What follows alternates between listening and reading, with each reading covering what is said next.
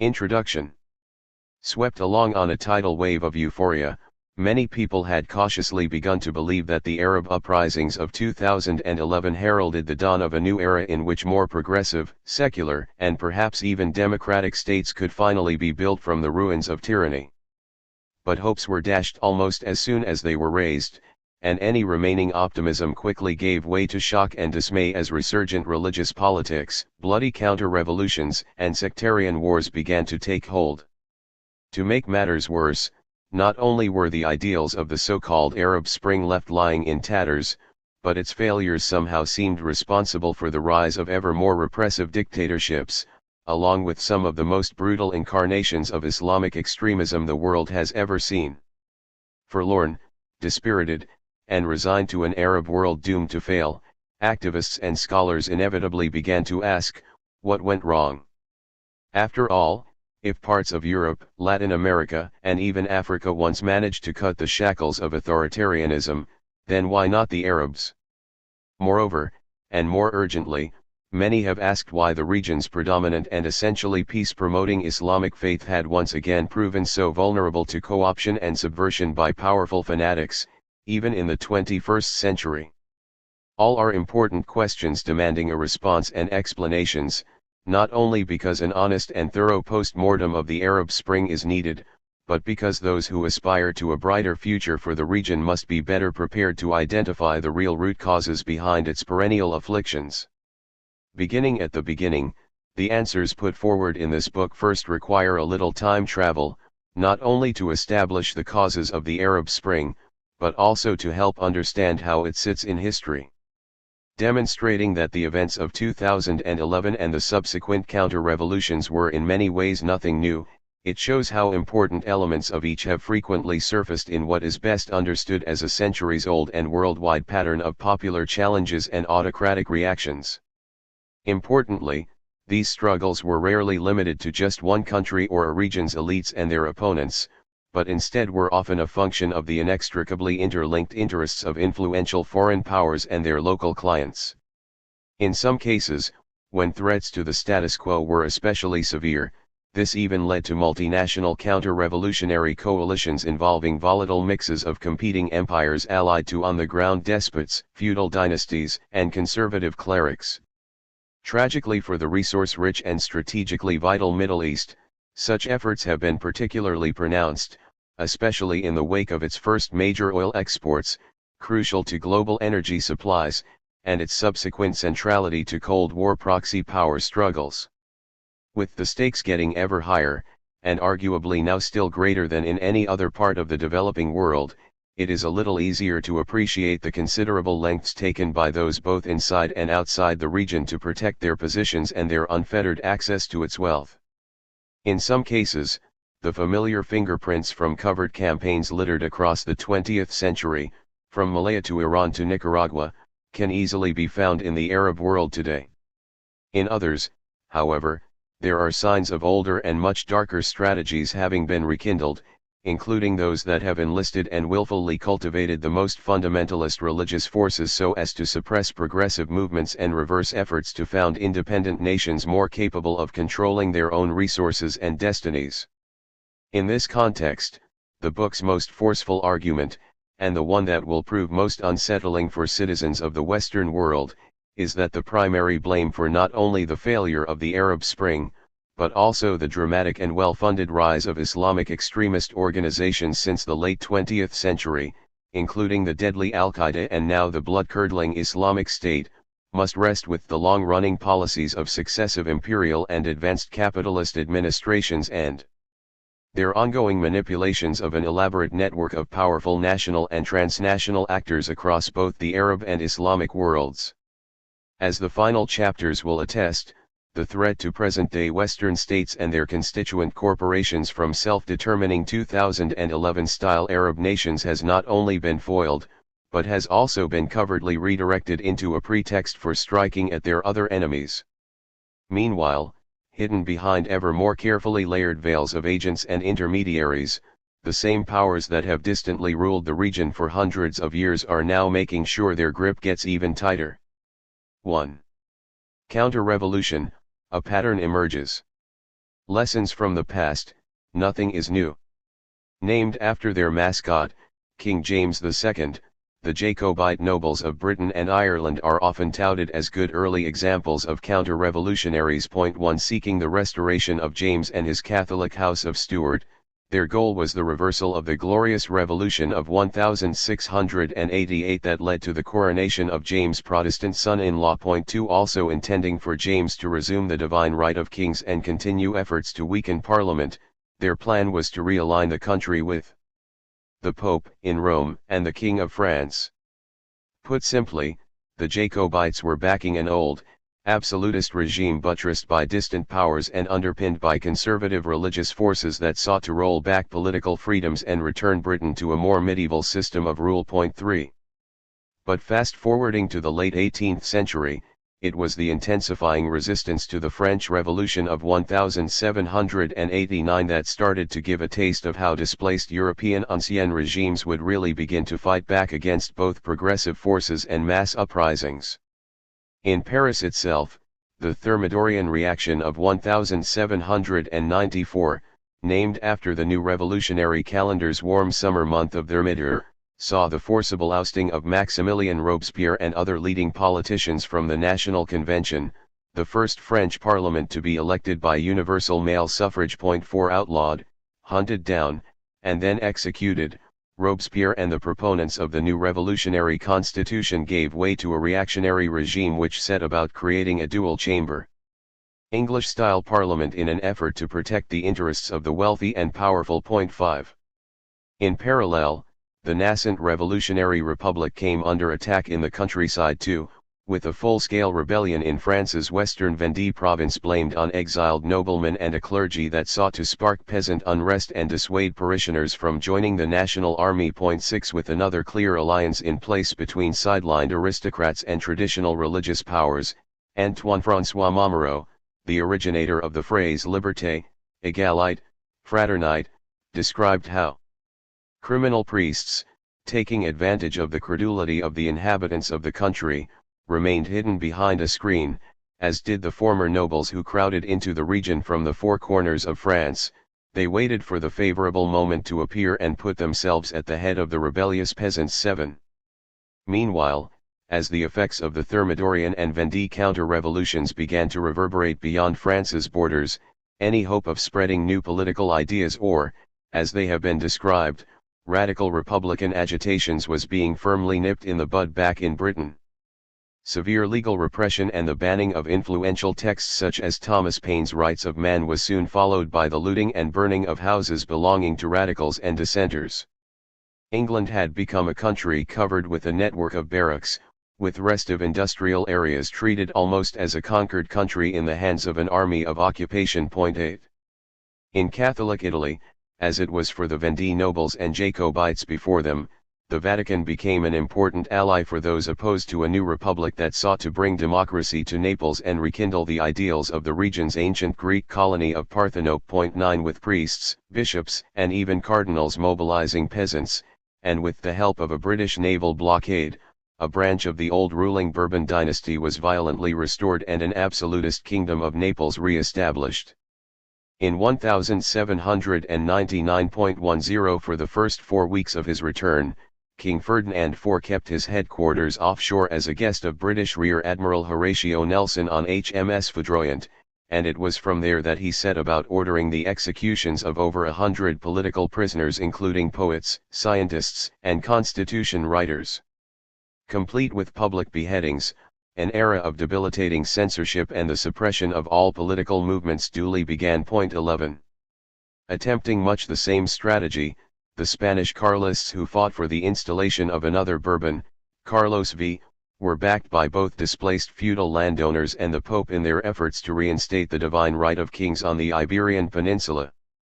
Finally attacking in 1833, their forces may not have been successful, but they did much to weaken a fledgling Spanish state which, 20 years earlier, had introduced arguably the most modern and liberal constitution in the world, complete with land reform laws, universal male suffrage, and guarantees for freedom of the press. 12.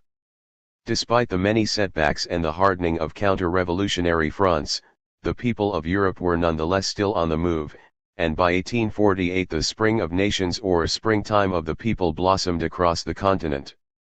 Only days after Karl Marx and Friedrich Engels published their Communist Manifesto, euphoric crowds took to the streets of France to demand a new republic, while worried monarchs in Sweden, Denmark, and the Netherlands quickly made concessions as demonstrations swept through their cities. 13 Seemingly unassailable, with a mass popular mandate, the new French government introduced sweeping new employment rules and other social reforms, along with restoring the original revolutionary goal of universal male suffrage. But in a careful maneuver, this time not co-opting religious forces and instead just claiming to restore order, the old monarchists and other conservatives engineered the appointment of a military general as head of the new state, who in turn paved the way for the election of Louis Napoleon Bonaparte as president by the end of the year. As the strongman nephew of Napoleon I, who had morphed France into an empire earlier in the century, Louis Napoleon's security-focused strategies, Bonapartism, were enough to hold the spirit of 1848 in check. Within 3 years he and his supporters were then able to launch a self-coup that abolished the National Assembly outright and initiated the Second French Empire, with Louis crowned Emperor Napoleon III. 14. More than 1,000 miles to the east, Russia's absolutist and corrupt Romanov dynasty was weathering repeated uprisings and even full-blown rebellions, but by the turn of the 20th century its more than 90 million subjects were ripe for their own revolution. 15 With the Marx-inspired Bolshevik or majority faction of the Russian Social Democratic Party rising to the fore in the wake of Tsar Nicholas II's eventual ouster in 1917, the movement was poised to burst its Russian banks with a threat to furnish the new proletarian society in Russia with a suitable parallel environment in other European and extra-European countries. 16 The inevitable reaction across Europe, and indeed the world, is important to understand as it involved not only collaborations between worried royals and other old regimes, but also new states with supposedly progressive agendas but which were increasingly being underwritten by capitalist modes of production and were thus equally alarmed at the prospect of an international workers-led movement reaching their own territories. After all, the Bolsheviks had not only supplanted a Tsar, but, as historian William Bloom describes, had also displayed the audacity of overthrowing a capitalist feudal system and proclaiming the first socialist state in the history of the world. As such it became a virus that had to be eradicated. 17. For it to succeed, any counter-revolutionary campaign therefore had to go far beyond the old methods of co-opting religion, reinvigorating aristocrats, or launching military coups.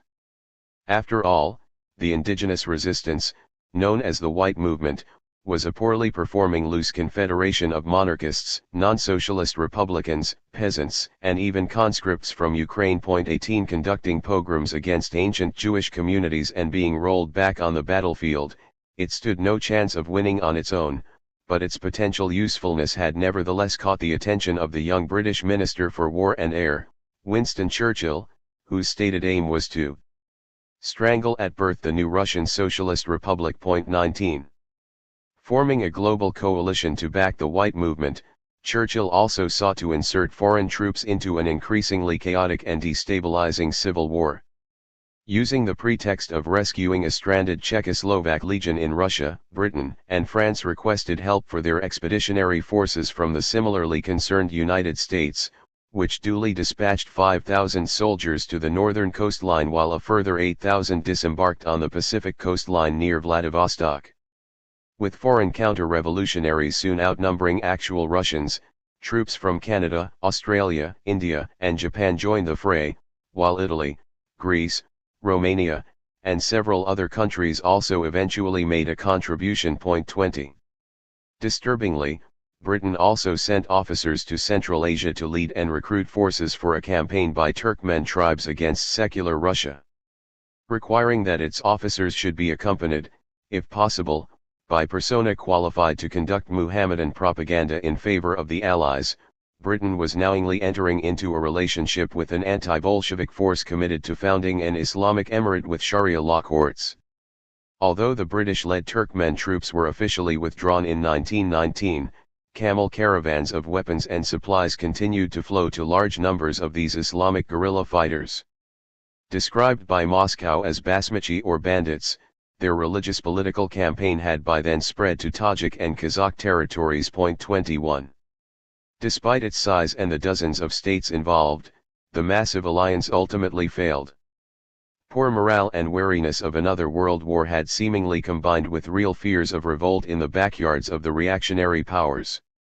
The German Revolution of 1918–19 may have failed to transfer power to Russian-style people's assemblies, due to the violence of Freikorps nationalist militias and the hesitancy of the Social Democratic Party to exclude fully old elites, but as Leon Trotsky observed, the only reason the Austro-German military powers did not carry their attack upon Soviet Russia through to the end was that they felt behind their back the hot breath of the revolution.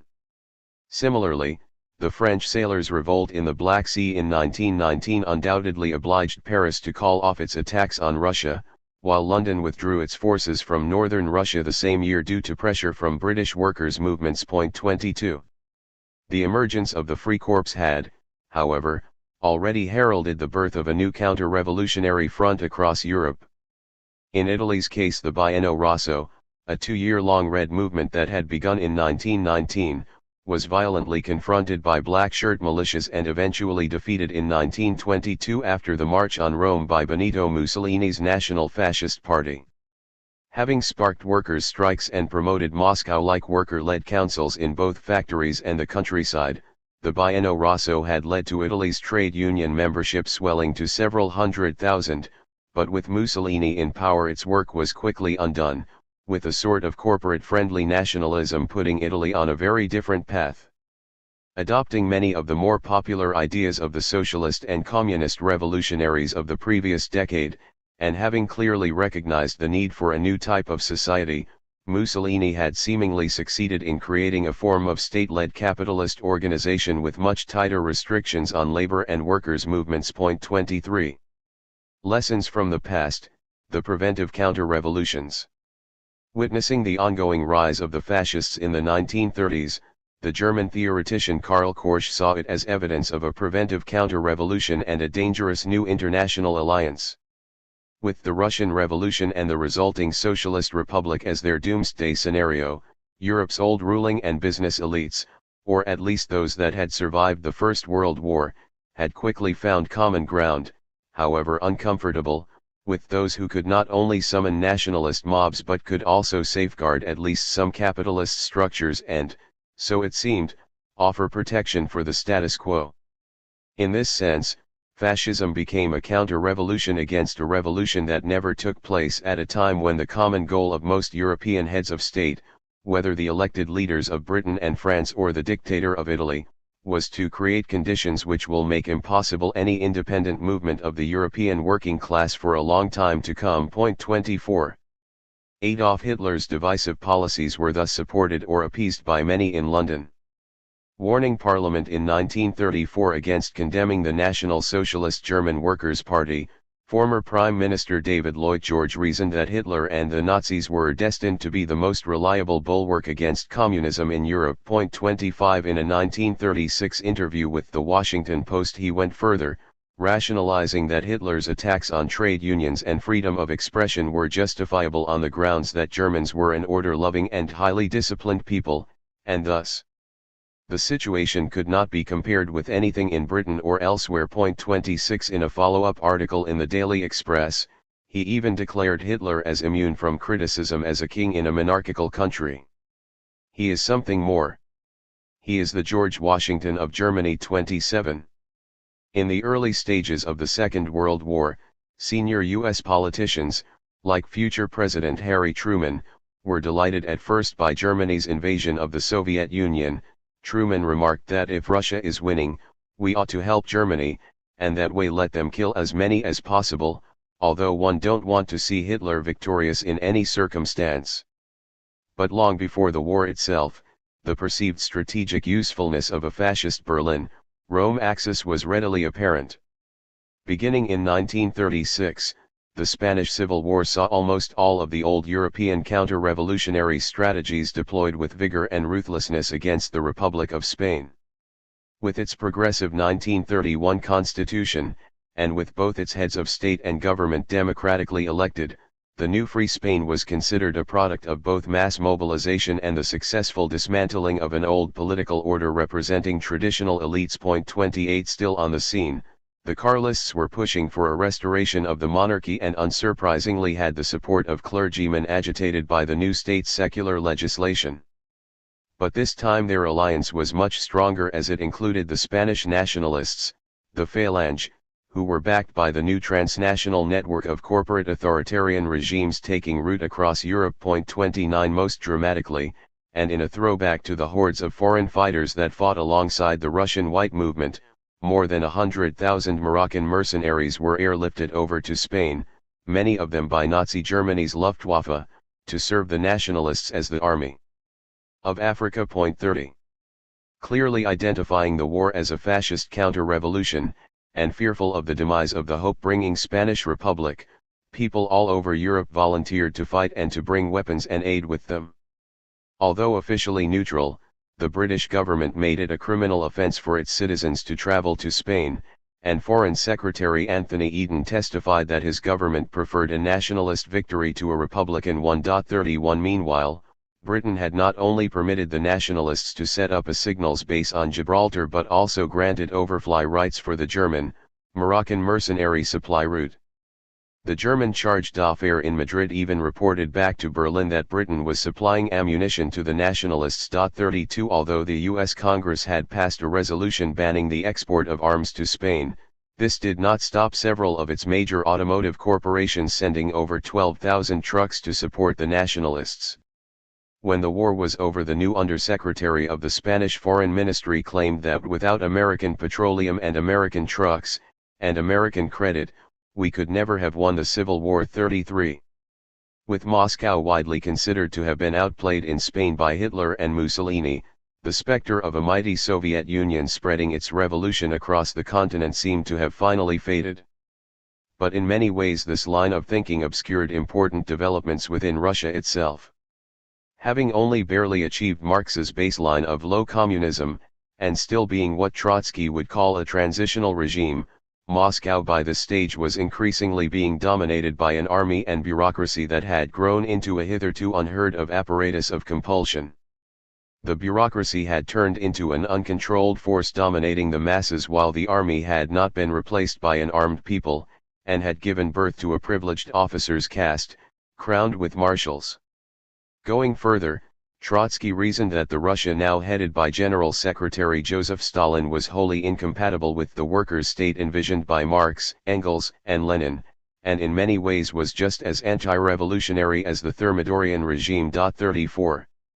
Korsch similarly believed that the Soviet Union by then had already abandoned its original revolutionary and proletarian features at home, and this meant that on an international level it was increasingly participating in the game of imperialistic politics, in military alliances with certain groups of bourgeois states against other groups of bourgeois states.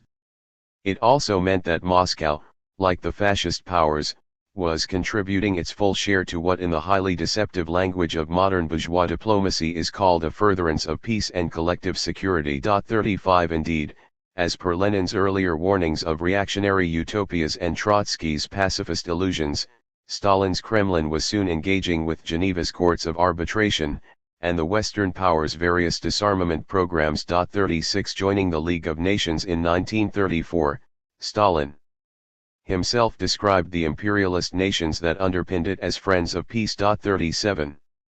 In this sense the once revolutionary Soviet Union, ever more dominated by its cult of bureaucratic elites, was now closely resembling its purported European enemies. Those Russians who began to speak of the need for the state to come to an end, as the Bolsheviks originally proposed, were soon deemed counter-revolutionary. 38 Meanwhile, Moscow's foreign policy had, in Trotsky's words, liberated itself from the program of international revolution and, with reference to the global workers' movement, the Communist International became a completely submissive apparatus in the service of Soviet foreign policy, ready at any time for any zigzag whatever. 39. With Russia gripped by its own internal counter-revolution, it is not surprising that the Spanish Republic was left to flounder. Some Soviet aid certainly did arrive, but it was limited in scope, and if anything, as historian Anthony Beaver describes, Moscow was actually hostile to many of Madrid's reforms, including its efforts to set up Bolshevik-like workers' assemblies to run factories and farming collectives. 40 Beyond Spain, the Kremlin even seemed willing to deal directly with the fascist powers, having played an equivocal role in the Italo-Abyssinian War of 1935-6, so as not to harm its valuable Italian trade links, and of course with its foreign minister, Vyacheslav Molotov, signing a non-aggression pact with his German counterpart, Joachim von Ribbentrop, in 1939. In a betrayal of the people of Eastern Europe and the Baltics, the deadly secret protocol agreed to carve up Poland, Romania, Lithuania, Latvia, Estonia, and Finland into German and Soviet spheres of influence before eventual new territorial and political arrangements could be put in place. 41. Britain's Hungry Empire. Having limped through the Second World War as technical victors, but still licking their wounds from the blowback of unbridled fascism and the devastation wrought by their adversaries' armies, the surviving global empires of Britain and France were in full-scale retreat. With repeated uprisings and national liberation movements chipping away at overseas possessions, their officials and planners were already expert in devising strategies aimed at blocking or reversing indigenous challenges. But with increasingly resource-intensive heavy industries based on new technologies requiring vast imports of basic materials at a cheap and stable price from their remaining colonies and protectorates, such imperial counter-revolutionary efforts had to become much more focused on what was now the greatest threat of all, economic nationalism. For Britain in particular, the enemy insurgents it was facing by the mid-20th century were no longer being measured by their ideology, religion, or barbarity, but quite clearly by their capacity to nationalize resources and industries or, at the very least, build states capable of demanding greater stakes in the local production of wealth. Erupting in 1948, the 12-year-long emergency in British-controlled Malaya vividly illustrates this important shift. With Southeast Asia already identified by the Foreign Office as a substantial economic asset and a net earner of dollars, and with the colony of Malaya alone estimated to be worth an enormous $145 million annual surplus, its ongoing stability was unquestionably vital for British industry. Giving plenty of detail, a Colonial Office report from 1950 noted that Malaya's rubber and tin industries were in fact Britain's biggest earners of foreign currency across the whole empire, with 70% of the rubber estates owned by British and other European companies. 42 In 1952 Lord Ogmar told the House of Lords that Malaya's resources have very largely supported the standard of living of the people of Britain and the Sterling area ever since the war ended. What we should do without Malaya, and its earnings in tin and rubber, I do not know. Although he argued for the need to diversify Malaya's economy further, he only envisaged more and diverse cash crops, such as cocoa, palm oil, and the rest. 43.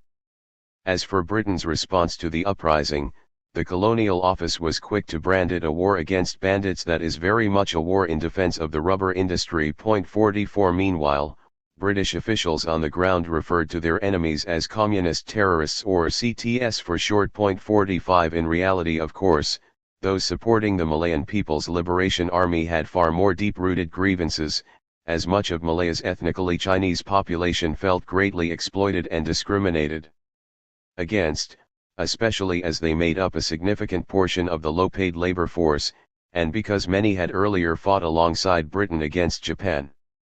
Although a rights-protecting constitution had been drafted by the colonial authorities when the war was over, Britain's local client rulers, the hereditary Malay sultans, objected on the grounds it gave too many rights to the immigrants and that it allowed the Malayan Communist Party, which was mostly but not entirely made up of ethnic Chinese, to become a legal entity.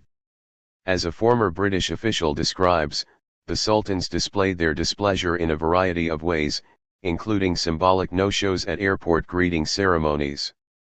Extensively reworked, the constitution eventually introduced by the Colonial Office in 1948 thus became an explosive act of appeasement as it permanently consigned all of the Chinese along with other immigrants to second-class or even non-citizen status underneath the more compliant, pro-British Malay community. Moreover, following a full ban on the Communist Party and a crackdown on trade unions, all such organizations were described at British-led meetings as subversive. 46.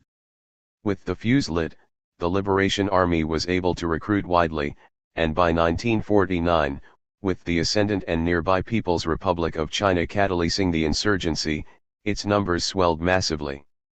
Initially considering co-opting the local Malay chapter of the Kuomintang nationalists to fight on their behalf, British officials quickly dropped the idea on the grounds that they were just too corrupt and vicious. 47 Instead, the now classic counter-revolutionary strategy of bringing in foreign fighters was adopted, with troops arriving from Australia, Fiji, Rhodesia, and other parts of the empire. 48 In parallel, efforts were made to stem the tide of young men joining the rebel movement by providing large cash payments to highly productive agents working within the Chinese community, along with the creation of strategic hamlets or new villages on the periphery of cities, which were then kept under close surveillance and curfew. Serving as de facto refugee camps, the idea was that rural populations coming under British bombardment would have little choice but to flee to these areas, thus isolating the insurgency, both physically and politically, from the population and helping to stop the passing of food from sympathizers to the opposition. 49 Put another way, in the words of a British official involved in the strategy, the aim was to deny the CTS support from the communities they had intimidated. 50 In contrast to the flattened countryside, the central district of Malacca was declared a white area and was thus exempt from curfews, food controls, and other inconveniences of the emergency on the grounds that the citizens of the area were cooperating so loyally. 51. In an apparent reference to the ongoing supremacy of British businesses in Malaya, British officials who served during the emergency have since described how their victory in Southeast Asia was unique because we stayed to help our friends after independence. 52 But an extensive 1960s Amnesty International report was less forgiving, concluding that the British campaign involved opponents being unreasonably denied the right of full expression and arbitrarily detained. 53 Even greater, it seems, was criticism of the conflict within Parliament itself, with MPs repeatedly questioning the veracity of the government's claims about the actions of the insurgents, including supposed acts of murder and sabotage. 54 Furthermore, according to a former official based in Malaya, parliamentarians were critical of the High Commissioner's dictatorial ways, and would have been more critical had they known of the speed with which the colonial administrators, with the support of the state war executive committees, could make decisions. 55. With striking similarities, but with an arguably even more violent response, a concurrent British crackdown in the 1950s against the Kenya Land and Freedom Army, known as the Mau Mau, led to many thousands of deaths along with an estimated 90,000 imprisoned and the confiscation of land from over 10,000 families. 56 With its valuable agricultural land, most of which was owned and farmed by European settlers, the colony of Kenya had become a veritable breadbasket for the British Empire. Tensions were understandably running high, with an earlier British East Africa Commission report noting that the treatment of tribes from the coastal regions was very bad. They were moved backwards and forwards so as to secure for the Crown areas which could be granted to Europeans. 57. Recently declassified official documents demonstrate that the state of emergency, sparked by the killing of a European woman in 1952, and Britain's scapegoating of the Mau Mau were in fact covers for halting the rise of popular, nationalist forces that threatened control of Britain's colony. Justifying this, the Attorney General of the colony had privately portrayed the Mau Mau as a secret underground nationalistic organization which is virulently anti-European. In reality, as senior British academic David Morgan Brown has shown, the rebellion was primarily against economic exploitation and administrative repression under colonial rule and, in particular, years of British refusal to listen to requests for land or constitutional reform. Problematically, however, the British government was unable to link convincingly the Mau Mau's land nationalisation ambitions to international communism, with the Colonial Office admitting, there is no evidence that communism or communist agents have had any direct or indirect part in the organization. 58. Instead, officials had to depict the Mau Mau as gangsters who indulged in cannibalism, witchcraft, devil worship, and sexual orgies, and who terrorized white settlers and mutilated women and children. 59 Others similarly tried to describe the movement as being based on perverted tribalism. 60 Writing in much the same sort of racist and one-sided terms was Ian Henderson, the Scottish colonial police officer credited with resolving the emergency by capturing the Mau Mau's leader. Awarded the George Medal for his acts of civilian bravery, his book Manhunt in Kenya received an unusually favorable review from the CIA's historical department, which described it as a fascinating and well-written book. 61. As an important epilogue to the conflict, a recent legal battle in Britain involving representatives and descendants of the Mau Mau, seeking compensation for the losses and the denigration of their ancestors, led to the rediscovery of formerly lost Colonial Office archival material.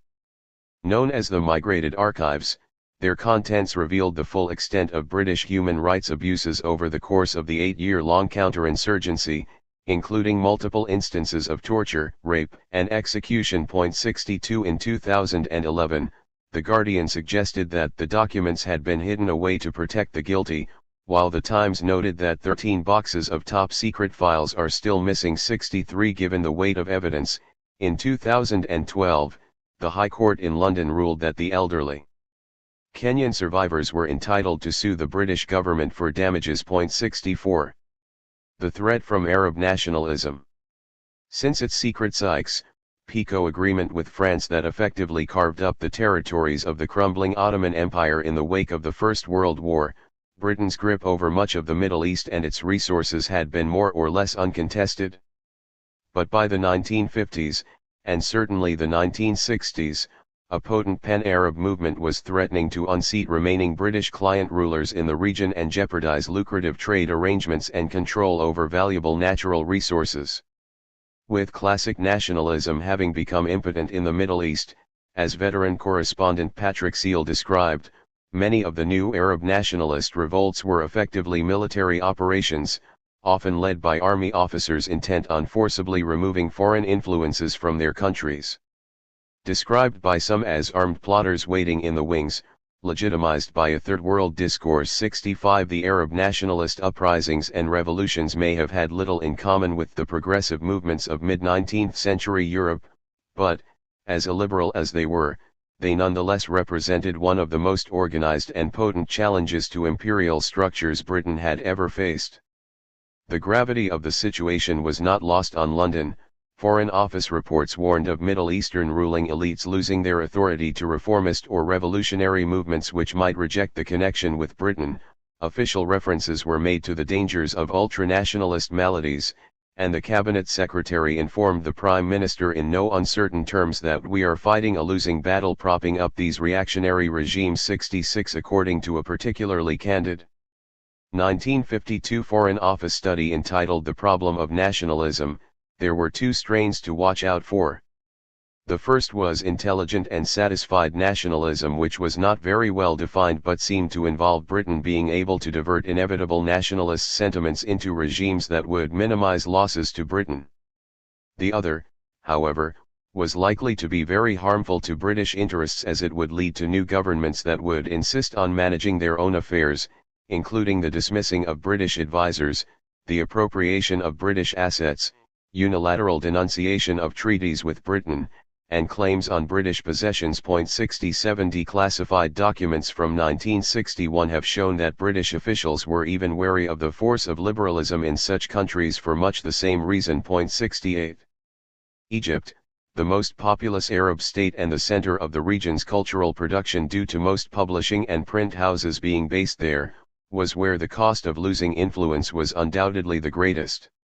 Having weathered a rebellion in 1919, in which more than 800 predominantly nonviolent street protesters were killed by British troops, and having ended its formal protectorate 3 years later, Britain had since been ruling by proxy through two descendants of Muhammad Ali, the former Ottoman governor or Pasha of Egypt. Upgraded from Sultan to King in 1922, the first of these was Fuad I, who was then succeeded by his son Farouk in 1936. 69 When it launched its revolution in 1952, the Free Officers movement led by Muhammad Nahib and, More prominently, Gamal Abdel Nasser was thus quick to abolish the monarchy and establish a republic. As feared, it was also committed to the speedy nationalization of resources and assets, mostly at the expense of British and other European companies.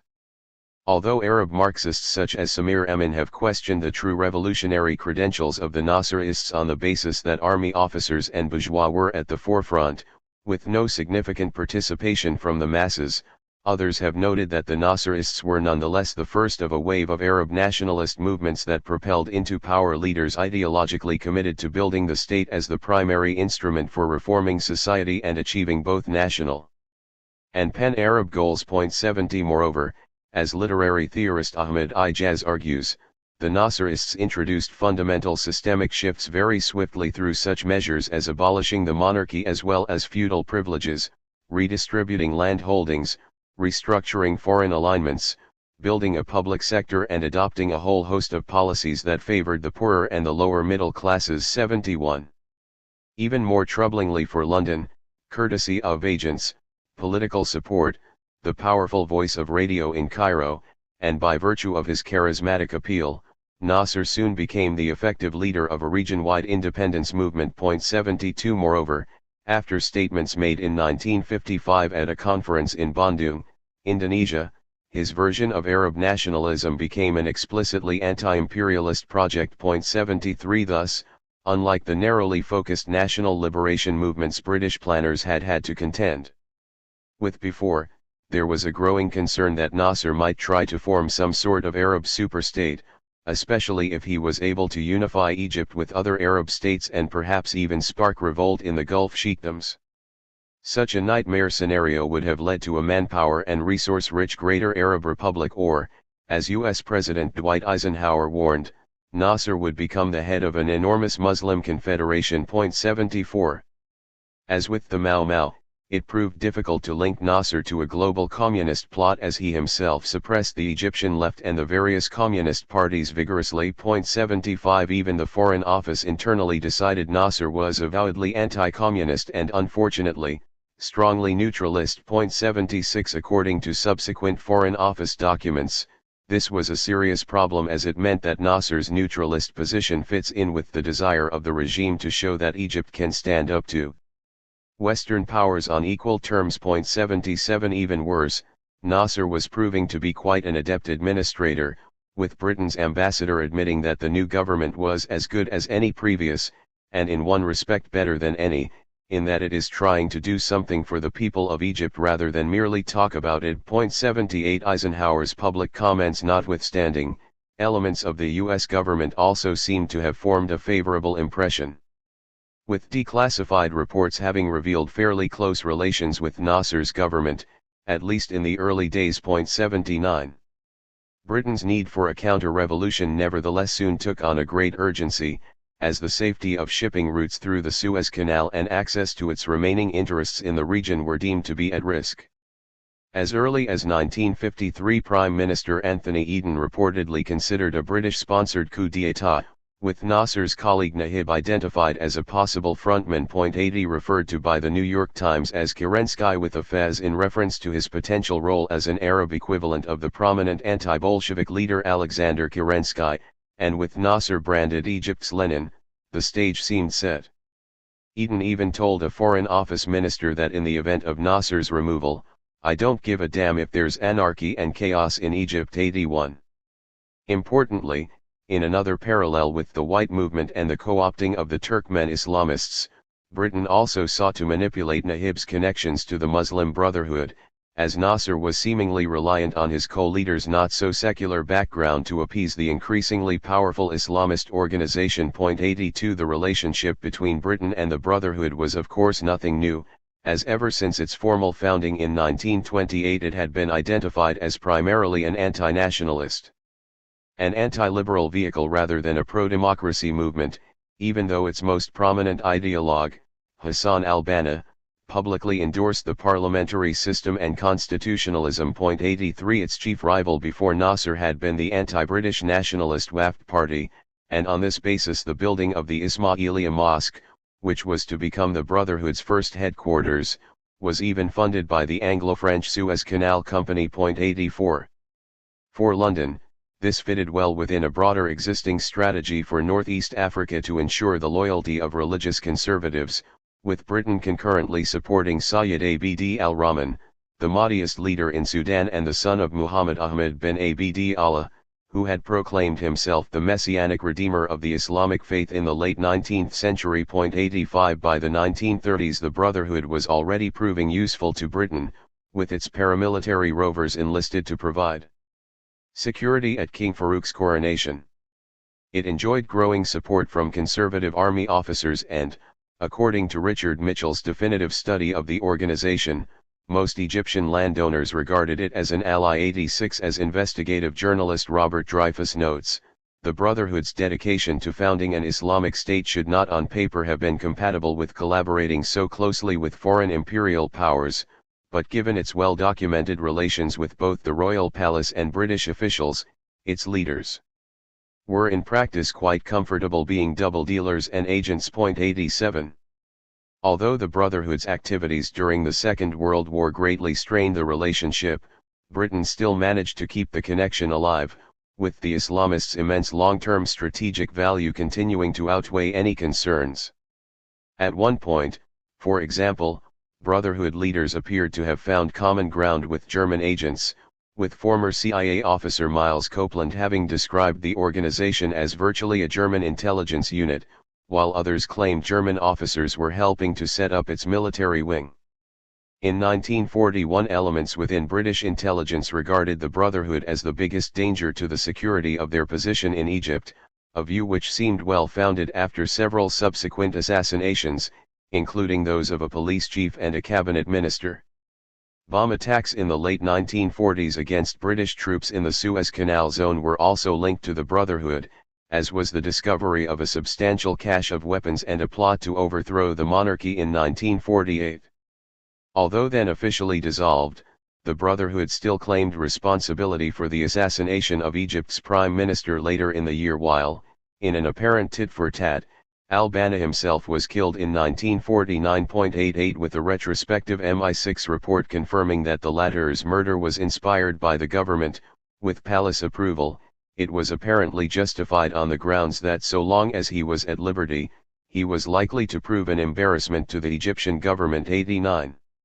With relations inevitably at an all-time low, some Brotherhood supporters even began to endorse the Free Officers' Revolution when it began, with members taking part in Cairo burning anti-British riots, and its leaders lending the revolutionary leaders important domestic support. 90 Nonetheless, despite the manifold dangers of continued collaboration, Britain was quick to rehabilitate most of the Brotherhood's members, including Nazi sympathizers and those who had incited anti-Zionist and anti-British riots in Jerusalem. 91 In 1954 both MI6 and the CIA began considering a plan to assassinate Nasser with Brotherhood assistance, with a CIA telegram to London stating that they had been in contact with suitable elements in Egypt and in the rest of the Arab world. 92 The U.S. ambassador in Cairo had also been holding secret meetings with the Brotherhood senior leadership, who had told him they would be glad to see several of the free officers eliminated. 93 According to one former CIA agent, the agency was involved in a covert operation, a very inept one I might add, relying on members of the ancien regime who could overthrow him, mostly figures tied to the old regime, landowners, industrialists, and other old enemies of Nasser's. It was a futile project. 94 Another former CIA agent has described how these plots could co-opt the Muslim Brotherhood on the basis that if Allah decided political assassination was permissible, that was fine, so long as no one talked about it in polite company. Like any other truly effective covert action, this one was strictly off the books. All the White House had to do was give a wink and a nod to countries harboring the Muslim Brothers, like Saudi Arabia and Jordan. 95. Rather farsightedly, when Nasser eventually began to crack down on the Brotherhood in 1954 and sought to marginalize Nahib after a number of Islamist attacks on secular students at Cairo University, the government decree that banned the organization was justified on the grounds that the revolution will never allow reactionary corruption to recur in the name of religion. In October that year, however, a Brotherhood member managed to fire 8 shots at Nasser. 96 Although some suggest this attempt was stage-managed, providing a pretext for Nasser to finish off Nahib, who was promptly placed under house arrest, there seems little doubt Nasser was by then a heavily marked man, especially given the long list of further assassination attempts. Despite Prime Minister Winston Churchill sending Nasser a message after one such Brotherhood plot saying, "I congratulate you on your escape from the dastardly attack made on your life," Britain was in fact directly involved in a number of attempts of its own, ranging from the use of poisoned darts and coffee to even poisoned chocolates. 97 More complex were its efforts to enlist regional proxies, including bribes paid to Bedouin tribesmen in Jordan to kill Nasser when he entered the country. And an assassination plot later revealed by the Syrian army chief that implicated a Syrian member of the Saudi king's court. The latter, it seemed, had received substantial payments so that he could organize the shooting down of Nasser's aircraft as it landed in Damascus. 98. With Nasser still very much alive in 1956, Britain had to switch to a more drastic Plan B with a full-blown military intervention. Despite having signed a legal agreement with the Egyptian government in 1954, which allowed Britain to retain military basing rights at the Suez Canal, London had begun conspiring with Paris and the infant Israeli state, while also renewing its discussions with the Brotherhood, which by this time had had to shift its headquarters to Geneva. 99 The complication in the scheme, which centered on forcibly taking control of the canal, was that the plot was too obviously an old-fashioned imperialist maneuver. To get around this, Israel was to go in first, seemingly independently, and would then later be backed up by Britain and France reacting to the unexpected and fast-moving events. 100. With the planned operation apparently too heavy-handed for the White House's liking, the U.S. media reported fears that it would provoke a backlash across the whole Arab world that could play into the hands of the Soviet Union. 101 An alternative view, however, is that the U.S. was privately willing to support the Anglo-French invasion, but only if it was done very quickly and did not aggravate rising Cold War tensions in Europe, and especially the situation in Budapest. According to correspondence between a U.S. Department of State official and a CIA officer given the task of liaising with Britain, the former claimed, "We'll back them up if they do it fast. But what we can't stand is their goddamn hesitation, waltzing while Hungary is burning." 102. Surviving this spectrum of efforts to destroy it, the fledgling Egyptian Republic proved resilient and was arguably stronger than ever by the time of Nasser's death from natural causes in 1970. Indeed, even its military defeat by Israel 3 years earlier had been carefully manipulated by Nasser into an opportunity to remove remaining military opponents from power. 103 Chosen to succeed by a trio of Nasser's closest advisors, Anwar Sadat was seen as the best temporary solution, but unsettlingly for many he had quickly begun to seek out his own allies, including semi-feudal elements of the old regime, who sought to regain their political and economic networks, and even the outlawed Brotherhood.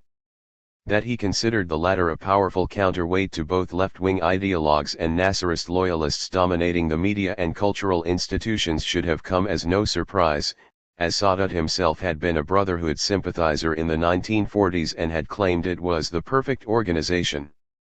Moreover, he had once praised al-Banna as a true Egyptian. 104. In a far cry from its confrontation with Nasser, who had eventually executed its leading member Sayyid Qutb in 1966 after the publication of the controversial Milestones, the Brotherhood's other leaders were quickly released from prison by Sadat on the condition that they publicly rejected Qutb's more extremist writings. 105 With Sadat then enshrining Islam in the constitution, releasing many more Brotherhood members from prison, and allowing exiles to return from Saudi Arabia. 106 The informal alliance continued to strengthen. Ending his speeches with a Quranic verse, regularly appearing on television praying in mosques, and even beginning to describe himself as the believer president, Sadat was clearly beginning to take on some of the mantle of Islamic caliph. 107. With his religious conservative allies in place, Sadat's main purge took place in May 1971 when most Nasser-era officials were removed from office, including several ministers and Nasser's old security chiefs. Despite himself having once lauded the men from the army whom we trust in their ability, their character, and their patriotism, Sadat accused them of using inane socialist slogans and claimed he needed to perform a second revolution. 108 Predictably supported by the religious establishment and academia, Sadat even oversaw the prestigious Al-Azhar University entering into relations with Saudi Arabia in a move since described as its capture by the right once again, ending the role it had been developing as a more balanced, and non-fundamentalist, Islamic center. Soon after, and as something of a final stage, Sadat also undertook full government restructuring, with the creation of the post of Deputy Prime Minister for Religious Affairs and the establishment of a new Supreme Committee for introducing legislation according to the Sharia. 109. The extent and rapidity of Sadat's Islamist-assisted counter-revolution surprised even Moscow when in 1971 he expelled all Soviet personnel from Egypt, seemingly as part of a deal brokered by Saudi intelligence chief Kamal Adam, who had promised aid to Cairo in return. As some suggest, Saudi Arabia may have also been offering to help get U.S. support to facilitate the return to Egypt of land held by Israel. 110 After all, as the former U.S. Secretary of State Henry Kissinger notes, because the U.S. had no embassy in Cairo during this period, Saudi Arabia was relied upon as the intermediary. 111 Either way, and even if it dismayed many of his Brotherhood backers, just 7 years later Sadat was in a strong enough position to sign off on the Egypt-Israel peace treaty. Following his Camp David Accords with Israeli Prime Minister Menachem Begin and U.S. President Jimmy Carter. An unthinkable prospect under the revolutionary Nasser administration, Sadat's increasingly Islamist and Saudi-aligned Egypt seemed to have joined the ranks of Western proxies in exchange for the promise of billions of dollars of annual aid for its military. 112. Trouble on the Arabian Peninsula, revolution reaches Yemen. As Britain feared, the rising star of Arab nationalism and the fast-spreading popularity of Nasser soon reached its strategically vital protectorates and colonies along the southern shores of the Arabian Peninsula. At stake was not only Yemen's natural harbor in Aden, but also control over a key shipping lane that passed from the Indian Ocean into the Red Sea through a 20-mile-wide strait called the Bab el-Mandeb or Gate of Tears. With a growing realization that organized nationalist movements could easily secure a foothold in such territories, Britain also faced the alarming prospect of a contagion effect into its other possessions on the Arabian Peninsula, including the hitherto placid sheikdoms of the Persian Gulf with which it had held peace treaties for more than a century. 113 Having allowed for a low-cost informal network of truce-based or trucial states, Britain had promised to fortify their dynastic ruling families from both external and internal threats in exchange for guarantees that pirates would not be harbored in their ports and, by the late 19th century, that all foreign relations would be conducted through British-appointed native agents. 114 Stretching across most of the Arab littoral of the de facto British Lake, the unswerving loyalty of these pseudo-potentates gave Britain almost exclusive access to the island harbour of Bahrain, the water inlets of Dubai and Sharjah, and the Strait of Hormuz chokepoint at the mouth of the Persian Gulf. Having ignored UN requests to withdraw its troops from Aden and allow self-determination, and after trying to merge the city's colonial government into an unpopular federation of southern Arabia alongside various Yemeni sheikdoms, sultanates, and other entities, by 1963 Britain's position was increasingly precarious. According to Amnesty International, a significant section of the population of Aden state bitterly opposed its forced federation, and conditions were ripe for the growth of both a new Marxist-Leninist-inspired National Liberation Front and its rival, the Arab Nationalist Front for the Liberation of Occupied South Yemen. 115 Initially bribing tribal elders and adopting a mixture of police-based counterinsurgency strategies, including many honed from its Malayan and Kenyan campaigns, Britain nonetheless soon went further by bombing rebellious villages to the west of Aden and launching a repressive crackdown in the city itself. The International Red Cross was repeatedly denied access to Aden for 2 years, and when Britain's Amnesty International delegate finally arrived in 1966 he claimed he was refused all facilities. Sweden's Amnesty delegate had however managed to gain access and collected a large number of personal affidavits alleging widespread physical torture and degrading treatment, many of which were backed up by a range of respected Aden civil society organizations including the Jurists and Teachers Associations. Disturbingly, in non-attributable comments given to the British media by Whitehall officials, the Swede was described as being untrustworthy due to his Egyptian origin. 116 Nonetheless, with the situation deteriorating, criticism soon emerged from within Britain's own ranks when the Chief Justice of Aden, Sir Richard L. Gallas, claimed that detainees were being handed over to the much-reviled Sultanate of Fadli, a constituent of the new federation and one of the main reasons why many of Aden's residents protested at their inclusion. 117. To make matters worse, by the early 1960s the British-backed Imam Ahmed bin Yahya Hamadan, the ruler of mountainous northern Yemen and the spiritual leader of its Zaydi Shia majority, was also coming under severe pressure. Not only poverty-stricken and with minimal education and no basic women's rights, his religiously conservative fiefdom was also deeply sectarian, with only a small number of aristocrats from within the Zaydi Shia sect being able to access economic or political opportunities, while most of the Sunni Muslim population were left marginalized. 118 Described by historian Joe Stork as a clear case of Britain following a policy of arming and subsidizing ruling families to preserve and perpetuate an archaic and decaying social order so as to prevent Yemeni claims for sovereignty or the encroachment of other foreign powers. Even Ahmed's own subjects referred to their country as mutakalif or backwards. 119.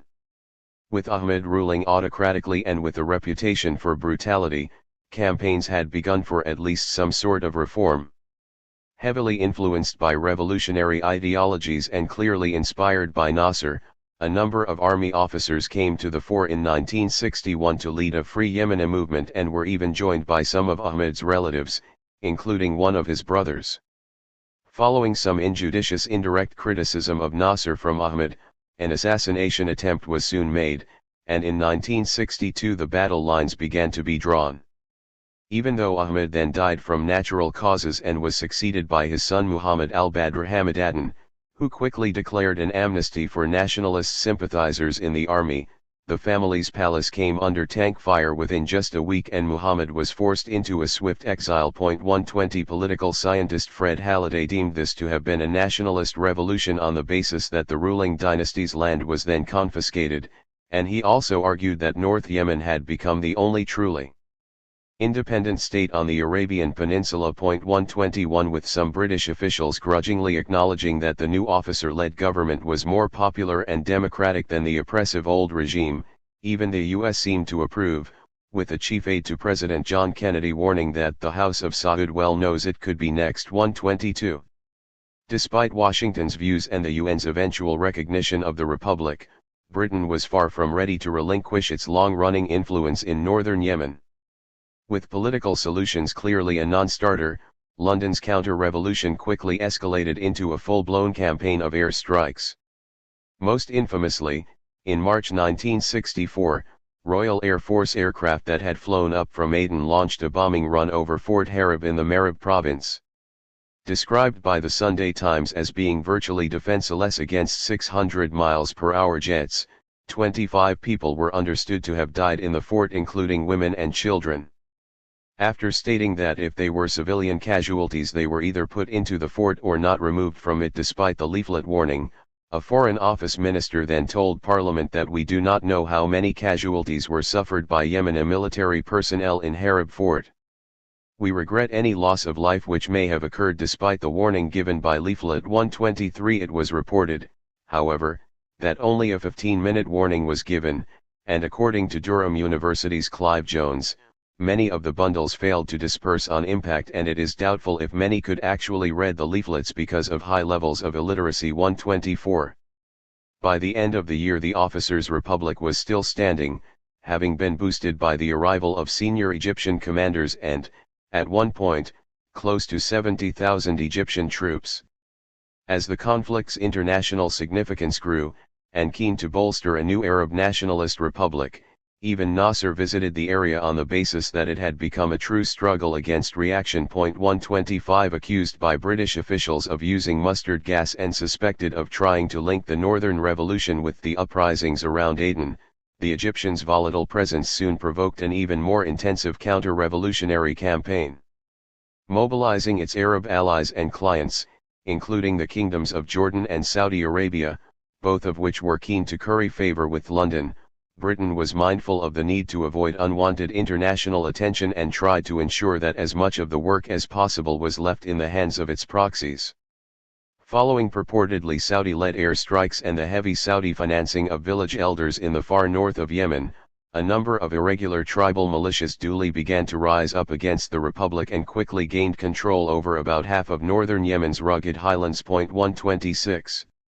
As implausible as it sounds, Britain's role in assisting Saudi Arabia was initially denied, despite lurid accusations in the Arabic press that over 300 British, French, and other fighters had been covertly deployed among the tribes.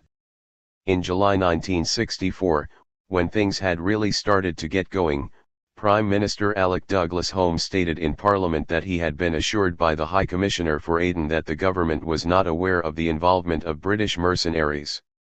However, only the next day he sent a memorandum to Foreign Secretary Richard Rabb Butler in which he decreed that Britain should make life intolerable for Nasser with money and arms, and that this should be deniable if possible.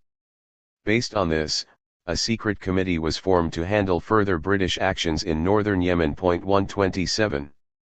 Published a few years later, Halliday's study of the conflict provides perhaps the most detail, citing a former British SAS colonel who described the campaign and his role in it as being part of a deliberate attempt to overthrow a government of which Britain disapproved, but where Britain did not want to be seen to intervene directly. Halliday also proves that pilots supplied by the British Aircraft Corporation to Saudi Arabia as support staff were those actually flying the Saudi jets on their operational missions across the Yemeni border. 128. According to British academic Stephen Dorrell, MI6 was also providing logistical assistance to the Saudi-backed fighters while funds earmarked for Britain's overseas aid program were being secretly redirected to support the war. 129. As with Suez, Israel also appears to have played a significant part, with the British government having approached Mossad to provide instructors and trainers for the tribal militias, and with Israel's defense attaché in London having reportedly promised to supply Yemeni Jews who had earlier emigrated to Israel and who could pass themselves off as Arabs. Understood to have been an opportunity that the Saudis eagerly grasped, Israel also began to furnish Riyadh with Soviet-made weapons it had earlier seized from conflicts of its own, and according to a former U.S. official, it used its air force to patrol the Red Sea so as to signal to Egypt to keep its distance from Saudi Arabia. 130. Less is known about U.S. involvement, although U.S. Special Forces may have had some sort of role, with a former U.S. ambassador having claimed that during this period, Kennedy was screwing around with all sorts of covert operations and the Green Berets in Arabia. 131. Flattening out into a long and exhausting stalemate, the conflict finally came to an inconclusive end in 1970 after a Saudi-Egyptian peace agreement was reached. Greatly damaged by several years of civil war, and exacerbated by the bloody and clandestine interventions of several foreign powers, the new Yemen Arab Republic that emerged was widely considered a deformed state. Having reluctantly recognized that the northern nationalist revolutionaries were less of a threat than the increasingly powerful Marxist National Liberation Front in the south of Yemen, which was already espousing the need to erase tribal hierarchies and other traditional political structures, Saudi Arabia, and by extension Britain, nonetheless continued to foment unrest in the north. Having come to power in 1974 as part of a corrective coup within the military, and seeking to stamp out bribery, decadence, and remaining aristocratic privileges, President Ibrahim al-Hamdi was assassinated in 1977, most likely by Saudi agents. 132. As a Yemen Arab Republic minister put it, the murder was precipitated because of al-Hamdi's trying to stop corruption, trying to curb tribalism, and trying to establish a state. 133.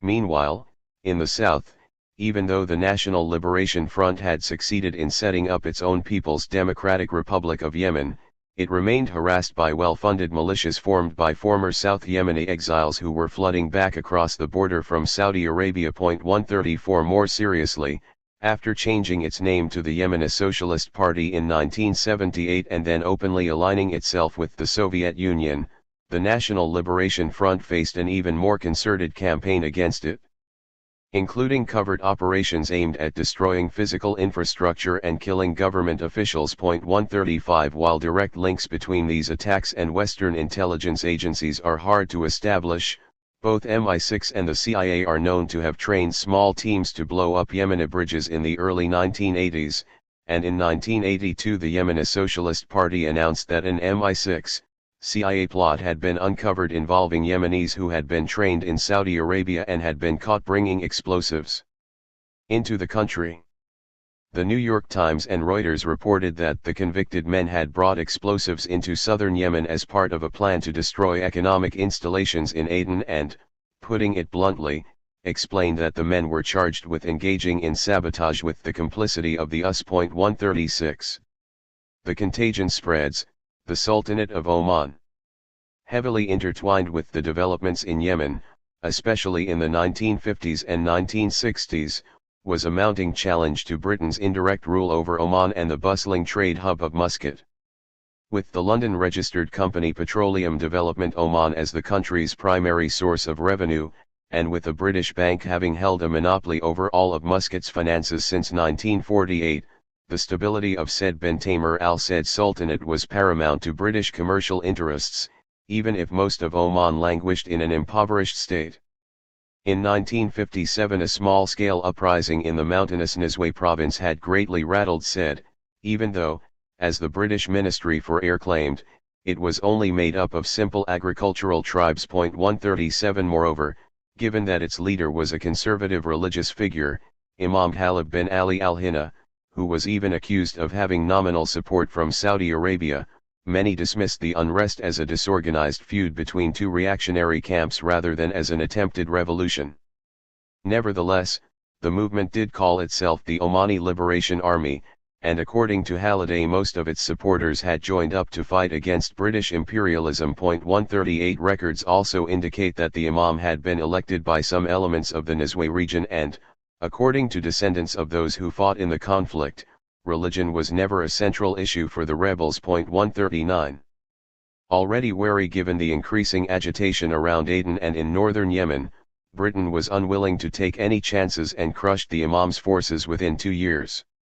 Fresh from their experiences in Malaya, SAS counterinsurgency specialists were flown in and, to back up Said's rudimentary army, systematic British airborne attacks were launched against the rest of mountain villages, their agricultural crops, and even their livestock. 140 According to one Foreign Office memorandum from 1957, 3 particularly troublesome hamlets had been warned that unless they surrendered the ringleaders of the revolt, they would be destroyed one by bombing. 141 Britain's political resident in Bahrain, its most senior official in the region, similarly recommended bombing as a means of showing the population the power of weapons at our disposal and inflicting the maximum inconvenience on the population so that out of discomfort and boredom they will turn against the rebel minority. 142 The truly brutal British operation against Nizwa's ill-equipped tribesmen, now mostly referred to as the Jebel Akhdar War, named after the most prominent mountain in the province, earned stiff criticism from the UN. Under the Secretary-Generalship of the increasingly outspoken Swedish diplomat Dag Hammarskjöld, it stated in 1960 that the operation and the resulting deaths were the results of imperialistic policies and foreign intervention, and in remarkably candid terms suggested that had it not been for the possibility of oil being discovered in the interior, the action taken by Britain might well have been less drastic and much damage, destruction, human suffering, and loss of life might have been avoided.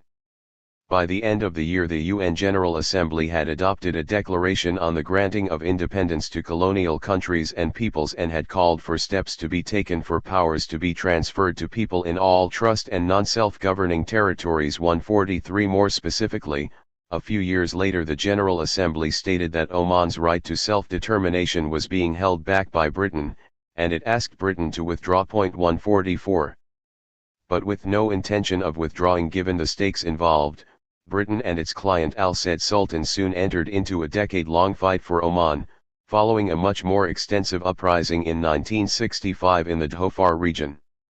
Soon organized into a proper revolutionary people's front, The threat posed by this monsoon revolution has been described as no backyard police operation, and that far more than Vietnam it affected control of a major economic asset of the capitalist world, Gulf Oil 145. Its close proximity to Yemen also raised the prospect that it might ally with the various revolutionary fronts across the border, and, according to Halliday, there was concern it could receive assistance from the Arab Nationalist Republic of Iraq and, soon after, even Muammar Gaddafi's revolutionary Libya. Faced with this unsettling scenario, it is no surprise that Britain quickly began to implement almost all of the counter-revolutionary strategies it had been deploying and honing in Malaya, Kenya, Yemen, and elsewhere, including the co-opting of traditional religious authorities, cash payments, covert special operations kept hidden from Parliament, and the crafting of yet another international coalition of allied powers. 146. As with northern Yemen, Nizwa, and most other parts of Oman, Dhofar was similarly backward with no economic development of any kind. Most importantly, its poverty and misery persisted even as Muscat began to receive limited oil revenues and was fast becoming home to hundreds of expatriates from Britain, the US, Germany, Japan, and Sudan. Infrastructure building was becoming increasingly disproportionate and lopsided, with almost all of the new oil-financed amenities being built in and around the capital. Aware that the Omani government was unlikely to alleviate their situation anytime soon, Dhofar's New People's Front took matters into its own hands, using its limited resources and basic taxes to build the region's very first schools and medical centers. Agricultural development became a priority, with the People's Front focusing on nationalizing water sources on the basis that they always used to cause disputes when left in the hands of government-appointed tribes. 147. In contrast, and notwithstanding the needs of the oil industry's Muscat-based employees, the Sultan had been banning the import of medicine, the wearing of shoes and trousers by Omanis, and even talking in public for more than 15 minutes at a time. 148. Britain and Said held on to Dhofar at the beginning, partly by offering tribes material attractions for dropping support for the front, but also by burning villages and having corpses of rebels hung in public, while goats and cows were shot. 149. Leaflets were distributed after these attacks stating, "Automatic weapons are out hunting for you, wherever you have crept, they will teach you a lesson, and in the end will kill you all." As a good example of British false flag operations, mines with Soviet markings were also left near watering holes frequented by tribes, so as to discredit the front. Interestingly, and as an important precedent for further Western-sponsored counter-revolutions, the campaign also involved British-produced propaganda publications that criticized some of the front's attempts at basic female emancipation and also vilified its efforts to limit men to having only one wife. These were followed up by leaflets written in bad Arabic by British intelligence officers that promised Omani men that they could have 4 wives again, as per traditional rules, and others featuring defectors saying they had rallied to the cause of the Sultan and Islam. In further efforts to harness traditional religion for their purposes, Britain also encouraged Said's government to repaint all mosques and hire religious instructors to deploy to Dhofar. 150.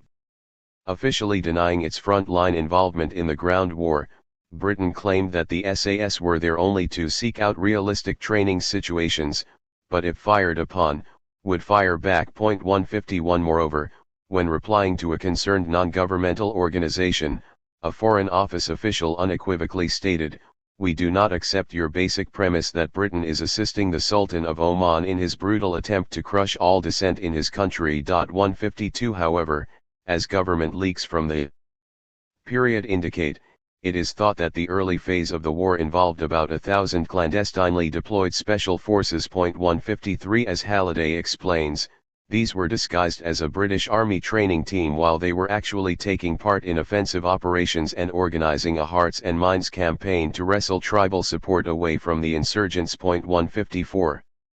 By 1970, with the rebellion entering its 5th year, and with Said's legitimacy steadily eroding elsewhere in the country and even in the capital, the campaign began to enter a new and more overt phase. Exiling the unpopular Sultan to London and replacing him with his son in a palace coup, British officials responded to media inquiries with amazement at suggestions that Britain had had anything to do with it, while a public relations expert was engaged to fend off further queries. 155 Since then a number of memoirs have been published by British soldiers based in Oman at the time, including some with direct knowledge of said's removal. In one particularly riveting account by Ray Kane, who was part of the team that actually entered the palace, the ensuing gun battle is colorfully described, along with the roles played by other British servicemen, some of whom went on to become long-serving advisors to the Omani ruling family. 156 Among these was intelligence officer Tim Landon, the White Sultan, who died in 2007 as one of Britain's wealthiest men. 157 With the young and less tarnished Qaboos bin Said Al Said as their new figurehead, Britain soon did little to disguise its expanding war effort by ramping up the training of Dhofari irregulars in camps erected in loyalist areas. With similarities to the Saudi-financed northern Yemeni tribesmen, these Furqas were recruited from exiles and deserters, as well as those who sought a salary to fight. One of their missions, it seems, was to undo the People's Front's efforts to centralize control over water by trying to reclaim water sources on behalf of specific tribes. One battalion was incongruously even named after Nasser, with the Sultan having been advised to try to claim at least some Arab nationalist credentials for himself.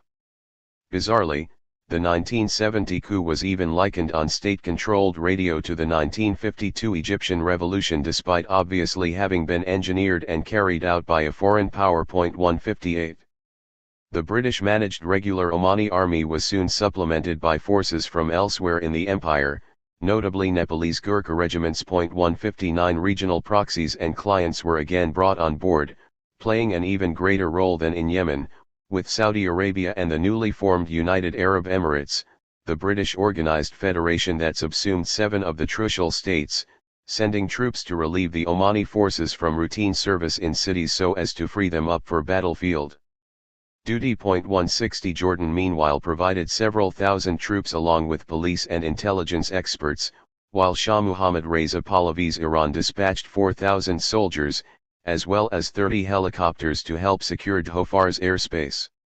Smaller teams from India, Pakistan, and Sudan also arrived, as did a team from the US to provide additional expertise for what had become a truly multinational counterinsurgency. 161 A recent academic article on the Iranian deployment has made the argument that the Shah was acting unilaterally and deployed his troops without prior consultation with Britain or the US. 162 But given the heavy integration of the Iranian forces into the British strategy, this seems unlikely.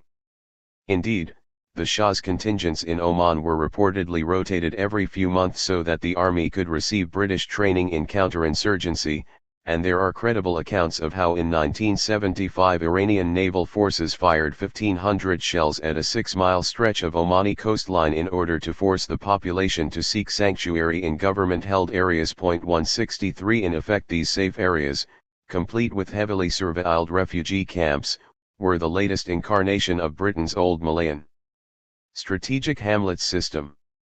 The smaller sheikdoms, preventive measures. Elsewhere on the Arabian Peninsula, the ruling families of the smaller sheikdoms faced nowhere near the same potency of challenges from nationalists or other antagonistic forces, although there were instances of pushback from merchant communities and xenophobic citizens against British-controlled markets and the influx of expatriates. 164 Due to the greater geographic isolation of these sheikdoms from the rest of the region and, so it seemed, their rapidly accelerating ability to channel new oil revenues to relatively small populations, conditions were far from ripe for the sort of mass rebellions witnessed in Yemen and Oman. 165 Nonetheless, as events unfolded, Britain increasingly began to intervene in the domestic politics and affairs of these proto-states, mostly as part of a preventive strategy. In Sharjah, for example, Sikr bin Sultan al-Qasimai was soon deemed problematic. Having ousted his father in 1951, he had begun to invite representatives of the Arab League to his fort, while later in the decade visitors described seeing portraits of Nasser hanging on the wall and overhearing him discuss the benefits of the great Arab nation. Egyptian military officials were also thought to have been invited to Sharjah, and Sikr was understood to have discreetly visited Cairo and Damascus.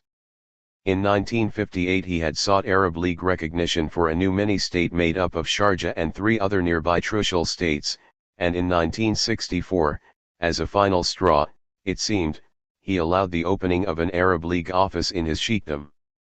According to Britain's resident agent at the time, this led to dismay as Sikr had thrown down the first explicit challenge to Britain's position.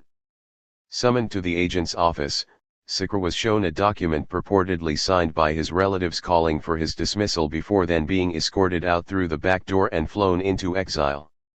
His more malleable replacement, Khalid bin Muhammad al-Qasimi, was a paint shop owner working next door in Dubai. 166. Further down the coast, the ruler of Abu Dhabi was also being lined up for removal. Although there are no suggestions that Shuqbat bin Sultan Al Nahyan ever entertained subversive visitors or nationalist elements in his sheikhdom, his younger brother had nonetheless been waging a slow-burning campaign to discredit him in the eyes of British officials. Painting a picture of Shuqbat as an anachronistic figure incapable of judiciously spending Abu Dhabi's rising oil revenues, by 1966 Zayd bin Sultan Al Nahyan had persuaded Britain to engineer another trucial state succession. As the British political resident in Bahrain claimed, Zayd was consistently bitter about Shuqbat, and openly so. He said that his brother had set his mind absolutely against development plans. Furthermore, according to a member of the agency staff, Zayd had already told Shuqbat that you should not only seek but also take the advice of the British agent.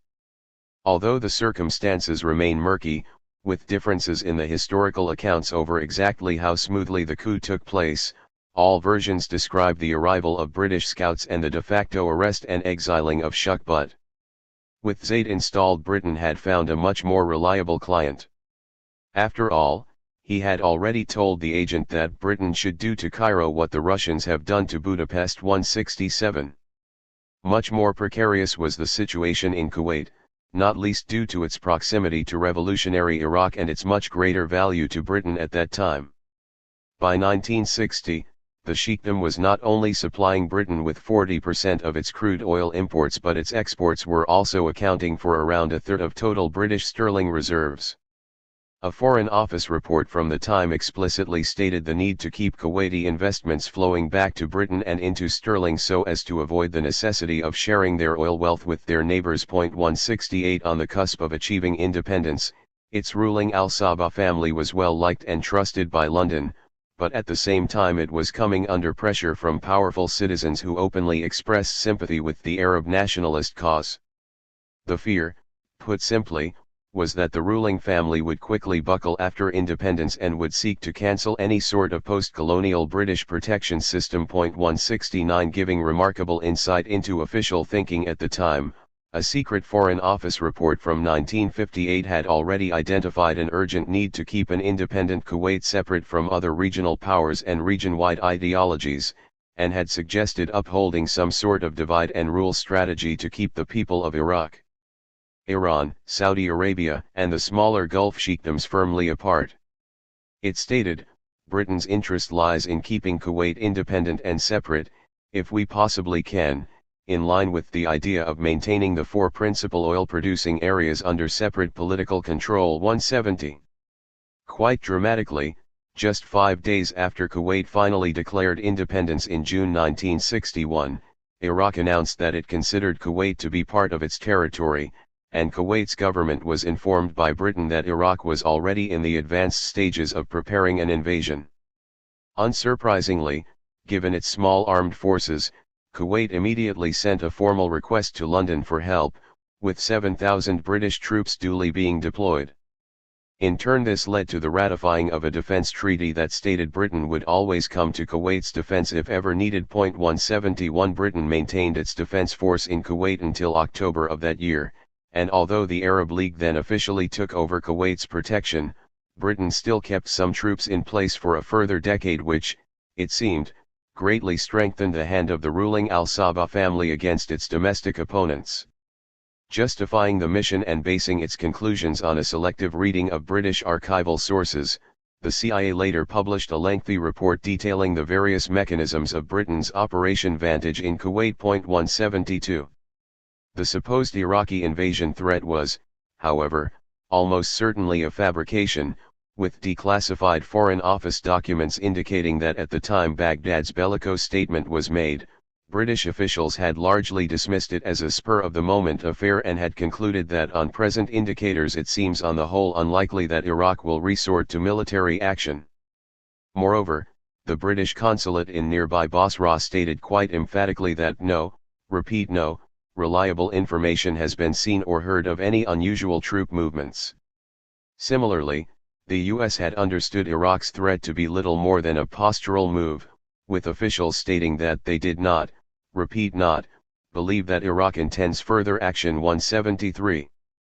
But on the same day as the Basra consulate made its report, the British ambassador in more distant Baghdad claimed he had information revealing Iraq's intentions to build up in Basra a striking force suitable for an attack on Kuwait. His assertion was then quickly repeated by the Foreign Office, which added references to a tank regiment and claimed that the latest information shows Iraq to be making preparations which would enable it to make a very early military attack. The Joint Intelligence Committee then duly produced a series of assessments that, according to the CIA narrative, convinced Whitehall the risk of invasion was high and Iraq might attack with virtually no warning. 174. As historian Mark Curtis has demonstrated, the new and much more alarmist information appears to have originated entirely from the Baghdad embassy, with no sources provided, and with no evidence supplied from the Royal Air Force's Photo Reconnaissance Unit based in Bahrain. As he notes, even on the day after Kuwait's formal request for British help, and well after the Joint Intelligence Committee's assessments, the Basra consulate was still stating that evidence so far available does not, repeat not, indicate that an attack on Kuwait has been under preparation. Similarly, a Ministry of Defense report, dated 11 days after the British deployment began, conceded that Iraqi tank movements to Basra were unlikely, and that, if anything, there had been an actual reduction in Iraqi military activities in the area so as not to create any misunderstanding. 175 Even Britain's political agent in Kuwait, upgraded to ambassador after independence, complained that the intelligence reports were too shallow and unclear and argued that the Iraqis might verbally threaten Kuwait but they will not invade. 176 Casting more light on the affair is a secret memorandum from October 1961 written by Edward Heath, then the Lord Privy Seal. He wrote that Britain recognized its interests in Kuwait had been threatened and stated that planners were urged to continue to use the opportunities which our protective role will afford to ensure so far as we can that Kuwait does not materially upset the existing financial arrangements. 177. 2. Cold War, Oil War, America takes over. America's even hungrier empire. Despite some muted discomfort over the imperialist practices of its British and French allies, the United States of the mid-20th century was rapidly waking up to the demands of its own resource-hungry industries and the realities of its Cold War stalemate with the Soviet Union. Seeking to ensure vacuums left in the wake of the retrenching European empires were not filled by antagonistic forces bent on nationalizing assets or, equally dangerously, liberation movements likely to align themselves with Soviet-sponsored international communism, the US government and its intelligence agencies soon found themselves at the very forefront of counter-revolutionary action. As Karl Korsch put it, the US may have been based on the ideals of revolutionary France, but by this stage it was fast losing its capitalist infancy. 1 Certainly the need to sustain a ravenous economic system, combined with its inheritance of the old Western order from London and Paris, heralded a new era of unprecedented international interventions, meddling, and covert operations. In words that could just as easily have flowed from the pen of a fin de siècle British Foreign Office official, a U.S. National Security Council study from 1949 warned that the U.S. needed to find ways of exerting economic pressures on low and middle-income countries that were not willingly accepting their role as suppliers of strategic commodities and other basic materials. 2 Unsurprisingly, but rather hypocritically given its own recent history of isolationism, the U.S. had also become wary of smaller states trying to maintain neutrality. As Secretary of State John Foster Dulles argued in 1956, neutrality was increasingly becoming an obsolete conception, and except under very exceptional circumstances, it is an immoral and short-sighted conception. On this basis any state anywhere in the world, not only a revolutionary state but also one that merely strived for middle ground or showed little interest in U.S. aid, could find itself targeted. Point 3. With the passing of the Mutual Security Act in 1955, which specified that all U.S. aid recipients must not only contribute to the defensive strength of the free world but must also encourage the efforts of other free nations, to foster private initiative and competition, the link between US-sponsored capitalism and the need for counterinsurgency strategies became more clearly defined. Point 4. Along with the carrots, however, also came the sticks, with President Dwight Eisenhower setting up a program for the training of foreign police forces, before the John Kennedy administration massively expanded the operation and called it U.S. counterinsurgency. An international academy was even established in Washington to train members of approved foreign security services, with part of their curriculum focusing on internal security, counter-subversive and counterinsurgency aspects of foreign police operations. Point 5. Bringing the Department of Defense together with the nascent Central Intelligence Agency, Washington also began to consider various areas where the implementation of our policy may require indigenous paramilitary force. An important development, and in some ways a refinement of earlier British counterinsurgency operations, the recognized usefulness of local militias that could help disguise the identity of a campaign's true sponsor, was to become the bedrock of most subsequent U.S. covert operations. Facing some internal criticism, Kennedy's overseas internal defense policy of 1962 nonetheless firmly defended the use of such subversive tactics and described the pressures, hopes, and anxieties in the developing world that seemed to justify violent action. As a Department of State official later remarked, notably absent in the policy was any mention of human rights. Despite the barbaric record of Third World security forces, the department's repeated efforts to include human rights were rejected. 6. In practice, these and other such policies soon left the latter half of the century littered with U.S. efforts to buttress the internal security of a range of reactionary, illiberal, and in many cases truly despotic regimes across the developing world. As long as these client governments were willing to ensure the smooth flow of resources out of their territories and were avowedly anti-communist, they invariably had the backing of the White House. Nationalists, neutralists, and all shades of domestic opponents were almost always slotted into the US narrative, with regimes quick to brand them accomplices of international communism.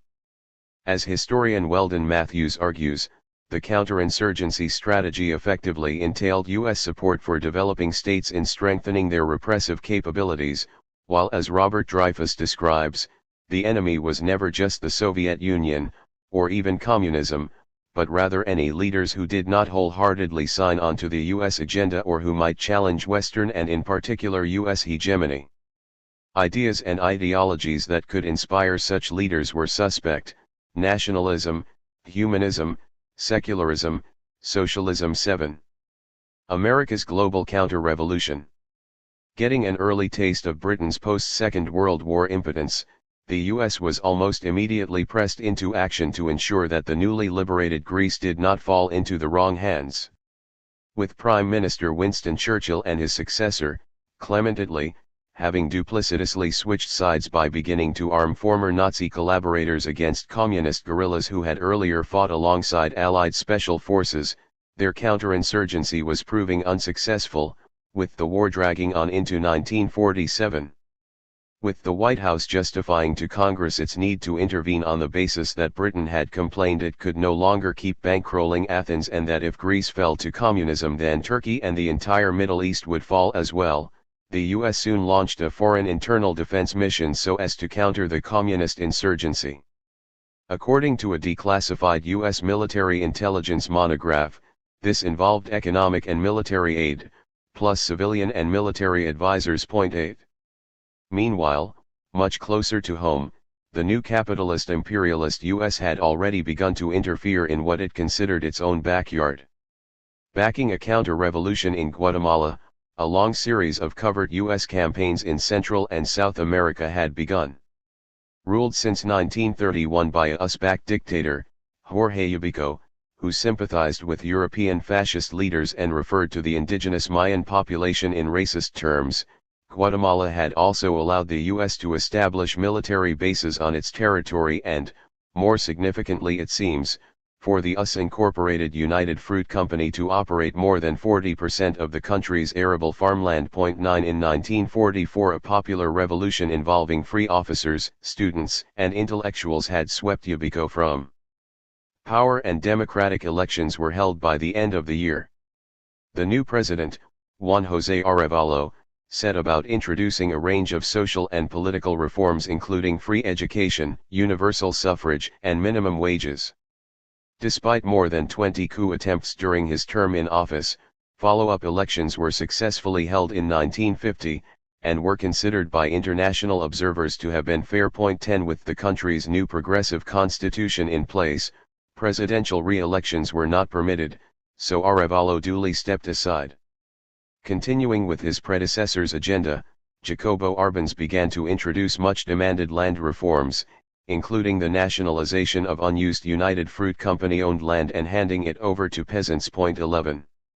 Duly lobbying the White House and hiring a leading public relations specialist, Edward Bernays, known as the father of PR, the United Fruit Company launched an inflammatory anti-communist smear campaign against Guatemala's elected government. 12 With pressure building on the Department of State to protect U.S. interests, an official warned that Arbenz's reforms had become a powerful propaganda weapon while the broad social program of aiding workers and peasants in a victorious struggle against the upper classes and foreign enterprises would have a strong appeal to neighboring states such as Honduras and El Salvador where similar conditions prevail. 13 As historian Nicholas Culliter has contended, CIA Director Alan Dulles and his brother John Foster either mistook or willfully misinterpreted the reforms as a sign of increasing Soviet encroachment in Central America as they claimed Guatemala had become a Soviet beachhead. 14 With the stage set for firmer action, a CIA-sponsored paramilitary invasion of Guatemala began in 1952.15 led by exiled Guatemalans who had been funded, trained, and equipped in Florida. The mercenary forces' advance was supported by U.S. air patrols which were violating Guatemala's airspace on the pretext of stopping communist weapons arriving in the country. 16 By 1954, with a full U.S. naval blockade in place, the exiles had reached the capital, overthrown the president, and installed a military dictator. 17 With Arbenz's New Deal reforms rolled back and Guatemala's 10 years of spring brought sharply to an end, the already problematic UN Secretary-General Dag Hammarskjöld stated that the US-sponsored operation had clearly contravened the UN Charter. 18 Over the next few decades several subsequent attempts to restart the revolution were put down by a series of dictators, all of whom were products of the 1952 campaign. All were accused of human rights violations, including peasant massacres and the use of scorched earth tactics against the indigenous Mayan population. Most opponents, as per the Mutual Security Act, were quickly branded communists. 19 With a successful test case behind it, the U.S. soon began to expand its secretive Central American campaign to other problem states. In Honduras, for example, veteran U.S. diplomat John Negroponte recalls how the National Security Council was running operations off the books, with no findings. 20 But most infamous, of course, were the efforts to unseat Cuba's Fidel Castro after his 1958 overthrow of the US-backed military dictator Fulgencio Batista. Having already allocated $13 million to fund a Cuban counter-revolution, Eisenhower had then passed the baton on to the Kennedy administration, which attempted to repeat the Guatemala invasion. Organizing Cuban exiles and channeling weapons to them through Rafael Trujillo, the military strongman in control of the Dominican Republic, the CIA had created Brigade 2506.21 as an indigenous paramilitary force. It was an important experiment for the eventual overseas internal defense policy, even if its total failure exposed multiple shortcomings in the strategy. From their launch pad in Guatemala, 1,400 of the CIA's fighters set sail for Cuba in April 1961. Although the U.S. bombed Cuban airfields while the invaders were en route, Castro's forces were more than a match for them after their landing at the Bay of Pigs, and within just 4 days they were routed. 22 With Kennedy humiliated, Castro's Argentinian sidekick Ecobedo Che Guevara sent a note to the White House that read, "Thanks for the Bay of Pigs." Before the invasion, the revolution was weak. Now it's stronger than ever. 23. More complex was the concurrent situation in West Africa. As with the Greek operation, the US was required to pick up slack left by declining European powers and operate in territory with which it had little familiarity. With a multi-faction war of independence erupting in 1961 in the Portuguese overseas province of Angola, the US eventually found itself backing the UNITA militias, who answered to the União Nacional para a Independencia Total de Angola, a movement which had claimed to support capitalism. 24 Receiving aid from both the US and then later Saudi Arabia, the UNITA fighters were, with some assistance, launching their attacks from across the border in the Congo. With the stakes getting higher the longer opposing groups stood in the way of UNITA, and with many US and European companies keen to exploit the country's vast oil and diamond resources, it became imperative that a quick victory was achieved. 25. A key problem had emerged, however, as the situation in the Congo itself was beginning to threaten US interests. Having gained independence from Belgium in 1960, the state's first democratic elections had been won by the Mouvement National Congolais led by Patrice Lumumba. With his commitment to replacing European military and administrative elites with Congolese, and to nationalizing resources in the country's wealthy outlying provinces, Lumumba was a growing problem. Described as having vast deposits of strategic minerals, including cobalt, the Congo's uranium mines had also earlier been labeled by the US Manhattan Project as the most important deposits yet discovered in the world. 26.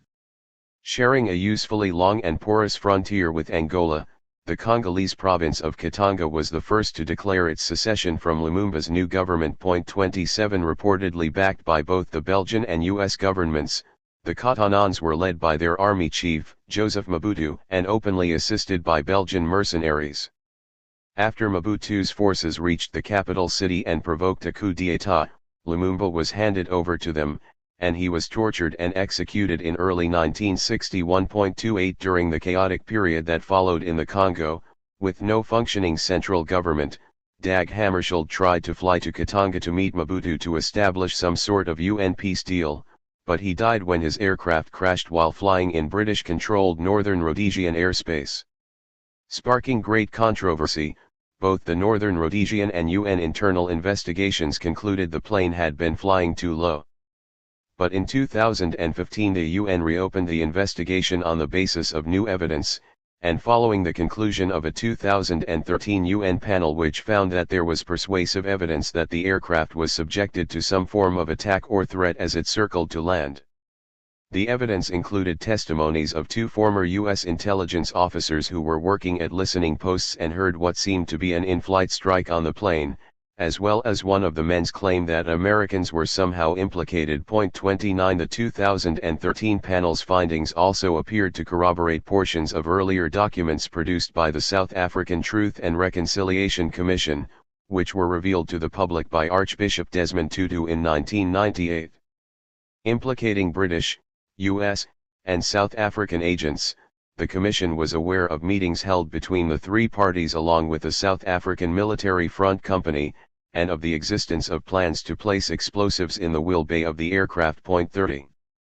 Following much further instability and no further peace efforts, Mobutu emerged as the Western-backed dictator and, as later described by the BBC, he managed to stash much of the country's economic output in European banks. As the BBC also reported, the renamed state of Zaire then became the most notorious example of a country where state institutions came to be little more than a way of delivering money to the ruling elite. 31 Meanwhile, back in Angola, the war finally came to an end, but only following a revolution in Portugal itself. In 1974 the Carnation Movement, described by the British media as rebels seizing control, brought to an end the corporate authoritarian regime of the Estado Novo, which had been receiving anti-riot training from British police in London and Northern Ireland. 32 After winning free elections, The new Portuguese government immediately sued for peace in its remaining colonies and began a series of progressive social reforms along with the release of hundreds of political prisoners. However, given its commitment to nationalize 60% of the economy and initiate land reform, it soon found itself, even as a Western European democracy, as a threat to U.S. interests. As the University of California's Ronald Chilcote has described, the CIA soon served as a conduit for covert funds to right-wing parties in Portugal and possibly for the financing of riots against the new government. Ingmar Oldmar has similarly claimed that such financing did take place and that the U.S. reaction to the Portuguese Revolution was to a great extent colored by anxiety over the role and influence of the Communists. There was a certain penchant for repressive measures. 33. Over in Southeast Asia, the Vietnam War was by then entering its 20th year. Although at first glance seeming to have little in common with the US covert counterinsurgency operations, especially given the hundreds of thousands of U.S. troops that were eventually deployed, in many ways the roots of the conflict were much the same as those in Central America and West Africa. Certainly in the early days of the Vietnam conflict, most of the strategies outlined in the overseas internal defense policy were very much in evidence.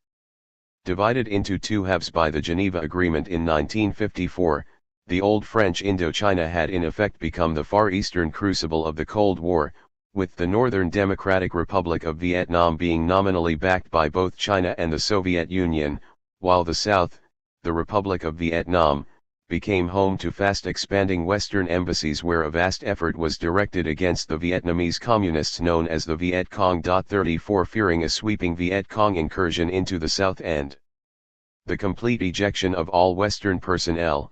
In 1962 the U.S. adopted the old British strategic Hamlet's scheme, tried and tested in Malaya and later in Oman, in an effort to cut off links between potentially sympathetic South Vietnamese rural communities and the advancing insurgents. 35. By the mid-1960s, the strategy seemed to be failing, despite the presence of a 17,000-strong U.S. military advisory group and the U.S. providing an estimated 75% of the South Vietnam government's funding. Whether due to unwavering support and steady supplies to the Viet Cong from China and the Soviet Union or, as claimed by a former senior British intelligence official, the US lack of experience in colonial control, the counterinsurgency had clearly reached a dead end. But as with Malaya, the stakes seemed too high to countenance withdrawal as US planners had long since identified Vietnam as potentially a most lucrative economy given its abundance of iron ore, copper, gold, and coal. Thus, despite its public dismissal by President Lyndon Johnson as a raggedy-assed, little fourth-rate country, it was in fact nothing of the sort, with the U.S. government already seeking a mechanism through which to justify the deployment of even larger numbers of regular troops. 36. In 1964, following a series of threats made by the U.S. to the Democratic Republic of Vietnam, U.S. destroyers clashed with North Vietnamese fast boats in the Gulf of Tonkin. A number of U.S. officials, CIA officers, and also crewmen aboard the destroyers have since suggested that the ships were sent into the Gulf as a deliberate act of provocation. 37 Moreover, despite Johnson's presidential address referring to the incident taking place on the high seas, which gave the U.S. public the impression it had happened in international waters, the destroyers were later understood to have been only 8 miles off the coast and just 4 miles from offshore islands belonging to the Republic. 38 It has also been suggested that the incident was timed to coincide with U.S. commando raids within the Republic's territory, so as to plant the idea that the destroyers were directing these raids and thus making it more likely that they would be intercepted and attacked. Adding considerable weight to these views, formerly top-secret National Security Agency documents declassified in late 2005 include an in-house historian's description of how the agency's intelligence officers deliberately skewed the evidence passed on to policymakers and the public to falsely suggest that North Vietnamese ships had attacked the U.S. destroyers. 39. Either way, with the casus belli established, full-blown war quickly ensued. Although most of the ground maneuvers were conducted by U.S. troops, including thousands of conscripts, the campaign also bore striking similarities to many of the Western-led multinational interventions before it, including the anti-Bolshevik campaign in Russia and the Dhofar operations in Oman. Contingents turned up from Britain, Australia, New Zealand, Sri Lanka, and Taiwan. Soldiers from Thailand and the Philippines also arrived, having received counterinsurgency training at the British-run Jungle Warfare School in Malaya. As with Dhofar, even Shah Muhammad Reza Pahlavi was keen to help, sending Iranian Phantom jets. 40 but caught off guard in 1968 by the Viet Cong's massive Tet offensive, which captured vast swathes of the country, reached the center of Saigon, and was clearly facilitated by local support. The U.S. intervention already seemed to have reached the beginning of the end. 41. Although defeated in Asia, the U.S. was very soon embroiling itself again in the affairs of Central and South America, but this time with important lessons learned from the Vietnam experience and with some interesting innovations to its counter-revolutionary strategy. Democratically elected in 1970, Chilean President Salvador Allende was pushing forward his Chilean way to socialism, or La Via Chilena al Socialismo. Land reforms and even free milk for school children were being introduced, while the new government also attempted to nationalize Chile's lucrative copper mines, most of which were owned by U.S. firms. Far from seizing such assets, by all accounts the foreign companies were well compensated by Allende, with the biggest among them, Kennecott and Anaconda, thought to have received much more than their book value due to years of excess profit-taking. 42. In 2014, a series of declassified U.S. documents, including Department of State reports and CIA annexes, revealed how President Richard Nixon's administration was running a cool and collected campaign to destabilize Allende's government while simultaneously building up U.S. ties with the Chilean military. A treasure trove of information, with the handwriting of Secretary of State Henry Kissinger and others appearing in the margins, the documents fully lay bare the U.S. modus operandi at the time. 43. One section, for example, shows how the U.S. copper companies in Chile had been complaining of increasing tax pressure and their worries over future nationalization. Anaconda, in particular, was understood by U.S. officials to have an abrasive historical legacy in Chile and symbolized to Chileans their inferiority and dependence on the US. It was also admitted that Anaconda was considered by most Chileans to be a foreign state within a state. 44. The primary U.S. objective, according to the documents, was that Chile should not fall under communist control and then be able to influence the rest of South America. Among the other listed objectives was, unsurprisingly, the protection of U.S. economic interests in the country, in an apparent reference to the copper industry. 45. With a covert action budget assigned, the CIA's operation was secretly described as a program to hamstring Allende and play for the breaks. Most disturbingly, proposals for a more peaceful solution in Chile were rejected on the basis that only some kind of adversary strategy promises to contain or deter the adverse impact of Allende's policies on U.S. interests. 46. The eventual military coup in 1973, representing the culmination of these efforts, was immediately endorsed by the U.S. and paved the way for Army Chief Augusto Pinochet to take full control within a year and then launch a wave of brutal purges against remaining opponents. 47. Most interestingly, and signifying a growing awareness within the CIA of the need for sustained media campaigns, even after Pinochet's installation its operation continued, but with a shift in emphasis to help burnish the new junta's image at home and abroad. 48. Aware of the US's considerable difficulties in portraying the change of power in Chile as anything but a severely regressive development, the CIA co-produced a White Book of the Change of Government in Chile, which was then widely distributed in Washington, London, and other major international capitals. 49. But it was further north in Nicaragua in the final decade of the Cold War that the U.S. intelligence community embarked on its most clandestine and risky counter-revolutionary campaign.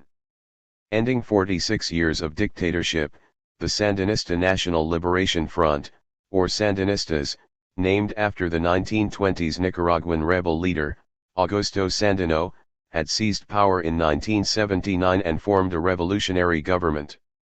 Beginning a process of national reconstruction, they prioritized mass literacy, healthcare, and better gender equality, and announced that elections would be held within 5 years. 50 Concerned at the fall of the long-serving strongman Anastasio Somoza, who was famously quoted as saying, "Since the Nicaraguan people are no more than oxen, they don't need schools," Secretary of State George Shultz claimed that if the Sandinistas succeeded in consolidating their power, then the other countries in Latin America, who all face serious internal economic problems, will see radical forces emboldened to exploit these problems. 51.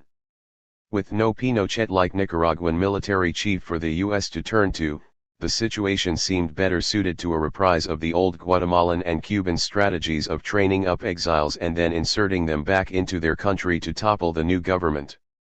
This time, the US-sponsored paramilitaries were to go down in history, as the Contra-Revolution fighters that eventually emerged were soon to have their abbreviated nickname, the Contras, used to describe all subsequent similar militias elsewhere in the world. Although numerous protests were made to the UN's International Court of Justice that the Contras were a U.S. creation, these were all rejected, while President Ronald Reagan's administration claimed they were merely democratic resistance. Today there is of course overwhelming and incontrovertible evidence that proves the US covert role, despite Congress having earlier banned such activities for U.S. intelligence agencies. 52 Notably, the National Security Council is understood to have created a front organization called the Enterprise, which had its own Swiss bank accounts, its own aircraft, and had co-opted CIA staff from the region. 53 Third-party funds and assistance were also channeled to the Contras from Argentinian intelligence and from the Saudi embassy in the U.S. 54 More controversially, funds are also believed to have been channeled from Muammar Gaddafi's Libya, despite his poor relations with the U.S., and even from the proceeds of U.S. arms sales to the newly formed Islamic Republic of Iran, sales that violated the UN embargo on the supply of arms to participants in the ongoing Iran-Iraq War. 55. Of perhaps even greater concern than the Iran-Contra affair are the now well-documented CIA efforts to channel proceeds from drug trafficking operations to the Contras. According to a CIA internal investigation at the time, there was an awareness that some agents were working with traffickers, while a White House report from 1986 sought to downplay these Contra cocaine connections, claiming that we have evidence of a limited number of incidents in which known drug traffickers have tried to establish connections with Nicaraguan resistance groups. 56 In 1989, however, a committee led by Senator John Kerry reported unambiguously that Contra drug links included payments to drug traffickers by the Department of State of funds authorized by the Congress for humanitarian assistance to the Contras. Moreover, in some cases this happened after the traffickers had been indicted by federal law enforcement agencies on drug charges, in others while traffickers were under active investigation by these same agencies. The report concluded that the Department of State had paid over $806,000 to known drug traffickers to carry humanitarian assistance to the Contras. 57. America's Middle East, special treatment for a special case. Soon advancing into the void left by Britain's retreat, and quickly overcoming their initial fence-sitting on Nasser's Egypt, by the mid-1950s U.S. planners acknowledged that securing the Middle East, and especially the Persian Gulf region, was going to be vital to the future prosperity and stability of the Western states and, in turn, for holding the Soviet Union in check. As it was in the rest of the world, the extraction of natural resources was once again an obvious priority, so all indigenous attempts to nationalize economic assets, regardless of any progressive, liberal, or even democratic agendas, needed to be intimidated or destroyed by the U.S.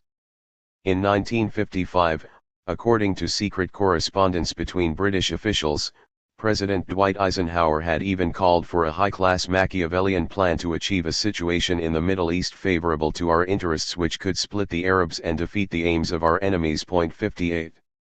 Just 2 years later the region got its own Eisenhower Doctrine, an evolution of the earlier Truman and Monroe doctrines that had sought to secure U.S. interests against international communism and foreign encroachment on the American continents. 59 Stating that the U.S. regards as vital to the national interest and world peace the preservation of the independence and integrity of the nations of the Middle East, Eisenhower effectively made the Middle East a special zone of U.S. control. Moreover, as with Truman's more global declaration, Eisenhower sought to tie the Cold War to all threats to the Middle Eastern status quo by claiming he was prepared to use armed forces to assist any Middle Eastern country requesting assistance against armed aggression from any country controlled by international communism. 60 He also proclaimed that the existing vacuum in the Middle East must be filled by the United States before it is filled by Russia. 61. The sudden special treatment of the Middle East at this time was, for the most part, due to the simultaneous deepening of U.S. dependency on crude oil imports. Although still a net exporter at the end of the Second World War, by 1950 the U.S. was importing 1 million barrels per day, and by the 1960s more than a third of the U.S. energy demands were being met by such imports, mostly from the Shah's Iran and the Gulf monarchies. U.S. oil companies had already arrived on the Arabian Peninsula in 1933, eventually founding the Arabian American Oil Company, Aramco, in Saudi Arabia, and with President Franklin Roosevelt proclaiming in 1943 that the defense of Saudi Arabia is vital to the defense of the U.S. 62 With Britain's oil needs also growing, its interests and relations in the region fell increasingly under the U.S. shadow, with Whitehall planners admitting that Middle Eastern oil was a vital prize for any power interested in world influence or domination. 63. Despite some initial Anglo-American tension over how to divide up the region, a deal was eventually worked out after the White House told Britain's ambassador that Persian oil is yours. We share the oil of Kuwait and Iraq. As for Saudi Arabian oil, it's ours. 64. Well aware of the awkward relationships the U.S. would have to nurture with autocratic and reactionary monarchies at a time of rising Arab nationalist sentiments, the Department of State did acknowledge that among increasing numbers of Arabs there is a conviction that we are backing the corrupt governments in power, without regard for the welfare of the masses. 65. But as U.S. reliance on Gulf imports continued to grow, such voices were quickly crowded out. As the defense of the oil-rich monarchies and the need to remove their rivals became increasingly intertwined with U.S. national security and its very survival as a superpower. In an originally top-secret but now declassified Department of State document from 1976, it was stated bluntly that the highest priority policy objective for the U.S. was the continued access to Saudi Arabian petroleum for the Western Alliance and Japan. U.S. planners were told to keep persuading Saudi Arabia and the other Gulf monarchies that their long-term interests were parallel to those of the U.S. and, somewhat pragmatically, were to caution Saudi Arabia that any shift to non-US technologies for its oil industry could lead to incompatibilities, inefficiencies, and even breakdowns. It was also stated that Saudi Arabia should be made aware of the necessity to keep U.S. citizens in key positions at Aramco. 66. 2 years later another Department of State document explained that the nearby island emirate of Bahrain would have been of very little importance to the U.S. were it not for its central location in the oil-rich Persian Gulf. The Western world needs continuing access to this region's oil. The document's author also urged that for its own good the Bahraini government should integrate more closely with Saudi Arabia and purchase more U.S. arms, which would fit well within the role that the U.S. government sees for Bahrain's small military. 67. By the late 1970s the tightening relationship was continuing to pay off for the U.S. and Britain, with some of the monarchies, notably Saudi Arabia and the United Arab Emirates, having secretly circumvented the production quotas of the Iraq-based Organization of the Petroleum Exporting Countries cartel by supplying Britain with all the oil it needed to ease its own domestic energy crisis, and with Riyadh understood to have lobbied OPEC to set lower prices than Iraq and Iran had wanted, so as to suit the U.S. economy's needs. 68. By the 1980s, according to a former CIA special assistant during the Reagan administration, Saudi Arabia had even been asked by CIA Director Bill Casey to ramp up oil production so as to collapse deliberately the price of oil in an effort to weaken the Soviet Union's ability to earn foreign currency. With oil duly falling from $28 to $10 a barrel, the strategy has since been described by a former CIA chief of staff as a body blow to the Soviets. It was the equivalent of stepping on their oxygen tube. 69. After the Cold War ended, the safeguarding of the oil alliance naturally remained a top priority, as it was never just about defeating communism. With viable alternative energies a distant speck on the horizon, the leading academic journal Science revealed that nearly half of the US's total oil needs were still being met by foreign imports. 70 In many ways speaking for the entire U.S. governmental and military-industrial complex, Norman Schwarzkopf, Commander-in-Chief of U.S. Central Command, CENTCOM, put it best by explaining that Middle Eastern oil is the West's lifeblood. It fuels us today and is going to fuel us when the rest of the world has run dry. It is estimated that within 20 to 40 years the U.S. will have virtually depleted its economically available oil reserves, while the Persian Gulf region will still have at least 100 years of proven oil reserves. 71. Removing the rivals, Iranian democracy. The first big test for the US new Middle East strategy came from one of the West's biggest oil suppliers when, in 1951, the democratic election of a new and progressive prime minister threatened to end the vast and lucrative monopoly held by a British company over Iran's most valuable resource.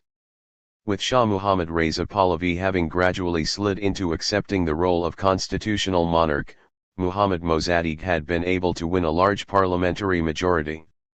Having immediately advanced a number of social and political reforms including rent control and land reform, both of which sought to redistribute landlord profits so as to fund public amenities, Mossadegh then began to discuss the possibility of half-nationalizing the Iranian oil industry, which had been controlled by the Anglo-Persian Oil Company since 1913, with a concession extending all the way up to 1993.72. In 1948 alone, APOC had made profits of over £50 million and was described as the pride and joy of Britain's imperial assets, having gotten its start as the special project of Winston Churchill. 73 According to one British official it was in effect an imperium in imperio in Persia, as it even had its own private intelligence agency, the Central Information Bureau. 74 Troublingly for Mossadegh and indeed the Iranian nation, Tehran was only earning between 10 and 12% in royalties on APOC's net proceeds,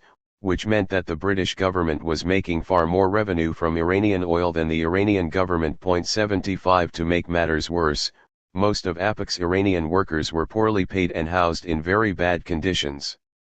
As Stephen Dorrell describes, the company effectively operated as though it was still the 19th century, regarding Iranians as merely wogs. 76 Trying to defend the status quo, at least with regard to the tough revenue-sharing arrangement, the British ambassador to Iran argued that it is so important to prevent the Persians from destroying their main source of revenue, by trying to run it themselves. Meanwhile, as the British Minister for Fuel and Power explained, it was one thing to say that Iran was morally entitled to a royalty. But to then say they are morally entitled to 50% of enterprises to which they have made no contribution whatever, is bunk. 77 Aware of these sentiments and, so it would seem, the dangers that lay ahead, Mossadegh warned that his efforts to nationalize oil on behalf of the Iranian people would be opening a hidden treasure upon which lies a dragon. 78 Only after first trying an informal 50-50 offer and having this rejected by the British government did Mossadegh then press forward in Parliament with a full-blown Nationalisation Act. But even then there were provisions to allow for 25% of oil profits to be set aside so as to compensate APOC for its losses and for job protection for all of APOC's British employees in Iran. 79 Despite the British government internally deeming the act to be legitimate in international law, its reaction was to deploy the Royal Navy and orchestrate a British-led naval blockade of Iran, while simultaneously freezing Iran's overseas assets. The aim, according to Chiefs of Staff Committee documents, was to bankrupt Persia, thus possibly leading to revolution. 80 In parallel, a more covert second strategy was already being implemented, with an exiled but pro-British former Prime Minister of the Shah's father being brought back to Tehran to help pro-APOC politicians mount a parliamentary challenge to Mossadegh. Apparently on good terms with the Shah and with substantial funding behind him, it was hoped Britain's man could get reinstalled as Prime Minister and, according to the Foreign Office, get a reasonable oil settlement with us. 81 Put together, these British maneuverings helped confirm Mossadegh's belief that London was evil but not incomprehensible and that Britain had for centuries been manipulating Iran for British ends. 82 But little did he know that an even more severe third strategy had also been on the table. Developed but not implemented, the plan was for British forces to seize territory near the main oil refinery in Abadan.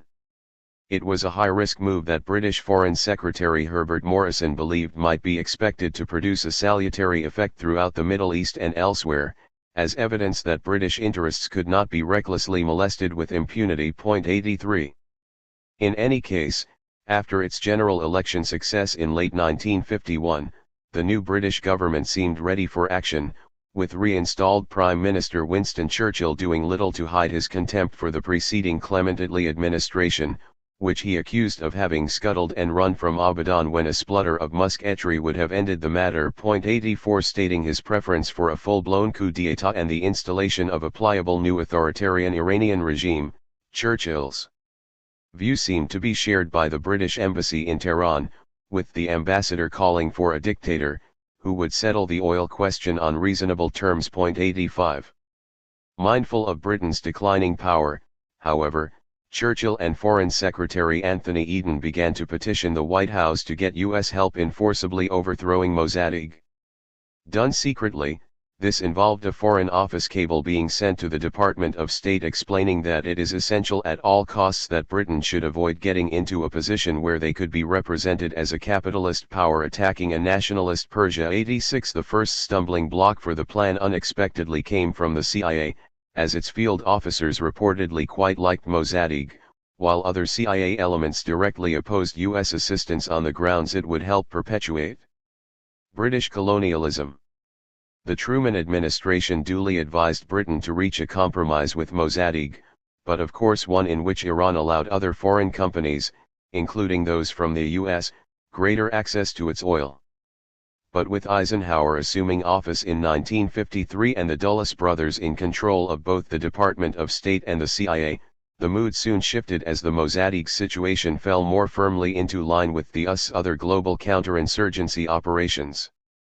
Believing Iran was too important to U.S. strategic interests to be allowed self-determination, the new U.S. administration duly began to suggest Mossadegh was in league with communism. 87.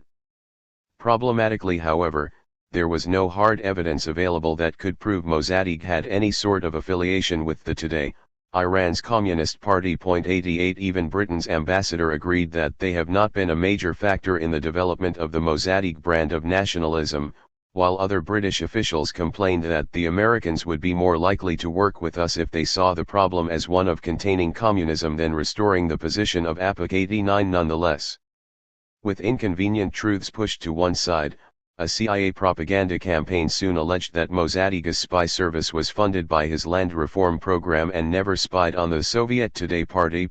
90. Meanwhile, in a further effort to divide Iran's parliament, a purported letter began to circulate claiming that Eisenhower had refused to offer Iran any U.S. financial aid as long as Mossadegh remained in power. 91. Recently declassified documents from the period indicate that the CIA was also willing to expend money on Iranian MPs to engineer a no-confidence vote on Mossadegh and subvert his efforts to hold public referendums. 92. Moving beyond Britain's original frontman choice, the CIA also identified Fazlollah Zahedi as a potential new prime minister. The son of a wealthy landowner and a former chief of police with a reputation for ruthlessness, Zahedi was also endorsed by the Foreign Office and housed in the British Embassy despite having been arrested by British forces in Palestine during the Second World War for engaging in pro-Nazi activities. Not all were convinced, however, with the Shah hesitant to act, and the CIA reporting that even Zahedi himself was unwilling to commit political suicide by being involved in extra-legal moves. 93. Nevertheless, the CIA's Operation Ajax was launched in summer 1953 with John Foster Dulles informing colleagues that this is how we get rid of that madman Mossadegh. 94. A meeting, organized by Ajax coordinator Kermit Roosevelt. 95 was later described as involving surprisingly little discussion and, as one of its participants put it, he was morally certain that almost half of those present, if they had the courage to speak, would have opposed the undertaking. 96. The controversy, it seemed, was that the CIA and MI6 had not only begun to approach military commanders in Tehran in preparation for their coup, but had also been hiring numerous mobs to serve as false flag agents provocateurs. 97. Paid to protest, the thugs posed as Communist Today members and threatened religious leaders with murder if they didn't support Mossadegh. In some cases, they even firebombed the houses of leading clerics. According to one former CIA agent, the men had no real ideology behind them and were more than just provocateurs, they were shock troops, who acted as if they were today people. As another former agent described, the CIA gave serious attention to issuing black propaganda in the name of the Today Party, and countenanced threatening phone calls made to religious leaders, also in the name of the Today. A former U.S. general has also explained that everything from the guns used by the mobsters to the trucks they drove in was fully funded by the U.S., while the CIA planted stories about the situation in both the Iranian and the U.S. press. 98. Declassified files have shed more light on the operation, revealing that the men were organized into 4 bands, some of which were 400 strong and described even by CIA officials as being rough Ians. 99. They were also reported to be acting as if they were today by throwing rocks at mosques and priests, presumably for the benefit of foreign journalists. 100. Kermit Roosevelt was a little more complimentary of his new employees, especially the team leaders, later claiming they were extremely competent professional organizers who had no difficulty in buying a mob and handing out money as they went along. 101. Supporting the narrative, being a CIA plant, or simply falling for the story, the New York Times correspondent in Tehran seemed oblivious to his colleagues' earlier claims that Mossadegh had acquired a reputation for being an honest patriot.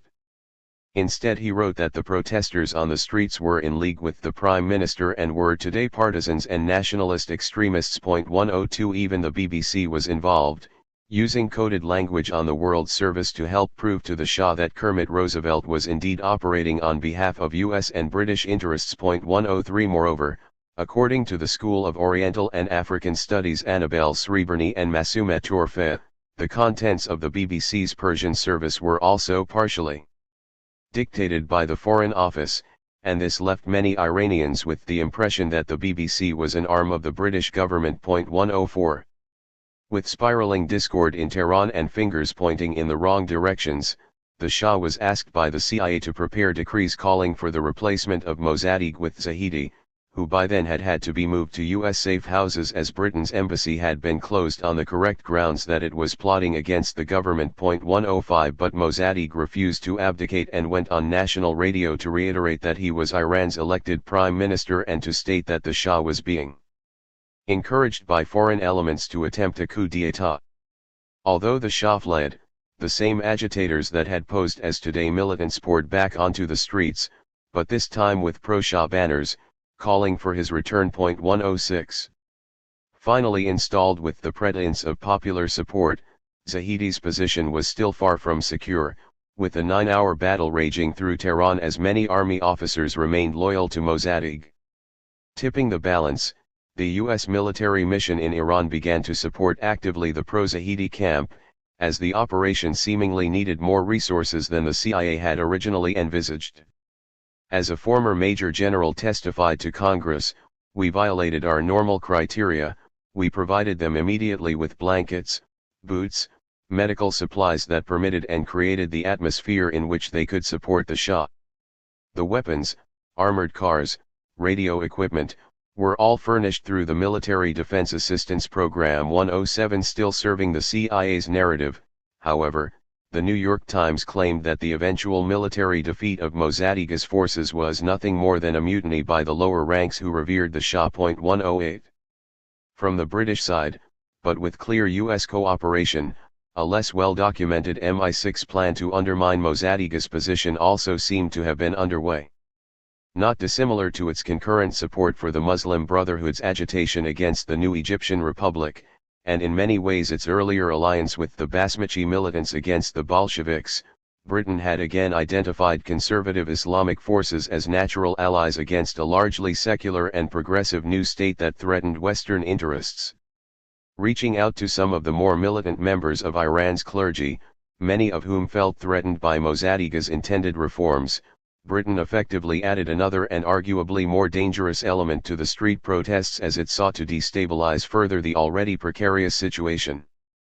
Although, as former Iranian officials have claimed, a young Ruhollah Khomeini took part in the demonstrations, Britain's point man at the time was Ayatollah Abolghasem Kashani. Having served as Speaker of the Iranian Parliament before being dismissed, Kashani had earlier worked with Nazi agents during the Second World War and had helped found the Faith-e-Islam, or Devotees of Islam. A militant organization, it had been held responsible for the 1951 assassination of Mossadegh's predecessor, Ali Razmarah, who had been the first to entertain seriously the notion of renegotiating the APA concession. 109 While some have sought to place Kashani in the nationalist camp, at least during the crisis 110 this claim has been undermined by the contents of a 1952 CIA report, which identified him as having followers that could give Mossadegh a contest in the streets. That would be bitter and destructive. 111. Channeling funding to Kashani and his supporters was obviously politically explosive if uncovered. Anne Lambton, a historian who advised the British government on the overthrow of Mossadegh and was described in her Telegraph obituary as providing a valuable aid to Britain's eventual success, had urged the deployment of a British academic specialising in Eastern religions and working as an MI6 agent to serve as an interlocutor. 112 Nonetheless, Lambton admitted that Kashani has already received large sums of money from somewhere. 113 But the somewhere was not so mysterious, with the former Iranian ambassador to the UN having since described how a funding stream to Kashani's men was by then well established, as the British would bring suitcases full of cash and give it to these people. For example, people in the bazaar, the wealthy merchants, would each have their own Ayatollah that they would finance. And that's what the British were also doing. 114 CIA funding to Kashani also now seems confirmed, with the former CIA station chief admitting that it was money both to Kashani and his chosen instruments, money to finance his communication channels. 115 Moreover, Lambton also seemed unaware of the extent of Britain's audit bequest, which was a long-standing and indirect means of paying retainers to Shia clerics in Iraq and Iran so as to maintain influence in the holy Shia cities of Karbala and Najaf. This mechanism was favoured by London as it allowed British embassy officials some leeway in being able simultaneously to give public support to the urban Sunni elites in Baghdad, even when they were putting down Shia uprisings. In 1903, for example, Britain's representative in Iran had noted that the bequest was a strong means of cultivating friendly personal relations with the chief priests as it would enable us to use them if necessary as a lever should Persia follow an unfriendly policy. 116. Noting in his memoirs that the British had their fingers in strange pies. They had ties to the most reactionary clergy in the country. The Shah also admitted that during this period he had a long-standing suspicion of British intent and British policy. 117 Writing from exile, his sister even argued that if you turned a cleric's beard upside down you would have seen Made in England stamped underneath it. 118 Vaguely aware that Britain had been pursuing an Islamist backup plan on the sidelines of the mainstream CIA coup strategy, the Shah's family was nonetheless probably unaware that Britain had been contemplating the Ayatollahs actually seizing power outright if the Shah or his new Prime Minister ever proved uncooperative in the post-Mossadegh era. Britain's Foreign Secretary, for example, had already discussed with the US the possibility of Kashani being a client political leader if some sort of modus vivendi could be established. 119 Such an eventuality was not so unlikely, as declassified CIA documents have since revealed the rampant corruption and nepotism in the post-coup Zahedi government along with its divisive efforts to get Mossadegh executed. 120 Sensing their vulnerability and, so it seems, their reliance on support from the Islamist camp, both Zahedi and the Shah paid personal visits to Kashani. According to the Iraqi ambassador to Tehran, they kissed his hand and thanked him for all of his help. 121.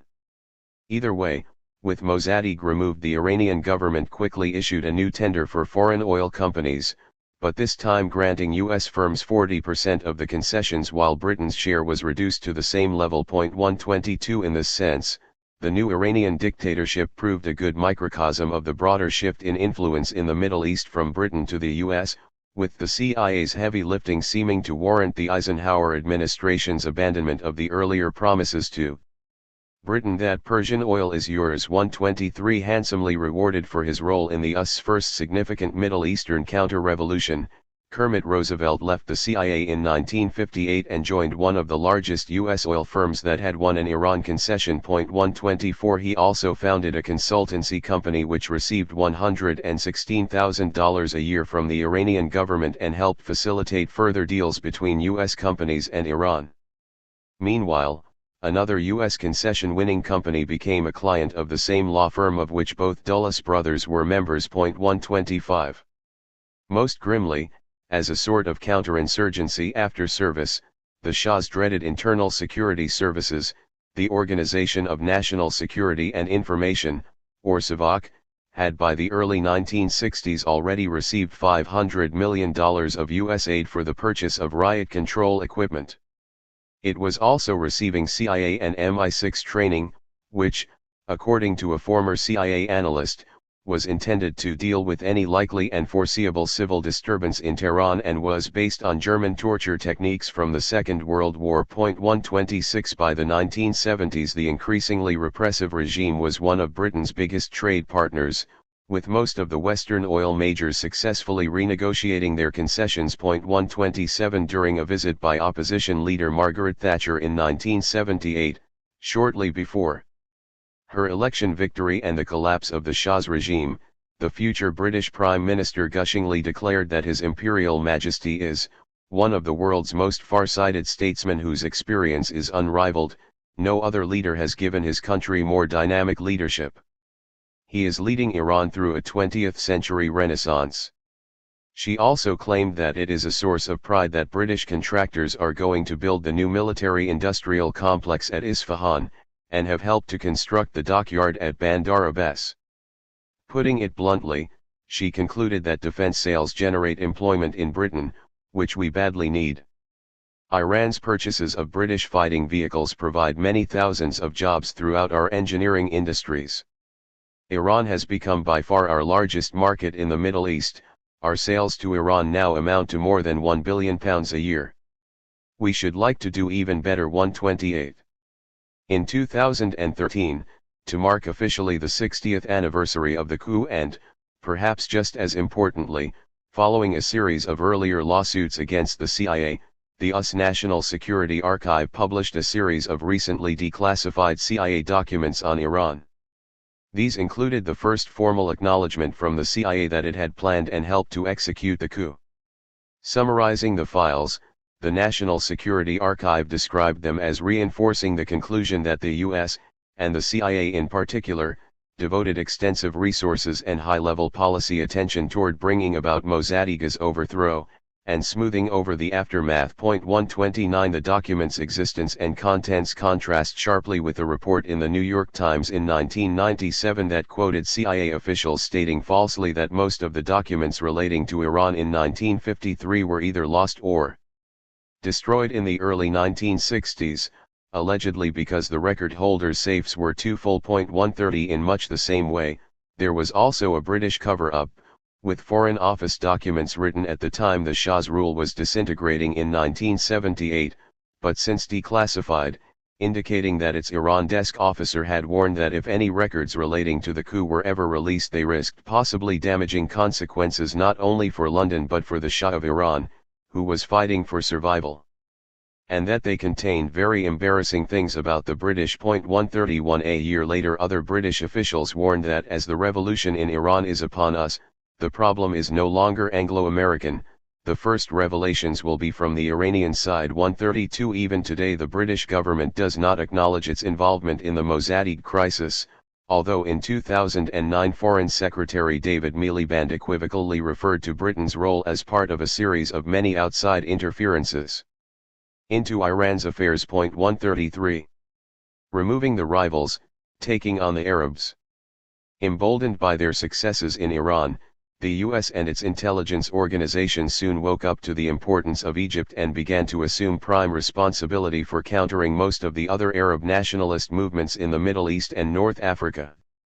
Worryingly for Washington, Its enemies had even reached Israel's gates as a series of ineffective military dictatorships in Syria came to an end in 1954 when Syrian free officers restored free and fair elections. 134 With the Nationalist People's Party and the Arab Socialist Renaissance Party, the BAATH, winning a combined 55 out of 140 seats and thus representing the biggest bloc in parliament, the former French protectorate seemed finally poised to pursue an independent foreign policy. 135.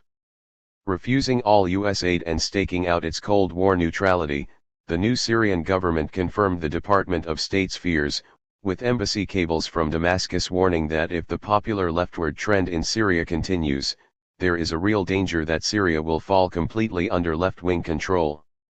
Unsurprisingly, given the still gestating Eisenhower doctrine, the embassy also made multiple claims that the Syrian Communist Party was actively penetrating the government and the army, even though the party had won only one seat in the general election. 136 Without evidence, one cable stated, if the present trend continues there is a strong possibility that a communist-dominated Syria will result, threatening the peace and stability of the area and endangering the achievement of our objectives in the Near East. On this basis it recommended that we should give priority consideration to developing courses of action in the Near East designed to affect the situation in Syria. But even within the embassy there was confusion, as another cable stated. In fact, the Syrian Communist Party does not appear to have as its immediate objective seizure of power. Rather it seeks to destroy national unity, and to exacerbate tension in the Arab world. 137 British government reports were much the same, warning that Syria's army is deeply engaged in politics and increasingly under the influence of the extreme left, and there's much communist penetration. Foreign Office records also reveal that the British cabinet agreed an attempt should be made to swing Syria on the right path. 138. Keeping it in the family, Kermit Roosevelt's cousin Archibald took the lead after a meeting with the leader of Syria's conservative populist party. 139 The memoirs of a former National Security Council official indicate that, after a discussion of what aid the U.S. could supply to bring them to power, money was given to the party so that it could buy off military officers, radio stations, and newspapers. 140 Reprising its CIA supporting role, MI6 meanwhile arranged for a Turkish border incident to take place. Serving as a distraction for the Syrian military, it was to allow British-funded Iraqi tribes to rise up and cross Syria's eastern border while Lebanese elements would come in from the west.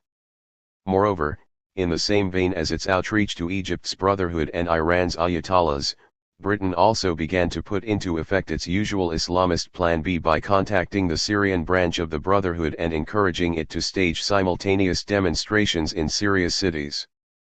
The aim, it seems, was for the ensuing confusion to create a state of anarchy requiring intervention from the still pro-British Iraqi armed forces. 141 Worryingly, British Foreign Secretary Selwyn Lloyd also wrote to the new Prime Minister, Anthony Eden, with details of a longer-term plan. According to their correspondence, after the CIA and MI6-sponsored coup had taken place, an effort would then be made to attach Syria to the Iraqi state, in connection with the development of the Fertile Crescent. 142 A date for the coup, known as Operation Straggle, was set for late October 1956, while an aftercare plan was drawn up involving the sealing off of all Syrian border posts and with the U.S. immediately granting recognition to the new government. 143. Although the Suez Canal crisis derailed Straggle, with Eden asking for it to be aborted on the grounds that anti-Western sentiments were running too high in the region, within 3 months Damascus was back in the spotlight after it signed a technical aid agreement with the Soviet Union. According to Department of State reports, the British were believed to favor active stimulation of a change in the present regime in Syria, in an effort to assure a pro-Western orientation. By summer 1957 a new coup was thus prepared, this time with Kermit Roosevelt back at the helm. Known as the Preferred Plan, it was again to rely on Brotherhood demonstrations along with the arming of political factions with paramilitary capabilities. As before, violent border incidents were to be staged, but this time they were to be false flag operations so as to place the blame on the Syrian government. More drastically, Eaton also authorized the assassination of a number of Syrian officials, including the head of military intelligence and the chief of the general staff. Rather than relying on the populist party to take power, the US and British fell back on the more tried and tested strategy of installing a strongman after the expected collapse of the government. 144 Opting for Adib Shishakli as their Syrian version of Iran's Fazlollah Zahidi. London and Washington consciously backed the country's former military dictator, who had staged an election in 1953 to install himself as president and had then banned all newspapers critical of him. 145 One of the CIA officers who had been involved in the Tehran coup was sent to Damascus, and Shishakli's former chief of security was brought to Lebanon so that he could then be smuggled across the border in a US diplomatic vehicle. The stage was set for the preferred plan. 146 or so it seemed. In fact, a number of the US paid informants in the Syrian military had handed over their cash payments to Syrian intelligence along with the names of the CIA agents involved. They also revealed that the US had promised the Shishakli faction between $300 and $400 million in aid if it made peace with Israel once it had seized power. The idea of a continuing US presence had quickly become untenable.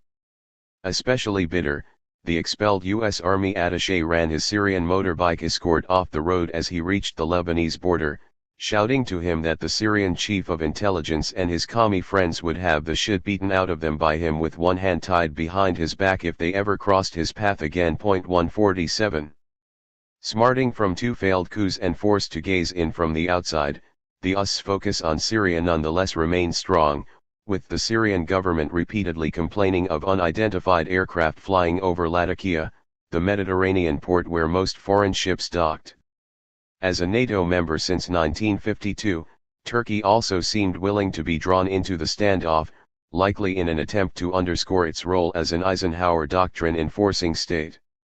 Indeed, at one point Eisenhower himself stated that the Turks were massing on Syria's border with a readiness to act due to anticipated aggression from Syria, and that the US would undertake to expedite shipments of arms already committed to the Middle Eastern countries, and further, would replace losses as quickly as possible. 148 On top of these pressure-building tactics, the US media continued its campaign to brand Syria a Soviet satellite, even though there was little evidence to support such assertions. Certainly by 1958 this seemed wholly implausible, as under the terms of Syria's merger with Egypt to form the United Arab Republic, both states had declared their respective communist parties to be illegal. 149 As a New York Times correspondent later described, a number of reports were nevertheless still filed, mostly describing Soviet arms and aircraft arriving in Syria, but these later proved to be false. 150 Even the Department of Defense was reluctant to buy into the ongoing CIA and Department of State Soviet, Syria narrative, with one of its reports stating that the Soviet Union has shown no intention of direct intervention in any of the previous Middle Eastern crises, and we believe it is unlikely that they would intervene, directly, to assure the success of a leftist coup in Syria. 151 Furthermore, on the subject of the anti-communist Turkish antagonism, one of Eisenhower's own advisors later wrote of how the Undersecretary of State reviewed in rueful detail some recent clumsy clandestine US attempts to spur Turkish forces to do some vague kind of battle against Syria. 152 Although a glimmer of hope came for the White House in 1961 following an army-led coup d'état that took Syria out of the short-lived United Arab Republic and restored Syrian independence, in many ways its only real function was to reverse Egyptian encroachment and end Damascus's status of subordination to Cairo. 153 Weak and lacking popular support, the post-coup regime was soon vulnerable to an increasingly militant wing of the Ba'ath and its numerous sympathizers within the armed forces. After seizing power in 1963, the Ba'ath renamed Syria the Syrian Arab Republic. 154 and sought to reaffirm its nationalist credentials, albeit outside Nasser's sphere of influence. Pro-Ba'ath military officers were promoted, including a prominent lieutenant colonel, Hafez al-Assad, who was made commander of the Air Force, while his brother Rafat assumed control over the party's militia. 155 As this worst-case scenario unfolded, the US and British leaders met but were only able to agree upon a vague path forward that sought the penetration and cultivation of disruptive elements in the Syrian armed forces, so that Syria can be guided by the West. 156. Next door in Jordan, however, things had been going a lot more smoothly. The young and British installed King Hussein bin Talal, whose Hashemite family claimed descent from the Prophet Muhammad, was proving much better at keeping his opponents at bay. 5 years into his reign, in 1957, the first significant challenge emerged as the increasingly popular Prime Minister Suleiman al-Nabulsi sought to affirm Jordan's neutrality and bring it closer to Syria and Egypt. Having won elections a year earlier, described by British officials as the first approximately free ones in the history of Jordan, he had also begun to use his mandate to reject offers of U.S. aid on the grounds that it came with strings attached, notably the normalization of relations with Israel and the severing of ties to Nasser. As a final straw, he also declared that communism is not dangerous to Arabs and began to establish diplomatic relations with the Soviet Union. 157. With all the alarm bells ringing, the usual suspects soon swung into action as CIA agents encouraged Hussein to dismiss al-Nabulsi on the grounds his supporters were plotting a coup. With no apparent evidence, Hussein duly claimed international communism and its followers were responsible for efforts to destroy my country and declared that we want this country to be inaccessible to communist propaganda and Bolshevik theories. 158. Having purposefully used the buzzwords of the Eisenhower Doctrine, the King's plea prompted the U.S. to move naval units to the eastern Mediterranean while Saudi troops moved into the southern port of Aqaba, effectively landlocking Jordan. In case a more full-blown intervention was needed, the U.S. even began to deploy Marines in Lebanon. Back in Amman, Hussein declared martial law and set about banning all political parties. 159. Boxed in on all sides, al-Nabulsi's movement had lost its momentum as the monarchy's autocratic powers were entrenched and the US show of force seemed to have had the desired effect.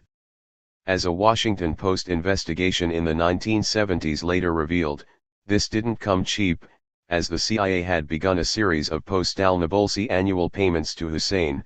These were to continue for the next 20 years and were in exchange for the agency having unfettered access to all of Jordan. 160. In his report to the Foreign Secretary, one British diplomat acknowledged that the new CIA-backed Jordanian regime was frankly repressive, but rather chillingly explained that Britain's interest is better suited by an authoritarian regime which maintains stability and the Western connection than by an untrammeled democracy which rushes downhill towards communism and chaos. 161. Staying in the shadows, other British officials advised Hussein to strengthen himself further by cultivating a stronger relationship with the Jordanian branch of the Brotherhood.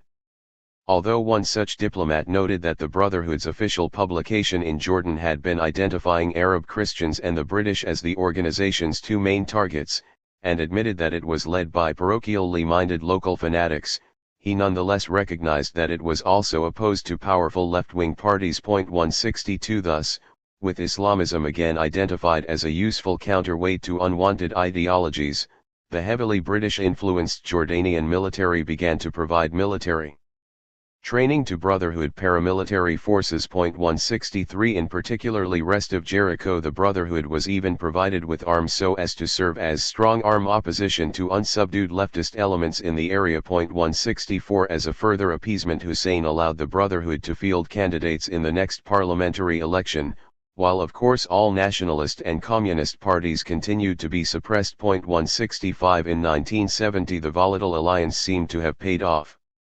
With Brotherhood militias helping the Jordanian monarchy put down the extensive Black September uprising led by a combination of Nasserists, Marxists, Palestinian Liberation Organization members, and even a faction of the Syrian Armed Forces. 166. As a reward for its loyalty, the Brotherhood had some members promoted to positions within the Jordanian government, while others were permitted to run militia training camps for Syrian Brotherhood recruits. 167.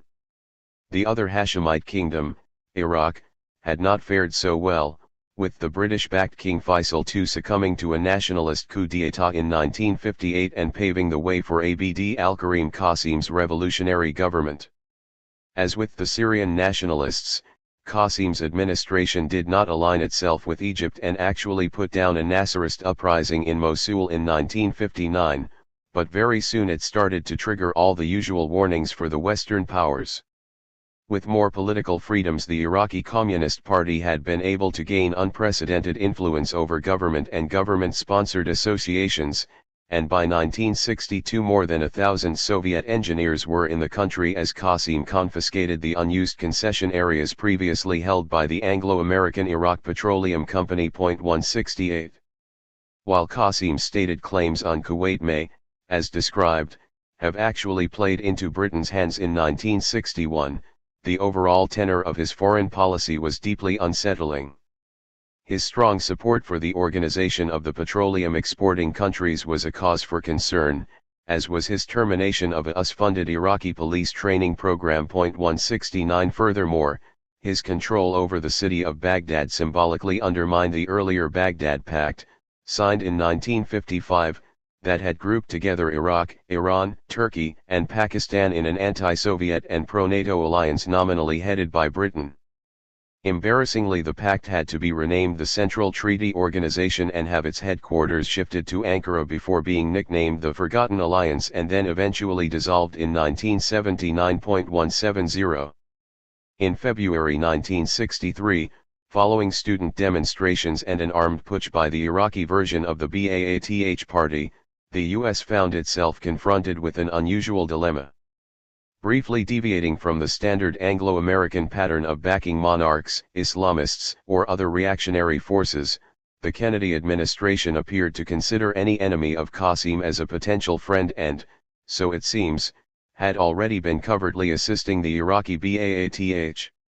With no formal connections to the more progressive Syrian Baath, the new Iraqi regime had a much smaller political base, with the party perhaps having less than 1,000 members and being reliant on the support of key army officers including Abdul Salam Arif, who became president, and Ahmed Hassan al-Bakr, who became prime minister.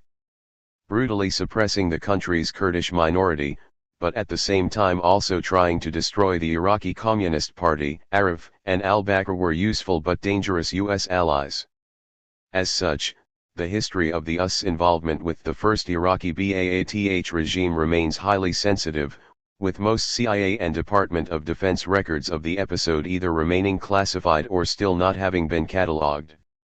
Nevertheless, Weldon Matthews has been able to piece together much of the story using available archival sources, the Iraqi press, and various memoirs, while a recent London School of Economics doctoral dissertation written by Brian Gibson has added a further layer of understanding by supplementing existing sources with interviews and other newly available material. 171.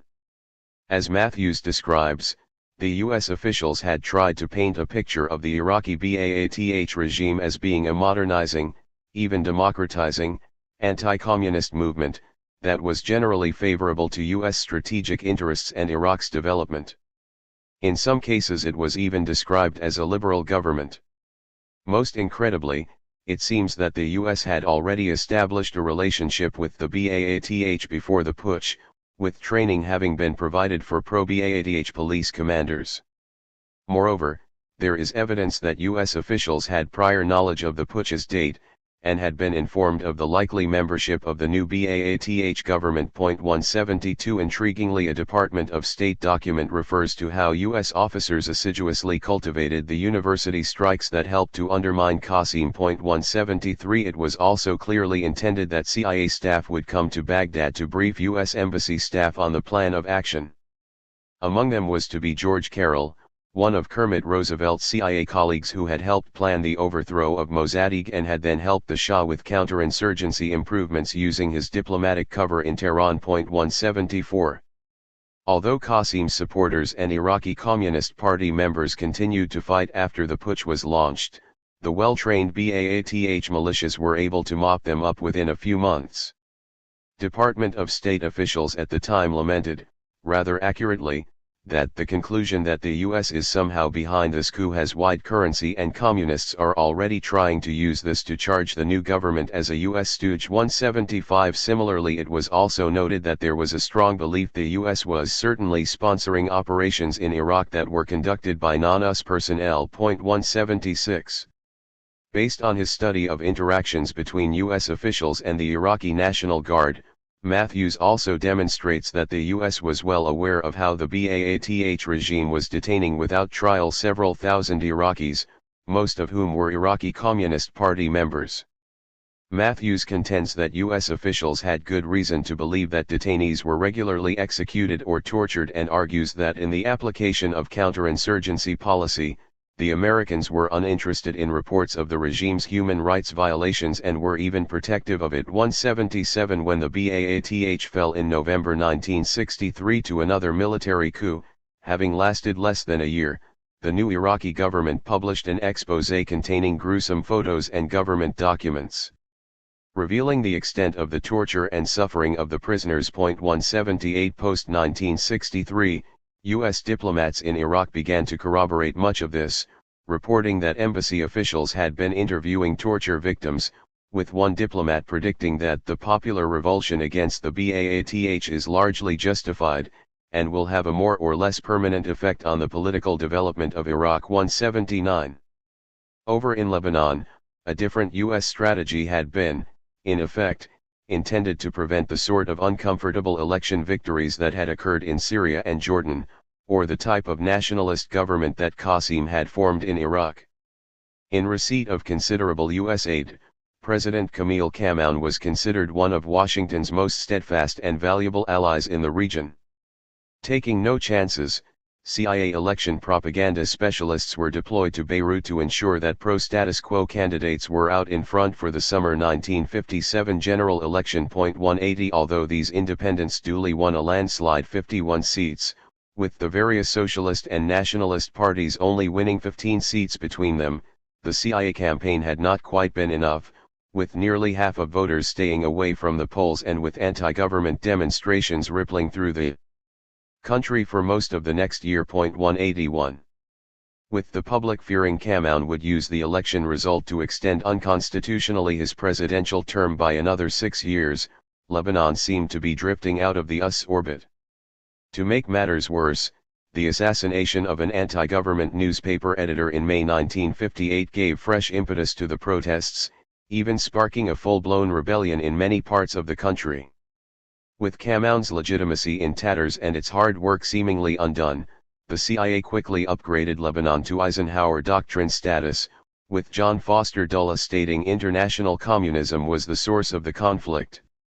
Even Eisenhower waded in, explaining that behind everything was our deep-seated conviction that the communists were principally responsible for the trouble, and that by seeking an additional term President Kamoun was motivated only by a strong feeling of patriotism. 182. With spurious grounds for intervention established, U.S. Navy warships were dispatched to Lebanon's coast while U.S. supplies were provided to the Lebanese police force along with tanks and weapons for the armed forces. Anti-communist U.S. propaganda detailing purported Soviet interference was pushed by new local radio stations, such as the Voice of Justice and the Voice of Iraq, which went on air at this time. These were described as mysterious Arab radio stations as nobody knew their origin. But a UN observation group answering to Dag Hammarskjöld reported no significant interference from the Egyptian, Syrian United Arab Republic, nor any at all from the Soviet Union. 183 Even more awkwardly, Lebanese fingers were also publicly pointing in other directions, with the beleaguered Kamoun complaining to Britain's Foreign Secretary of the evil influence of the Saudi money all over the Middle East. 184 Writing a few years later, the co-founder of the Institute of Policy Studies, Richard Barnett, admitted that Nasser certainly may have tried to exploit the situation in Lebanon, but was adamant that he did not create it. Barnett also claims that there were more than enough arms already in Lebanon to fuel the rebellion without the need for outside supplies, and that once again a government that had lost the power to rule effectively was blaming its failure on foreign agents. 185. With Lebanon still spiraling out of Kamoun's control, the U.S. seized on the July 1958 revolution in Iraq as a pretext for an even heavier intervention on the grounds of protecting the small democratic country. By the end of the summer more than 14,000 U.S. troops had arrived, more than the Lebanese police and armed forces combined. 186 In an apparent case of overkill, the large U.S. presence seemed to backfire when even the Lebanese army's commander-in-chief told Eisenhower's envoy that his men were becoming restless, that the Lebanese people wished to see Kamoun resign, and that U.S. troops should leave. 187 Although this provided an obvious opportunity for negotiation and the assuaging of the commander's fears of U.S. motives, the envoy reportedly instead pointed to an offshore U.S. warship and replied that just one of its aircraft, armed with nuclear weapons, could obliterate Beirut from the face of the earth. To press his point home, he then added that he had been sent to make sure that it wouldn't be necessary for U.S. troops to fire a shot, and stressed to the commander that he should make sure there were no provocations on the Lebanese side. 188. With less CIA operational experience and fewer British contacts to draw upon, the US's ability to head off threats in French-speaking North African Arab states was much more limited. Nevertheless, if either nationalist movements or Soviet penetration seemed likely, significant efforts were still made to apply some of the same counter-revolutionary strategies. In Algeria, for example, 4 French generals had launched a coup in 1961 in the midst of a post-independence civil war, in an effort to maintain Algeria's union with France and stand up to President Charles de Gaulle, who had pushed for an independent Algeria for Algerians. In this scenario, it seemed, an independent and free Algeria would have immediately smoothed the path for the National Liberation Front, the most prominent socialist and pro-independence movement, to stage some sort of communist takeover. 189. Several major newspapers, including prominent European dailies, soon began to suggest that the CIA had been involved. The French Ministry of Foreign Affairs refused to dispute the allegations, but the leading newspaper Le Monde concluded that it seems established that U.S. agents more or less encouraged Chala, the leader of the coup. 190. The U.S. media reaction was more mixed, with most outlets rejecting Le Monde's allegations, and some claiming that France sought a scapegoat, while others hinted at a Moscow-hatched plot to sour US-French relations. 191. Nonetheless, a New York Times report stated that the CIA was involved in an embarrassing liaison with the anti-Gaullist officers who staged last week's insurrection in Algiers. This has led to an increased feeling in the White House that the CIA has gone beyond the bounds of an objective intelligence-gathering agency. 192. As well as Maurice Chala, who as a former commander-in-chief of NATO's European forces was an ideal point man for the US, it also transpired that in 1960 CIA agents had begun to acquaint themselves with a former French Governor-General of Algeria who had reportedly warned them that de Gaulle was about to allow Algeria to become a Soviet base. 193. Other meetings between U.S. officials and Algerian provocateurs reportedly took place in Spain, which, according to an investigation published by The Nation, prompted a CIA promise that if the generals succeeded, then the U.S. would recognize the new military-led Algerian state within 48 hours. 194. More broadly, the coup's objectives may have reflected the CIA's ambitions to weaken de Gaulle's position in France. Increasingly distrusted in Washington, he had already refused to incorporate French forces into NATO's integrated command structure, and, perhaps most problematically, had objected to exclusive U.S. control over NATO's combined nuclear arsenal. He had also called for the removal of all U.S. military bases from French territory and for the U.S. to remove itself from Indochina. 195. Although the Algeria coup failed, de Gaulle remained dogged by its remnants, who formed the remarkably well-organized paramilitary organization de l'Armée Secrète. Operating branches in both Algeria and metropolitan France, its covert anti-government operations were fictionalized a few years later in the best-selling thriller The Day of the Jackal. 196. Interviewed much later, former head of French intelligence Pierre Lacoste revealed that the CIA had indeed provided support to the OAS in its efforts to attack de Gaulle during the 1960s. 197. Further west, in Morocco, the challenge was somewhat more straightforward, with Le Mouvement de Officiers Libres becoming increasingly active in the 1970s in its attempts to remove the Moroccan Alawite monarchy, improve human rights, fight corruption, and set up a democratic Arab Islamic Republic of Morocco. In this sense, its members were similar to the first wave of Arab nationalists, albeit without the emphasis on secularism. Having tried to shoot down King Hassan II's aircraft in 1972, the movement began to grow in strength and by the early 1980s seemed to have infiltrated many of the country's key institutions. As far as the US was concerned, the fall of Hassan II was unthinkable, as his armed forces had been helping both the UNITA militias in Angola and aiding US strategy in Zaire. With more than 100 US nationals reportedly embedded within the Moroccan military, and with the U.S. Assistant Secretary of Defense for International Security having visited the king with a team of 23 experts, the Moroccan capital by this stage was considered one of the CIA's most important outposts in Africa. 198. In 1983, local newspapers reported that the head of Moroccan security, General Ahmed Daylimi, had been killed in a car accident. As William Bloom notes, he was likely a secret member of the revolutionary movement. Le Monde's correspondent on the ground was certainly suspicious of the accident's circumstances and suggested that Daylimi's death required further investigation.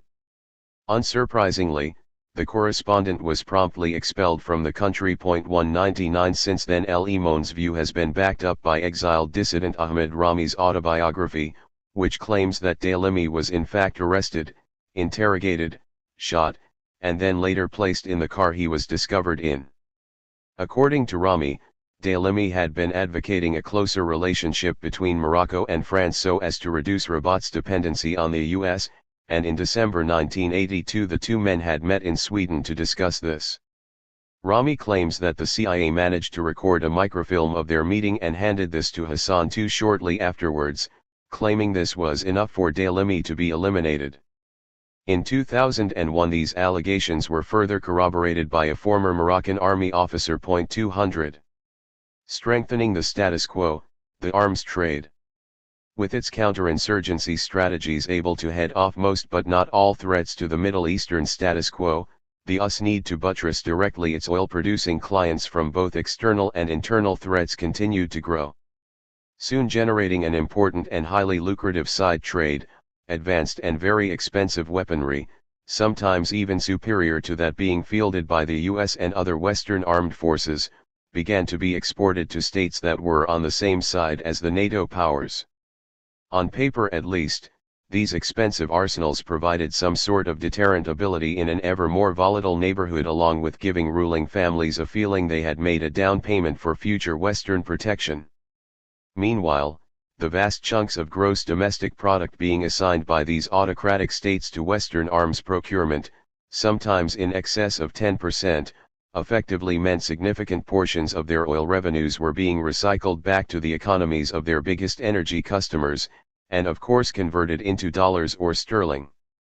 Throughout the 1970s, the ever more repressive Shah of Iran was one of the biggest cogs in the wheel, purchasing large quantities of US and British equipment, including the latter's Chieftain tanks. With an order placed for a massive 1,500 of the vehicles, and payment made entirely up front, only 185 were delivered to the Shah's armed forces by the time of the 1979 revolution, thus allowing the manufacturer and Britain's Ministry of Defence to pocket an estimated £400 million and cease all further deliveries. 201 Already beginning to eclipse Iran, however, the six Arab Gulf monarchies soon emerged as an even greater prize for the West's increasingly export-focused arms industries. Formed in 1981 and headquartered in Riyadh, the new Gulf Cooperation Council, ostensibly a political and economic union, was also envisaged as a new Western-equipped military bloc to counter supposed threats to the regional order from revolutionary Iran and elsewhere. 202 In this sense, the GCC was the latest attempt at building a NATO-armed Middle Eastern fortress, replacing the ill-fated Baghdad Pact, the Central Treaty Organization, and the even shorter-lived Middle East Command that had briefly tried to link the Western powers with Turkey, Israel, and Jordan. 203 Within a few years, Saudi Arabia alone had bought more than $2 billion of U.S. arms, most of it never to be used, while Britain's arms exports to other GCC members, most of which were heavily promoted by the Ministry of Defence's newly formed Defence Export Sales Organization, soon rose to nearly £800 million per annum. 204. As important as the protection it was supposed to offer, and the petrodollar generation it clearly facilitated, the fast-growing Middle East arms trade also enriched numerous powerful individuals on both sides of the fence. As Fred Halliday observed, even by the mid-1970s the flow of weapons from the West to the Gulf had already led to corruption on a hitherto undreamed of scale. In one remarkable case, a British fixer who had previously been a military officer had even tried to take legal action against a British Aircraft Corporation salesman whom he alleged had agreed to pay him commissions of between 5 and 10% on all arms sales to Arab countries. The disgruntled intermediary confidently claimed to the court that he had only received £40,000 of the funds he was owed. 205 In numerous other cases prominent Saudi and American interlocutors, some of whom are still alive today, were able to broker commissions of hundreds of millions of dollars per deal, creating a new subset of the world's richest men by the end of the 20th century.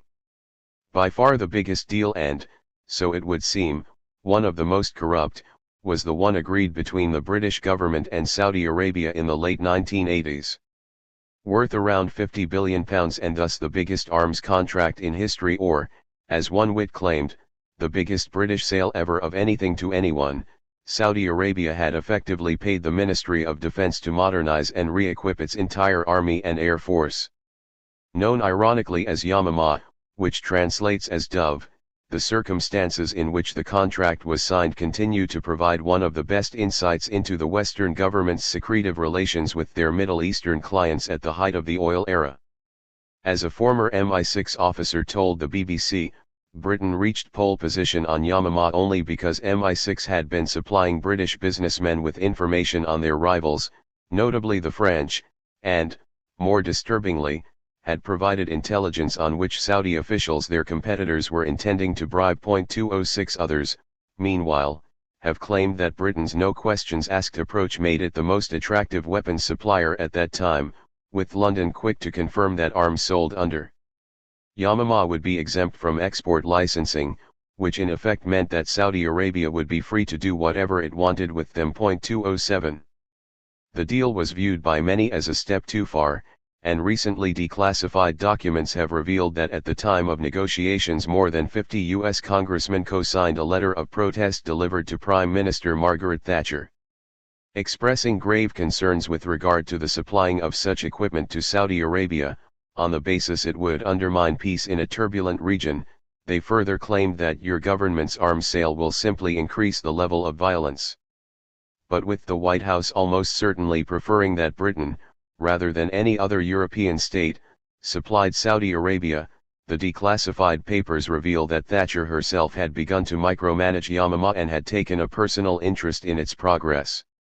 Notably, she wrote to the Saudi Minister for Defense to tell him he had made a wise decision and to guarantee him that the contract would be entirely handled by the British government.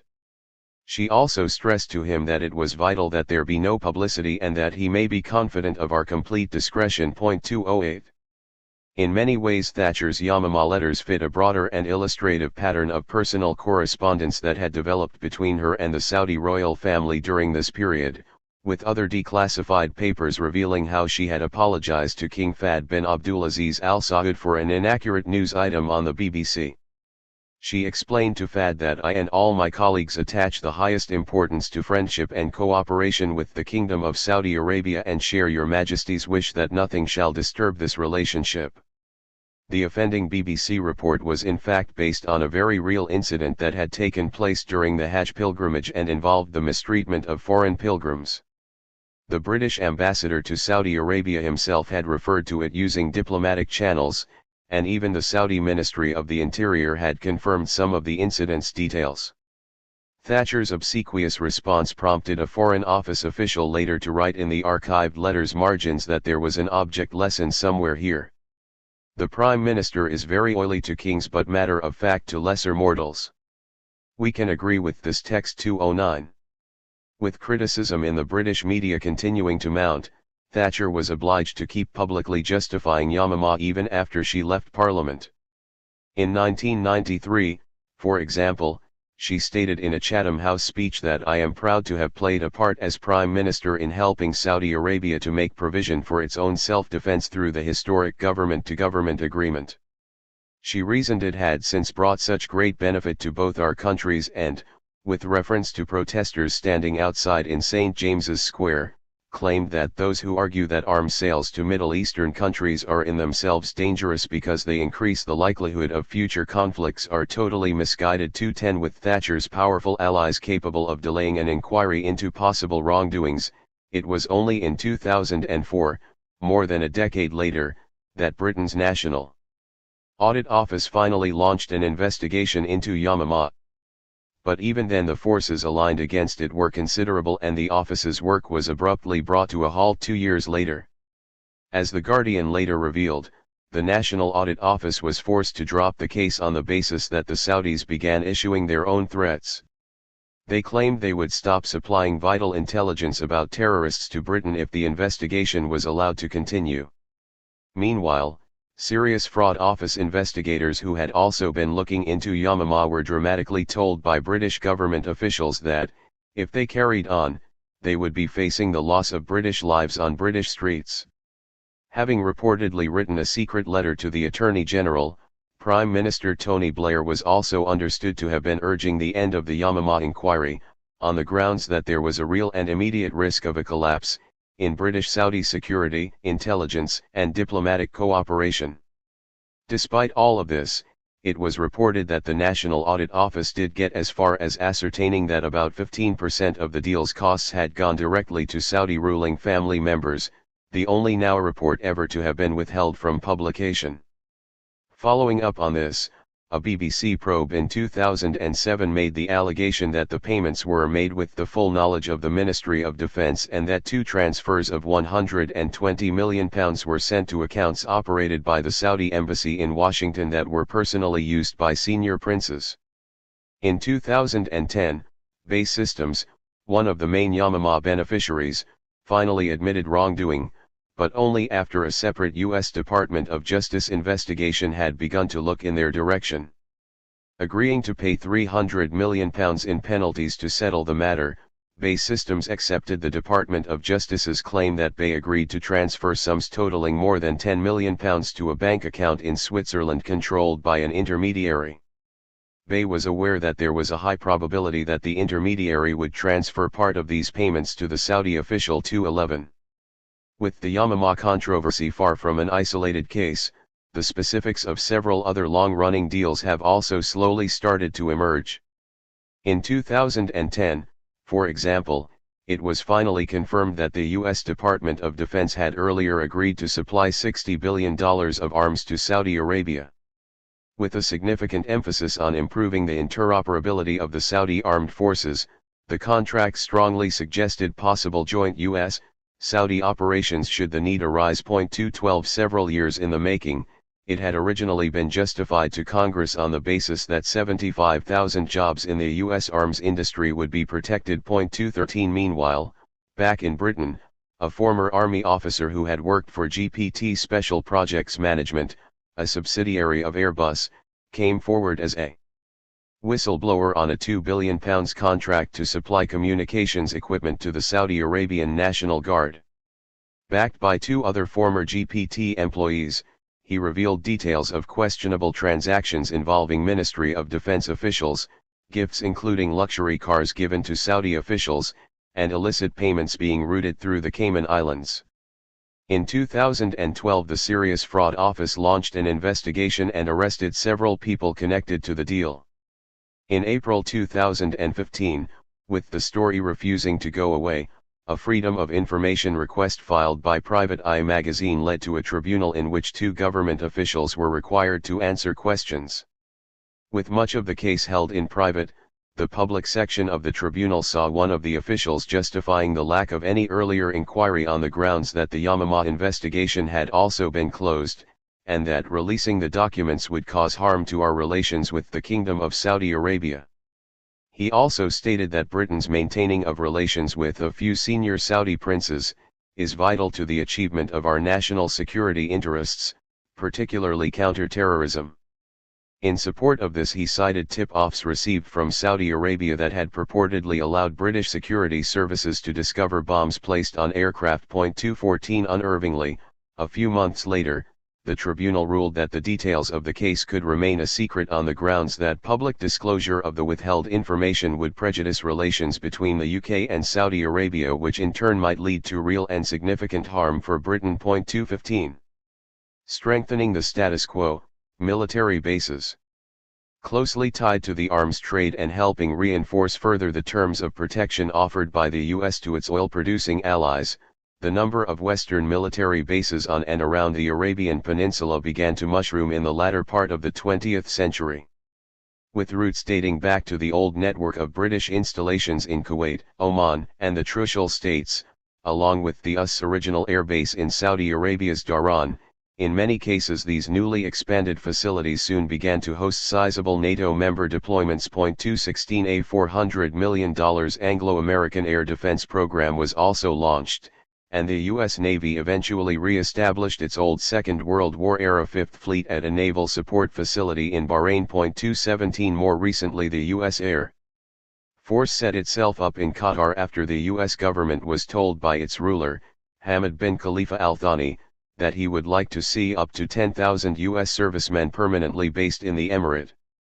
Duly shifting personnel from a more discreet camp at Saudi Arabia's Prince Sultan Air Base, the U.S. formally turned Qatar into CENTCOM's forward headquarters and soon added accommodation for an array of special forces, and a CIA outpost. 218. By 2010, at least 4 of the Gulf monarchies that had purchased the latest U.S. anti-missile system had been promised by CENTCOM that Aegis destroyers equipped with early warning radars would be on patrol in the Persian Gulf at all times. 219.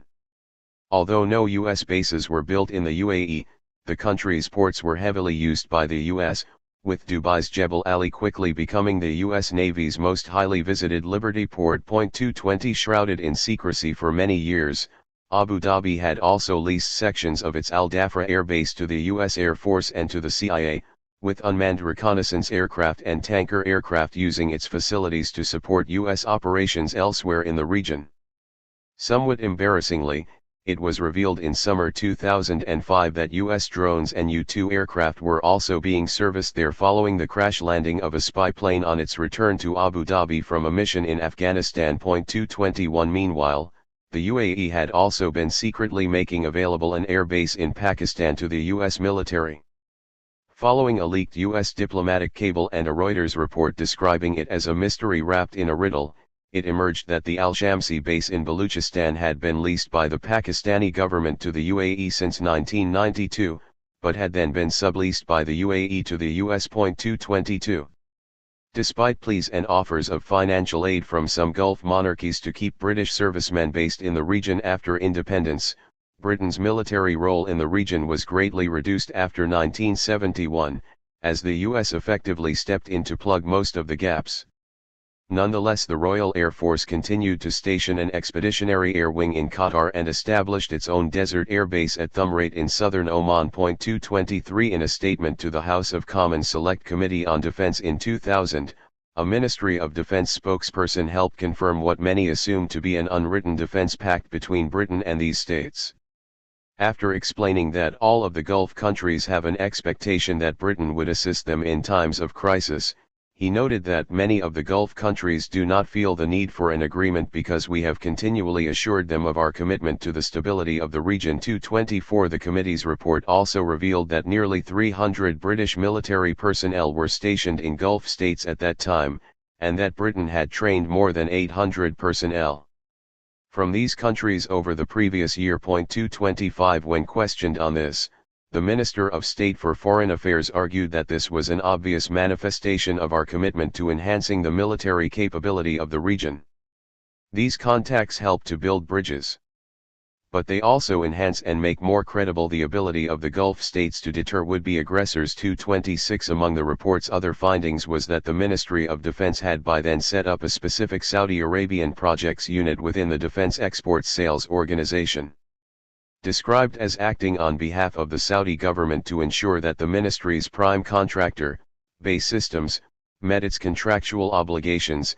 It was understood to be staffed by a mixture of RAF, Royal Navy, and civilian personnel. The committee stated that the precise arrangements surrounding the unit were sensitive but did not elaborate further. 227. In fact, It recommended even deeper ties with Saudi Arabia and for the Ministry of Defense to be even more forthright in connecting further arms sales to formal military arrangements between the two countries. It concluded that the Ministry of Defense should be prepared, on occasions, to be more direct in linking the promotion of British equipment to military assistance.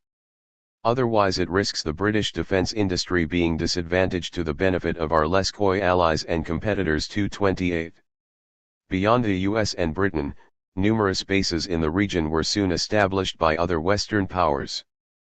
Canada, for example, built the secret Camp Mirage outside Dubai and used it as a rest and supply station for Canadian and Australian troops working elsewhere in the Middle East. 229. In 2009, France also opened a base in the UAE after a new and more hawkish leadership in Abu Dhabi succeeded the more cautious former ruler Zayed bin Sultan Al Nahyan, who had long resisted the overt presence of Western servicemen. 230. Certainly France's Camp de la Paix was inaugurated with considerable fanfare, with even President Nicolas Sarkozy appearing in person. 231. It was followed up by announcements that the French Navy would begin using facilities at Port Zayed, and that UAE diplomats could begin using French embassies in countries where there was no UAE presence.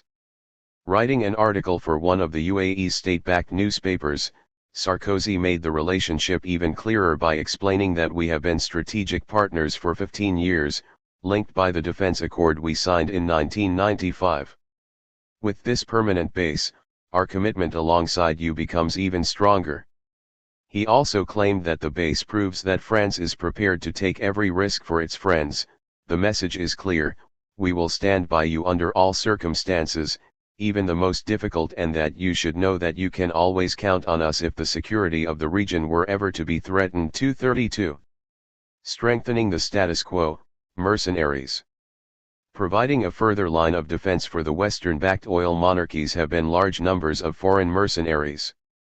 At all ranks and files, from foot soldiers up to senior military advisors, the dependence of Gulf rulers on their presence has historically provided the US, Britain, and other Western governments with some considerable comfort, especially if their own expatriates are there on the ground.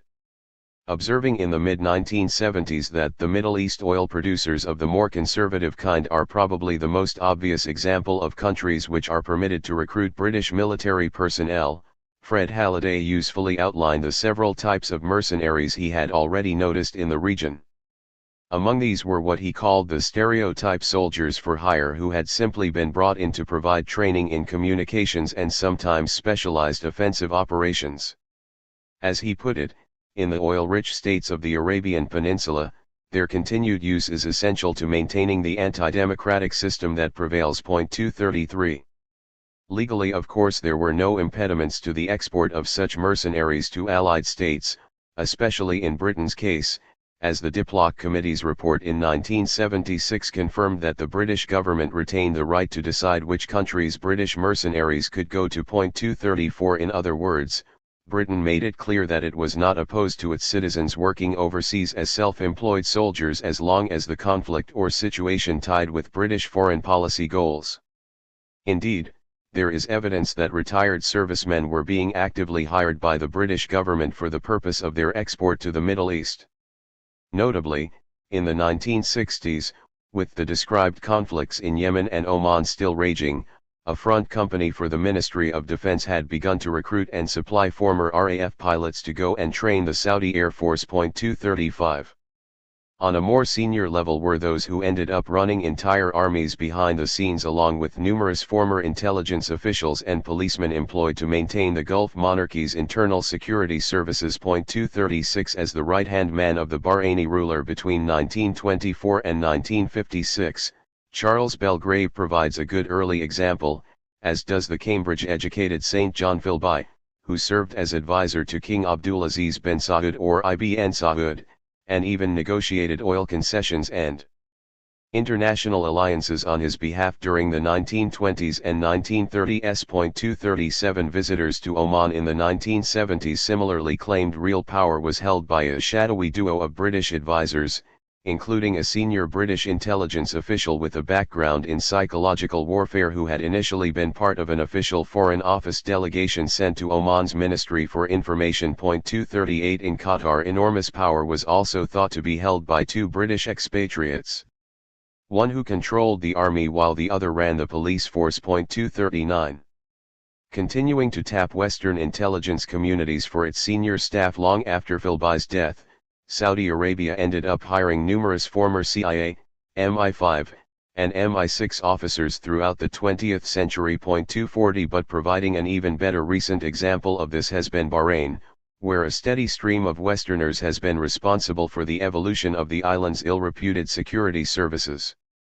Referred to by visitors as a mysterious officer, the same Ian Henderson involved in putting down the Mau Mau rebellion in Kenya had soon been hired by the Al Khalifa ruling family to protect their regime from steadily growing public dissent. 241 Bumping into Henderson at a party in 1973, when studying on a Fulbright scholarship, former CIA official Emil Knackley recalls being told that he and everyone else was already under surveillance. 242 Earning the nickname Butcher of Bahrain, Henderson was in many ways just the tip of the iceberg, as dozens of other British and Western expatriates later arrived. 243. Despite numerous accusations of Henderson's personal involvement in torture in Bahrain, many of which continue to be made after his death, he was never questioned on his numerous return trips to Britain, and in 1984 he was decorated with a CBE by the Queen. 244 In 2015 a secret Foreign Office report dating from 1977 and entitled Internal Security in Bahrain was considered for declassification following a Freedom of Information request by a Bahraini rights organization. 245 Some parts of the document were declassified and revealed that Henderson had been in close contact with British officials and that 9 officers were on loan to Bahrain from Britain's Special Branch. 246 The other parts of the document were however kept classified on the grounds that international relations could be damaged were they to be released. Although the British government's spokesman insisted on making most of his comments during a secret portion of the hearing, he did note in the public part that any further disclosure of the paper could also harm current British efforts to reform Bahrain's security forces. 247.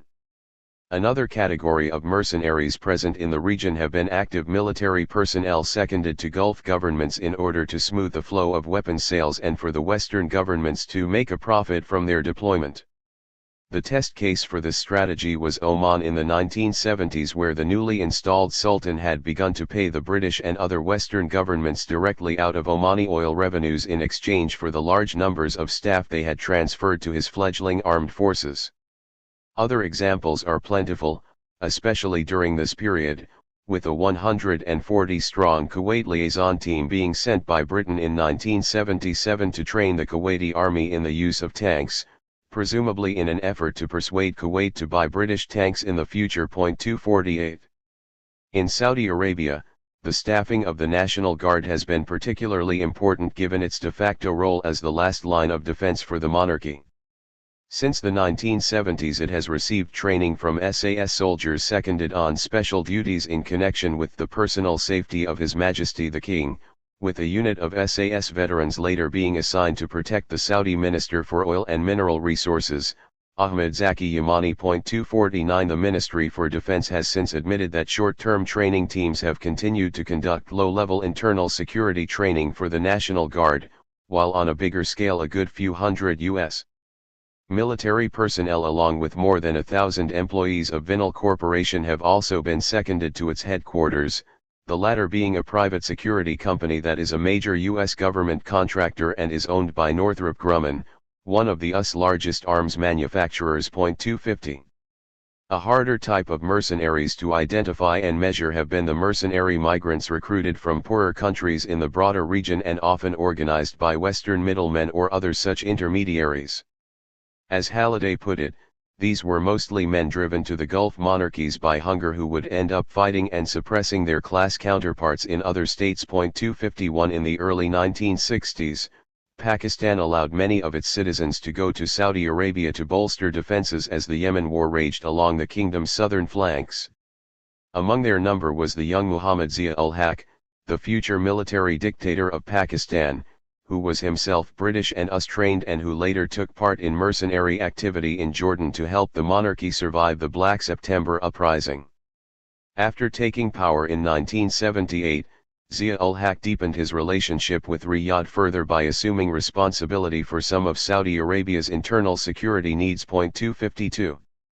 Similarly in Oman, huge numbers of South Asian fighters became integrated into the official armed forces, with an estimated 40% of all Oman soldiers at one point being Baluchi. In this sense, the Omani army was increasingly taking the form of earlier British-led forces in Africa and India, in which militias were not only made up of natives, but also the natives of poorer nearby colonies. 253. The armed forces of other Gulf monarchies quickly adopted much the same format, notably Bahrain, where perhaps an equally high percentage of its troops hailed from Baluchistan and other parts of Pakistan. Controversially, by the time of the US-led military build-up to liberate Kuwait in 1991, there is evidence that members of the Gulf monarchies even considered US troops to be brought-in mercenaries. Interviewed by the Wall Street Journal, one Saudi official replied, "You think I want to send my teenage son to die for Kuwait? We have our white slaves from the US to do that." Describing it best, a Saudi academic stated that the US soldiers are a new kind of foreign worker here. We have Pakistanis driving taxis and now we have Americans defending us. 254. 3. The road to Al-Qaeda, the CIA's baby. Searching for an Islamic State, Britain's caliphate. Having repeatedly identified conservative and reactionary Islamist movements as strategic allies in numerous conflicts and standoffs, whether against the Bolsheviks in the early 1920s or against revolutionary Egypt and the democratically elected prime ministers in Iran and Jordan in the 1950s, British officials had also been dabbling with those who propagated a much grander and transnational Islamic State project. In this sense, Britain had long recognized not only the one-off usefulness of those committed to building traditionalist Sharia law states in specific countries, but also the broader value of being able to liaise with some sort of truly pan-Islamic organization that could serve as a powerful counterweight to Britain's primary and largely secular enemies in the region, including the various national liberation movements, communists, and all who sought an end to British monopolies over their nation's valuable resources and markets. For much of the 19th century, Britain had supported the Ottoman Empire and its constituent caliphate as an effective buffer against Russian encroachment into the Middle East and southeastern Europe. The two powers had of course even fought alongside each other in the Crimean War from 1853 to 1856, immortalized for most Britons today by tales of the heroic charge of the Light Brigade. But with the Ottoman Empire known as the sick man of Europe and in steady decline by the end of the century, its ability to protect and project the power of the caliphate was increasingly questionable. 1. Hedging their bets, in 1885 British intelligence officials held a meeting with regional activists to discuss the prospect of a new and more conservative pan-Islamic alliance that could be used to confront both Russia and, so it seemed, the Nada or awakening that had been sweeping from Egypt into the Levant and other Ottoman territories, and had catalyzed a period of intellectual modernization and reform. 2. As Robert Dreyfus describes, referring to the meeting, there was a pattern here that would endear right-wing Islamism to Western imperial strategists for generations to come, the opposition to nationalism, and their support for vague notions of an Islamic State. 3. Notably, the fact that the same activists the British officials met had also been publicly calling for the restoration of Islamic rule over all lands that have once been Muslim, which presumably included parts of Europe, did not seem to ring alarm bells. Or if it did, it was likely deemed manageable blowback, as many of these Islamic State proponents went on to assume prominent positions, including that of Grand Mufti, in British-ruled Egypt. 4. As a final straw, the Ottoman Empire's alignment with Germany during the First World War prompted even stronger efforts in London to make sure that Istanbul would no longer have any claims to Islamic leadership.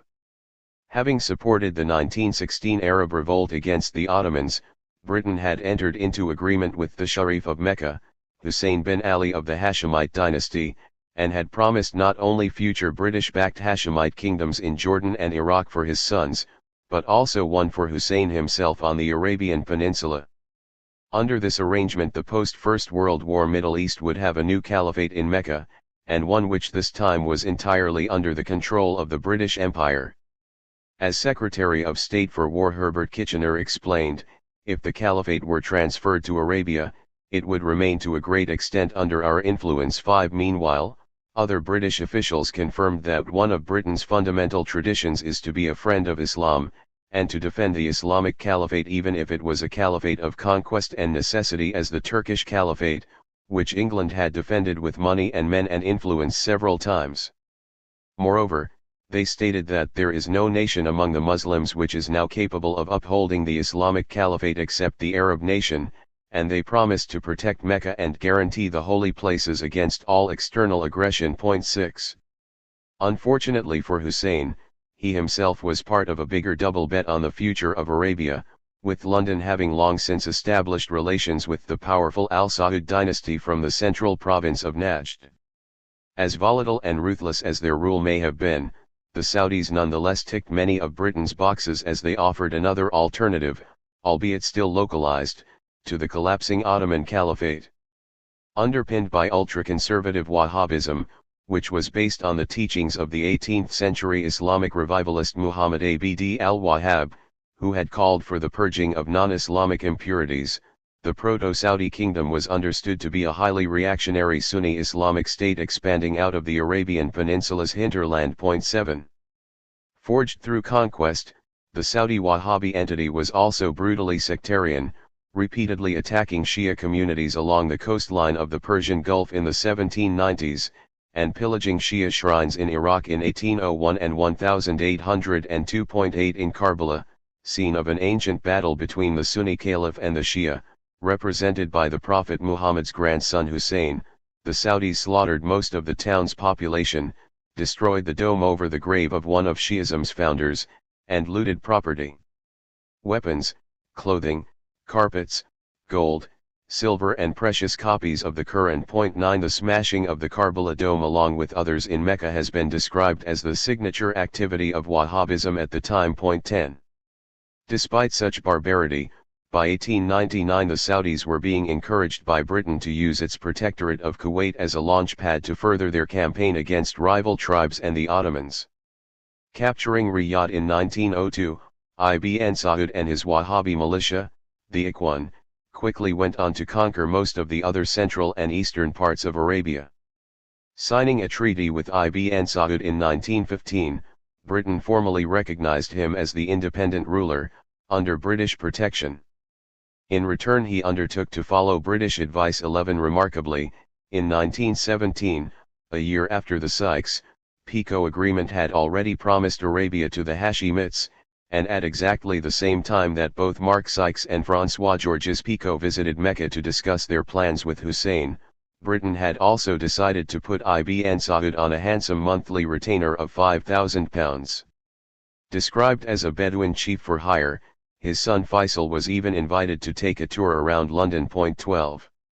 With the First World War drawing to a close, it still seemed Hussein was in pole position, as his monthly retainer was £12,000, and an estimated £11 million, an enormous sum for that time, had been transferred to the Hashemite coffers. 13 Having coordinated much of the Arab revolt via their man on the ground, Colonel Thomas Lawrence, or Lawrence of Arabia, Britain's Cairo-based Arab Bureau continued to back the Mecca plan on the basis they would be best placed to oversee the process of switching the caliphate from Turkish to Arab control.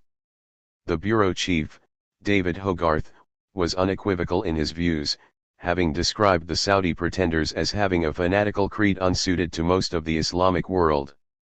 With the Ottoman Empire all but finished by 1919, Hussein duly pleaded with Hogarth and others to ensure that Ibn Saud's power was held in check and that the Ikhwan was destroyed, because it was a political society in the cloak of religion. 14 By the end of the year it seemed London was heeding such calls and was prepared to fulfill the Sykes-Picot promises, as at one point even the Royal Air Force was used to support Hussein's attempts to roll back the Saudis. 15.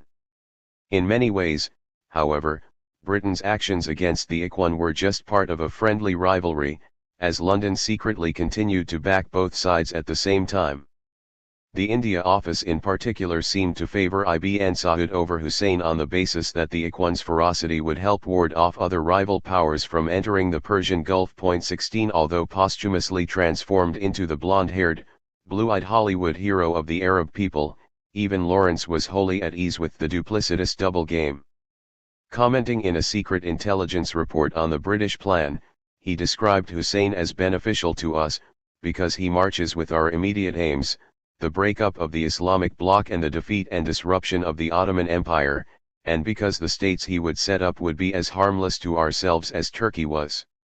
The ideal scenario for Lawrence, it seemed, was if properly handled the Arab states would remain in a state of political mosaic, a tissue of jealous principalities incapable of cohesion, and yet always ready to combine against an outside force. 17 He also later explained that Hussein was ultimately chosen because of the rift he would create in Islam.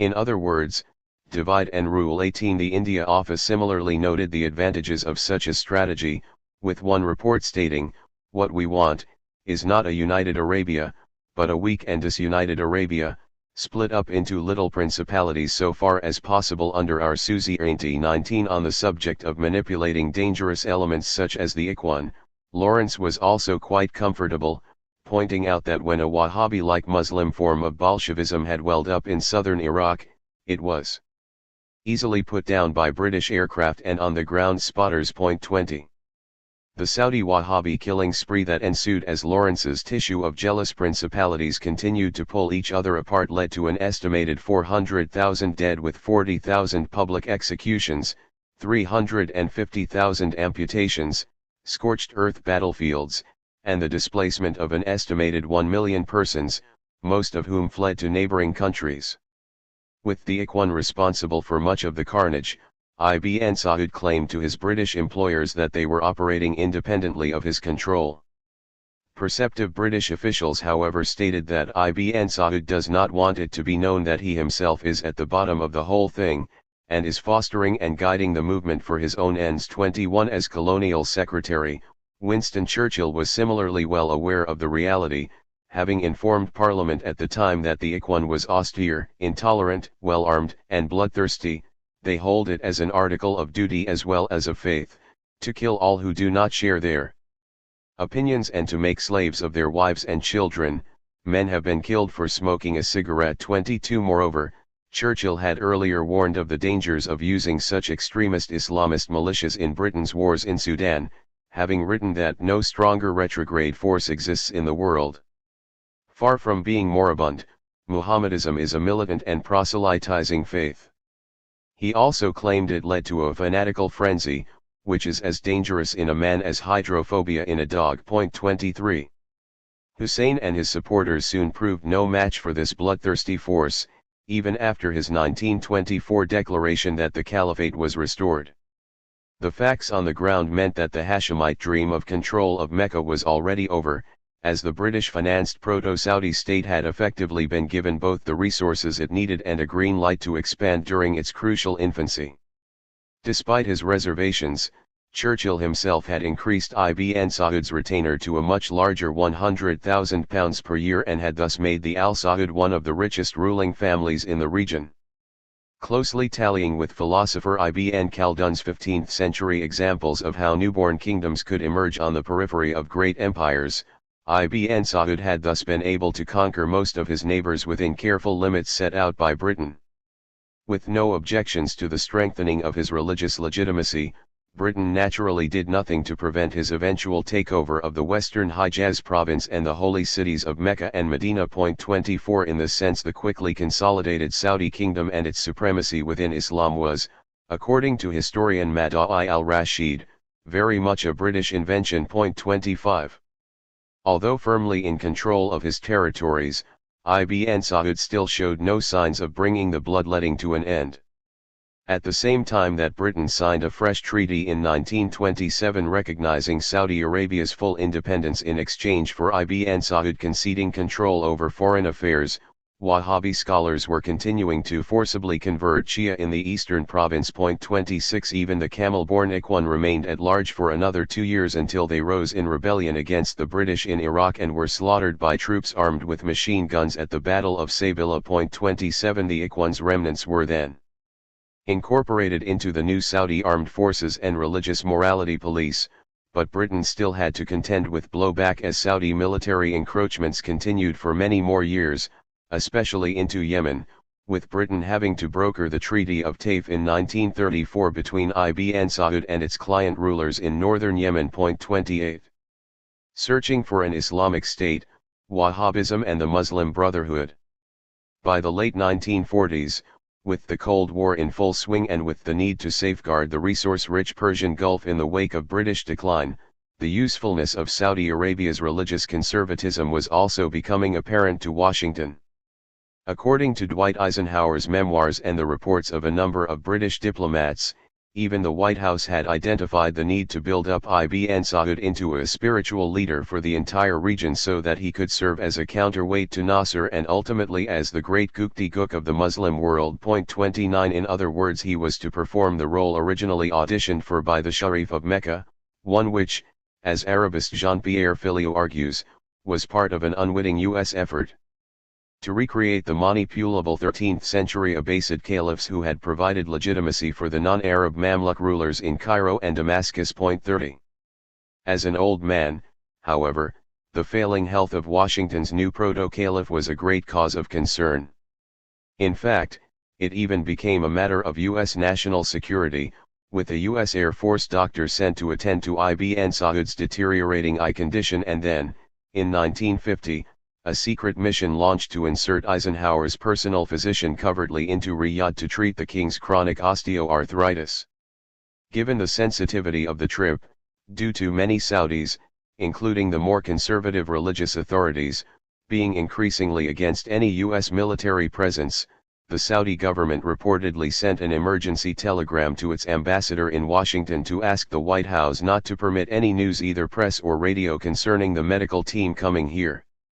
According to Secretary of State Dean Acheson, who referred to a subsequent U.S.-Saudi defense pact, the secret medical trip was a diplomatic stroke which paved the way for the signature of an extremely favorable U.S.-Saudi Arabia agreement. 31.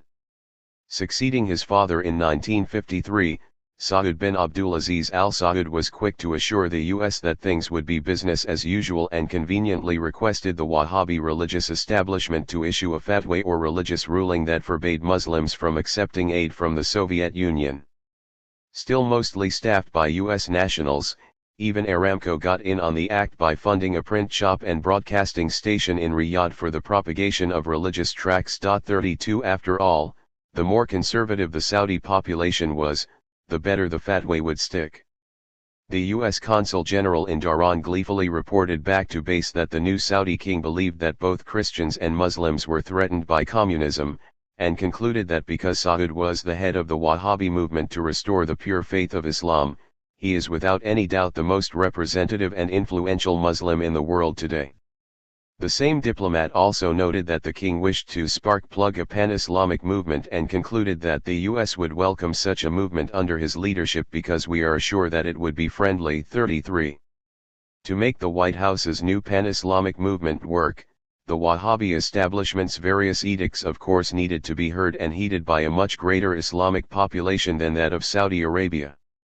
The plan, it seems, was to somehow facilitate a pragmatic link-up between Riyadh and the various chapters of the Muslim Brotherhood so as to form an even stronger and transnational conservative Islamic front.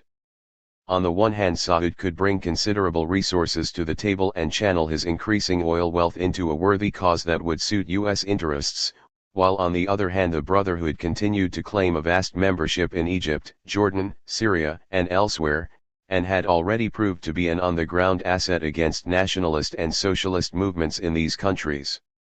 Most importantly, all parties were willing to speak loudly the language of the Cold War, with the Brotherhood's leadership publicly distancing itself from earlier episodes of anti-British violence, while its official newspaper began to carry a daily column entitled The Fight Against Communism. 34. According to Georgetown University's John Vall, the rebranded Brotherhood by this stage was a smart intelligence vehicle for the CIA, and, as he argues, the US would have been stupid not to have had a relationship with them. 35 The point man, it seems, was Hassan al-Banna's son-in-law, said Ramadan.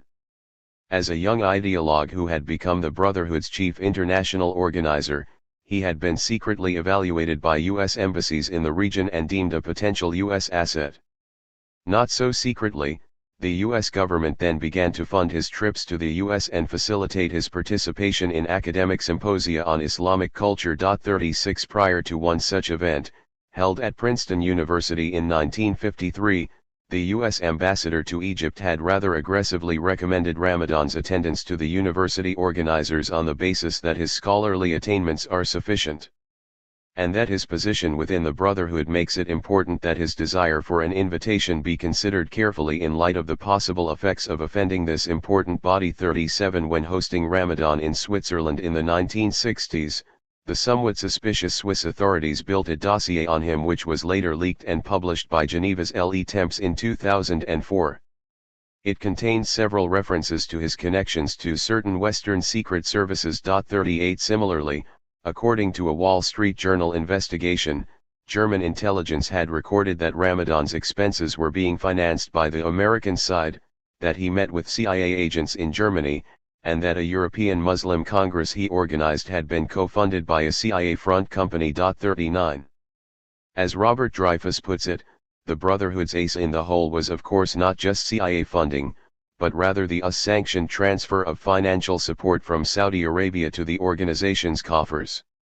Although former CIA Station Chief Ray Close has revealed that Riyadh was adamantly opposed to its activities inside Saudi Arabia, and had blocked its efforts to set up a formal branch in Mecca in 1946, he explained that the Al Saud were very tolerant of the Brotherhood and encouraged it in Egypt, Sudan, and elsewhere. 40 As with most elements of the Saudi Brotherhood relationship, such support was nothing new, with a U.S. diplomat based in Jeddah during the 1940s having described al-Banna as a frequent visitor, because Saudi Arabia was his principal source of financing and that he had no hesitation in meeting Westerners. Al-Banna was also described by the same diplomat as having held follow-up meetings at the U.S. Embassy in Cairo and being perfectly empathetic. 41 Under King Saud and Ramadan, such arrangements of course became even tighter, but it was to be under one of Ibn Saud's other sons, Faisal bin Abdulaziz al Saud, that the relationship really took off. As Crown Prince and then also Prime Minister of Saudi Arabia, and with his mother a direct descendant of Muhammad Abd al-Wahhab, Faisal was a man after the CIA's heart. He had toured around Muslim countries describing Marxism as a subversive creed originated by a vile Jew, and had declared that the communists fear the expansion of our Islamist movement because it will reach the Islamic territories that have fallen under their oppressive domination. 42 In 1961 he had established the Islamic University of Medina before even setting up the kingdom's first television station. 43 As an intended counterweight to the Gamal Abdel Nasser-controlled Al-Azhar University in Cairo, Faisal's brainchild received lavish ruling family funding and was heavily staffed by exiled Brotherhood members and sympathizers, including Sayyid Qutb's brother Muhammad. 44 More importantly, Faisal had also begun to establish a system of international institutions that would serve for the next half-century as the primary international conduits of Saudi oil wealth to the Brotherhood, and eventually far more extremist organizations. Most notably, in 1962, he had set up the Mecca-based Muslim World League with Ramadan as his co-founder. 45 Described as a who's who of right-wing Islam at the time, the new organization was considered by a former British ambassador to have been an instrument for whipping up interest in and support for Saudi policies and a vehicle to place Faisal in a friendlier Islamic environment than being surrounded by Arab nationalist states. 46 With all of this underway, there was understandably great impatience for Faisal to become king, especially given lingering concerns that his brother might ultimately prove unable to counter the advances of nationalist movements on his doorstep. Indeed, a secret Foreign Office report in 1963 warned that Saud was struggling to speed evolution in order to avert revolution. 47 Having already begun to plan for Faisal's formal succession, The US and British governments soon had their way, as within a year of the Foreign Office's warning another well-timed Wahhabi establishment fatwa had justified Faisal's supplanting of his brother. 48. Doing his backers proud as the new king, Faisal soon not only founded and funded Ramadan's Islamic Center in Geneva but also went on to establish the organization of the Islamic Conference. 49. The usefulness of the latter, just like the Muslim World League, was also confirmed by Western officials, including a British Foreign Office minister who in 1966 described it as a congress that would help oppose communism and defend the faith. 50. A U.S. Department of State report filed a few years later similarly praised Faisal's new state-backed entities and revealed that a discussion had already been held with him on the best way for oil revenues to be spent in order for the kingdom to build up influence in the Third World and among less favored nations. Notably, Riyadh's formidable financial and petroleum reserve was recognized as a key plank in its diplomatic talents in the international community for and on behalf of U.S. strategy. 51. To back all of this up, a new network of Islamic banks and other such financial institutions was obviously necessary. Wholly encouraged by the Western governments, they were often set up with the assistance of Western companies and consultants, while teams of academics drawn from both the Islamic world and the West were tasked with finding Sharia-compliant solutions to ease the sector's integration into global finance. 52. By the time of Anwar Sadat's succession, the entry of these banks into the Egyptian market was considerably smoothed following his new infida or openness policy, which was seen as a huge opportunity for both right-wing Islamists and conservative business owners to get a bigger stake in the country's economy. After claiming that most of the commanding levers of the policy of economic opening are now in the hands of former Muslim brethren who were in exile and have now returned to Egypt, the Brotherhood's leaders even issued a formal declaration requiring their members to support the infida. Indeed, some actively took part in strike breaking against workers who tried to resist the new capitalist structures. 53. As arguably Egypt's first Islamic bank, MIT Gomra was set up by German experts and had a founder who stated that he had established it to prevent the Islamic identity fading away, in preparation to shift to Marxism. 54. With a system that did not charge interest but yet was still able to cooperate fully with overseas banks and investors, it had become a useful vanguard for Saudi capital in what was once an inhospitable environment. Soon after, a number of Gulf-based Islamic banks were directly able to establish branches in Egypt. Among these was the Faisal Islamic Bank of Egypt, which was owned by Faisal's son Muhammad and approved by Egypt's Grand Mufti. With Sadat eventually sponsoring a special new law to charter the institution, it was to be protected from nationalization and granted immunity from various Nasser-era taxes. Unsurprisingly, its board of directors included the Brotherhood-linked theologian Yusuf al-Qaradawi, along with other reactionaries such as Abdel Latif al-Sharif and Omar Abdul Rahman, the latter being a spiritual advisor to Egypt's Islamic Jihad organization and later convicted for his role in the 1993 New York World Trade Center attack. 55. As Tufts University's Ibrahim Ward explains, by the time these Islamic banks were establishing themselves, ideologically both liberalism and economic Islam were being driven by their common opposition to socialism and economic dirigisme. 56. Moreover, as Dreyfus describes, by this stage it was very normal to see major figures in the new Islamic banking sector being non-Muslim Westerners, many of whom were readily able to quote narrowly Quranic interpretations supporting the view that Islam was essentially a free market supporting religion. As he also contends, the bulk of Islamic banking activity probably wasn't even taking place in Muslim-majority countries, with most taking place in Western capitals or Britain's various offshore banking havens.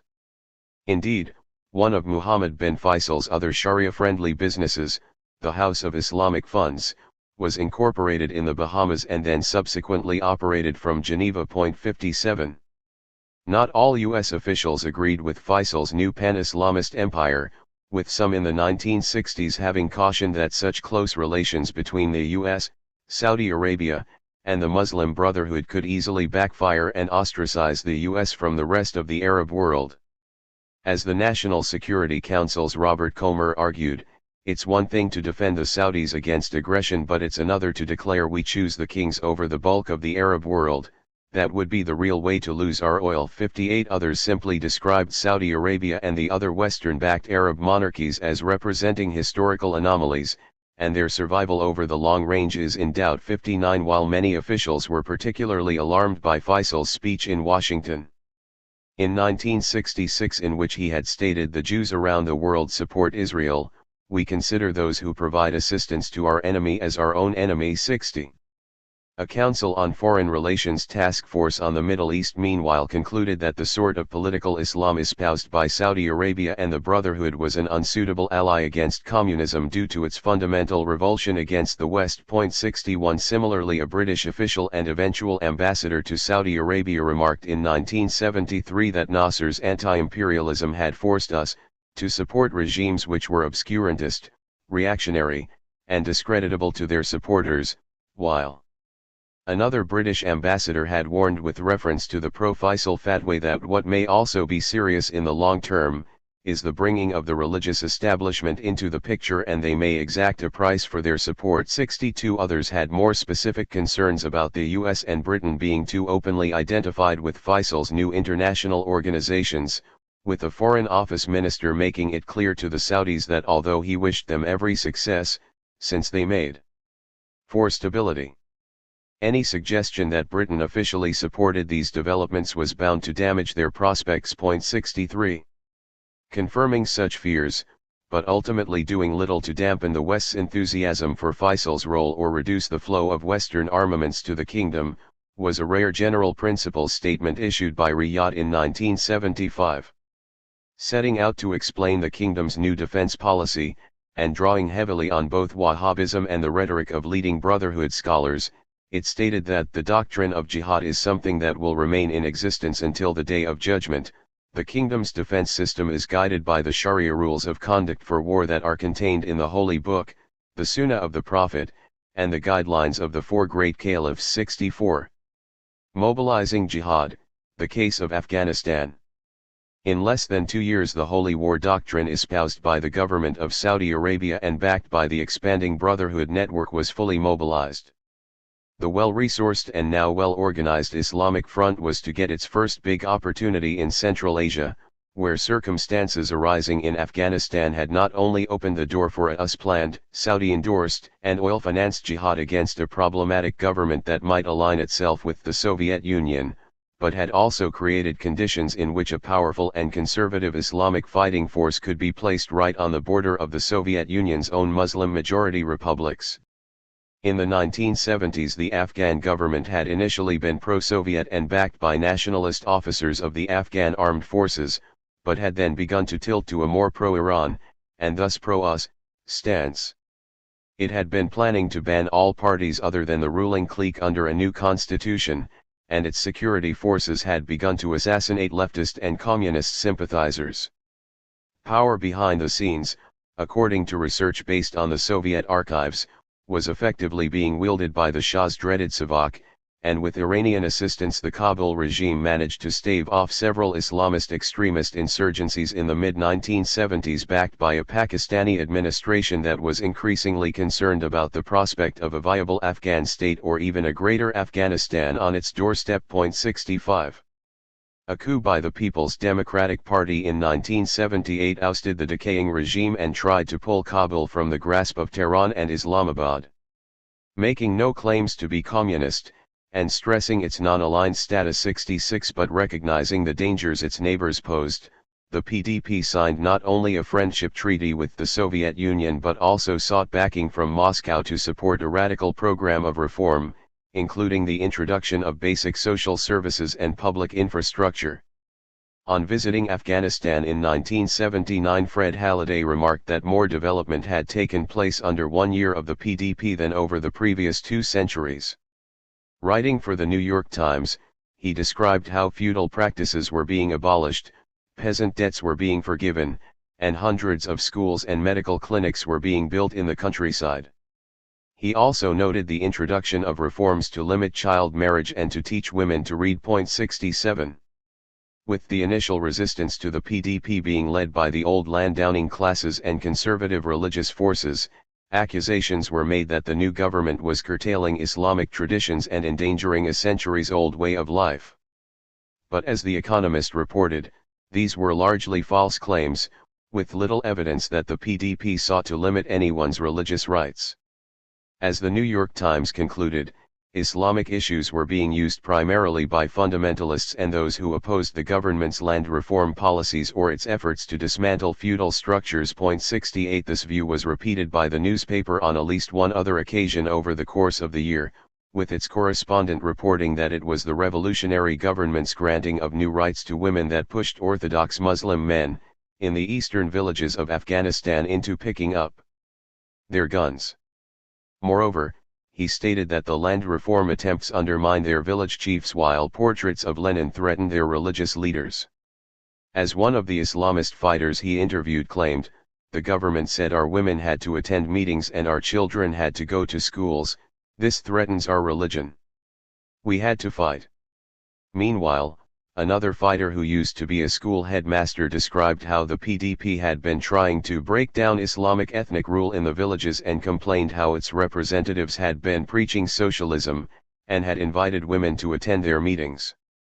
He also lamented that the new government was trying to impose various ordinances allowing women freedom to marry anyone they chose without their parents' consent. 69.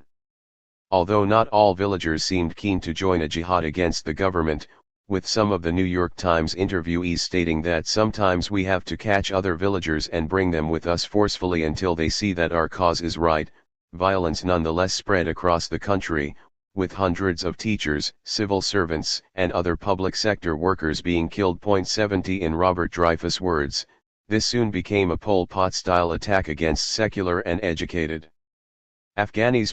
71 Headed by the Tajiki scholar Burhanuddin Rabbani, an Al-Azhar graduate who drew inspiration from the Brotherhood's leading thinkers, and with the Pashtun graduate Gulbuddin Hekmatyar serving as its deputy, the Afghan branch of the Jamaat-e-Islami organization quickly came to the fore. Importantly, Rabbani and Hekmatyar were able to count on immediate cross-border support from the much bigger Pakistani branch of the Jamaat-e-Islami. Led by the elderly Abul A'la Maududi, the Pakistani group had already been calling for people to be educated in preparation for an Islamic revolution and the building of an Islamic state in the wake of modern civilization's inevitable collapse and the ending of the Jahiliyyah or period of ignorance the world was living in. 72 As a key intellectual proponent of the Islamic State project, Maududi had already been evaluated by British agents as being ambitious and unscrupulous with a wish to establish a state which will be run as nearly as possible in accordance with the tenets of the Quran and Sunnah, virtually a dictatorship ruled by an emir following the precedents of the earlier caliphs. 73. Galvanized and equipped by its Pakistani allies, the emerging Afghan Islamic State became increasingly militant, bombing cinemas and cultural centers, and even managing to detonate explosives in the dining room of Kabul University. 74 Some of its fighters, who were interviewed by the U.S. media, freely told stories of how they had put to death dozens of government officials after capturing them alive. 75 Despite the ferocity of the Islamist insurgency, the PDP tried to maintain its program of reforms, although it understandably became more cautious over confronting traditional structures head-on. By way of appeasement, or perhaps basic survival, the government made sure to release jihadist prisoners, rebuild mosques, and exempt properties owned by religious leaders from its new land laws. With its commitments to modernization balanced against its efforts to remain inclusive to more traditional elements, the PDP was understood to have won grudging tolerance from many members of the modern-minded middle class. 76. Fearing the worst, and undoubtedly mindful of the numerous US-sponsored counter-revolutions taking place elsewhere in the world, the mayor of Kabul tried to appeal to the U.S. for clemency by pleading to the Los Angeles Times that we only hope that the people of the U.S. take a good look at us. They think we are very fanatic communists, that we are not human beings. We are not fanatics. We are not even communists. 77 But others in the Kabul government were much more realistic and seemed to know what was coming, with one U.S. Embassy officer reporting that the PDP had begun referring openly to the Islamist insurgent leaders as the Made in London Mullahs. 78. The eventual U.S. role in the conflict, as feared by the poor mayor, is usually narrated as some sort of reaction to Soviet invasion. But this is far from the truth, as in summer 1979, some 4 months before Soviet forces entered Afghanistan, the White House had already begun covertly to support the Islamist insurgents with the clear objective of destabilizing the PDP and baiting Moscow into a military response. As a Department of State report argued at the time, the US larger interests would be served by the demise of the PDP, despite whatever setbacks this might mean for future social and economic reforms in Afghanistan. The overthrow would show the rest of the world that the Soviets' view of the socialist course of history being inevitable is not accurate. 79. In a remarkably candid interview given nearly 20 years later that should now be essential reading for all students of U.S. foreign policy, President Jimmy Carter's national security advisor at the time, Zbigniew Brzezinski, explained that according to the official version of history, CIA aid to the Mujahideen began during 1980, that's to say, after the Soviet army invaded Afghanistan. But the reality, kept secret until now, is completely different. On July 3, 1979, President Carter signed the first directive for secret aid to the opponents of the pro-Soviet regime in Kabul. Pressed by his interviewer on this point, Brzezinski also claimed, "We didn't push the Russians to intervene, but we knowingly increased the probability that they would. The secret operation was an excellent idea. It had the effect of drawing the Russians into the Afghan trap." 80. Tellingly, even when the Soviet Union began its intervention, on the grounds that it shared the PDP's fears of a rising extremist Islamic State, the Department of State made no charge that Moscow had invaded and privately acknowledged that Kabul had invited Soviet troops to assist. 81. Nevertheless, the new Soviet front line was publicly described by U.S. officials as both an offensive operation and part of a pre-planned Soviet expansion that intended to use the PDP as a Central Asian conduit to the Middle East.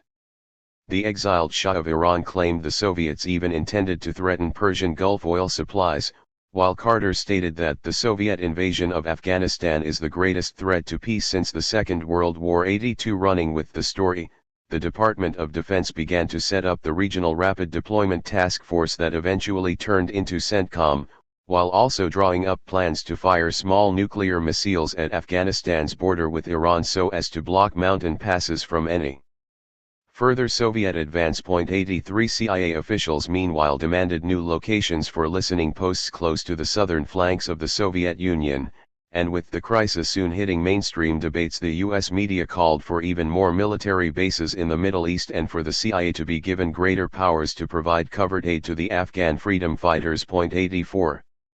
On a political level, Carter also used the Soviet intervention to follow in Truman and Eisenhower's footsteps by announcing his own Carter Doctrine that stated, "An attempt by any outside force to gain control of the Persian Gulf region will be regarded as an assault on the vital interests of the U.S." 85. In turn, as U.S. Ambassador to Saudi Arabia James Akins later pointed out, the Afghan Justified Doctrine also helped appease a lingering fear within the Department of State that if major oil exporters ever proved uncooperative, then the U.S. would need to have a much stronger military presence in the Gulf. Henry Kissinger, who is understood to have raised the issue repeatedly while serving as Secretary of State in the 1970s, reportedly stated that, if need be, there would be massive political warfare against such countries to make them risk their political stability if they did not cooperate. As a former CIA official describes, Kissinger even had a specific plan to teach Saudi Arabia a lesson by choosing a smaller monarchy and then having its ruler overthrown. According to the official, the idea was to do it in Abu Dhabi or Dubai. 86. In this light, with significant military and political benefits for the US position in the Middle East, and with the prospect of creating a slow-bleeding conflict for Moscow, or a Soviet Vietnam as both Brzezinski and the veteran Texan Congressman Charlie Wilson put it, there were strong incentives for the Afghan insurgency to be intensive but not necessarily fast in achieving its objectives. As the Pakistani newspaper The Muslim observed, Washington does not seem to be in any mood to seek an early settlement of a war whose benefits it is reaping at no cost to U.S. manpower. 87 Indeed, on arriving in Pakistan, CIA Director William Casey explained in frank terms to assembled Pakistani generals that we can do a lot of damage to the Soviet Union. 88. More grandly, there is evidence that the Afghan campaign was seen by some as the first in a whole series of Islamist rebellions that would eventually bring the Soviet Union to its knees. Although seemingly having had their fingers badly burned by Islamic fundamentalism in Iran, with the Shah's compliant regime having finally collapsed by the beginning of 1979, a powerful faction in the US continued to argue that conservative Islam remained the West's best bet in the region. Publishing a policy paper entitled The Return of the Great Game, the future U.S. ambassador to Kabul argued that the Soviet Union's influence in Central Asia was at even greater risk after the emergence of the Islamic Republic in Iran. By his logic, if much the same sort of state could emerge in Afghanistan, then things would be even worse for Moscow. 89. When asked by his interviewer if he regretted supporting Islamic fundamentalism, Brzezinski seemed to confirm such an ambitious project. Choosing to reply with questions of his own, he asked, "What is more important in world history? The Taliban or the collapse of the Soviet Empire? Some agitated Muslims or the liberation of Central Europe and the end of the Cold War?" 90. As Dreyfus argues, the U.S. support for the Afghan insurgency was therefore likely viewed as merely the first step in forming an Islamist Maginot Line or green belt along the Soviet Union's southern flanks, given that all the nations between Greece and China were predominantly Muslim. In his words, adventurous U.S. policymakers imagined that restive Muslims inside the Soviet Union's own Central Asian republics might be the undoing of the Soviet Union itself, and they took steps to encourage them. 91.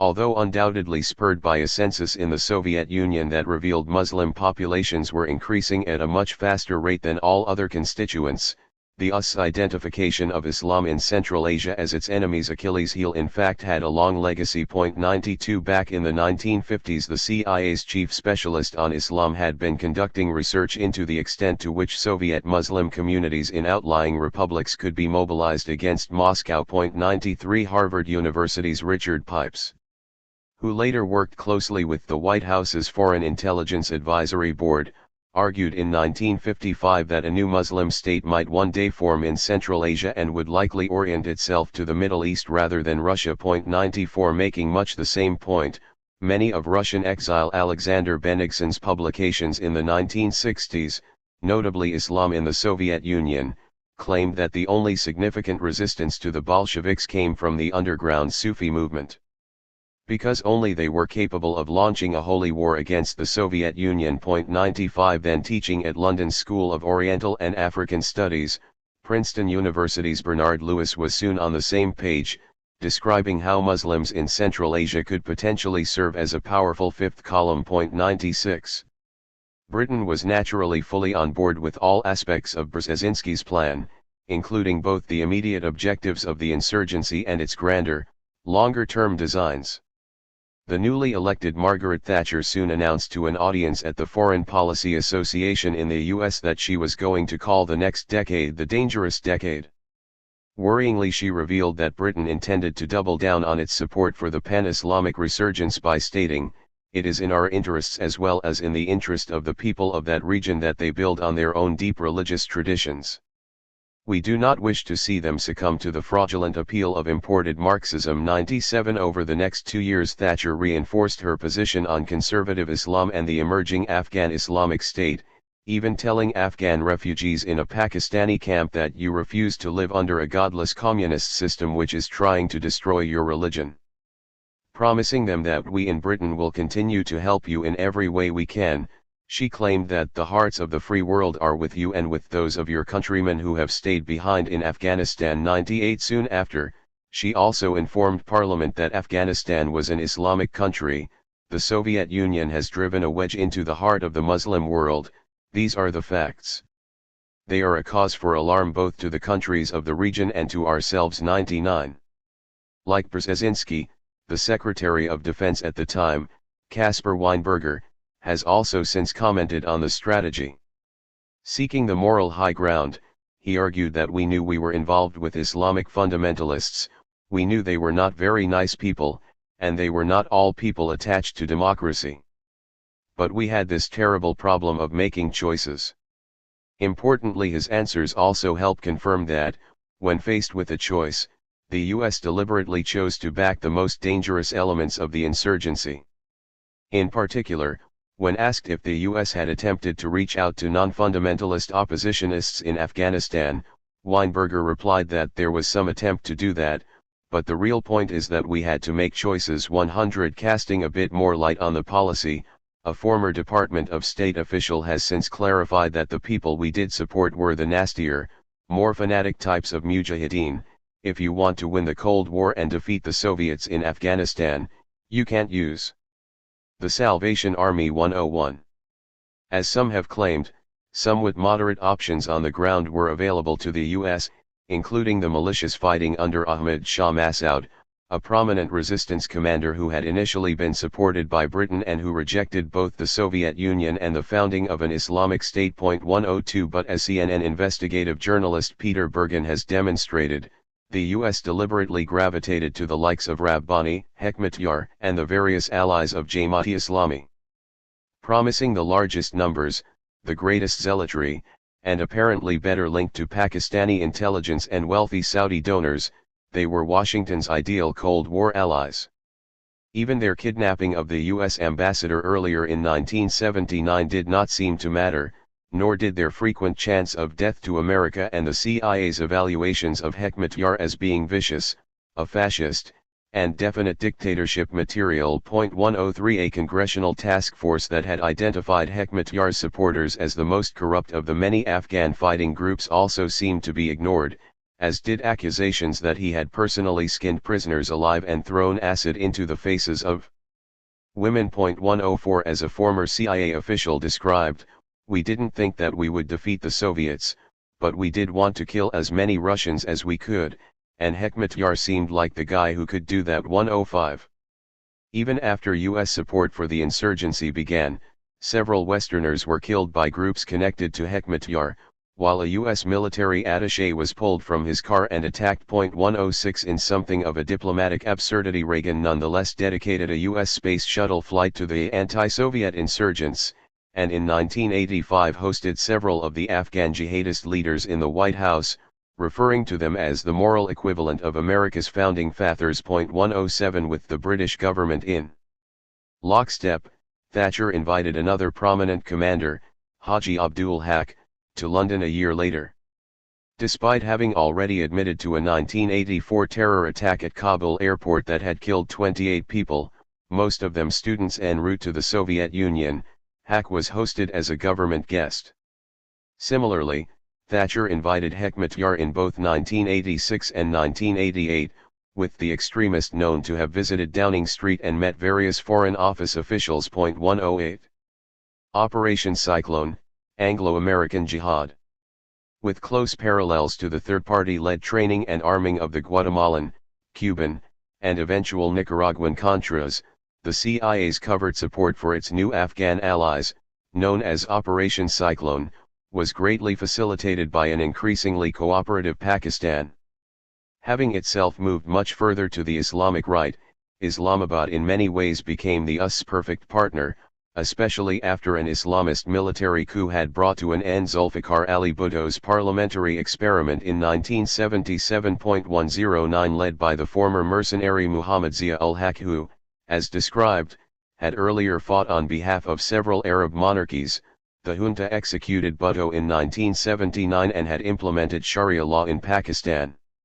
Receiving the backing of Abul-A'la Maududi and Jamaat-e-Islami, Zia-ul-Haq was at the helm of a burgeoning Islamic State with a powerful military and an elaborate intelligence apparatus that stretched well into Afghanistan. Naturally, this newly useful Pakistani government received public backing from the West, with the British government stating that Zia-ul-Haq had announced holding elections, and there is no reason to think that he does not genuinely wish to carry out this intention, and the US being quick to whitewash the legacy of the coup and decide that bygones were bygones. 110 Building a particularly strong rapport with Zia-ul-Haq, Charlie Wilson sought to sweeten the deal further, with Pakistan soon receiving billions of dollars in economic and military aid from the U.S., while Congress eventually approved sales of the coveted F-16 jet fighters to Islamabad. 111. With its willing partner firmly in place, Cyclone's annual budget soon grew to between $20 and $30 million. 112. For obvious reasons, a circuitous route was needed to get U.S. weapons to Pakistan, so with Anwar Sadat's approval, U.S. cargo flights began to ferry weapons from Egypt. Moreover, given the CIA's desire to mask its role thoroughly from Soviet forces in the field, the guns needed to be older Nasser-era Soviet-made arms rather than anything produced in the West. In fact, when it became difficult to find such weapons, a 1950s-era arms factory in Cairo was resuscitated and brought back into operation. 113. Keeping a low profile in Afghanistan, and clearly mindful of its embarrassments in Central America, the CIA never had more than 10 operatives in the field during the early years of the campaign.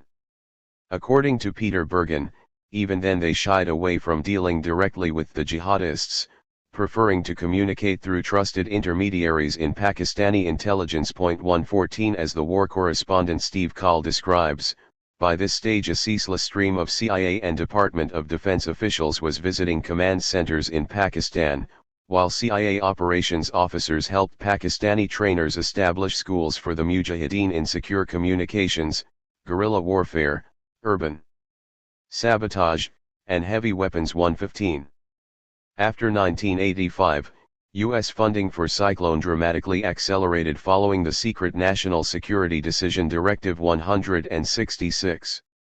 With spending rising to over $600 million per annum, it was later described by The Washington Post as sharply escalating U.S. covert action in Afghanistan and was interpreted as the abandoning of a policy of simple harassment of Soviet occupiers and instead letting loose on the Afghan battlefield an array of U.S. high technology and military expertise in an effort to hit and demoralize Soviet commanders and soldiers. 116. The new directive made sure that the insurgents received plans for military operations based on U.S. satellite intelligence, intercepts of Soviet communications, and secret communications networks for them to use. It also provided them with a staggering array of new equipment, including delayed timing devices for tons of C4 plastic explosives for urban sabotage and sophisticated guerrilla attacks, long-range sniper rifles, a targeting device for mortars that was linked to a U.S. Navy satellite, and wire-guided anti-tank missiles. 117. As Dreyfus claims, some Afghan fighters may even have been brought to the U.S. to receive training from special forces in how to use explosives and detonators. 118. Most infamously, as the Washington Post later reported, the U.S. also set up a secret Mujahideen Stinger anti-aircraft missile training facility in Rawalpindi, complete with an electronic simulator made in the US. This simulator apparently allowed Mujahideen trainees to aim and fire at a large screen without actually shooting off expensive missiles. The screen marked the missile's track and calculated whether the trainee would have hit his airborne target. 119. Almost all of this new U.S. assistance to its jihadist allies, including the transfer of Stingers, was brought to the Western world cinema screens with the 1988 action movie Rambo 3. At the time it was the most expensive Hollywood production in history, costing $58 million. 120. The credits of the original release included the line dedicated to the brave Mujahideen fighters, but after September 11 this was quietly changed to dedicated to the gallant people of Afghanistan. 121. According to a Pakistani general, by this stage approximately 65,000 tons of weapons were being shipped annually to help the cause, but others have estimated that as much as a third of the shipments never made it to their intended recipients. In aggregate, or at least over the course of the 1980s, Cyclone is thought to have cost over $2 billion, making it the biggest U.S. covert operation since the Second World War. 122. The true total may be even higher, as some of the funds laundered through drug traffickers under the aegis of the CIA, as with the contemporaneous Nicaraguan operation, also seem to have been redirected back to Mujahideen recruiters in Pakistan. As Mark Curtis explains, at least 90% of the world's heroin was being produced from Afghan opium exports at this time as the country's plentiful poppy fields increasingly fell under the insurgency's control. as a former SAS officer in Afghanistan has since claimed, when he reported to U.S. intelligence officers what he saw, he was told, "If you see anything connected with opium again, just ignore it completely." This led him to surmise that the opium trade had the tacit approval of the CIA, and that it was inconceivable that MI6 was not also aware of the arrangement. 123 By 1993, Afghanistan was described by the U.S. Drug Enforcement Agency as the new Colombia of the drug world, while U.S. officials admitted they had failed to investigate or take action against the drug operations because of a desire not to offend their Pakistani and Afghan allies. 124. With its role underestimated and often assumed to have been limited to providing political support to the US and Pakistan, Britain was in fact also heavily involved in the conflict. Likely seen by the Thatcher government as both a means to accelerate the demise of the Soviet Union and another golden opportunity for Britain to cement its role as the US's chief ally, by the late 1980s MI6 was effectively running its own mini-version of Cyclone. Although Thatcher formally denied any British engagement in Afghanistan and stated that London only sought diplomatic solutions, she nonetheless also told Parliament that the jihadists were genuine freedom fighters, fighting to free their country from an alien oppressor, and there is now considerable evidence that Britain had begun to supply the insurgents with an array of sophisticated weapons. 125 Among these were blowpipe shoulder-mounted surface-to-air missiles, with the Ministry of Defense apparently keen to rid itself of unwanted stocks of the missiles after they received bad press following poor performance during the Falklands conflict. Ironically, Britain had first tried to sell them on to Saudi Arabia, but the US had warned against this on the basis that they may end up in the hands of terrorists, and claimed it had not sold Stingers to Riyadh for the same reason. 126. By far Britain's biggest contribution, however, was its role in training jihadist special forces. A British private security firm known as KMS or Kina Mina Services, apparently named after the pro-British mercenaries who had fought against the Mau Mau in Kenya, became the effective front organization. Staffed by SAS veterans who had been training Omani officers and had served as advisors to the Nicaraguan Contras, it had also begun to train small teams of Islamist fighters at a base in Afghanistan and at an MI6 base in Oman. As both Curtis and investigative journalist Anthony Kemp note, some KMS men even ended up performing scouting and backup roles for the front-line insurgents. 127. In 1987, Britain's Observer newspaper published a leaked KMS proposal to the CIA in which the company offered to train Afghans in a range of activities including demolition and sabotage. 128 But there is no doubt that its strongest connection was with the British government, with KMS found to have been advertising in publications produced by a wholly owned commercial subsidiary of the Ministry of Defence. 129 When Thatcher was questioned in Parliament about KMS's activities, she not only implied that she had knowledge of the company but hinted that it may have been operating as a subcontractor for the US, stating that it has been the practice of successive governments not to answer questions about the details of discussions which may have taken place with foreign governments. 130. Unfortunately for Whitehall, a former SAS officer who claimed to have been involved in the operation later came forward and revealed more details to the BBC. He described how in 1983 he had helped train Mujahideen commanders in Scotland and northern England after they had been smuggled into the country posing as tourists. He explained that they were already excellent soldiers committed to their cause and that Britain saw the relationship as a marriage of convenience between two organizations that had nothing else in common. 131 A former CIA agent based in Afghanistan has since helped put these training missions into perspective, claiming that the British had a willingness to do jobs I couldn't touch.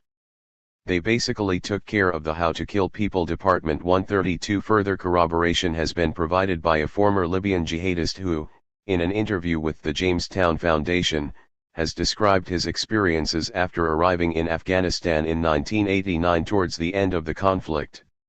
He described having received training in all types of guerrilla warfare along with celestial navigation and claimed that all weapons training was with live ammunition, with ammunition being plentiful. More significantly, he told the interviewer that we were trained by the elite units of the Mujahideen who had themselves been trained by the Pakistani Special Forces, the CIA, and the SAS, We also made extensive use of manuals from the US and British military. 133. On top of their military assistance for the insurgents, the US and British intelligence agencies were also engaging in propaganda and other psychological operations in Afghanistan on their behalf, with the CIA having taken a lead role, but with MI6 also known to have launched an information-based disruptive action campaign at the beginning of the war. 134. Providing another layer of support for the operation was the financial co-option of key opinion makers and civil society organizations in Afghanistan, including the creation of fake non-governmental organizations. An estimated $500,000 of initial U.S. funding was provided to pro-insurgency Afghan journalists to use television, radio, and newspapers to advance their cause, while a number of CIA-backed NGOs were set up under the cover of religious or charitable organizations. 135. Despite their supposedly humanitarian missions, they were not apolitical, with one having circulated the claim that Soviet soldiers were burning babies alive. 136. Outlined in Craig Davis's seminal World Policy Journal article, entitled A is for Allah, J is for Jihad, which was based on extensive fieldwork in Afghanistan, the U.S. Agency for International Development was also involved. It had paid $50 million for the University of Nebraska to produce specially commissioned school textbooks, which were then supplied to Pakistan and Afghanistan. The books contained examples justifying jihad, including drawings of guns, bullets, soldiers, and mines. Disturbingly, the books also promised children rewards in the afterlife if they were to pluck out the eyes of the Soviet enemy and cut off his legs. The same books were later approved by the eventual hardline Islamist government in Afghanistan under the Taliban, and then became part of the Afghan school system's core curriculum and frequently appeared in militant madrasa schools in Pakistan. 137.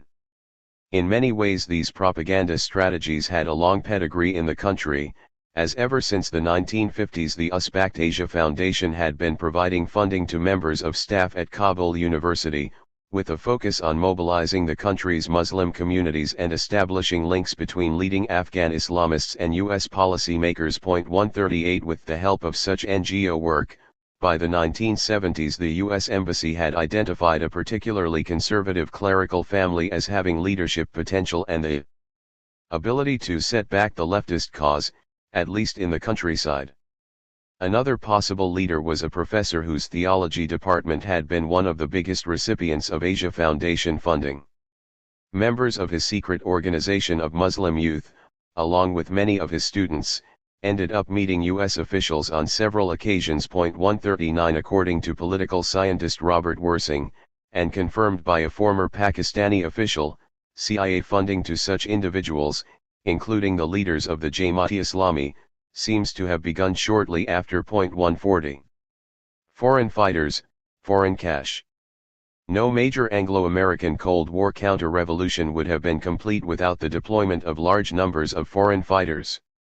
This time, however, given the nature of the conflict, they were no longer mere mercenaries or even regular troops sent by friendly regimes, as they had been in Oman, Vietnam, and elsewhere.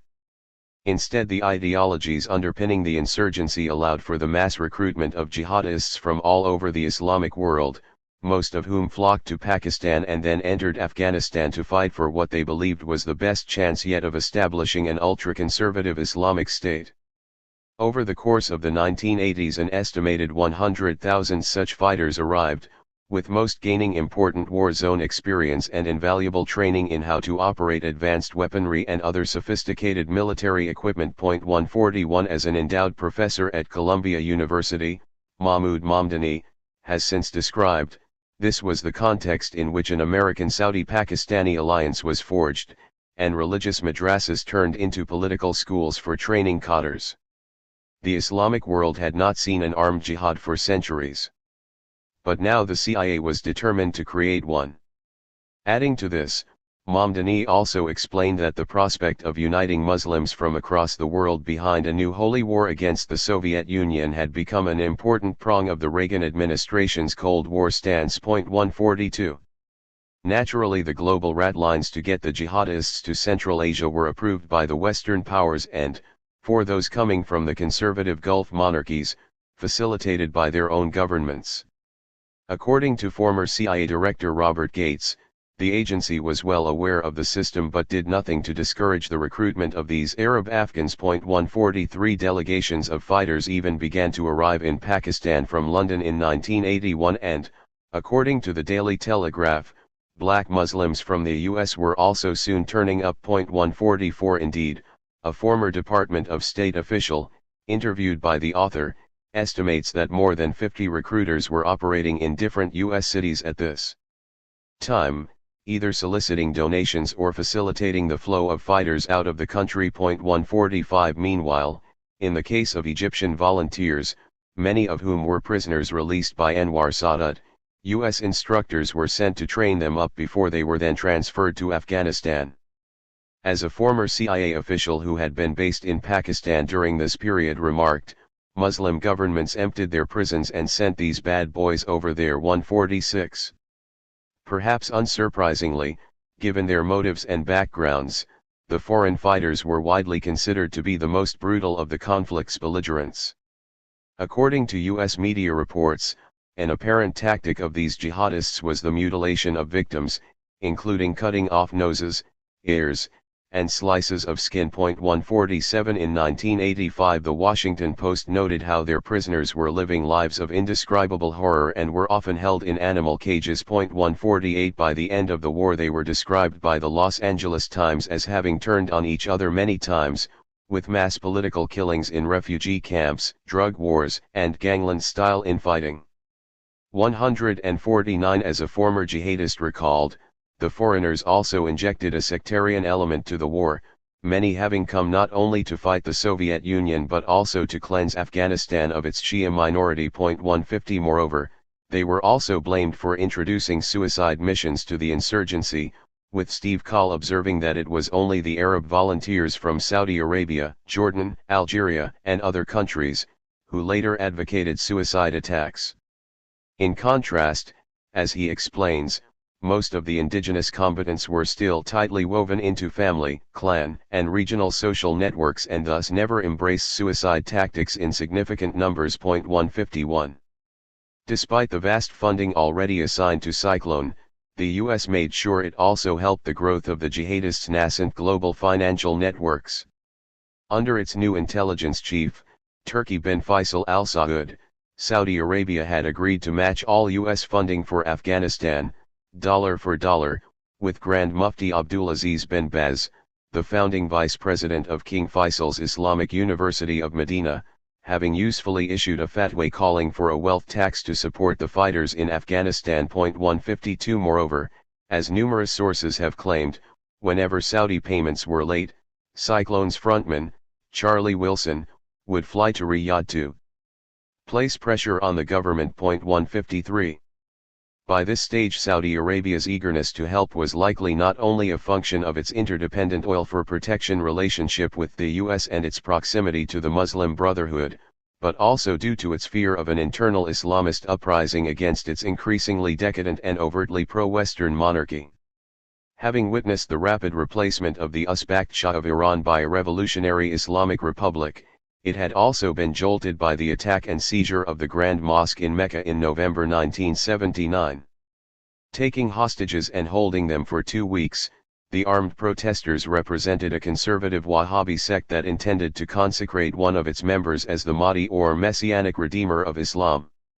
Led by Juhayman al-Utabi, a descendant of one of the same tribes that had fought with the Ikhwan in the 1920s and taken part in its battle with the British, the revolt served as an urgent reminder for Riyadh that it needed to reaffirm its ultra-conservative credentials. 154 As the veteran journalist Abdel Bari Atwan, historian Stephen Lacroix, and others have argued, the Saudi state's response largely became one of supporting homegrown Saudi jihadists but making sure they exported their jihad elsewhere. 155.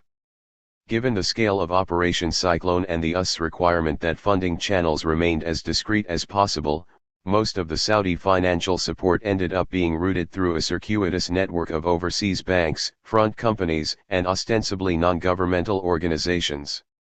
The UAE-based Bank of Credit and Commerce International, which was part owned by the Abu Dhabi ruling family and run by expatriate Pakistani bankers, was one such conduit, with both CIA and Saudi funds destined for Afghanistan being placed there along with an estimated $245 million of unrecorded deposits from the Faisal Islamic Bank of Egypt. 156. Eventually collapsing in 1991, the bank was subsequently the subject of an investigation and report, prepared for the U.S. Senate's Committee on Foreign Relations by Senators John Kerry and Hank Brown, and providing one of the best insights into its murky role. Describing its unique criminal structure that involved an elaborate corporate spider web, the report details billions of dollars in laundered funds along with transactions connected to arms trafficking and international terrorism. Most damningly, Kerry and Brown concluded that by early 1985, the CIA knew more about BCCI's goals and intentions than anyone else in government, and that even after the CIA knew that BCCI was as an institution a fundamentally corrupt criminal enterprise, it continued to use both BCCI and First American, BCCI's secretly held U.S. subsidiary, for CIA operations. The investigators also complained that initial information that was provided to them by the CIA was untrue, later information that was provided was incomplete, and the agency resisted providing a full account about its knowledge of BCCI until almost a year after the initial requests for the information. It also suggested that the relationships among former CIA personnel and BCCI frontmen and nominees requires further investigation. 157. Adding to the picture, in 2003, David Kaplan and his colleagues at U.S. News published their findings after conducting a 5-month investigation. Their unequivocal conclusion was that the primary sources of funds for the 1980s jihadists were Saudi Arabia's quasi-official charities, including many of the same US-approved but poorly scrutinized institutions that had been set up in the 1960s by King Faisal. Citing U.S. officials, they claimed that key charities became the pipelines of cash that helped transform ragtag bands of insurgents and mujahideen into a sophisticated, interlocking movement with global ambitions, and that the funds were being used in some 20 countries to run paramilitary training camps, buy weapons, and recruit new members. 158. Among these was the Jeddah-based International Islamic Relief Organization, which was understood to have been supplying foreign fighters and, according to a 1996 CIA report, had been funding 6 militant training camps in Afghanistan. 159. Similarly, the Riyadh-based Al-Haramain Foundation was believed to have been another major source of funds, especially for those intermediaries in Pakistan responsible for transferring the Arab Afghans across the border. 160. Though its chairman was stripped of his position when the foundation was eventually closed down in 2004 following post-9/11 pressure from the U.S., he was quietly acquitted of all charges by the Riyadh Court of Appeals in 2014. 161. Beyond support for fighters, the well-established organization of the Islamic Conference was understood to have been providing aid to the populations in Afghanistan that fell under the control of the Islamist insurgents, or to those who had fled and were languishing in Pakistani refugee camps. In this sense, it represented Saudi Arabia's bankrolling of the softer hearts and minds side of the campaign. Naturally, its work received high praise from Western officials visiting the region, whose primary aim was to lay blame for the unfolding humanitarian crisis on the Soviet Union and, so it seemed, to divert attention away from the conflict's root causes. In 1981, even Thatcher referenced the organization, telling refugees that helping you live here is no substitute for trying to help you to return to your own homes to live in peace and freedom. We shall continue, together with Pakistan, the Islamic Conference, to work for a solution to the problems brought about by the invasion of your country. 162. Most important, however, was the role played by the Mecca-based Muslim World League, which by then was serving as a sort of umbrella for a number of these charities, including the IIRO. Closely tied to key Saudi government officials and ruling family members, it was repeatedly presented to the international media as a non-governmental organization, but a growing body of evidence suggests it was a de facto arm of the Saudi state, as of course both King Faisal and the U.S. Department of State had clearly intended it to be some 20 years earlier. In 1999, for example, the proceedings of a Canadian court case confirmed it to be a fully Saudi government-funded organization, while in 2013 an extensive report prepared for the European Parliament made the allegation that both the Muslim World League and its IIRO subsidiary were extensively used by Saudi intelligence during this period as vehicles to transfer money to the jihadists. 163. By the early 1980s, the Muslim World League's Secretary General was a former Saudi Minister for Islamic Affairs, and it had expanded its reach across the world with branches in almost all Muslim countries. 164. While employing local staff in its outposts, Saudi embassy staff usually also helped to run the show. In the Philippines, for example, the Saudi ambassador was one of its board members, while others were described as having been politically well connected, including with the Saudi royal family and the top echelons of Saudi society. But despite the wealth it showered on poorer countries, the Muslim World League was not always welcome, with some Asian governments claiming that it wielded huge leverage over them by controlling employment visas for their thousands of citizens who relied on employment in Saudi Arabia. 165. Meanwhile, in Morocco, which prior to this time did not have much history of Islamic extremism and certainly none of exporting jihadists to other conflicts, increased financial aid from the Muslim World League to help Morocco fight its war in the Western Sahara has been blamed for promoting the Wahhabization of Moroccan society. As historian Muhammad Darif explains, when Saudi Arabia gave the money, Morocco had to welcome its preachers. There was a political price to pay. 166. Operating underneath and sometimes intersecting with these various front organizations was also a substantial network of wealthy individual donors, most of whom were ideologically sympathetic to the cause and, as part of a longer-term project, committed to building up an international Islamist fighting force. It is difficult to gauge exact numbers, but some have suggested that the total donations from those based in Saudi Arabia and other oil-rich Gulf monarchies such as Kuwait and the UAE easily exceeded the CIA's funding for Cyclone and may well have eclipsed the Saudi government's support. As a former Pakistani intelligence officer has since complained, it was neither Washington nor Riyadh that really propped up the jihad, but rather cash from rich individuals or private organizations in the Arab world.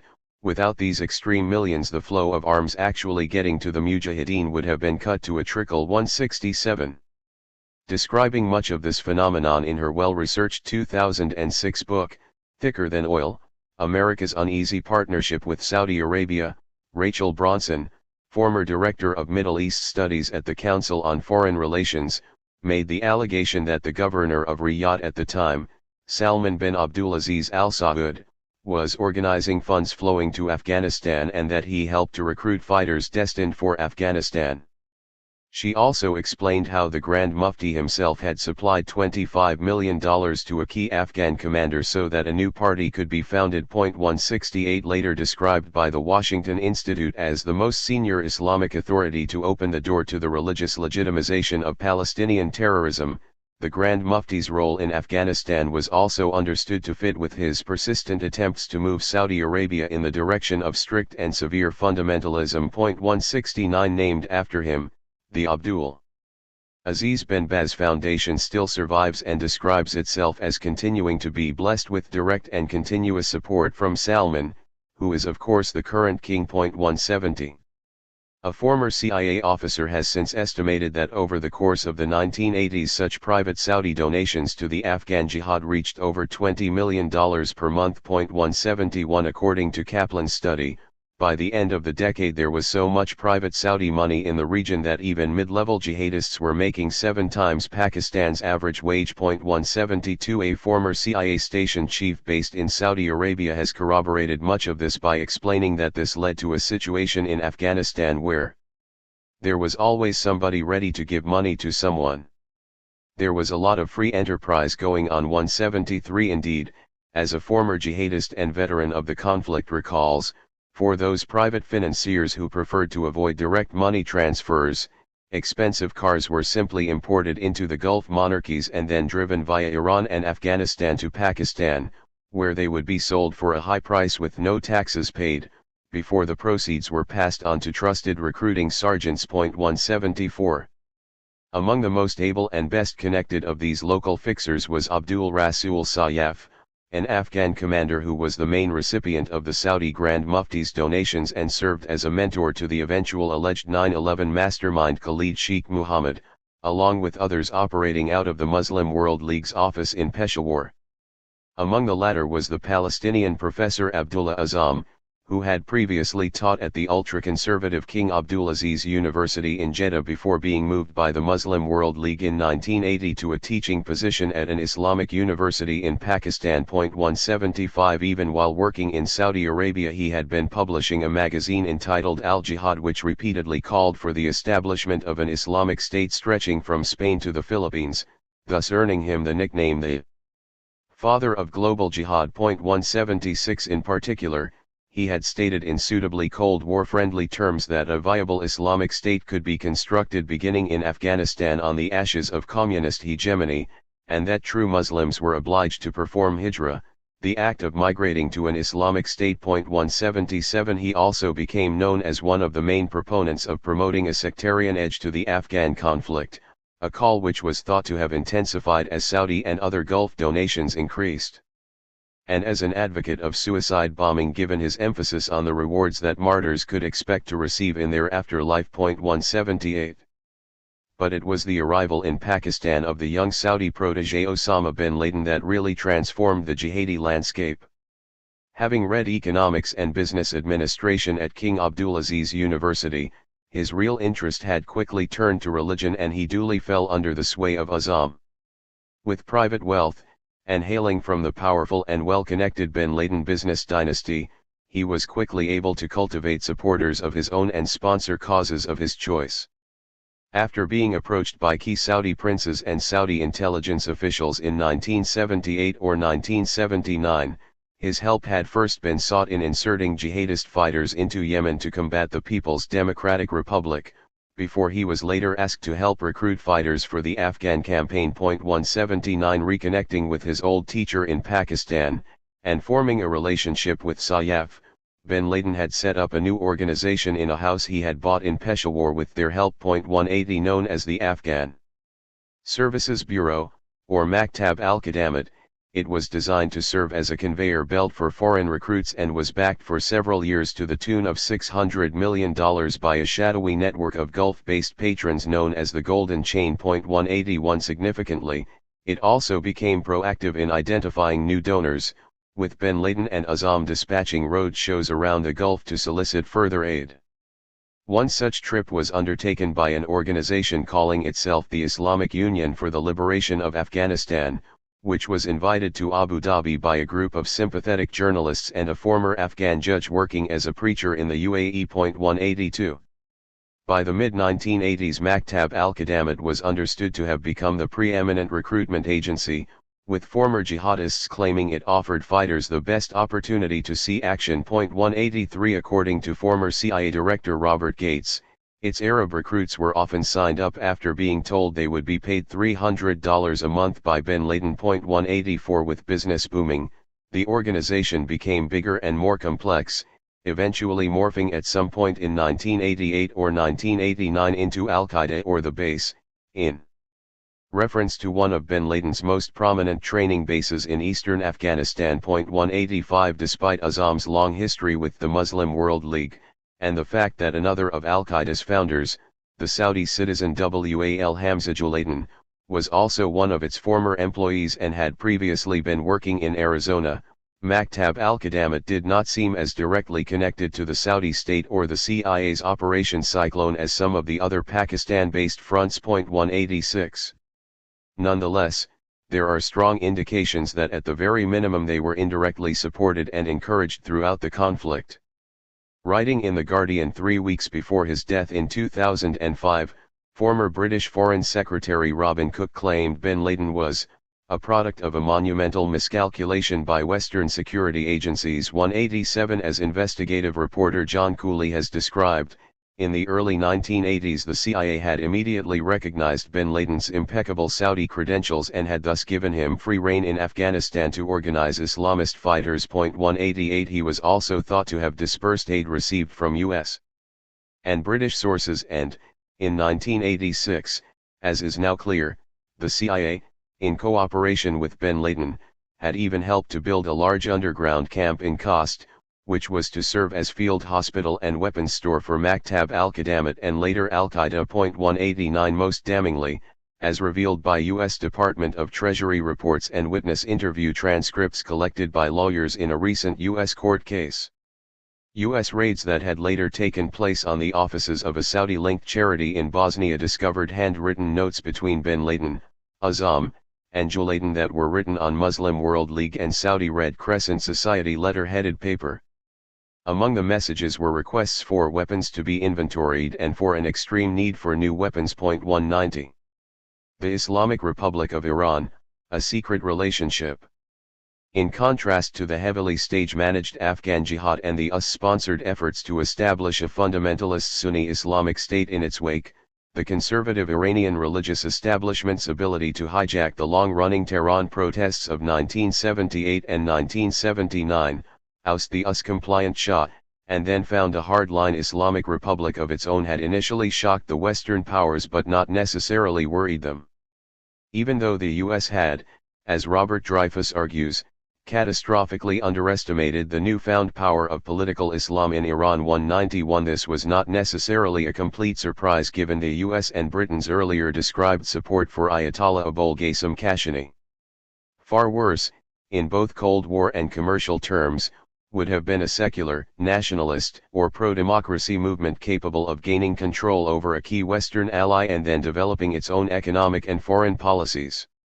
In academic circles, such a nightmare scenario was considered more likely than an Islamic revolution, with Fred Halliday's partly prophetic Iran, Dictatorship and Development, published in 1978, having downplayed the influence of the Islamic right, as did political scientist James Bill in his article for Foreign Affairs published at the end of the year. Arguing that the most probable alternative to the Shah was a left-wing, progressive group of middle-ranking army officers, Bill reasoned that other future possibilities included a right-wing military junta, a liberal democratic system based on Western models, and a communist government. Of the leading Ayatollahs, whom he likely still regarded as potential U.S. allies, Bill described them as generally men of great learning, integrity, and popularity. They are renowned for the simplicity of their standard of living and are among the most democratically chosen grassroots leaders in the contemporary Middle East. 192. The story was much the same in U.S. policy circles, with intelligence reports right up until the Shah's final days not only assessing his crumbling regime as still secure, but also claiming that any successful anti-Shah movement would most likely be led by left-wing or nationalist Mossadegh disciples rather than the Ayatollahs. Most analysts seem to base their assumptions on a 1977 national intelligence estimate entitled Iran in the 1980s, which concluded there would be no radical change in Iranian political behavior in the near future, and a CIA assessment from 1978 that stated, Iran is not in a revolutionary or even pre-revolutionary situation. All told, the view of Jimmy Carter's national security team was thought to be colored by the insistent, though absurd, belief that the Soviet Union was behind the trouble in Iran. As Dreyfuss argues, such advisors likely questioned how could so powerful an American ally as the Shah of Iran be toppled if it weren't Moscow's doing. 193. With the KGB later confirming that there were only ever a handful of Soviet agents in Iran at the time, much of the US analysis was indeed spectacularly far off the mark. 194 With the revolutionary mantle only briefly being worn by disorganized secular demonstrators, it was increasingly vulnerable to an Islamist takeover and, as Columbia University's Hamid Dabashi explains, what began as a multifaceted cosmopolitan revolution was violently Islamicized by a succession of cultural revolutions.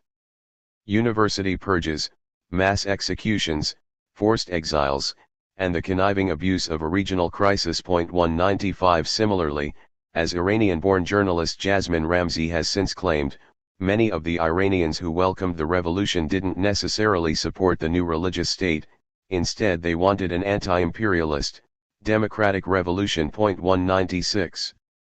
The U.S. Embassy staff in Tehran were naturally more aware of the situation on the ground than their counterparts in Washington, but even they were caught unawares by the fall of the Shah. Nonetheless, they remained positive about the prospect of a theocratic state forming, and they continued to frame its likely leaders as potential Cold War allies. If anything, they reasoned that an Islamist regime was going to be better for U.S. interests than the outgoing monarchy, as the Ayatollahs would enjoy greater popular support and at least some sort of inbuilt legitimacy. Filing a report just hours after Ayatollah Ruhollah Khomeini's triumphal return to Iran, one diplomat claimed that the Shia Islamic movement is far better organized, enlightened, and able to resist communism than its detractors would lead us to believe. In many ways it supports a reformist traditionalist view of Iran which is far more attractive to most Iranians at this time than the models of communism. 197 Even the ambassador-designate to Iran, Walter Cutler, tried to put Khomeini's supporters in a Cold War context by later stating that the fact that the Iranian Revolution was based on Islam, not left-wing nationalism, was something that encouraged many U.S. policymakers. I thought that we could handle the possibility that the Soviet Union might try to increase its influence, because of the strength of Islam, if you're looking for common interests. Meanwhile, in the absence of an ambassador, the senior U.S. official in Tehran, Bruce Langen, explained that we saw our mission as to reiterate our acceptance of the Islamic Revolution, and to communicate that we were also a spiritual-minded country. That it was feasible for the U.S. to come to an understanding with political Islam, and that the Shah had no future. 198. Unsurprisingly perhaps, Zbigniew Brzezinski was similarly pragmatic. As former CIA official Richard Cottam has described, and as very recently declassified U.S. cables have confirmed, Brzezinski immediately sought de facto alliance with the force of Islamic resurgence and with the regime of the Islamic Republic of Iran. 199 Putting this into context, the CIA's former vice chairman of the National Intelligence Council, Graham Fuller, has since explained that at the time U.S. interests were not necessarily incompatible with Shia fundamentalism as, after all, it was seemingly just another expression of the same Islamic right that suited the US's Cold War interests elsewhere. Moreover, he pointed out that if the Khomeini regime were to falter, then the US, which had almost no cards to play, would likely lose out to a Soviet-backed leftist government. 200. With arguably just as much at stake in Iran, Britain seemed to adopt much the same stance and, as evidence seems to support, may have been even more proactive in forging relations with the Ayatollahs. According to reports filed by the British ambassador in Tehran, even as the Shah was still clinging to his throne, secret discussions had begun on how best to reach out to Khomeini. A dispute between Prime Minister James Callaghan and Foreign Secretary David Owen reveals that Callaghan and other British officials thought it necessary to rain sure on Iran, while Owen felt it best to stick with the old regime and not establish contact with Khomeini's entourage. By the end of 1978 it seemed the British ambassador had even informed the Shah that Britain was establishing contacts with unnamed elements of the opposition, perhaps to cover tracks in case of Savak surveillance. 201. British officials had also been making it clear that they were willing to do business with whatever new government formed, with Cabinet Secretary John Hunt referring to several pending arms sales and arguing that we should lose no opportunity to foster our relationship with the new government. Soon even Owen grudgingly made clear that the Shah would be denied political asylum in Britain based on the cold calculation of national interest. He did, however, record that this was despicable and that there was no honor in my decision. 202 Remarkably by this stage the BBC's Persian service, which had so firmly backed the Shah's position against Mossadegh in the 1950s, was now commonly being referred to as Ayatollah BBC, given its heavy criticism of the Shah and widespread Iranian speculation that Britain had already begun covertly to back Khomeini. As the Israeli investigative reporter Ronan Bergman has described, BBC Persian gave Khomeini a platform. His regular broadcasts made him the unchallenged leader of the Iranian revolutionary movement. 203. But far more than Brzezinski or the British, it was to be U.S. presidential candidate Ronald Reagan and his campaign team that made the greatest inroads into building up a secret connection with Khomeini. Despite a mix of 52 U.S. embassy staff and citizens being taken hostage in Tehran in November 1979, a working relationship quickly developed between the two camps. According to the memoirs of the short-lived first post-revolution Iranian president, Abul Hassan Banisadr, his staff had proof of contacts between Khomeini and the supporters of Ronald Reagan as early as the spring of 1980. Banisadr also stated that other members of the religious establishment including Rafsanjani, Beheshti, and Ahmed Khomeini Ruhollah's son played key roles. 204 Writing again in 2013, in the form of a complaint about factual inaccuracies in the Hollywood movie Argo, Banisadr repeated his claims but provided even more detail, stating that Ayatollah Khomeini and Ronald Reagan had organized a clandestine negotiation, later known as the October Surprise, which prevented the attempts by myself and then US President Jimmy Carter to free the hostages before the 1980 US presidential election took place. The purpose of this, he argued, was to tip the results of the election in favor of Reagan. Moreover, Banisadr revealed that two of my advisors, Hussein Nawab Safavi and Sadr al-Hafizi, were executed by Khomeini because they had become aware of the secret relationship between Khomeini, his son Ahmed, the Islamic Republican Party, and the Reagan administration. 205. In fact, after the majority of the hostages were finally released on January 20, 1981, the very day that Reagan was sworn in and 444 days after their capture, a former Reagan campaign team member had gone on to leak that Banisadr knew that the Khomeini faction had made a deal with Reagan that the US hostages should not be released until after Reagan became president. The other end of the deal, according to this whistleblower, was that in return, Reagan would give Khomeini arms. To support his accusations, he also stated that we have published documents which show that US arms were shipped, via Israel, in March 1981, about 2 months after Reagan became president. 206. Backing up these and Banisadr's own claims, former Carter administration National Security Council member Gary Sick has published more details about the so-called October Surprise. Writing in the New York Times, he outlined how the Reagan-Khomeini military relationship had actually begun in 1980, with Israel as the middleman secretly shipping spare parts for tanks, armored personnel carriers, and F-4 fighter aircraft to Iran, and with all of this taking place without the Carter administration's knowledge. Sick also points out that the US hostages were released exactly 5 minutes after Reagan took the oath of office and, with the Iran-Iraq war already in full swing, that Israel's bombing of Iraq's nascent nuclear facility in summer 1981 was effectively an extension of the deal. In this sense, US approval was given to the strikes on the basis that Iran's Air Force wasn't up to the task and that the US could not intervene directly as it was officially supposed to be providing intelligence to Baghdad on Iran's troop movements. 207. As other reports demonstrate, the US supply of arms to Iran continued right up until 1988, most famously via the described Iran-Contra arrangement. 208. Among the weapons were US-made machine guns and cannon shells, along with various Soviet-made items, some of which were sold to Iran in exchange for its help in releasing Western hostages held by an Iran-allied militia in Lebanon. 209. With the intermediary being none other than a son of the West's old ally Kashani, Sick has argued that in many ways the Iran-Contra affair was less of an aberration in US policy but rather the re-emergence of a strategy that had begun long before the Reagan administration ever took office. 210. Playing its usual supportive role, the British government was following closely on Reagan's heels.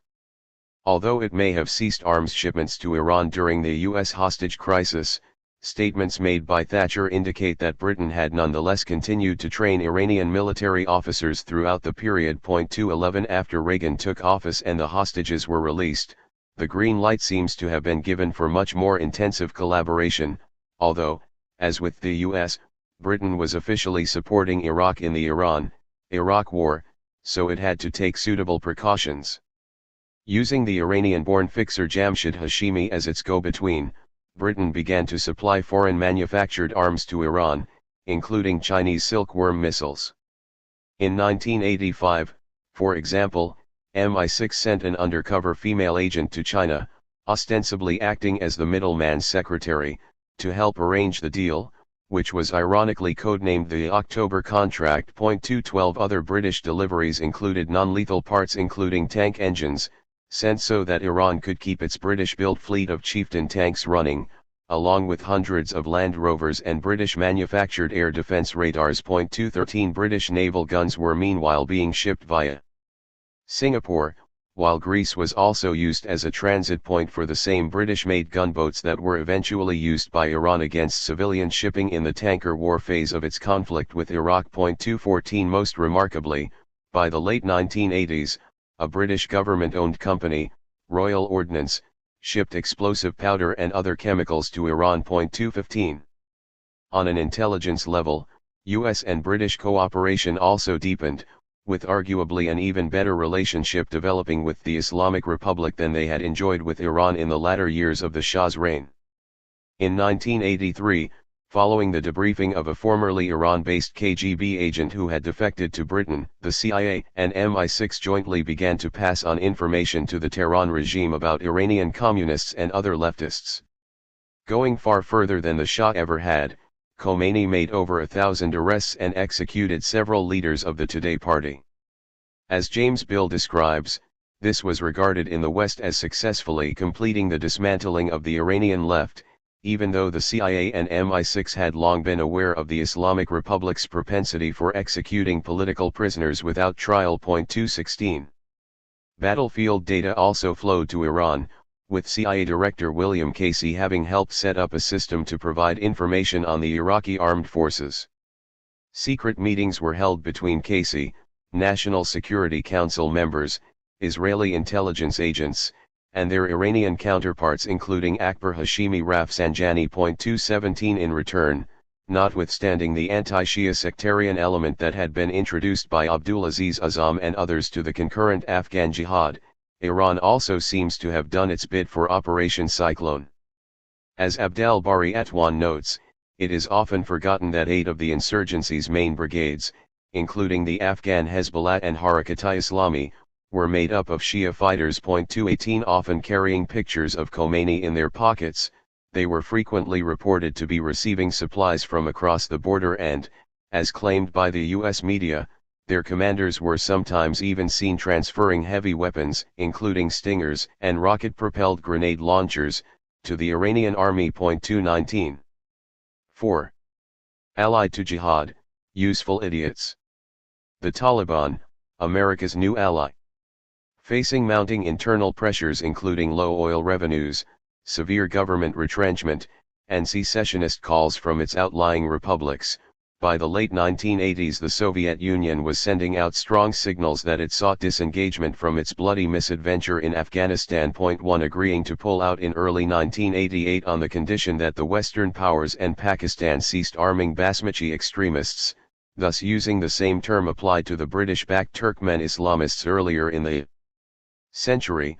Moscow's white flag was nonetheless rejected by the outgoing Ronald Reagan administration. In what some have deemed an illegal decision, the White House's renewed commitment to the insurgency nonetheless helped confirm that the true purpose of Operation Cyclone was never just to achieve control over Afghanistan, but was also to help engineer the total collapse of the Soviet Union, by founding Islamic states in Central Asia.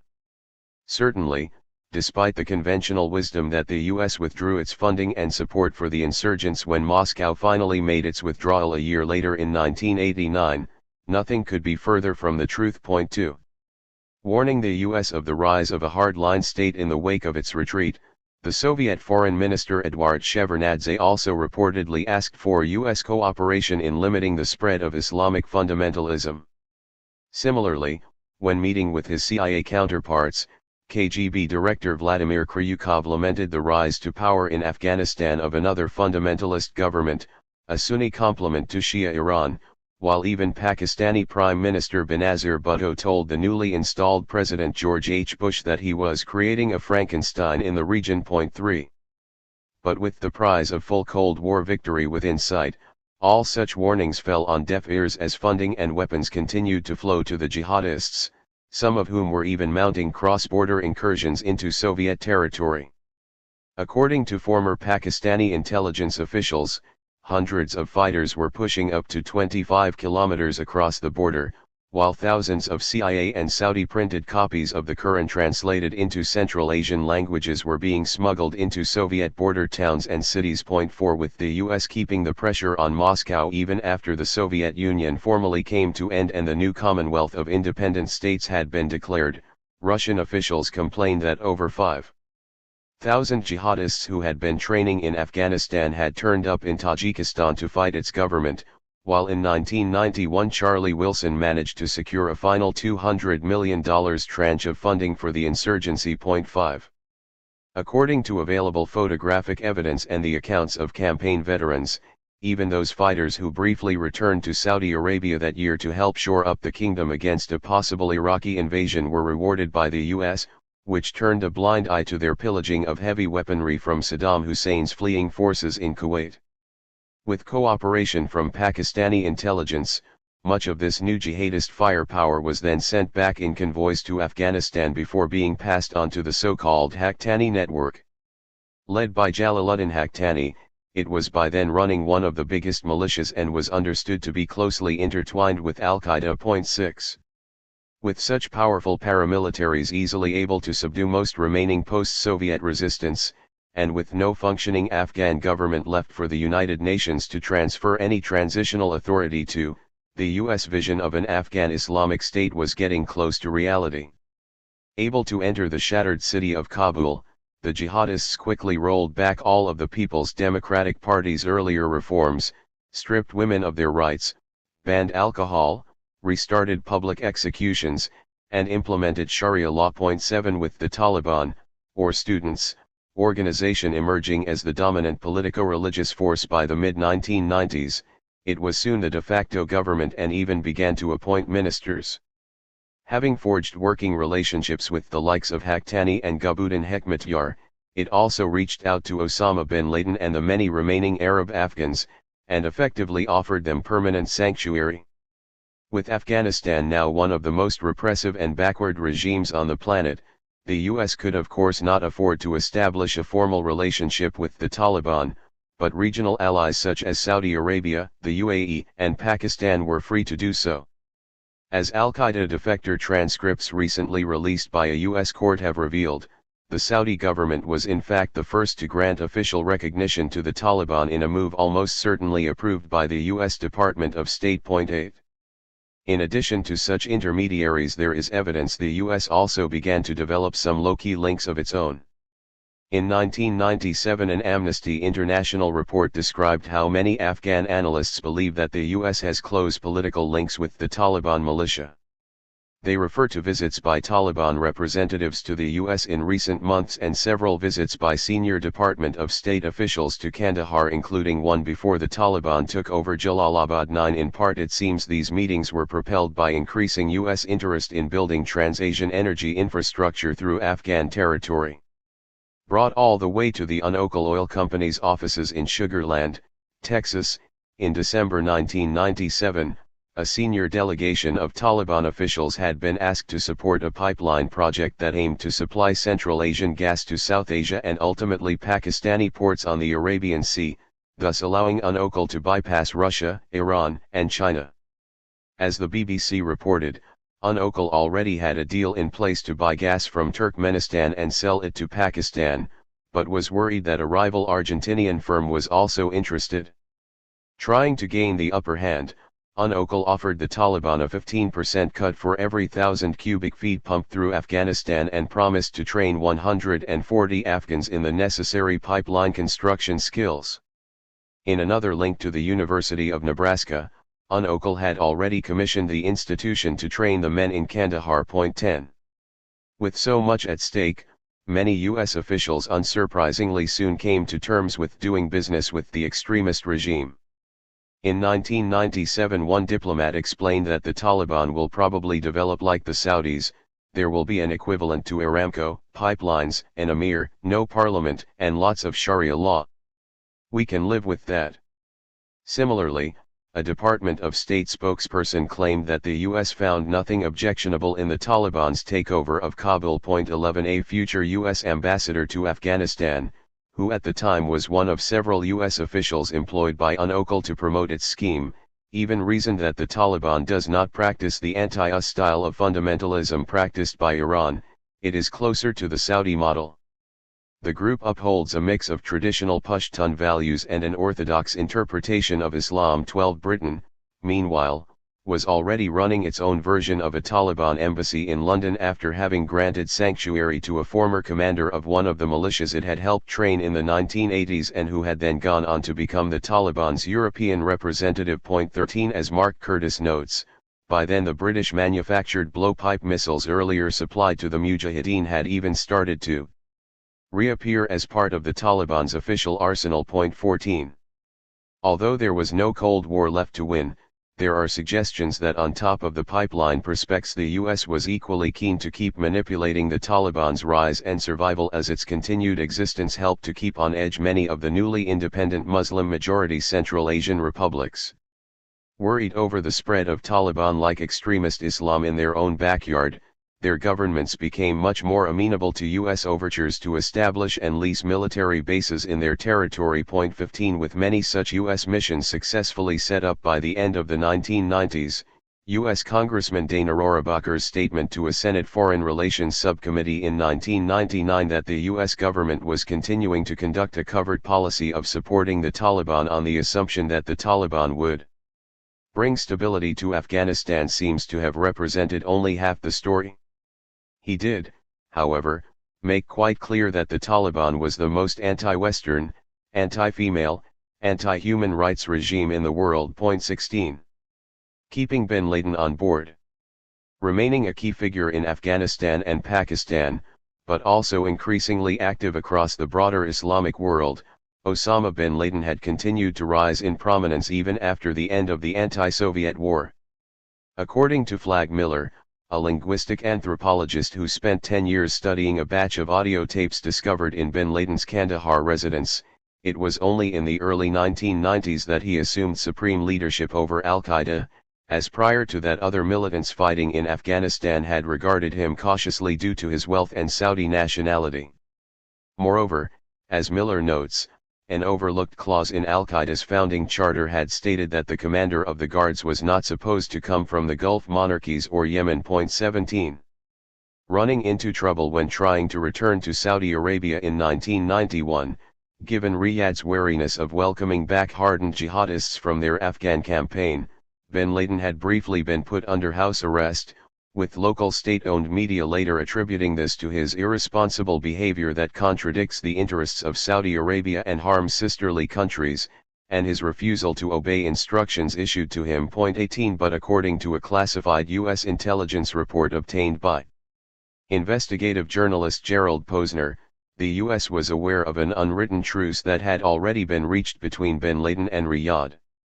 Having promised that al-Qaeda-linked fighters would refrain from targeting the kingdom, bin Laden had been allowed to leave Saudi Arabia and was guaranteed continuing access to his assets even after being stripped of citizenship.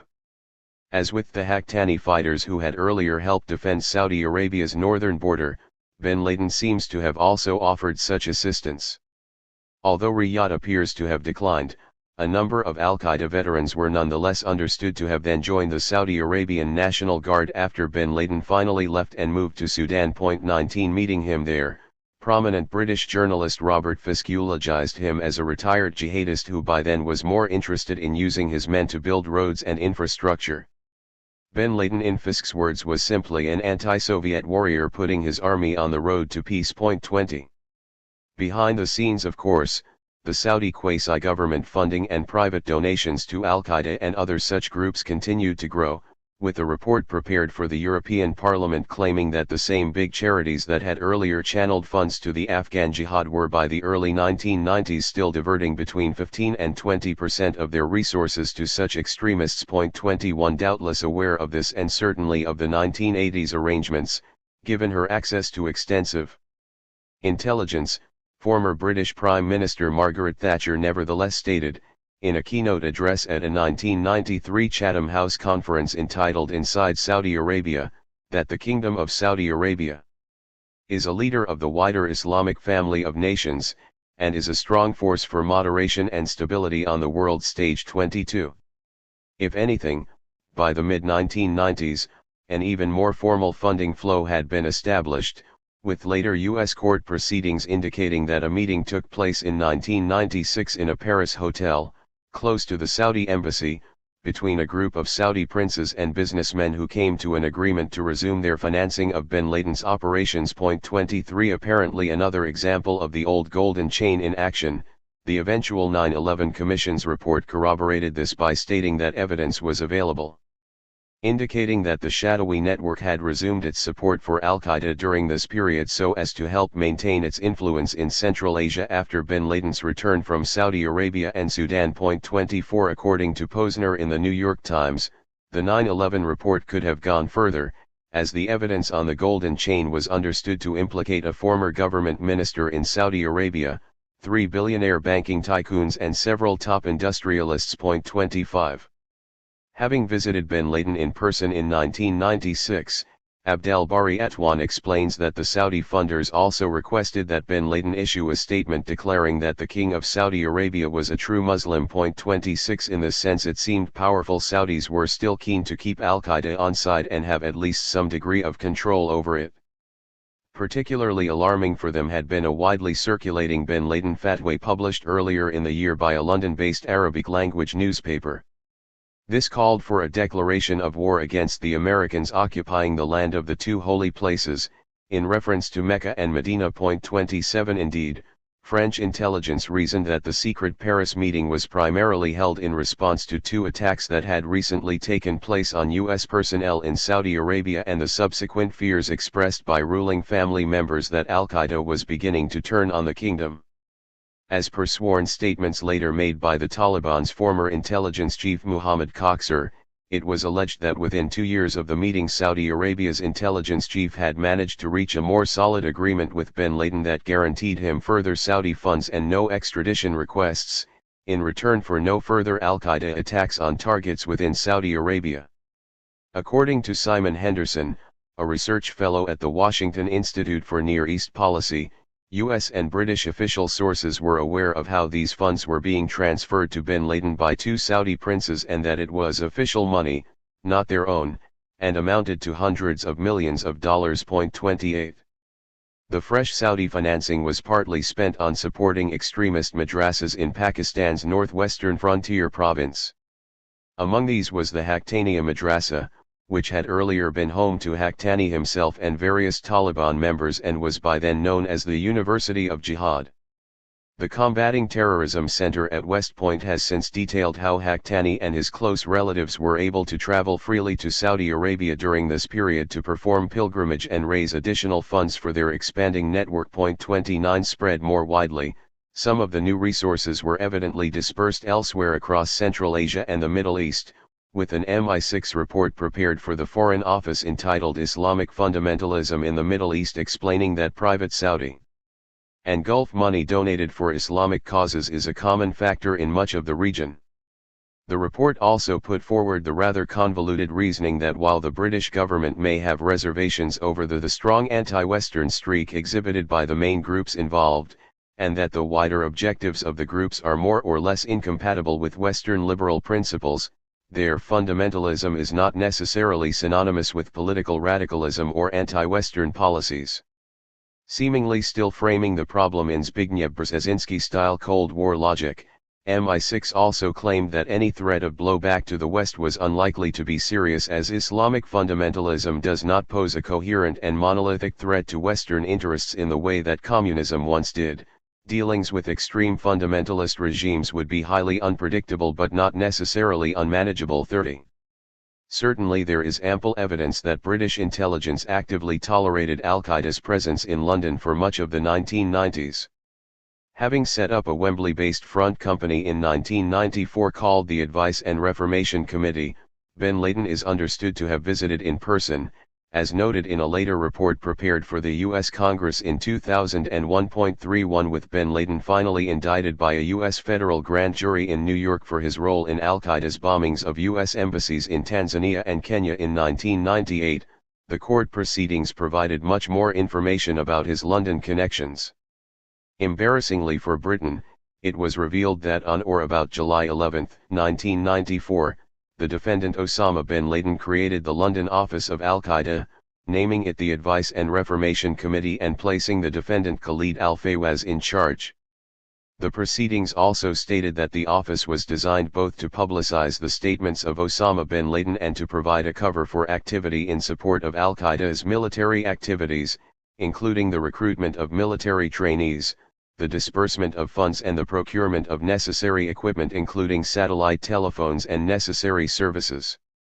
Furthermore, the London office served as a conduit for messages, including reports on military and security matters from various Al-Qaeda cells, including the Kenyan cell, to Al-Qaeda's headquarters 32. Most remarkably, shortly before its shutdown, Al-Qaeda's London office had not only been responsible for publishing bin Laden's anti-American fatwa, but had also issued another declaration calling for an international front for jihad against the Crusaders and the Jews. 33 Meanwhile, bin Laden's co-defendant and de facto ambassador in Britain, as British intelligence described his Saudi associate al-Fawaz, was understood to have been making inquiries to the Home Office about possible political asylum for bin Laden in Britain. 34 As Atwan recalls, a leading figure of this 1990s Londonist and jihadist community, Abu Musab al-Suri, had later confirmed to him that a tacit covenant was in place between MI6 and the extremists. 35. The war against Serbia, Bosnian Jihad. With Operation Cyclone long since finished and the Commonwealth of Independent States hardly a threat to Western interests, it is important to understand what these 1990s Al-Qaeda military activities actually were, and why the Western intelligence agencies seemed so keen to tolerate them. This time it seemed at least part of the answer lay within Europe itself, and more specifically the Balkans. Following Croatia's and Slovenia's declarations of independence from the former Soviet-sponsored Federation of Yugoslavia in 1990, and in the wake of a referendum in February 1992, the Muslim-majority Bosnia-Herzegovina also declared independence. With the rump Yugoslavia dominated by non-Muslim Serbia, still officially known as the Socialist Republic of Serbia and regarded by Washington as the last communist government in Europe, a golden opportunity had emerged to remove one of the biggest stumbling blocks for NATO's eastwards expansion, European Union enlargement, and Western access to markets in Eastern Europe. As Mark Curtis explains, Serbia's independent domestic policies posed the last real barrier to openly expressed British, EU, and US aims in Eastern Europe. 36. Militarily backing the substantial minority of Bosnian Serbs, most of whom were opposed to the new breakaway state and had boycotted the referendum, Serbian President Slobodan Milosevic was soon accused by the Western powers of engaging in ethnic cleansing against the pro-referendum Bosniaks and Bosnian Croats. 37 With no apparent diplomatic options on the table to remove him peacefully from power, a 1992 MI6 paper had quickly demonstrated the need to assassinate President Milosevic of Serbia. Thus, when NATO's extensive Operation Deny Flight operation began a few months later in 1993, ostensibly to provide no-fly zone cover for the Bosnian separatists, Milosevic's personal residence in Belgrade was specifically targeted by NATO aircraft. 38. With Milosevic managing to survive such attacks and with little movement on the battlefield, the campaign soon developed into a full-scale airstrike campaign against Serbia. Known this time as Operation Deliberate Force, by the end of 1995 it was even accompanied by an unprecedented 60,000-strong NATO implementation ground force. 39 To provide the casus belli, Western intelligence agencies had earlier reported that Bosnian Serb paramilitaries had committed genocide and were responsible for the Srebrenica massacre of about 8,000 Bosnian Muslims that summer. 40 The International Court of Justice has since confirmed that the Serbian and Croatian governments deliberately forced minority ethnic groups out of areas they controlled, but has problematically cleared both governments of genocide, with Judge Peter Tomka stating in February 2015 that forces on both sides had carried out violent acts during the war. However, neither side had provided sufficient evidence to demonstrate the specific intent required for acts of genocide. 41 In summer 2015 newly declassified documents shed more light on the massacre and its apparent manipulation by NATO, with research findings collated by a former Le Monde journalist revealing that the British, French, and US intelligence services had all anticipated it. Indeed, Western officials were understood to have already been aware that the unprotected safe area in Bosnia was untenable and that as the killing hit full throttle, top Western negotiators did not raise the issue of mass murder with Serbia, even though unclassified US cables showed that the CIA was watching the killing fields almost live from satellite planes 42. Meanwhile, in the year leading up to Operation Deliberate Force, there is evidence that the US had begun to supply the Bosnian separatists with weapons and had thus been contravening both the UN arms embargo on the conflict and the terms of the no-fly zone. UN peacekeepers of the Nordic Battalion had reported spotting C-130 transporter black flights landing at airstrips in eastern Bosnia. Although NATO and the US denied knowledge of these flights at the time, a later BBC investigation confirmed that these secret missions were supplying vital, high-value supplies, anti-tank guided weapons to counter Bosnian Serb armor, Stinger surface-to-air missiles to ward off helicopters, night vision goggles. The BBC also contended that on the designated nights of the black flights, the NATO no-fly zone was being monitored by US Navy AWACS surveillance planes rather than NATO aircraft with their multinational crews. 43 It remains unclear, however, whether the aircraft and weapons involved actually originated from the US or were merely from US partners. A plausible claim has been made that it was in fact Iran, with full knowledge of the Western powers, that had, for about a year from the beginning of the conflict and then again from 1994 to 1995, been making 3 covered flights a week to Bosnia. 44.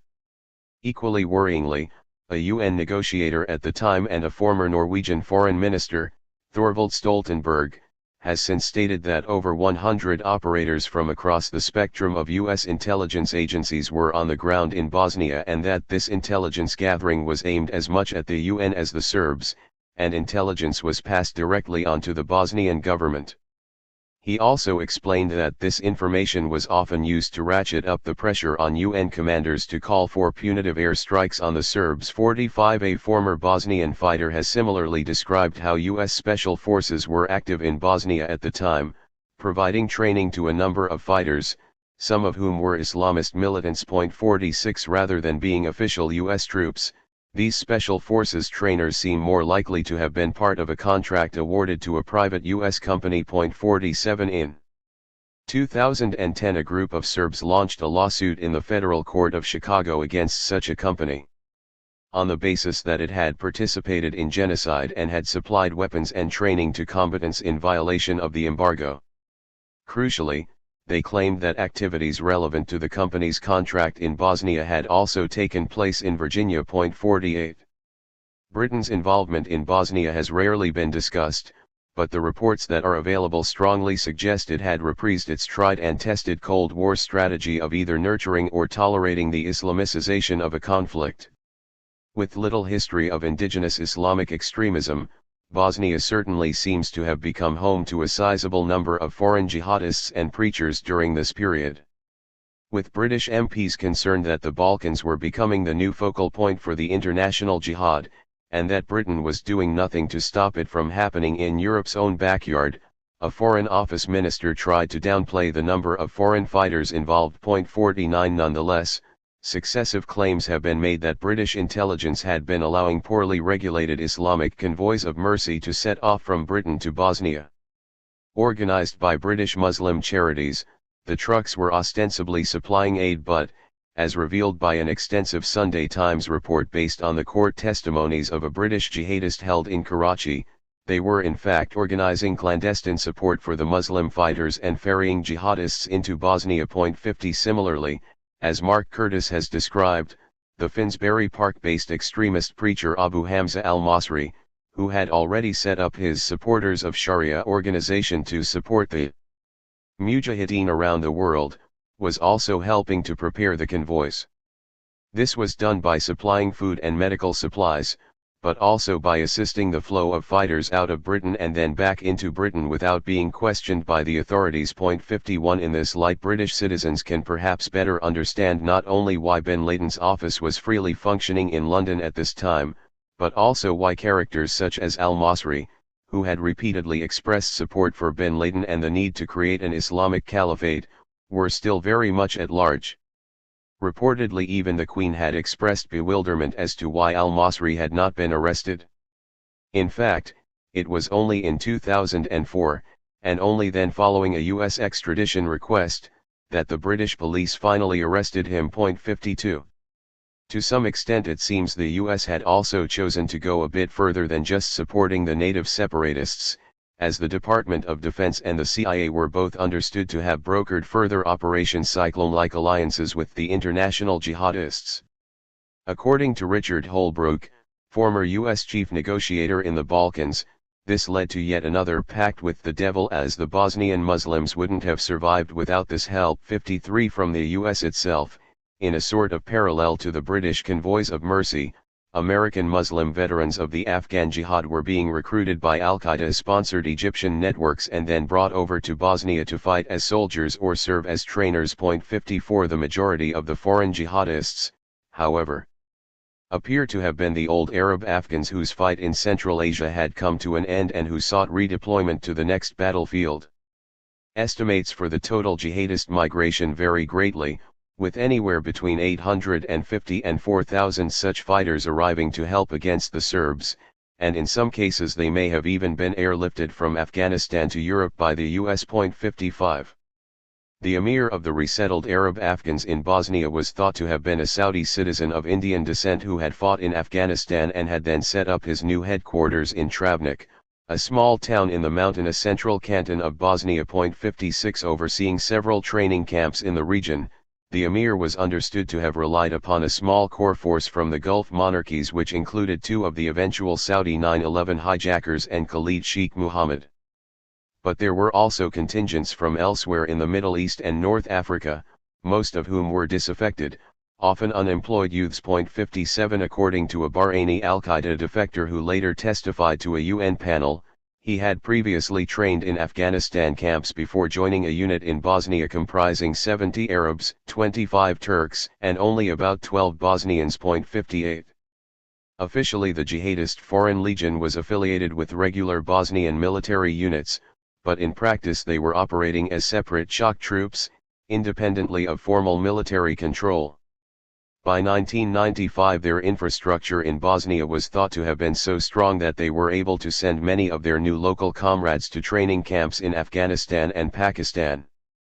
Returning to Europe suitably radicalized, these new Bosnian jihadists are thought to have been responsible for the first organized suicide bombings in modern Europe. 59. Among their notable targets was the Rijeka police station, attacked in an apparent effort to force the authorities to release one of their spokesmen. 60. Marking the 20th anniversary of the Srebrenica massacre, in 2015, a BBC Our World documentary attempted something of a revisionist history of the conflict.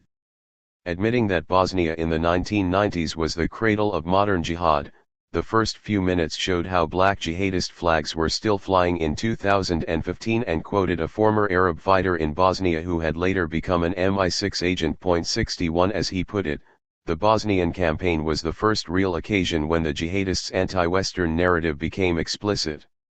The narrator acknowledged that of the hundreds of Arab fighters who arrived, some went on to be the world's most notorious terrorists and cadres of Al-Qaeda, including the organization's future leader in Saudi Arabia. 62. The BBC also depicted the brutality of the Foreign Legion's methods, including public beheadings, the desecration of churches and monasteries, the kidnapping and murdering of foreign aid workers, the setting up of ad hoc Sharia courts, and the patrolling of streets hunting for non-believers. Making the important point that Bosnia's Muslims were not devout before the foreigners came and the wave of radicalization began, the BBC further claimed that by the end of the war Bosnia's increasingly concerned generals had asked the jihadists to leave the country. 63. Going only halfway, however, the documentary offered no explanation of how so many jihadists had been able to move to Bosnia, and nor did it include any discussion of the role played by the Western powers and their Arab allies in the previous Afghan jihad.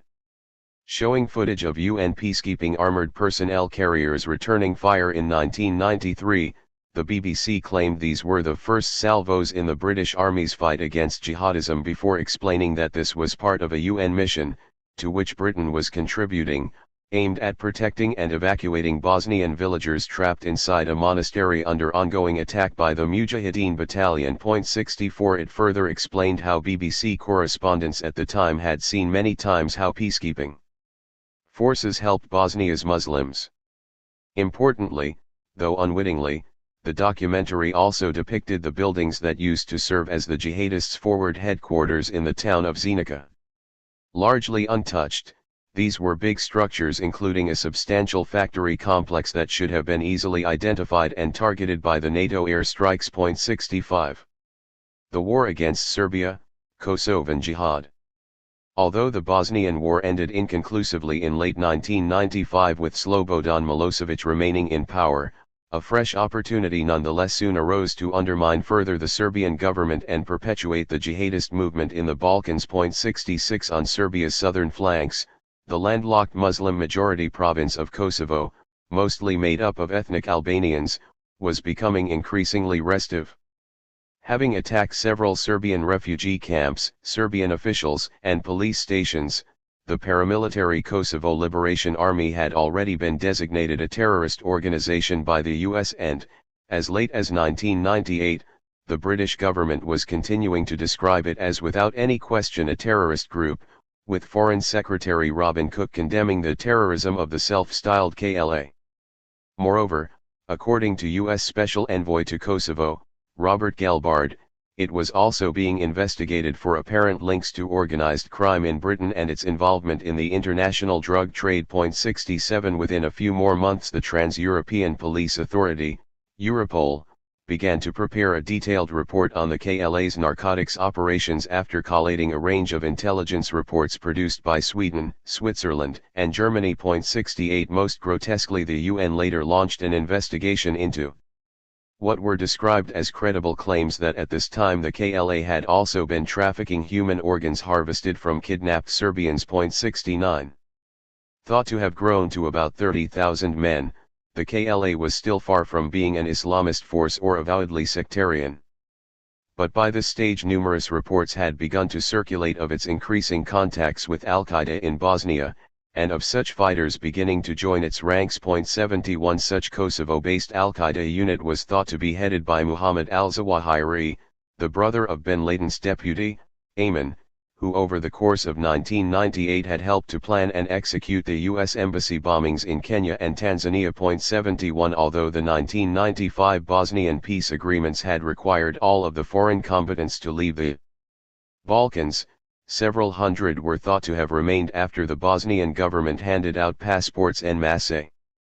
Indeed, in an article published several years after the conflict, the New York Times matter-of-factly stated that those Arabs who had come to fight were given citizenship in return. 72 Commenting on this development to another U.S. newspaper, a Department of Defense official had claimed these are the bad guys, the ones you have to worry about, while a counter-terrorism official agreed that hundreds remained in the Balkans but concluded, are they a threat?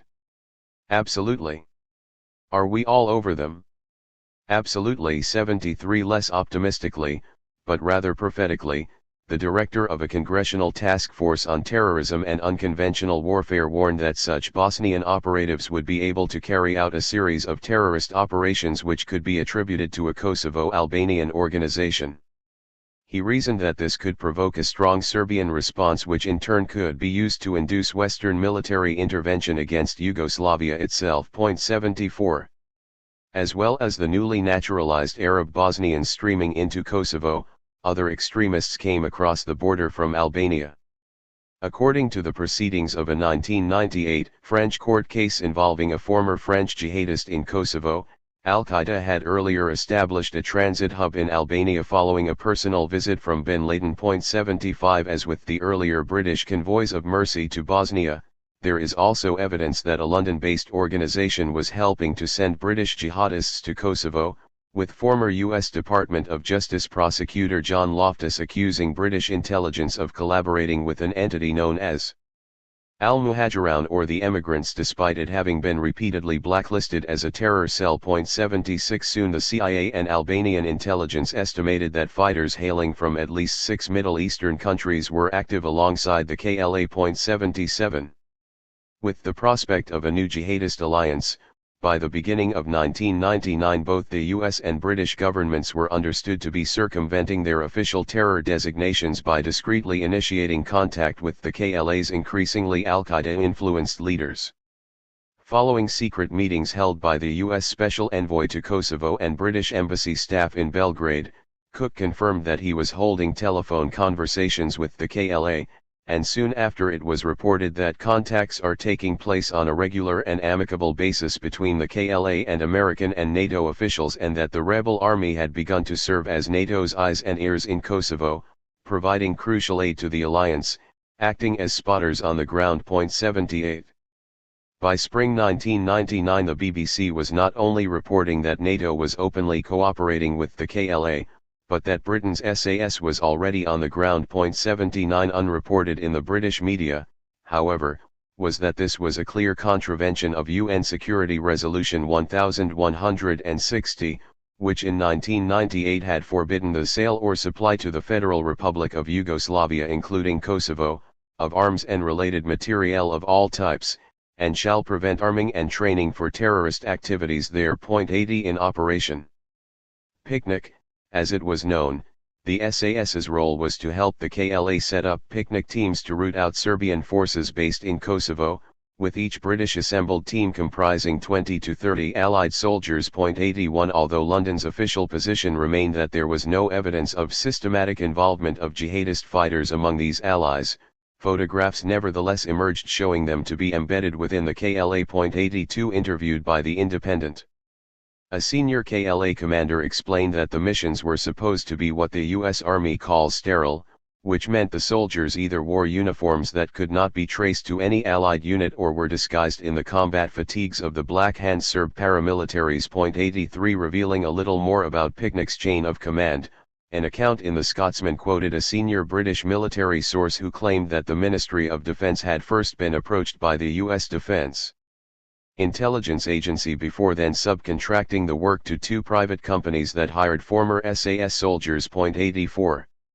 Effectively resuming their earlier Bosnia-supporting air strikes, by the summer of 1999 NATO had bombed Serbia for 11 straight weeks, albeit this time in defense of Kosovo.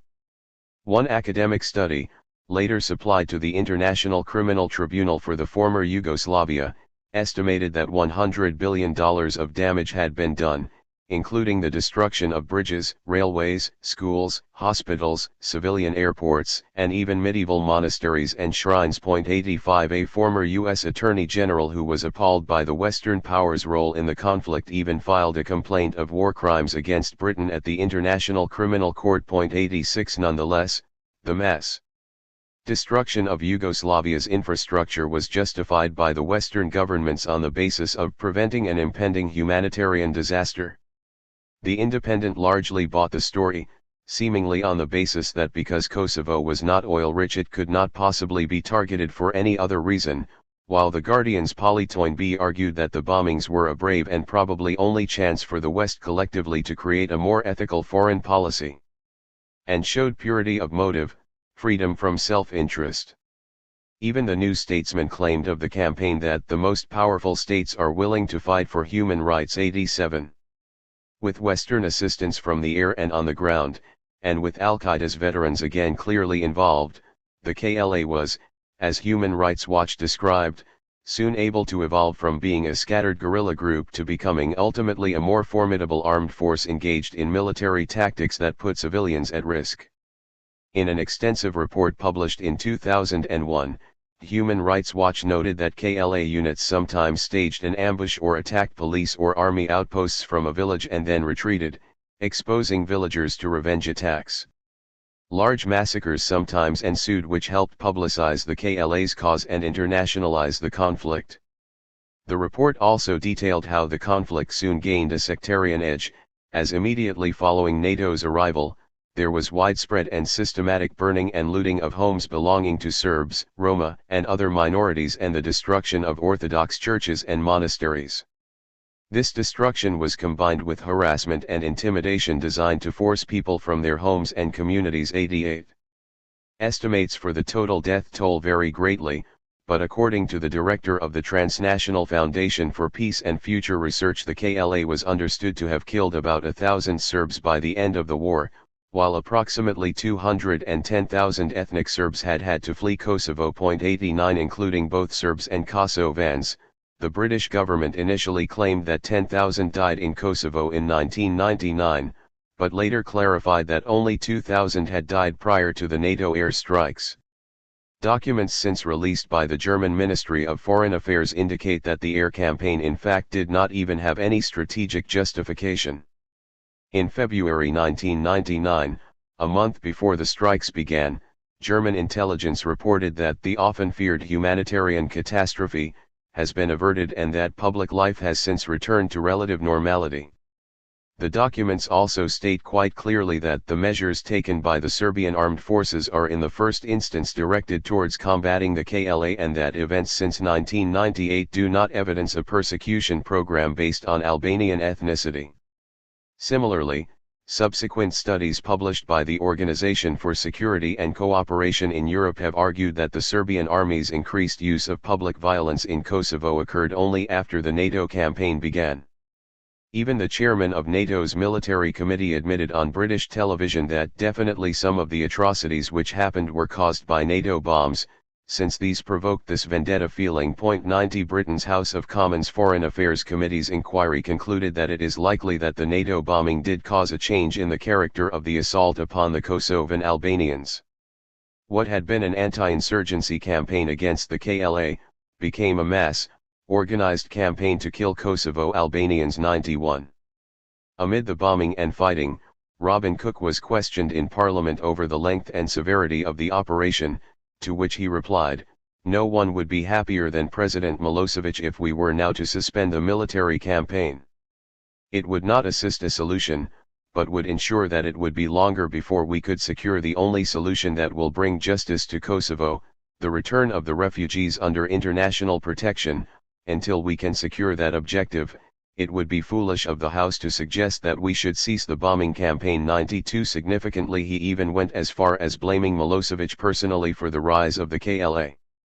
Avoiding all references to Britain's role in the conflict, and using language now eerily familiar to those following British policy on Syria, he stated that we have to face the fact, as must Milosevic, that his behavior and his brutality are the best recruiting sergeant for the KLA. That army has grown in strength during the period in which he has claimed to be wiping it out. 93.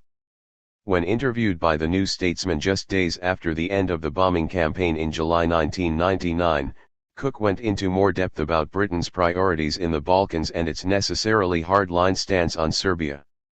Stating that our key tasks are first of all to increase trade, open up Yugoslavian markets and help them with economic progress, to intensify the integration with European structures.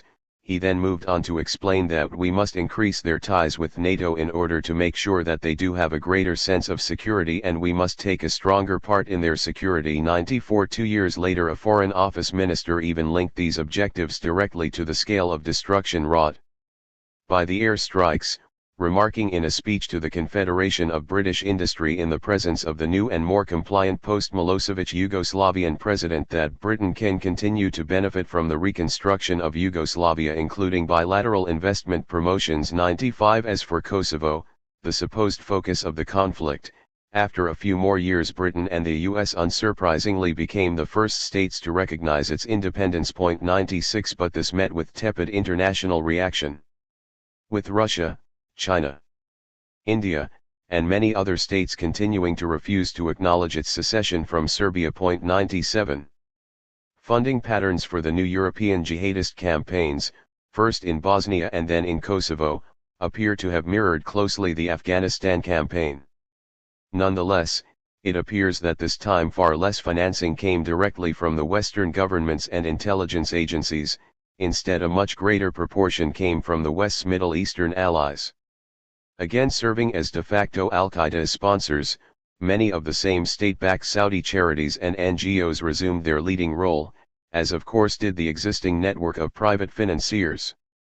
The seven-member Bosnian presidency was quick to recognize the advantages of playing host to the Arab, Afghan Foreign Legion in Travnik, and thus became cognizant not only of Al-Qaeda's battlefield abilities, but also of its mascot-like role in generating substantial funding from across the conservative Islamic world. 98 Indeed, as extra early recipients of Bosnian passports in 1993, both Ben Laden and Khalid Sheikh Mohammed were reportedly welcomed in Bosnia several times during the conflict. 99.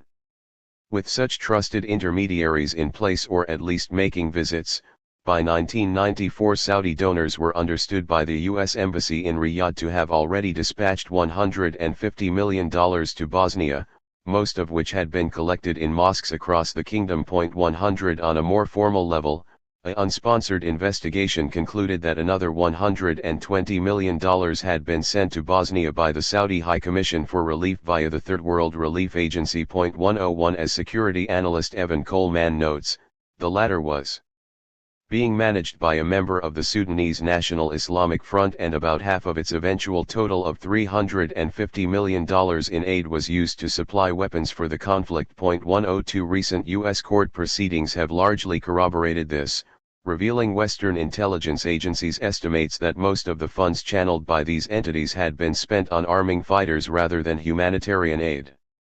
A Bahraini former jihadist's testimony to the UN has also made the allegation that these organizations participated extensively in supporting Al-Qaeda in Bosnia. 103. Other Saudi charities were also involved, but on a smaller scale, with the Al-Haramain Foundation having funded a jihadist battalion in Bosnia, and with a member of the Egyptian Islamic Jihad fronting an office for it in Albania that was used to help recruit fighters for the Kosovan campaign. 104 Many years later, in 2014, Kosovans understood to have been connected to the foundation during this period were arrested for terrorism offenses along with the laundering of hundreds of thousands of euros. 105 As Georgetown University's John Esposito notes, even some of the non-lethal Saudi aid to the Balkans was also highly questionable, with there being something of a policy of destruction or reconstruction of many historic mosques, libraries, because they did not conform to Wahhabi aesthetics. 106. A CIA investigation in 1996 determined that a third of such Islamic charities operating in the Balkans were facilitating the activities of Islamic groups that engage in terrorism, including plots to kidnap or kill U.S. personnel. It also made the allegation that even high-ranking members of the collecting or monitoring agencies in Saudi Arabia, Kuwait, and Pakistan, such as the Saudi High Commission, are involved in illicit activities, including support for terrorists. 107 Moreover, as David Kaplan's team discovered, by this stage U.S. intelligence agencies were also picking up disturbing chatter out of Saudi Arabia, with several intercepts reportedly implicating some of its wealthiest businessmen. According to one senior U.S. official, it was not definitive but still very disturbing. That was the year we had to admit the Saudis were a problem. 108 Nonetheless, despite the ample warnings and of course the illegality of contravening the UN arms embargo on supplying weapons to participants in Yugoslavia, it appears that the Western governments continued to give a green light to the campaign. According to Coleman, one senior Western diplomat who went as far as questioning the legality of the Third World Relief Agency's activities was effectively told to back off on the grounds that this was at least one way that the US could help the Bosnians. 109. The Libyan Islamic Fighting Group, Britain's new ally. Having joined the Libyan military in the early 1960s with the express purpose of launching a coup against the Western-backed monarchy, Muammar Gaddafi had seized his opportunity in 1969 when the unpopular and politically distant King Idris al-Senussi was out of the country receiving medical treatment. Arresting Idris's nephew and heir, the Crown Prince, the Free Officers of Libya duly installed their transitional government, and Gaddafi, still only a colonel, read out the communiqué number 1 that confirmed the birth of the Libyan Arab Republic. 110 Immediately costing Britain an estimated £100 million in lost oil infrastructure investments and access to military bases, Gaddafi was nonetheless grudgingly regarded by British officials as being a very popular leader. 111. The US had been less badly damaged by Gaddafi, despite the rhetoric of President Richard Nixon's administration.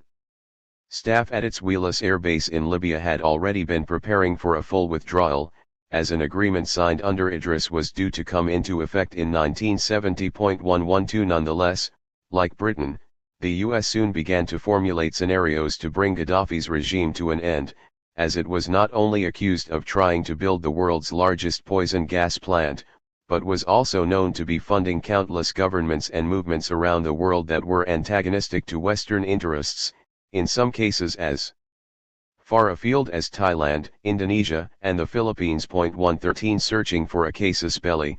In 1981 the US announced that a Libyan hit team had been intercepted while trying to assassinate Ronald Reagan, who himself stated to the media that "we have the evidence, and Gaddafi knows it." Problematically, however, a task force to investigate the plot had been set up by Deputy Secretary of State William Clark, and years later officials involved in it admitted that "we came out with this big terrorist threat to the US government. The whole thing was a complete fabrication." 114. In fact, as later reported by the New Statesman, the hit team turned out to be made up of Lebanese citizens who had been in the US to assist with negotiations to release US hostages in Beirut. They were understood to have had no connection whatsoever to Gaddafi. 115. By 1986 Reagan's administration was nonetheless ready to try again, especially after Libya was condemned for firing missiles at US aircraft and its intelligence services were publicly blamed for the bombing of a West Berlin discotheque frequented by US military personnel. Both charges seemed to stick, and within 10 days of the Berlin tragedy the US began to launch supposedly retaliatory strikes on both Tripoli and Benghazi. 116. It soon transpired, however, that Operation El Dorado Canyon was far more than just an effort to punish Gaddafi and, as is now becoming clearer, also had nothing to do with either the missile attacks or the disco bombing. As a former US pilot and squadron leader who served in the operation has since described, El Dorado Canyon had in fact been in the planning stage for about 4 months from the beginning of 1986. He understood it to have primarily been an assassination attempt on Gaddafi using the pretext of broader airstrikes. 117. Certainly Gaddafi's personal compound at Bab al-Aziziyah in Tripoli was directly and heavily targeted, with 9 of the 45 aircraft involved in the operation having been assigned to it. 118. 4 bombs were dropped on the building thought to be Gaddafi's house within the compound, but due to warnings from either a Maltese or an Italian politician, Gaddafi had managed to escape beforehand. 119. Although a later US trial took the view that the Berlin bombing had been planned by the Libyan Secret Service and the Libyan embassy, a trial held in Germany after its reunification had concluded that while Libya bore at the very least a considerable part of the responsibility for the attack, there was nonetheless no proof that Gaddafi was personally responsible. 120. As for the missile attacks, the original account seems equally spurious, as a group of British electronic engineers who had been based in Libya at the time later described to the Sunday Times how they had watched on their radar as the US aircraft flew deep into Libyan territory. As one of the men stated, "I don't think the Libyans had any choice but to hit back. In my opinion they were reluctant to do so." 121. Meanwhile, in other reports, anonymous British officials were quoted as saying that the US intelligence on Libya was wildly inaccurate and had been passed on to Britain in an effort to deliberately deceive. 122. Still surviving, by the 1990s, Gaddafi's government was proving particularly problematic as it had convinced itself, with some considerable accuracy, that Saudi Arabia was at the root of the dramatic resurgence in Islamic fundamentalism across the region. Awkwardly for the US and Britain, both heavily implicated in all of the Saudi-funded jihads thus far, the Libyan government became the first in the world to collect evidence on Osama bin Laden's activities and to begin supplying it to Interpol. 123. In early 1998, some 5 months before Al-Qaeda's US embassy bombings, Gaddafi had formally requested an Interpol arrest warrant for bin Laden. 124. According to a former advisor to the French President Jacques Chirac and a French investigative journalist, Both the CIA and MI6 had then actively tried to stop the Interpol warrant from being issued and had sought to downplay the threat posed by bin Laden. 125. From the Libyan regime's perspective, not only was the Arab world under threat from the scourge of religious radicalization, but so also was its own domestic survival, as a large number of the Arab Afghans earlier recruited by bin Laden and his associates were actually Libyan citizens. Established in the dying days of the Afghan campaign, the Libyan Islamic Fighting Group, LIFG, was the most prominent cluster, but there were others too, including a number of smaller Libyan units that mostly consisted of a leader and a handful of followers. 126 Those who had not moved on from Afghanistan to the Balkans had returned to North Africa, and most had brought with them both military experience and strong convictions about the secular nature of Gaddafi's republic. According to one former Libyan jihadist, the reason they had gone to Afghanistan in the first place was that a lot of young Libyans felt desperate because the regime made it very hard for people of Islamic persuasion to express their opinion. 127. Disturbingly, however, a number of key LIFG members had also moved to Britain. With most living in London and Manchester, they appeared to have been offered sanctuary, and they soon began to make repeated public calls for the overthrow of the Gaddafi regime. 128 Naturally, Britain had not designated the LIFG a terrorist organization despite its obvious connections to Al-Qaeda and other extremist groups in Central Asia, as it was clearly a useful if potentially volatile ally against Tripoli. Among its members was Nadi al-Rukail, also known as Abu Anas al-Libi, who arrived in Britain in 1995 and was granted political asylum. He was known to have participated in an earlier failed Al-Qaeda plot to assassinate Egyptian President Hosni Mubarak, and was later implicated in the 1998 U.S. Embassy bombings after having flown to Nairobi to train Al-Qaeda members in surveillance techniques. 129 Described by a former jihadist as having been a key player in Al-Qaeda in Afghanistan since the early days, al-Libi eventually fled Britain in 2000, with a subsequent raid on his Manchester flat leading to the discovery of a 180-page terrorist training manual. 130 Meanwhile, other key LIFG members had been living freely in Ireland, with one remaining in Dublin until 2004 when he left to join the growing Islamist insurgency against the Iraqi and US coalition forces. 131. Going a long way towards explaining their tolerated presence in Britain, in 1995 and 1996, al-Libi and his LIFG associates had been working closely with British intelligence. Having correctly identified Gaddafi's vulnerability to jihadist organizations, MI6 had developed a plan that would involve Libya-based LIFG veterans leading an assassination attempt and producing unrest across the country, while a simultaneous coup by army officers would take control of the capital. 132 Although 6 innocent bystanders were killed, the LIFG attack failed and the regime remained in place. With fingers soon pointing at Britain, Foreign Secretary Malcolm Rifkind unequivocally denied any British involvement in the plot. 133 Unfortunately for Rifkind, however, 2 years later former MI5 officer David Shayler came forward and gave an interview to the BBC in which he claimed that MI6 had indeed reached out to the LIFG and had paid it £100,000 and provided it with 250 weapons on the basis that it would carry out an assassination of Gaddafi. 134 Shayler's allegations were substantially reinforced in 2000 when a leaked MI6 document corroborating most of these details appeared on a US-based server. Marked UK Alpha Eyes Only, the document was reported on by the BBC and its authenticity was confirmed to the British press by Whitehall sources, while the Secretary of Britain's D-Notice Censorship Committee requested that the document's contents not be published. 135. Rather belatedly, in February 2004, former CIA Director George Tenet told the U.S. Senate's Select Committee on Intelligence that one of the most immediate threats to U.S. national security is from smaller Sunni extremist groups that have benefited from al-Qaeda links. They include the Libyan Islamic Fighting Group.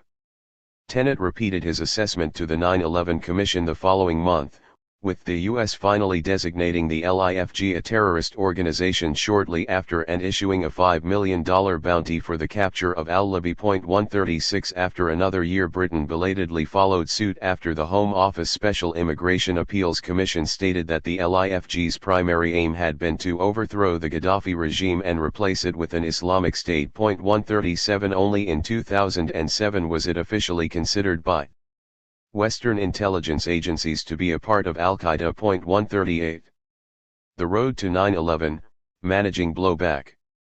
Despite some internal discussion having taken place within the Western intelligence community on possible future blowback from its various relationships with Al-Qaeda and other extremist groups, by the end of the 1990s it seemed the majority of senior US and British planners still held the view that such an eventuality was ultimately manageable or containable. In other words, the strategic benefits of retaining links to international jihadist organizations and their primary funders still outweighed potential national security complications, even in the post-Cold War era. After all, as was being seen in Yugoslavia, Libya, and doubtless elsewhere, alliances with ultra-conservative Islamist militants were continuing to pay dividends for the Western powers and were likely to do so again in the future.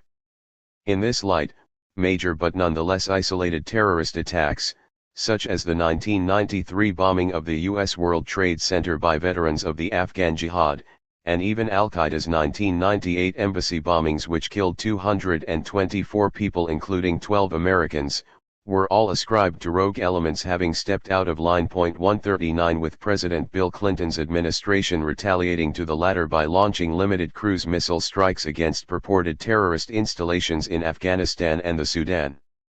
And with the CIA finally beginning to refer to Al-Qaeda by its name later that year following the indictment of Osama bin Laden in U.S. courts, red lines at last seemed to have been drawn for the most prominent jihadist organization. But at the same time it was clear that the US had no intention of seeking its destruction or even dismantling. Indeed, while CNN gushingly reported that the US had pounded targets in Afghanistan and the Sudan on the basis that, according to Clinton, our target was terror, the operation's reality was somewhat different. 140. The Sudanese target, for example, was a pharmaceutical factory that the CIA claimed was producing nerve gas, but a year later the U.S. Bureau of Intelligence and Research published a report claiming the CIA's evidence was weak and requested that the Assistant Secretary of State press the CIA for clarification. Although no details were forthcoming as the CIA claimed there was no additional evidence, several years later the New York Times reported that U.S. officials were conceding that the evidence that prompted President Clinton to order the missile strike on the factory was not as solid as first portrayed. There was no proof that the plant had been manufacturing or storing nerve gas, as initially suspected by the Americans, or had been linked to Osama bin Laden. It was also claimed by the paper that the Sudanese authorities had actually invited U.S. investigators to visit the target site to test for chemical deposits but that their invitation had not been accepted. 141 More intriguingly, the targets in Afghanistan, which included some of the old 1980s training camps first used by Al-Qaeda, were reportedly almost empty at the time of the strikes.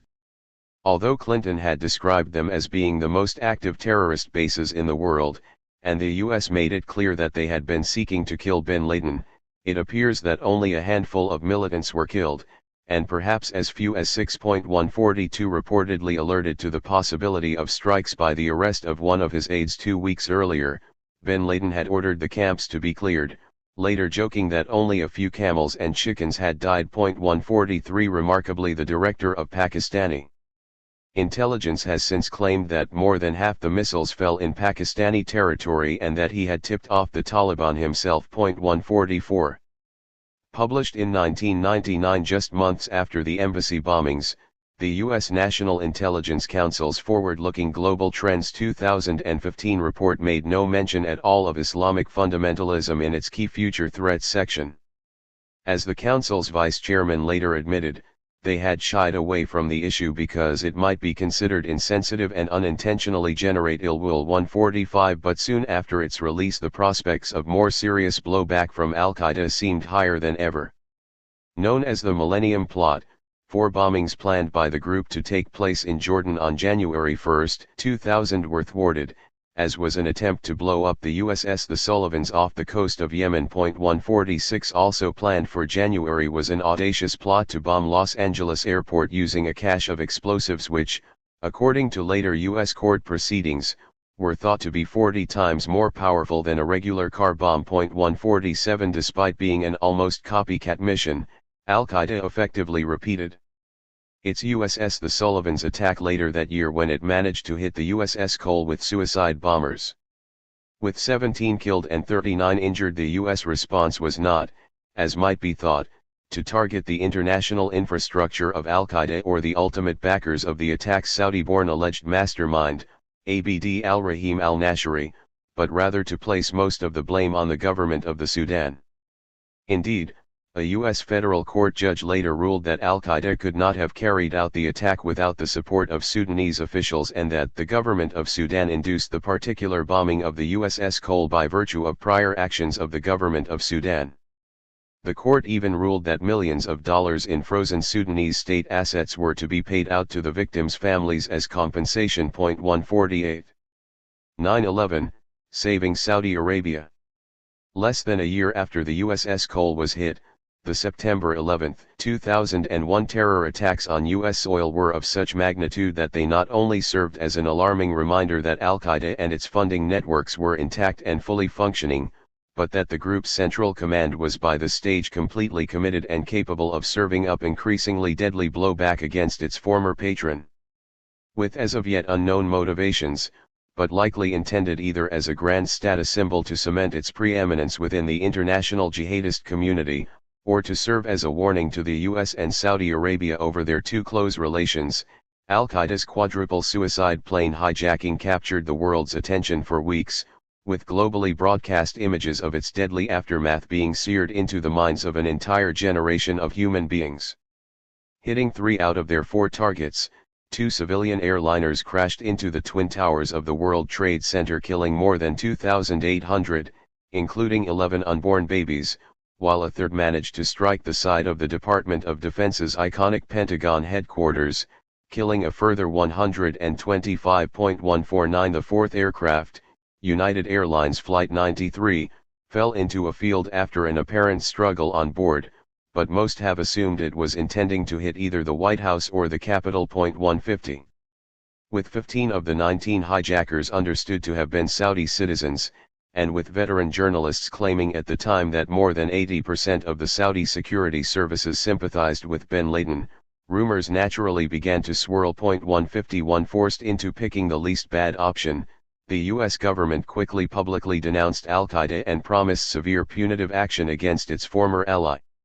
Meanwhile, parallel and very extensive efforts were made to isolate Saudi Arabia from the situation and nudge both debate and policy away from the still strategically vital relationship with the kingdom and its other Middle Eastern allies.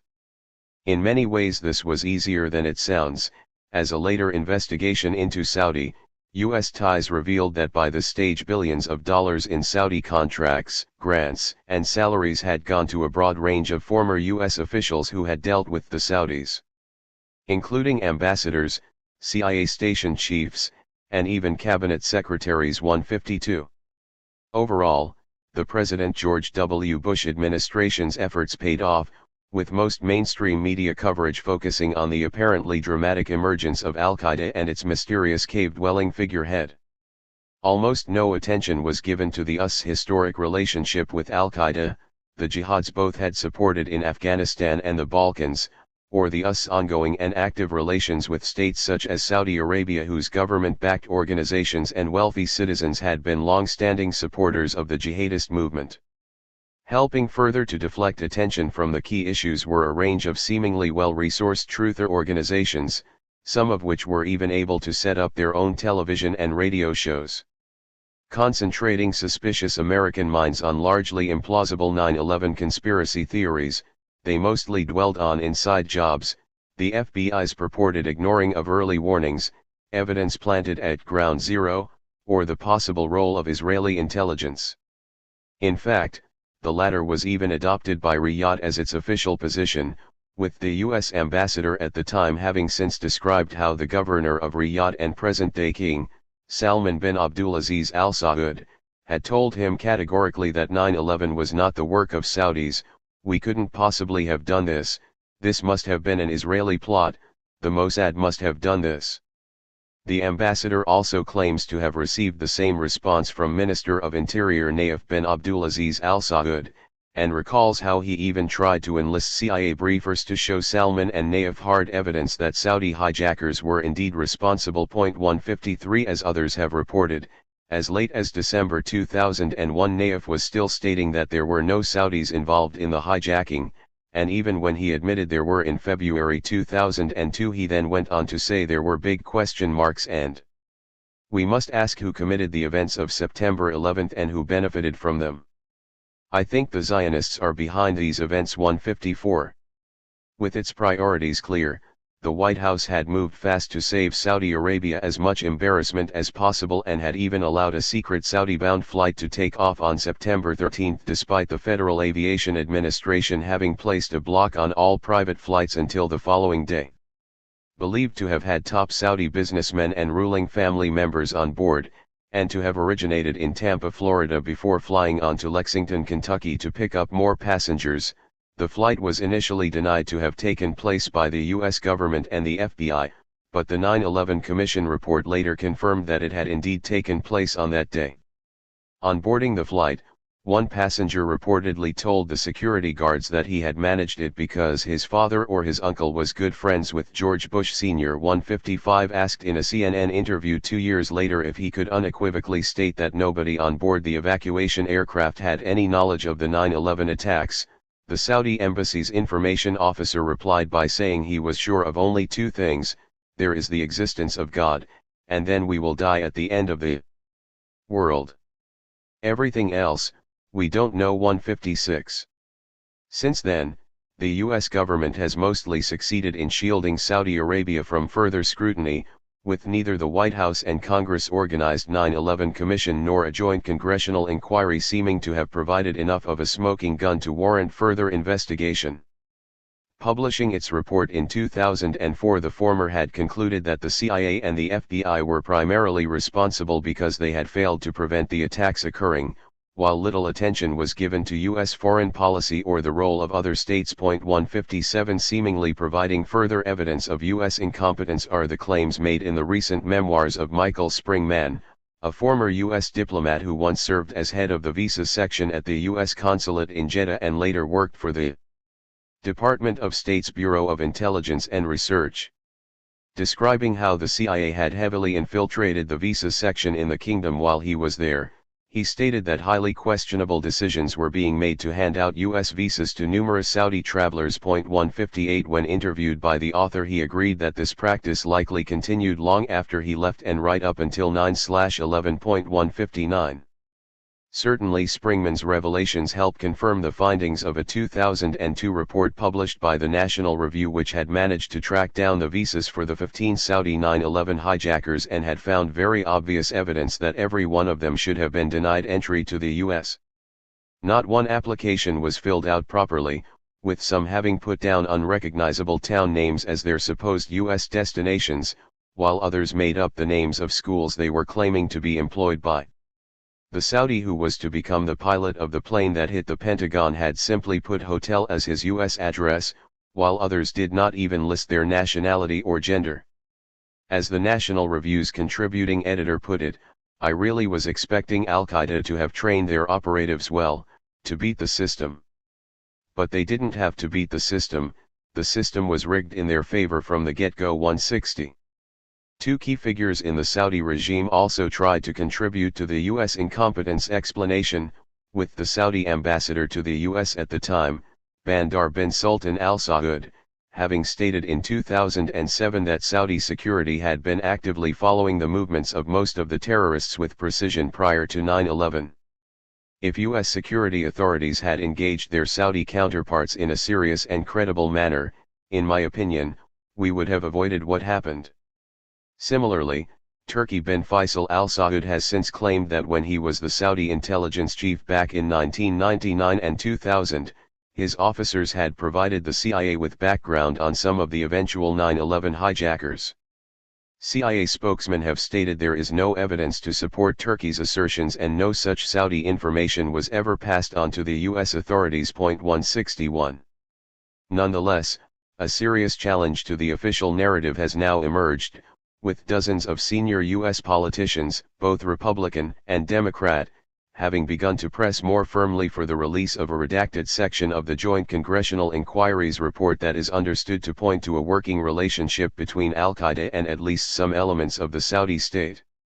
Seeking compensation from Saudi Arabia, a long-running class action lawsuit representing the families of the victims of 9/11 got its big break in 2014 when a New York federal court judge ruled that the Saudi Arabian government was not allowed to claim sovereign immunity, and was thus liable to be sued for damages if the link could be proven. 162. In other words, for more than a decade Saudi Arabia had been shielded from exactly the same type of legal action that had been used against the Sudanese government in the wake of the USS Cole attack in 2000.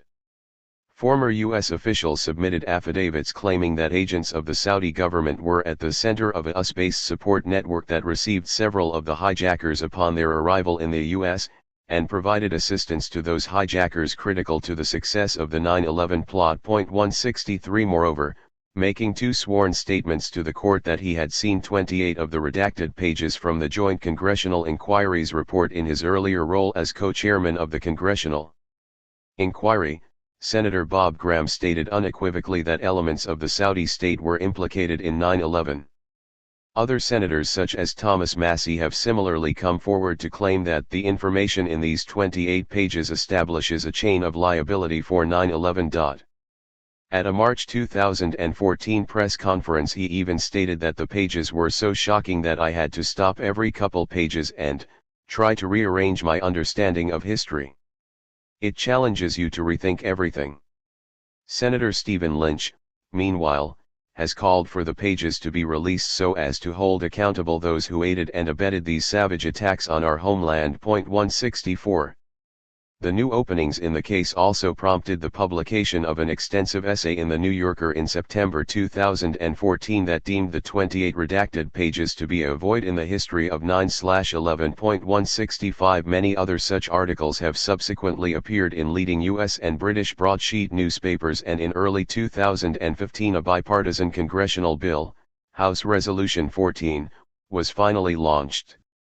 Sponsored by Senator Walter Jones, it quickly attracted more than 20 co-sponsors, and without any signs of the movement losing momentum, and with fresh details from other sources continuing to emerge, it will likely prove much harder for future U.S. administrations to prevent publication of the controversial pages. 166. In March 2015, for example, a report published by a Congress-organized independent review of U.S. Homeland Security cited an earlier FBI document that claimed an accredited diplomat at the Saudi consulate in Los Angeles, who also served as a preacher in the city, had immediately assigned an individual to take care of two of the 9/11 hijackers who had just arrived during their time in the Los Angeles area. Allowed to return to Saudi Arabia, a separate 9/11 Commission record of interrogation document reveals that the diplomat was then interviewed twice in Riyadh by U.S. investigators in 2004. After the second interview, it was noted that the man continued to deny knowing another key suspect despite evidence of numerous phone calls between the two and despite witnesses' claims that the men had met each other on several occasions. More significantly, in July 2015 the lawyers representing the families of the victims successfully appealed for the declassification of a previously secret 2003 memorandum that had been prepared for the 9/11 Commission by some of its staffers. Listing dozens of Saudi citizens living in the U.S., it revealed that the FBI was aware of two Saudi naval officers based in San Diego who had made telephonic contact with some of the hijackers, and a third naval officer based in Pensacola, Florida, who was in contact with at least one of the hijackers' possible associates. The memorandum also detailed a Saudi suspect in San Diego, a former employee of the Saudi government's educational mission in Washington, who had been earlier described by the FBI as a vocal supporter of Osama bin Laden, and who was understood to have received considerable funding from two Saudi royals supposedly for his wife's medical treatments. Crucially, the man was understood to have already admitted to an FBI asset that he had had contact with the hijackers, although he reportedly denied this in later conversation. 167. Soon after, the lawyers were able to add even more weight to Graham's and Massey's assertions after forcing the FBI to reveal new information that was originally withheld from both the 9/11 Commission and the Joint Congressional Inquiry. Through a series of Freedom of Information requests, they determined that at some point in 2001 the FBI had begun to investigate a well-connected Saudi family renting a house in Sarasota, Florida, after receiving reports from suspicious neighbors. FBI agents had found multiple contacts between the family and some of the hijackers who were training nearby, before the family fled the U.S. very shortly prior to the attacks taking place. Indeed, this was the same luxury house which, according to a later report in the local Florida media, had been vacated just 2 weeks before September 11, with the residents having left a brand new car in the driveway, a refrigerator full of food, fruit on the counter, and an open safe in the master bedroom. In a remarkable twist, the newly released FBI information also showed that it knew the house was owned by an advisor to Ahmed bin Salman Al Saud, a son of Salman and thus a nephew of the king at the time, Fahd bin Abdulaziz Al Saud. 168. Crucially, according to Gerald Posner's earlier investigation for the New York Times, Ahmed was understood to have been on board the secret September 13 flight that left from Tampa, which is about an hour's drive away from Sarasota. Although the prince's well-known racehorse war emblem went on to win the Kentucky Derby in May 2002, his name along with two other Saudi princes was mentioned soon after by a senior al-Qaeda captive during a U.S. interrogation that involved 83 waterboarding sessions. 169. Within 6 weeks of the Derby, Ahmed was reported to have died suddenly in Riyadh, aged 43, the cause of death was recorded as being a heart attack. 170. Worryingly, the two other Saudi princes named by the al-Qaeda captive had their deaths announced the very same week, with one having died in a car accident and the other of thirst. 171. An exhaustive review of available police reports, photographs, and media coverage in Saudi Arabia at the time has shown there is no firm evidence that a car accident involving a member of the ruling family took place on the date and at the location claimed, while the thirst incident appears to have been a desert hiking trip that had gone unusually wrong and had involved no witnesses. 172. In a Washington Post article published only a few months after the three princely deaths in Saudi Arabia, and which is no longer available on its website, it was described how a U.S. National Security Council task force had been preparing to present the Saudis with intelligence and evidence against people and businesses suspected of backing al-Qaeda and other terrorist organizations, coupled with a demand they be put out of business. Quoting an official with knowledge of the task force, the deleted article explained that the US stance on Saudi Arabia was that we don't care how you deal with the problem, just do it or we will after 90 days, and that we would press the Saudis to act even if there was not enough information to secure a conviction. 173. 9/11, protecting the funding networks. As with the mostly successful protection of the vital US-Saudi alliance, the deflection of attention from international funding networks historically sponsored by Saudi Arabia and other wealthy US-backed Gulf monarchies was also largely accomplished, at least for a decade or so. Despite occasional glitches, and some internal dissent within the U.S. policy community, the various organs of the U.S. government allowed the majority of the numerous state-backed charities, aid organizations, and wealthy individuals that had served U.S. foreign policy goals so well since the early 1980s to escape the aftermath of 9/11 almost completely unscathed. As a critical 2002 report published by the Council on Foreign Relations put it, any U.S. crackdown on Islamic banks, charities, and wealthy sponsors of al-Qaeda would create a backlash that would jeopardize the survival of the Saudi government. 174. The biggest headache, it seemed, was the Saudi High Commission, which, as described, was understood to have been a major funder of the 1990s Balkans campaign, and was inextricably linked to powerful ruling family members. As former CIA official Bruce Riedel has alleged, Salman bin Abdulaziz Al Saud had effectively been Saudi Arabia's leading fundraiser for jihadists in Bosnia and earlier in Afghanistan, when his half-brother King Khalid bin Abdulaziz Al Saud had chosen him for the role. David Weinberg, a senior fellow at the Foundation for the Defense of Democracies, has similarly made the allegation that Salman was in essence, Saudi Arabia's financial point man for bolstering fundamentalist proxies in war zones abroad.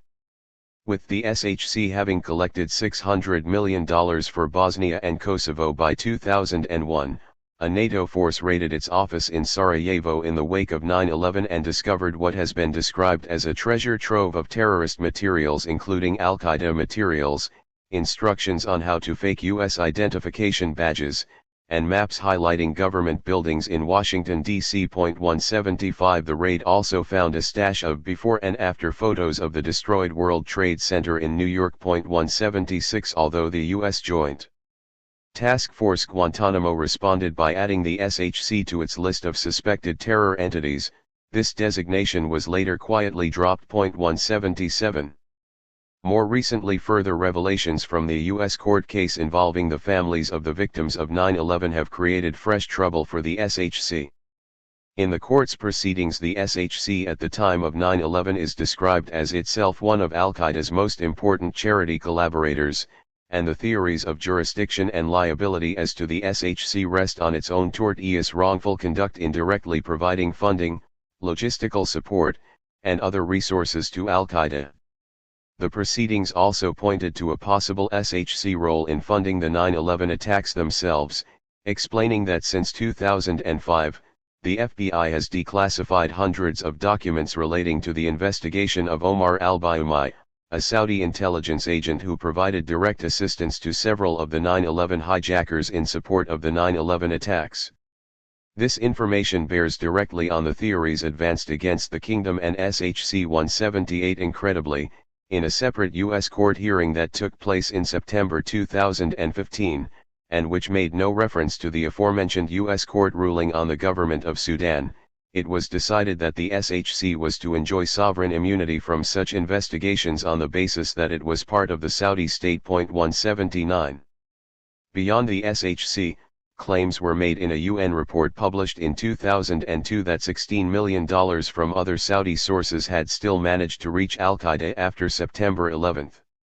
Meanwhile, a little later in the year, even the CIA admitted that there was incontrovertible evidence that there is support for Al-Qaeda within the Saudi government. 180 A former CIA consultant on religious conflict described this spending as part of the largest worldwide propaganda campaign ever mounted, while an independent task force sponsored by the Council on Foreign Relations reached much the same conclusions, stating that for years, individuals and charities based in Saudi Arabia have been the most important source of funds for Al-Qaeda.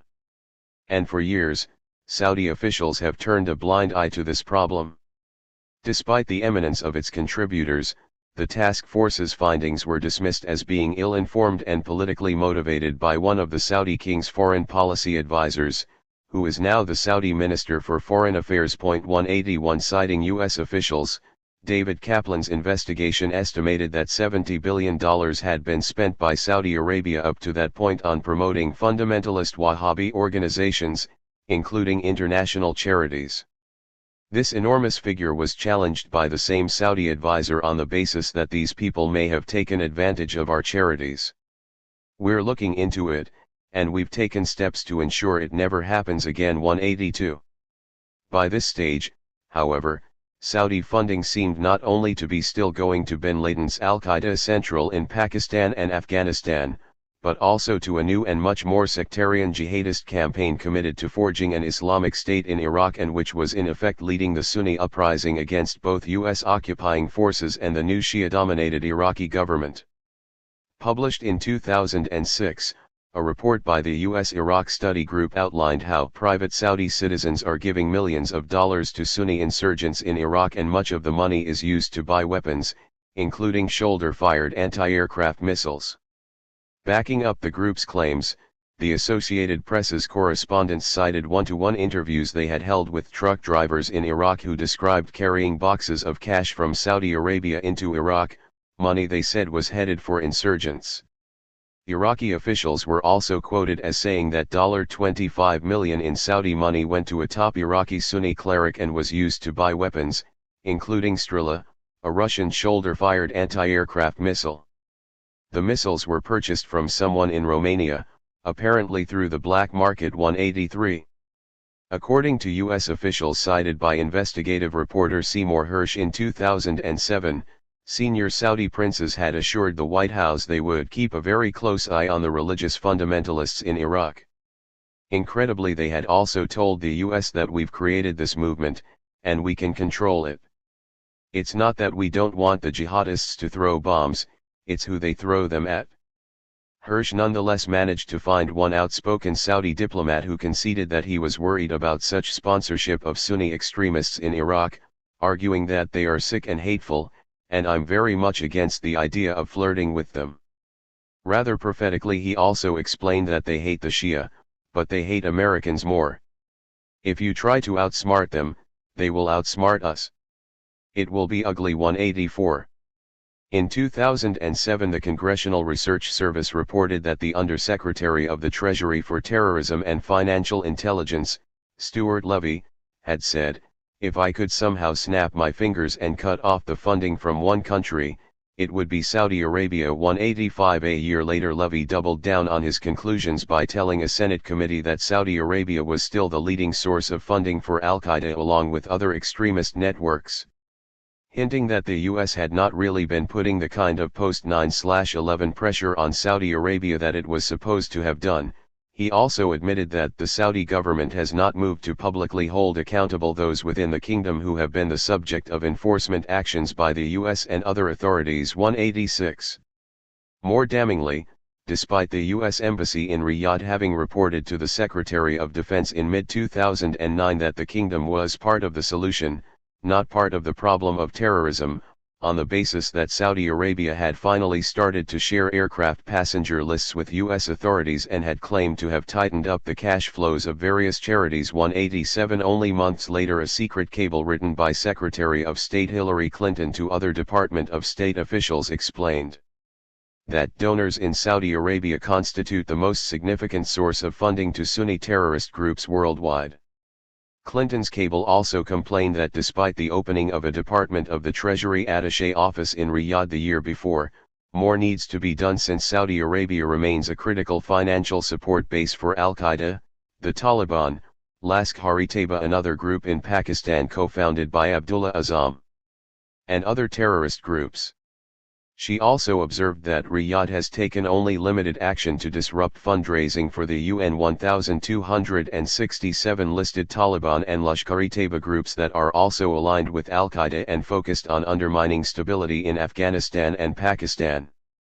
The cable pointedly referred to the role of Saudi charities, along with a multilateral organization the name of which was redacted in the cable but which almost certainly refers to the Golden Chain. 188. Other extremist entities still backed by Saudi Arabia but not mentioned in the Clinton cable included various groups committed to founding an Islamic mini-state in northern Lebanon. Understood to have received training in Al-Qaeda's Afghan camps before returning home, Lebanese jihadists appear to have been supported by prominent Lebanese Sunnis who in turn were in receipt of Saudi and perhaps even U.S. funding.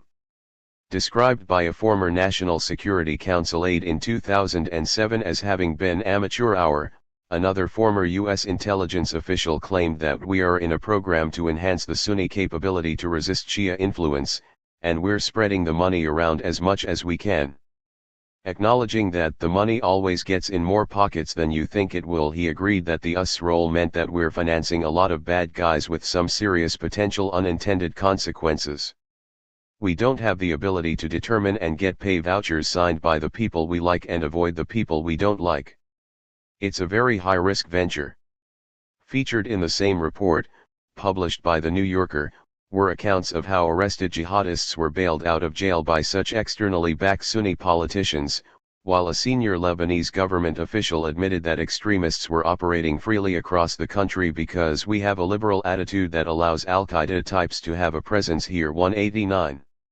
Casting more light on the situation is another secret cable from 2009, which was filed following a briefing given by Saudi Ministry of Interior officials to Richard Holbrooke, the U.S. envoy to Afghanistan and Pakistan. In it, the author warns that the Hajj is still a major security loophole for the Saudis, since pilgrims often travel with large amounts of cash and the Saudis cannot refuse them entry into Saudi Arabia. It also cites U.S. officials as admitting that the Hajj is a vacuum in our security as it offers a prime opportunity for militants and their donors to enter Saudi Arabia and either launder funds or receive funds from government-backed charities. 190 This situational assessment tallies well with numerous reports of front companies having been established in Saudi Arabia to solicit donations for most of the organizations mentioned by Clinton, including Lask Haritaba, which had set one up in Riyadh via its charity wing just 3 years before it carried out the 2008 Mumbai massacre. 191 As recently as 2013, much the same conclusions were being drawn by the Directorate General of External Policies for the European Parliament. In its report, entitled Salafism/Wahhabism in the Support and Supply of Arms to Rebel Groups Around the World, assertions are made that Saudi Arabia has been a major source of financing to rebel and terrorist organizations since the 1970s and that the number of indoctrinated jihadist fighters will continue to increase. 192. Alongside Saudi Arabia, the extensive extremist funding networks running through neighboring wealthy states such as Kuwait were also understood to have survived 9/11 more or less untouched. With state-backed charities and numerous powerful individuals in the emirate having been heavily involved in the earlier Afghan and Balkans campaigns, in many ways the 2000s just represented business as usual.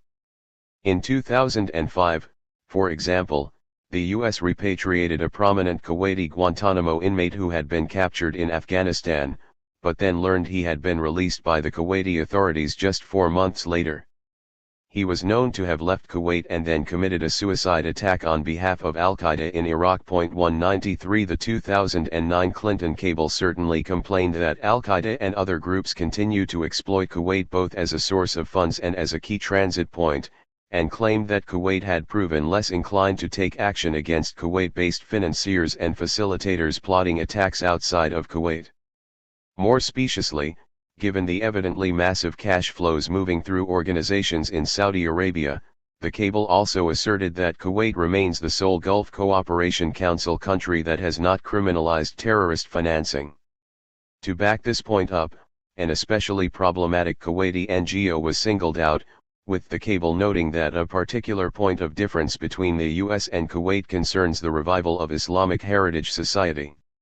In June 2008, the Department of the Treasury had apparently designated all of the Society's offices as terror sponsors on the basis they were providing financial and material support to Al-Qaeda and UN 1,267 listed Al-Qaeda affiliates, including Lask Haritaba, Jamaat-e-Islami, and Somalia's Al-Ittihad al-Islamiyya. Meanwhile, with reference to private Kuwaiti individuals, the cable stated that our information indicates that Kuwaiti donors serve as an important source of funds and other support for Al-Qaeda and other terrorist groups. 194. On the UAE, Clinton's secret analysis was not much rosier, with the cable revealing that UAE-based donors have provided financial support to a variety of terrorist groups, including Al-Qaeda, the Taliban, Lask Haritaba, and other terrorist groups, and lamenting that the UAE's role as a growing global financial center, coupled with weak regulatory oversight, makes it vulnerable to abuse by terrorist financiers and facilitation networks. 195. This gloomy assessment matched another leaked U.S. diplomatic cable from a year earlier that described how in 2005 organizations in the UAE and Saudi Arabia that ostensibly had the support of those governments had begun to finance jihadist recruitment centers in the Punjab in northern India. At these centers, youths were reportedly being indoctrinated in jihad, while their parents had been promised that their children would receive employment afterwards, either as clerics or being sent to jihadist training camps in federally administered tribal areas. The cable's author estimated that about $100 million a year was being sent from the UAE and Saudi Arabia to fund the program. 196. Although a relative backwater during the 1980s and most of the 1990s, given its more modest oil revenues and thus more limited capacity to engage in Western-backed jihadists sponsoring foreign policies, By the 2000s, the Emirate of Qatar had nonetheless begun to emerge as another key donor hub for extremist organizations.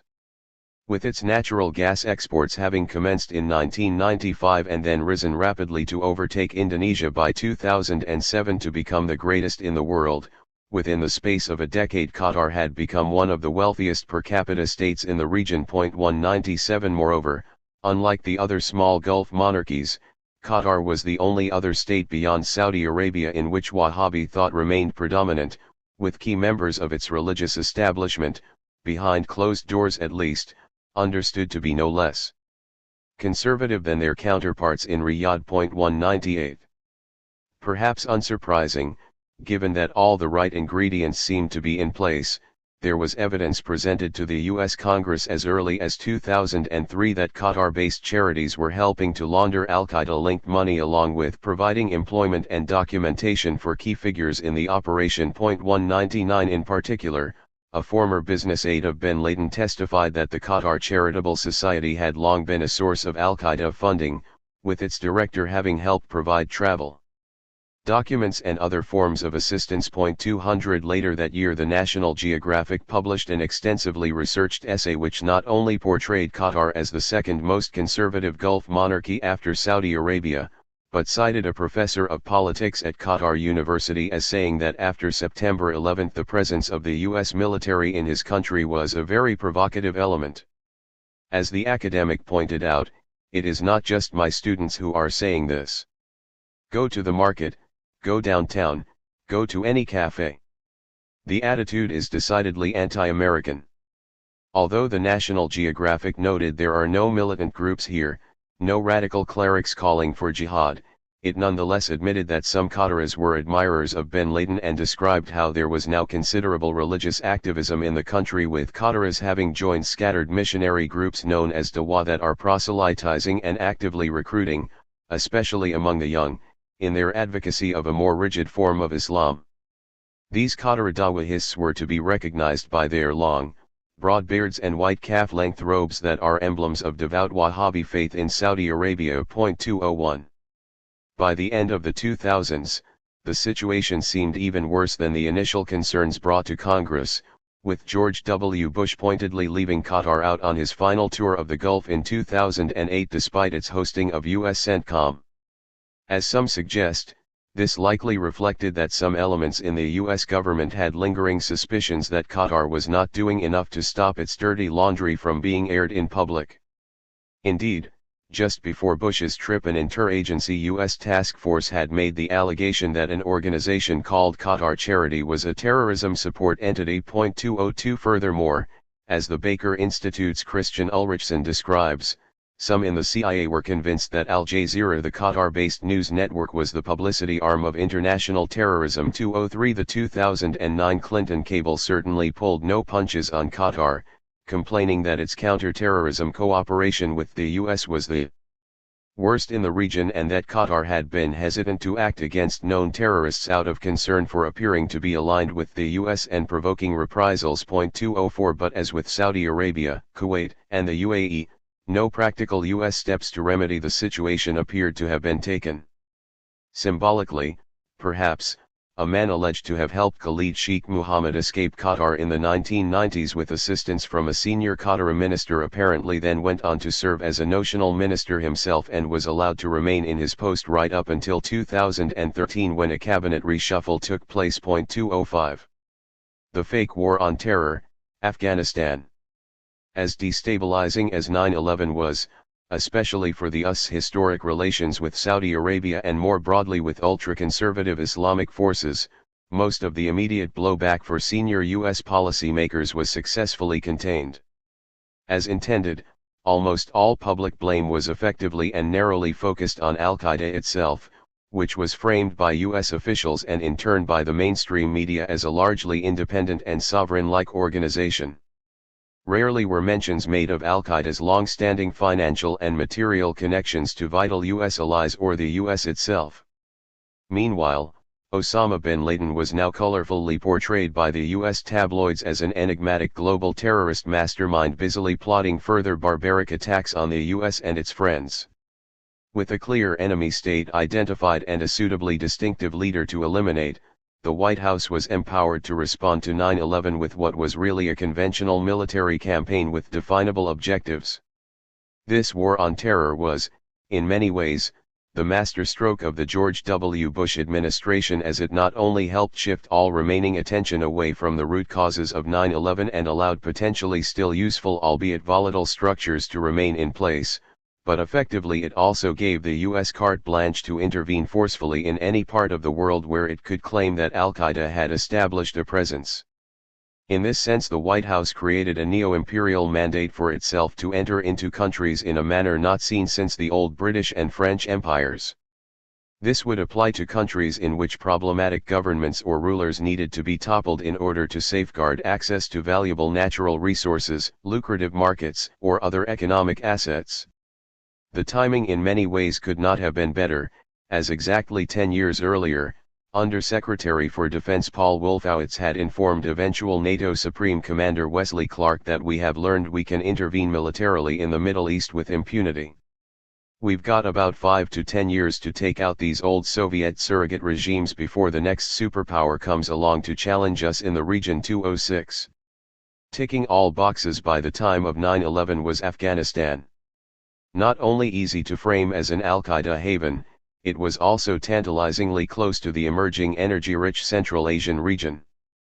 With the previously described UNOKAL project having floundered as the Taliban proved increasingly unable to quell opposition, U.S. officials were becoming markedly less tolerant of the Kabul regime.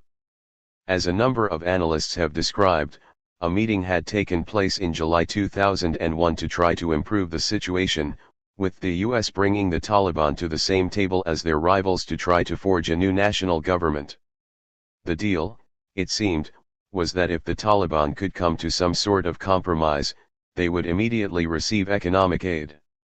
But when they remained unforthcoming, they were reportedly informed by a U.S. official, either you accept our offer of a carpet of gold, or we bury you under a carpet of bombs. According to former Pakistani Foreign Minister Niaz Nayuk, who was also present at the July meeting, U.S. officials had privately informed him that military action would be taken against the Taliban by October 2001. In fact, Nayuk revealed this in a BBC interview a few days before 9/11.207. The intention, it seemed, was that if the Taliban needed to be removed, then the rival Northern Alliance would serve as the de facto ground forces under substantive U.S. air cover. In many ways the die was cast much earlier than just 3 months before September 11, and probably before the Bush team had even taken office. Speaking on the imminent centrality of Afghanistan to U.S. interests in 2000, before being installed as Bush's vice president, Dick Cheney had already stated that I cannot think of a time when we have had a region emerge as suddenly to become as strategically significant as the Caspian. Similarly, a report published by the U.S. Army War College's Strategic Studies Institute the same year had made clear the future necessity of U.S. influence over the potentially vast energy reserves in Transcaucasia and Central Asia. The report contended that the region's resources were going to be needed as an important backup to the unstable Persian Gulf, but warned that Russian political influence in the region would be able to sabotage many if not all forthcoming energy projects. To avoid such a problem, the report recommended creating a win-win situation in which some external factor must be permanently engaged and willing to commit even U.S. military forces if need be, to ensure stability and peace. It concluded that without such a permanent U.S. presence, Russia will be able to exclude all other rivals and regain hegemony over the area. 208. The British press had also made the link between future Russian rivalry and U.S. energy interests in the region, with pre-9/11 reports having identified a proposal for a new pipeline to run through Afghanistan that would massively undercut an existing plan for a $3 billion pipeline from Georgia and Turkey to the Mediterranean. As one correspondent put it, Russia was fearing that is exactly what the Americans want. 209. Speaking in November 2001, just weeks after the US-led invasion of Afghanistan had begun, Assistant Secretary of State Elizabeth Jones effectively confirmed that the real reason for the intervention had little to do with Al-Qaeda. When the Afghan conflict is over, we will not leave Central Asia. We have long-term plans and interests in this region. Moreover, as Mark Curtis notes of the eventual military campaign, it soon became less about mopping up Taliban remnants and much more about establishing a new chain of Central Asian U.S. military bases that were to form a Russia bordering arc from Georgia up to Uzbekistan. 210 Although eventually serving as the US-approved president of Afghanistan for 10 years after taking office in 2004, in one of Hamid Karzai's first post-retirement interviews in 2015 he told Al Jazeera in no uncertain terms that Al-Qaeda's purported presence in his country in 2001 was practically non-existent and a myth. He also stated his certainty that the 9/11 attacks were neither executed nor planned from Afghanistan. 211. As a former U.S. client, Karzai's frustration is perhaps best explained by the US's eventual hedging on the Taliban, especially after it began to regain momentum and as the US and its allies encountered much greater resistance than they had envisaged in stabilizing the country themselves. As early as 2004 the Pakistani press had begun to claim that Britain had entered into talks with the Taliban on behalf of the US, with the respected Dawn magazine reporting that the US was seeking an honorable American exit from the conflict ahead of presidential elections. 212 By 2008 negotiations seemed to have intensified, with Britain having brokered a meeting in Saudi Arabia bringing together representatives of the various Afghan factions, including the Taliban and Gulbuddin Hekmatyar's militias. 213 In 2012, with the US having stated its intent to withdraw from Afghanistan in 2014, the Barack Obama administration's Taliban policy had effectively reverted back to a 1990s level of cooperation. With an official flag-flying Taliban office opening in Qatar, barely a few kilometers from CENTCOM and various other US facilities, the group's leaders had essentially been brought to neutral ground to facilitate more urgent negotiations with US and British officials. 214. A Taliban spokesman explained shortly before the Qatar operation opened for business, "We are at the moment, besides our powerful presence inside Afghanistan, ready to establish a political office outside the country to come to an understanding with other nations."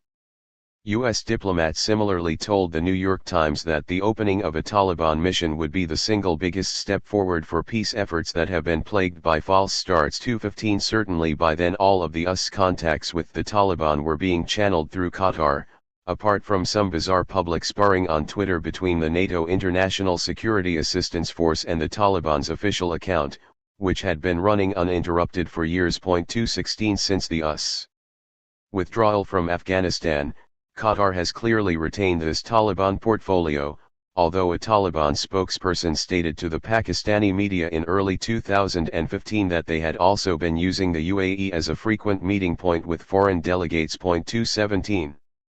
The fake war on terror, Iraq. Moving beyond Afghanistan, by early 2002 the George W. Bush administration had begun to mark up additional regimes that, like the Taliban, were similarly uncooperative and in command of resource-rich and strategically significant territories. Unable to establish the same sort of links between these states and Al-Qaeda, the U.S. moved to an effective second stage of the war on terror, with Bush's January 2002 State of the Union address declaring that Iraq, Iran, and North Korea were all part of an axis of evil that more broadly supported terrorism and sought to produce weapons of mass destruction. 218 Borrowing from Yosef Bodansky's New Axis Pact, as described in a 1992 paper prepared for the House Republican Research Committee. Bush's target list was soon supplemented by his equally neoconservative colleagues. In May 2002 Under-Secretary of State John Bolton announced his Beyond the Axis of Evil, adding Syria, Libya, and Cuba as fellow travelers, while a few years later Secretary of State Condoleezza Rice added a few more to her outposts of tyranny. 219 Naturally none of the lists included any of the US's well-documented terror-enabling allies such as Saudi Arabia, Kuwait, and Qatar. First up was Iraq in 2003, and if all had gone to plan with a new US-compliant government in Baghdad, and Afghanistan managing to stabilize, then it seems likely that the other Axis states would have quickly been lined up as sequels. The decision to choose Iraq for this important role was likely multidimensional and driven by the U.S. public's existing anti-Iraq sentiments combined with long-swirling rumors of an Iraqi WMD program and an annoyance that Baghdad had begun to sell oil in euros rather than dollars under the Unsponsored Oil for Food Scheme. 220 As with Afghanistan's pipeline potential, others have also pointed to Iraq's great but frustratingly inaccessible unexploited oil reserves. Just weeks before the US-led invasion in March 2003, which eventually led to a Western organized interim government enshrining the privatization of Iraqi oil companies into Iraqi law, a widely circulated British Department of Trade and Industry white paper, complete with a foreword by Tony Blair, had warned that Britain would become a net importer of oil by 2010 and by 2020 we could be dependent on imported energy for 3/4 of our total primary energy needs. Implying strongly that most of this energy would need to come from the Middle East, the paper stated that the Western powers should not only protect existing oil-producing states, but they should also focus on promoting regional stability and economic reform in other key producing areas. 221. As with the need to secure Afghanistan's resources, the attempted re-entry of Western companies into Iraq's oil markets and the decision to remove Saddam Hussein's regime can also be traced back much further, and certainly well before September 11. In 1996, for example, the CIA Iraq Operations Group had even launched a coup attempt. Known as Operation Silver Bullet, it was part of an effort to ease pressure on the White House in the run-up to presidential elections, with the Bill Clinton administration needing to be seen to have done something about Iraq. Soon becoming incredibly complex with far too many moving parts, it had failed spectacularly and is understandably rarely discussed today. According to Scott Ritter, the former U.S. captain in charge of liaison with the UN Special Commission or UNSCOM, which ran the UN's weapons inspections program in Iraq, the CIA's plan involved not only the complicity of UNSCOM's senior executives but also help from both MI6 and Israeli intelligence. Having seen how UNSCOM's inspectors were increasingly gaining access to some of the most sensitive sites in Iraq, including bases belonging to the Special Republican Guard, Ritter has explained how CIA-trained Iraqi defectors were being prepared to move in on these positions, thus removing Saddam's most loyal units and paving the way for a new political authority, the Iraqi National Accord, which was already being funded by the US and Saudi Arabia. 222. But with some of the defectors serving as double agents for Saddam's security services, the Mukhabarat Internal Security learned every detail of the plan, including the fact that the CIA was linking the timing of the coup with the next UNSCOM inspection in early June. As Ritter describes, the Mukhabarat even used a seized CIA-provided satellite phone in Baghdad to call up the CIA station in Jordan and inform them that the coup was over, while the Iraqi government announced that one of its Special Republican Guard units had to be liquidated with all of its staff placed on administrative leave. Given that this was the same unit that the CIA had requested to be off-limits for the impending UNSCOM inspections, Ritter speculated it had earlier signaled its willingness to defect and that the CIA intended for it to join the coup. 223. By 1998 the strategy seemed to have shifted to one of building an international consensus for much greater military intervention against Saddam, with limited U.S. airstrikes on Iraq being overshadowed by widespread reports in the Western media warning of an Iraqi plot to spread anthrax in Britain, and with numerous articles claiming that it was the Baghdad regime, rather than any sanctions, that was most responsible for an apparent upsurge in child deaths in Iraq. 224 The latter reporting, as Abdelbari Atwan recalls, was largely oblivious to descriptions of the ongoing UN embargo on goods entering or leaving Iraq as being even more punitive than the Treaty of Versailles, as it even included foodstuffs and basic medication. 225 Within another year The Guardian had learned that the unusually intensive media coverage of Iraq was part of a British government propaganda campaign unprecedented since the end of the Cold War and was being directed, in Britain at least, by an Iraq media group which had the goal of blackening Baghdad and preparing Western public opinion. 226. In parallel to the media campaign, senior Western politicians had of course also begun to paint a picture of Iraq as a determined producer of WMD, regardless of the opinions of international organizations or experts.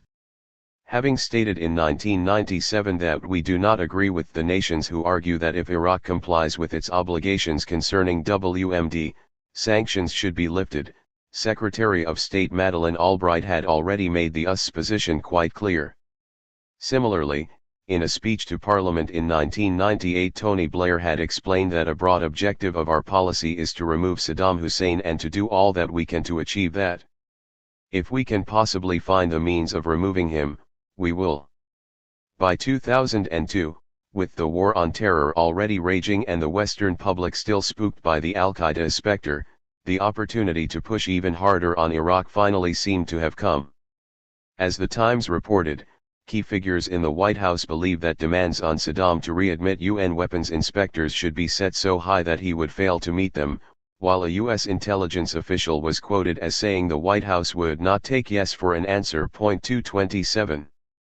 Problematically, the evidence to support such a belligerent stance was sorely lacking, with UNSCOM's chief having stated in 2002 that 90 to 95% of Iraq's WMD have been verifiably eliminated, and with the International Atomic Energy Agency Director General Mohammad El-Baradei claiming that the IAEA had destroyed, removed, or rendered harmless all of Iraq's facilities and equipment relevant to nuclear weapons production. 228. Furthermore, the U.S. intelligence based on information obtained from an Iraqi defector known as Curveball, who had provided hundreds of supposed first-hand accounts of Iraqi WMD installations that were then relied upon by Secretary of State Colin Powell in a UN presentation to gather further support for a military intervention, was soon debunked by German intelligence, while the CIA also eventually admitted that Curveball was a fraud. 229. Meanwhile, despite the Blair administration's public message, British officials were privately admitting there was no killer evidence about Iraqi WMD. To make matters worse, a Whitehall source was quoted as saying that the information in a forthcoming British government dossier on Iraqi WMD was based entirely on the period prior to 1998. 230. A more public obstacle, for Britain especially, was the expert opinion of David Kelly, a former UNSCOM inspector and noted authority on biological warfare employed by the Ministry of Defense. Having told a BBC journalist that the dossier's claim that Iraq could deploy WMD within 45 minutes was bogus, he was called before the Foreign Affairs Select Committee and questioned about his comments before being found dead 2 days later. 231. Although officially a suicide, with the results of the post-mortem originally being sealed for 70 years to protect Kelly's family, repeated demands have been made for a fresh investigation into his death, with a group of doctors voicing their suspicions in 2009, and a British MP who spent a year researching Kelly's death also having claimed foul play. 232. Sticking to their guns, in 2013 the group of doctors published an open letter in The Guardian in which they stated, "We have multiple serious concerns about the medical, forensic and other evidence supporting the official story that Dr. Kelly committed suicide." They also asserted that the Thames Valley Police's investigation into his death was deficient and dishonest. 233. Likely contributing to this conclusion, a few weeks earlier one of the doctors had received a rejection of his Freedom of Information request to the Cabinet Office to determine whether Kelly had received any correspondence or telephone calls from the Prime Minister or the Chairman of the Joint Intelligence Committee in the period before his death. According to the Cabinet Office, the rejection was made because the cost of dealing with it would exceed the appropriate limit. The appropriate limit has been specified in regulations, and for central government this is set at £600. 234. In some ways the attempts to frame Iraq as a terror-supporting Al-Qaeda enabler were more successful, even though Western intelligence sources at the time were indicating that the Iraqi regime was actually an obstacle to Al-Qaeda expansion and, according to an eventual Senate Select Committee on Intelligence report, none of the pre-war intelligence reports managed to link Iraq to Al-Qaeda. 235 years later even former CIA Director George Tenet told CBS's 60 Minutes that we could never verify that there was any Iraqi authority, direction, and control, complicity with Al-Qaeda for 9/11 or any operational act against America. Period 236. Nonetheless, a recently leaked White House memorandum from 2002 reveals how Blair had already pledged full British support for a U.S. intervention in Iraq on the basis that he would help to outline the strategic, tactical, and public affairs lines that he believes will strengthen global support for our common cause. The memorandum also claimed that Blair would suggest ideas on how to make a credible public case on current Iraqi threats to international peace. 237. Simultaneous with the political maneuverings, but still rarely discussed, were the US and British-led efforts to transform illegally the existing no-fly zones over northern and southern Iraq into concerted attacks on Iraqi infrastructure, even before September 11. At least 28,000 sorties had dropped 18,000 bombs on 450 targets in these zones over the course of the 1990s, with the British government admitting in 1999 that the self-defense policy in no-fly zones had already morphed into an active campaign aimed at fatally weakening the Iraqi regime. 238. As the intelligence company Stratfor reported, these airstrikes seemed to be at least paving the way for opposition activities on the ground. 239. By 2002, with preparations for the full war on terror, military intervention entering their final phase, a significant surge in such attacks took place, with an Anglo-American bombing mission involving 100 aircraft striking an Iraqi air defense center close to Baghdad and thus hundreds of miles beyond the no-fly zone limits. 240. As The Guardian explained, British defense sources have now given up the pretense that the southern no-fly zone is a humanitarian exercise designed to protect Iraqi Shia and Marsh Arabs. 241. Also using the umbrella of the no-fly zones, fellow NATO member Turkey had been making its own frequent incursions into Iraqi airspace, mostly to hit Kurdish targets. As Curtis notes, these were known to the US and British Air Forces as Turkish special missions, with US and British pilots often protesting at being recalled to their air bases while these flights took place, and then reporting seeing burning villages, lots of smoke and fire when eventually returning to the skies. Meanwhile, the Turkish army had also been entering Iraqi territory, sometimes with several thousand troops, and by the time of the 2003 invasion there were thought to be even larger numbers already within Iraq's borders, ready to assist the US with its final push. 242. 5. The Arab Spring, a system threatened. A new challenge, a new hope. Soon known as the Arab Spring, the wave of uprisings and revolutions in 2011 that spread like wildfire from North Africa across to the Arabian Peninsula sparked much hope, both in the Arab world, where anything suddenly seemed possible, and in the international community, which for the first time in generations had a glimpse of a more progressive and even democratic future for the Middle East. But above the level of jubilant street protests and the toppling of corrupt dictatorships, the Arab Spring also represented a significant threat to almost half a century of protected status quo. The largest and most powerful revolts, and seemingly the only ones capable of removing regimes without needing external intervention, had all taken place in states firmly allied to the Western powers. In this sense, in much the same way that 9/11 a decade earlier had severely troubled the West's relations with extremist Islamist forces and the conservative monarchies that helped to finance them, the Arab Spring seemed poised to deliver a similarly disruptive and maybe fatal blow to its other authoritarian clients in the region. After all, for all their faults, these post-Cold War Arab regimes had mostly met the political and economic needs of the Western governments. They had proven worthy diplomatic and security partners for the war on terror while at the same time consistently supplicating themselves to the multinational companies who sought easy access to their country's markets and resources. Difficult to categorize and, unlike most previous Middle Eastern revolutions, with few common ideological underpinnings, the 2011 uprisings were also clearly far from being isolated or quickly containable chaotic events.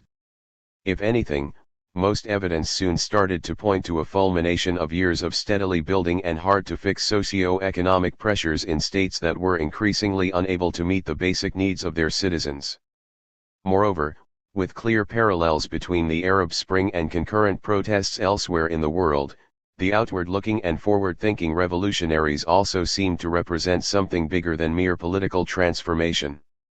As some suggested, they were on the cusp of rediscovering long-suppressed notions of Arab cosmopolitanism, dignity, and modernity that would help place the revolutions more firmly on the right side of history, both in the eyes of the region's people and of those across the globe watching events unfold in front of their television screens. The road to 2011, regimes in decay. By the turn of the 21st century, the entire region appeared socially and politically moribund, with no real alternative to dictatorship and tyranny. With Pan-Arabism and Arab nationalism long dead, with Arab socialism and communism a fading memory, with almost no functioning democratic institutions, and with some of the lowest political rights and civil liberty scores in the world, the people of the Middle East seemed destined to remain under the yoke of corrupt and violent states that clearly served the interests of outside powers and businesses ahead of their own citizens. 1 In 2002, the UN's first report on Arab human development had declared the need for an urgent Arab awakening, but apart from stressing the need for some serious critical thinking, its authors offered few substantive suggestions on how best to tackle or even identify the underlying forces holding back the development of such a resource-rich region. 2. In many ways, however, people were already on the move. Having witnessed the Autumn of Nations demonstrations and wave of democratic transitions through much of Eastern Europe in the wake of the Soviet Union's collapse and, closer to home, a contemporaneous surge of popular protests in no less than 28 sub-Saharan African states between 1988 and 1992, which had led to 11 democratic elections a few years later, the Arab world and especially Egypt, its most populous state, had soon started to mobilize. 3 Spilling out onto Cairo's streets. In support of the Second Palestinian Intifada uprising in 2000, and once again in 2003 to demonstrate against the US-led invasion of Iraq, the increasingly emboldened protest movement was soon even publicly chanting against President Hosni Mubarak. 4. Organized into the Kifaya or Enough movement, within a few more years secular youth activists had assumed leading roles and, as scholars have since argued, this period sowed the seeds of a broader protest culture and helped create a cross-ideological pro-democracy network. 5 By 2008 such youth networks were firmly at the fore, having mobilized many different sections of society to support mass strikes in the textile industry that had been sparked by low wages and rising food costs. 6 With 3 killed and hundreds more arrested, many saw the episode as a dress rehearsal for revolution. 7 As the School of Oriental and African Studies Reem Abu el-Fadl has explained of these groups, many of which were to be at the forefront of the Arab Spring, they had a rich tradition of protest, articulated with pan-Arab and anti-colonial concerns, while as Durham University's Jeroen Gunning and Elon Barron put it, the Egyptian events of 2011 did not come out of nowhere. 8 Elsewhere in the Arab world, people had meanwhile watched transfixed as the Lebanese took to their streets in 2005 to declare the Cedar Revolution, named after the lush Mediterranean state's endangered national tree. They demanded a new government, one that would be independent and free of external interference. Enraged by a series of political assassinations including that of former Prime Minister Rafik Hariri, the well-organized crowds represented all religions and sects, both genders and many different backgrounds. In what would have been unimaginable to many at the start of the year, within just 3 months the protesters ostensibly succeeded in prompting the withdrawal of over 14,000 Syrian troops and forced the disbanding of Lebanon's historically pro-Syrian government. 9 Less than 3 years later the Arab world was again galvanized, but this time by events in Iraq. Having hurled his shoe at George W. Bush at a press conference in Baghdad and then shouting, "This is a farewell kiss from the Iraqi people, you dog," the infamous shoe-thrower journalist was merely met with nervous laughter by an evidently frightened and shocked U.S. president. 10.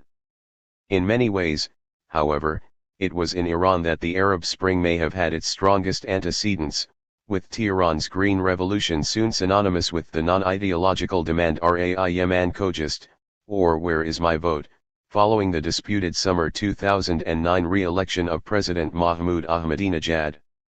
Although the extent of the electoral fraud was likely exaggerated, with the international media mostly ignoring the rural and conservative constituencies likely to favor Ahmadinejad, and with a telephone poll in Iran conducted by a consortium of US-based organizations including the Center for Public Opinion and the New America Foundation having found that a considerable majority were fully intending to vote for Ahmadinejad, there was nonetheless something happening on the streets of the capital. 11 As the University of Michigan's Juan Cole has claimed, there was little that could properly explain such a vast swing to the incumbent in the final polls, and a mass pro-democracy movement had quickly emerged that seemingly had little to do with class, gender, or even religion. 12 Indeed, as Hamid Dabishi euphorically claimed, Tehran was destined to become the ground zero of a civil rights movement that will leave no Arab or Muslim country, or even Israel, untouched. 13 Although ultimately unsuccessful in the face of stiff repression from the Islamic Republic's security services and its various paramilitary loyalists, Dabishi was at least half right, as Iran's urban youth certainly sent shockwaves across the Arab world. With the largest protests numbering between 1 and 3 million, the media beamed back images into Arab capitals of young, hip Iranians decked out in green who were challenging their hitherto unassailable politicians and religious leaders. 14 Tunisia, the Jasmine Revolution. Having sought to separate religion from political power as early as the 1860s, and with a modern constitution in place long before France's arrival in 1881, it was perhaps fitting that the Arab Spring should begin in the historically progressive state of Tunisia. 15 When a municipality inspector closed down the stall of poor vegetable vendor Muhammad Bouazizi and then, by most accounts, slapped him in the face, what was likely a daily episode of public humiliation in the town of Sidi Bouzid dramatically escalated following Bouazizi's self-immolation on December 17, 2010. 16 With unnerving similarities to Jan Palic, the man who set himself on fire in 1969 to protest against the Soviet Union's occupation of Czechoslovakia and whose subsequent sympathizers had eventually paved the way for the Velvet Revolution some 20 years later, Bouazizi's actions unleashed a wave of public dissent, including over 100 further attempts at self-immolation in Tunisia and several elsewhere across the Arab world. 17 Having been in power for 23 years, but quickly pledging not to seek re-election in 2014, a distant and unsatisfactory 3 years into the future, President Zine El Abidine Ben Ali soon found himself running out of options and having to resort to ever more repressive measures in order to hold on to the capital. With 2 protesters shot dead by his widely unpopular police force on December 24, the revolution soon spread to all parts of the country. 18 With more than 200 others killed over the next week, the eventual death of the heavily burned Bouazizi on January 4, 2011 led to a further and seemingly unstoppable surge in the protests, despite Ben Ali having personally visited the dying man in hospital.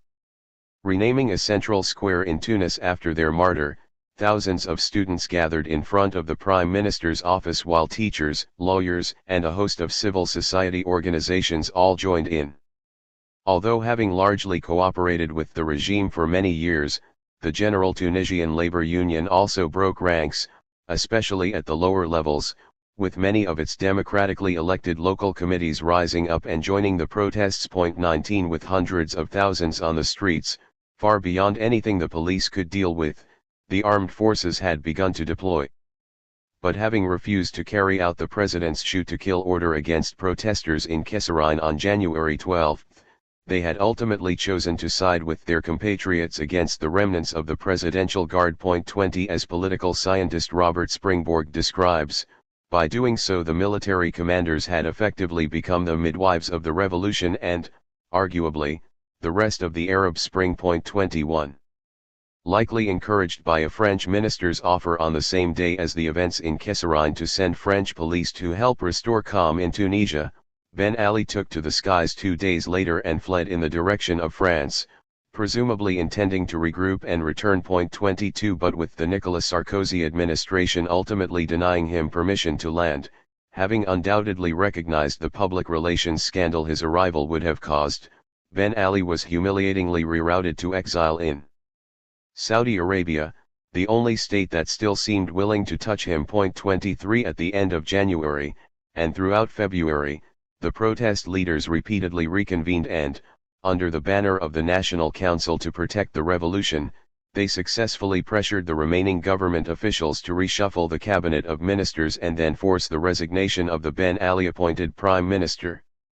Demanding the election of a constituent assembly and the writing of a new constitution, the revolution was then symbolically completed with the dismantling of the much-hated State Security Administration, along with the dissolution of the old ruling party and the confiscation of its assets on the grounds of corruption. 24.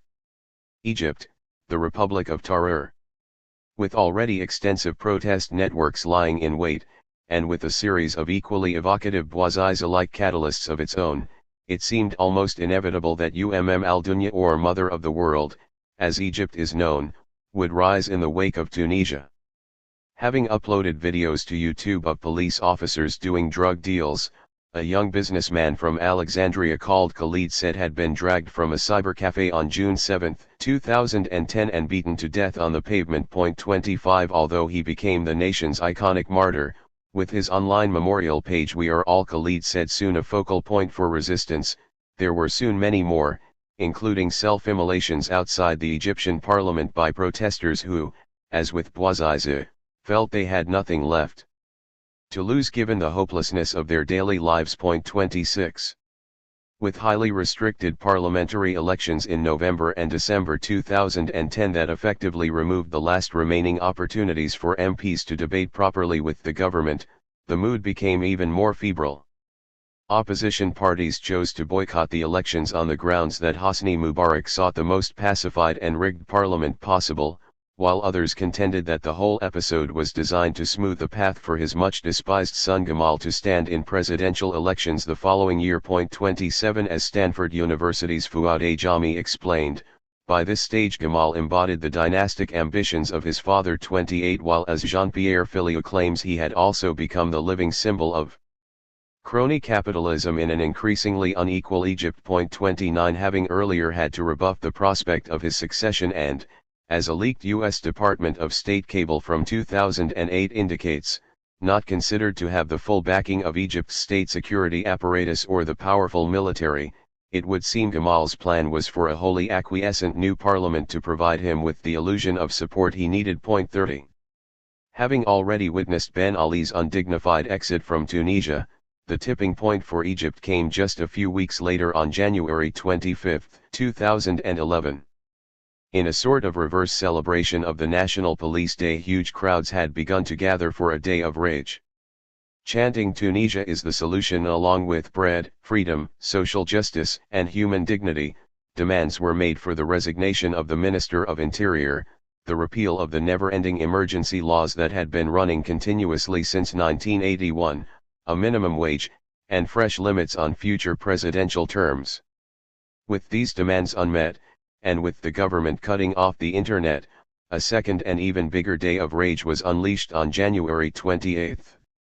Although there is some dispute over how big the crowds became, credible estimates seem to indicate they were within the range of 18 to 28% of Egypt's entire population. 31 Despite sacking the prime minister and quickly filling the long vacant position of vice president with someone other than his son, Mubarak's measures were deemed too little and far too late. After all, the new prime minister was considered little different to his predecessor, while the new vice president, Omar Suleiman, was none other than the former intelligence chief. 32 Within 3 more days, the marches of the millions saw the protesters escalate their demands to immediate political change, including the removal of Mubarak himself. Importantly, the streets were filled with Muslims and Christians marching alongside each other, with 26 mosques and 7 churches having been chosen by the organizers as the main rallying points.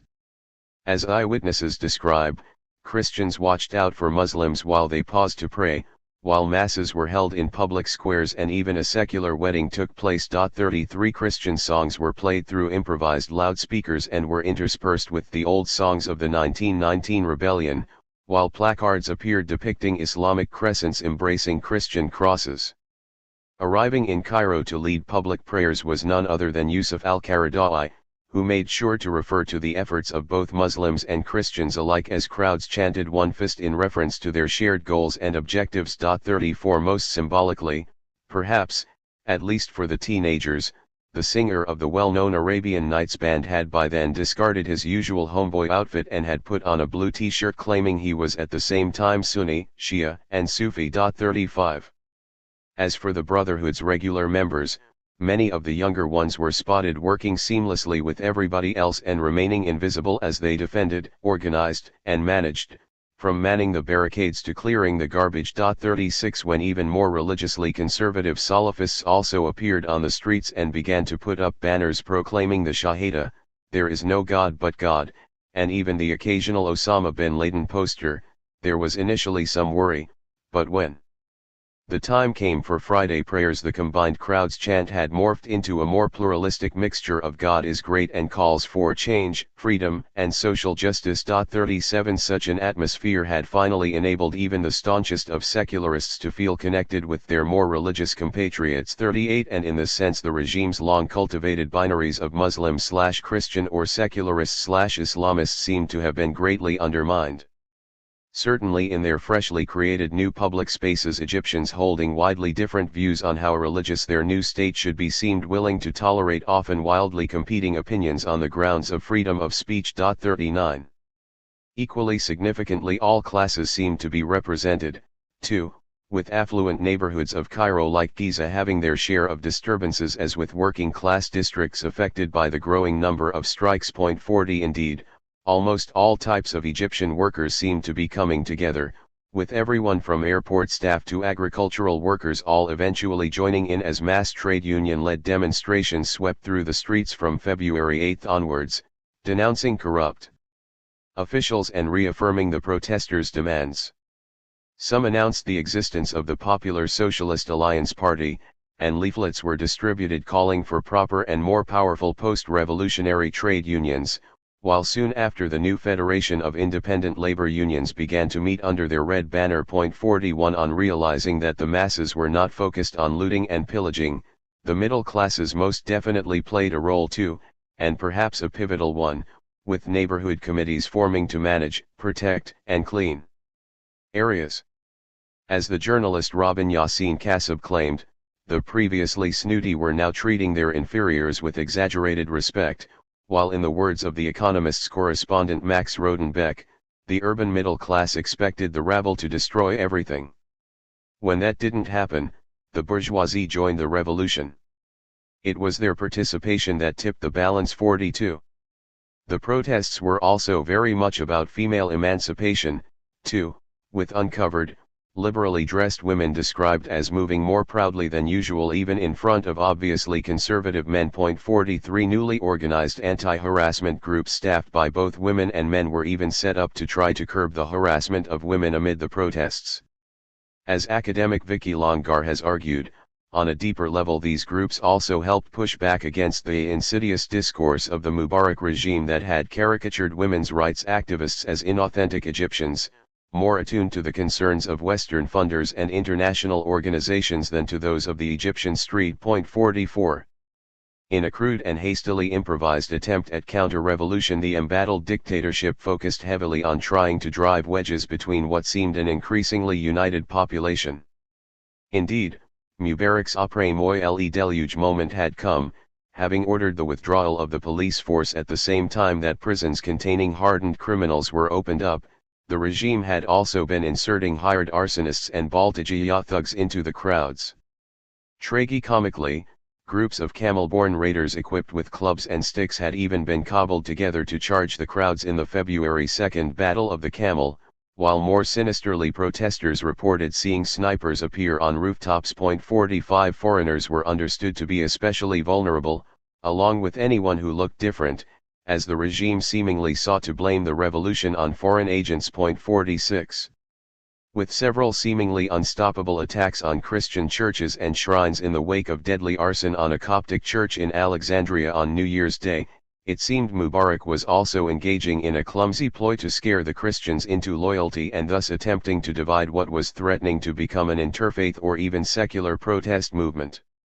Although the regime's security services were still publicly portraying themselves as the protectors of religious minorities, claims were made that they rarely intervened or were slow to do so when such bouts of sectarian violence were taking place. 47 In mosques, meanwhile, State-sponsored preachers were heard giving sermons telling protesters to go home, while the head of Al-Azhar's Fatwa Committee predictably condemned the uprisings as haram or forbidden and cast doubt on the very legitimacy of peaceful demonstrators. 48 Also in Mubarak's camp, it seemed, even the Coptic Pope publicly called for his congregation to support the government. 49 Largely undeterred, by the second week of February, the protests had spread to almost all cities and regions, with particularly violent clashes erupting in Suez and the Sinai. But with the focus firmly remaining on Cairo, a de facto protest capital had already been established in the giant Tahrir Square. Named after Egypt's formal liberation from Britain in 1949, Tahrir had both logistically and symbolically become the nerve center for the final phase of the 2011 revolution.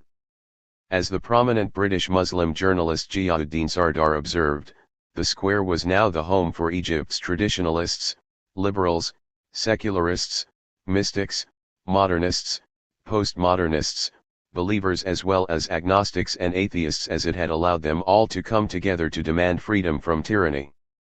And, as he and others have also pointed out, this was not just about lofty ideals, as the revolutionaries also made sure to clean up Tahrir from the debris of the protests, with some even scrubbing pavements clean with their toothbrushes. 50 Rather than marching on Mubarak's presidential palace, as foreign reporters had expected, the protesters remained defiant in Tahrir.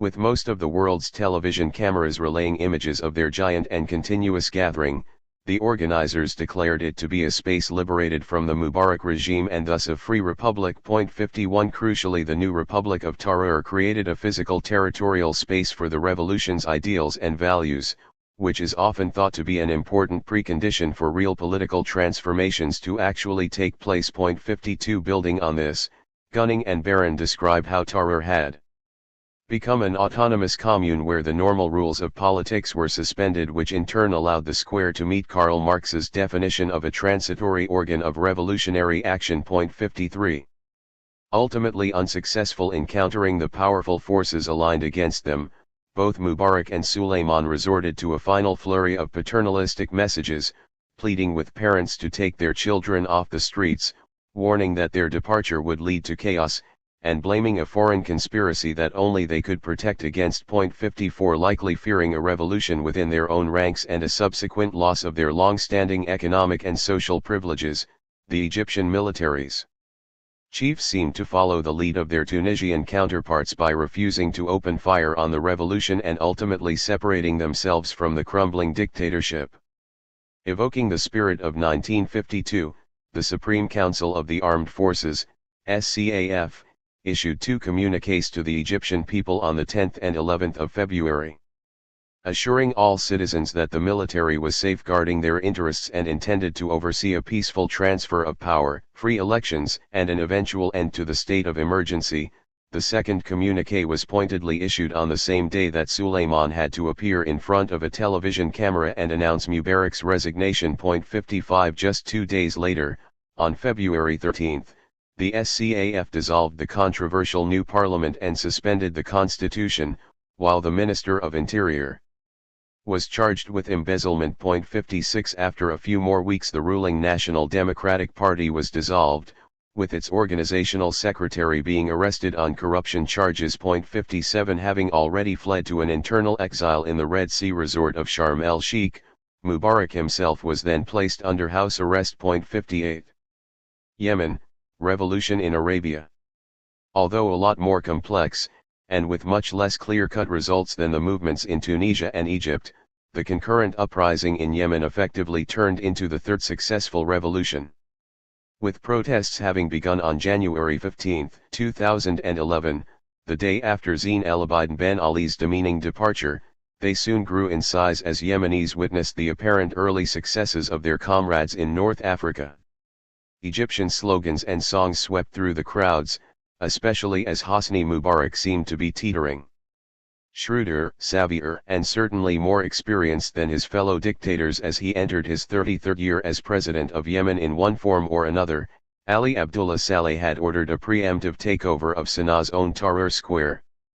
but by January 23 the protesters had still managed to get there, as well as to other key sites in the capital. 59 Closely mirroring the Egyptians, the Yemenis launched their own day of rage on February 3 after Saleh refused to resign and had instead merely promised a new constitution and to stand down in 2013.60.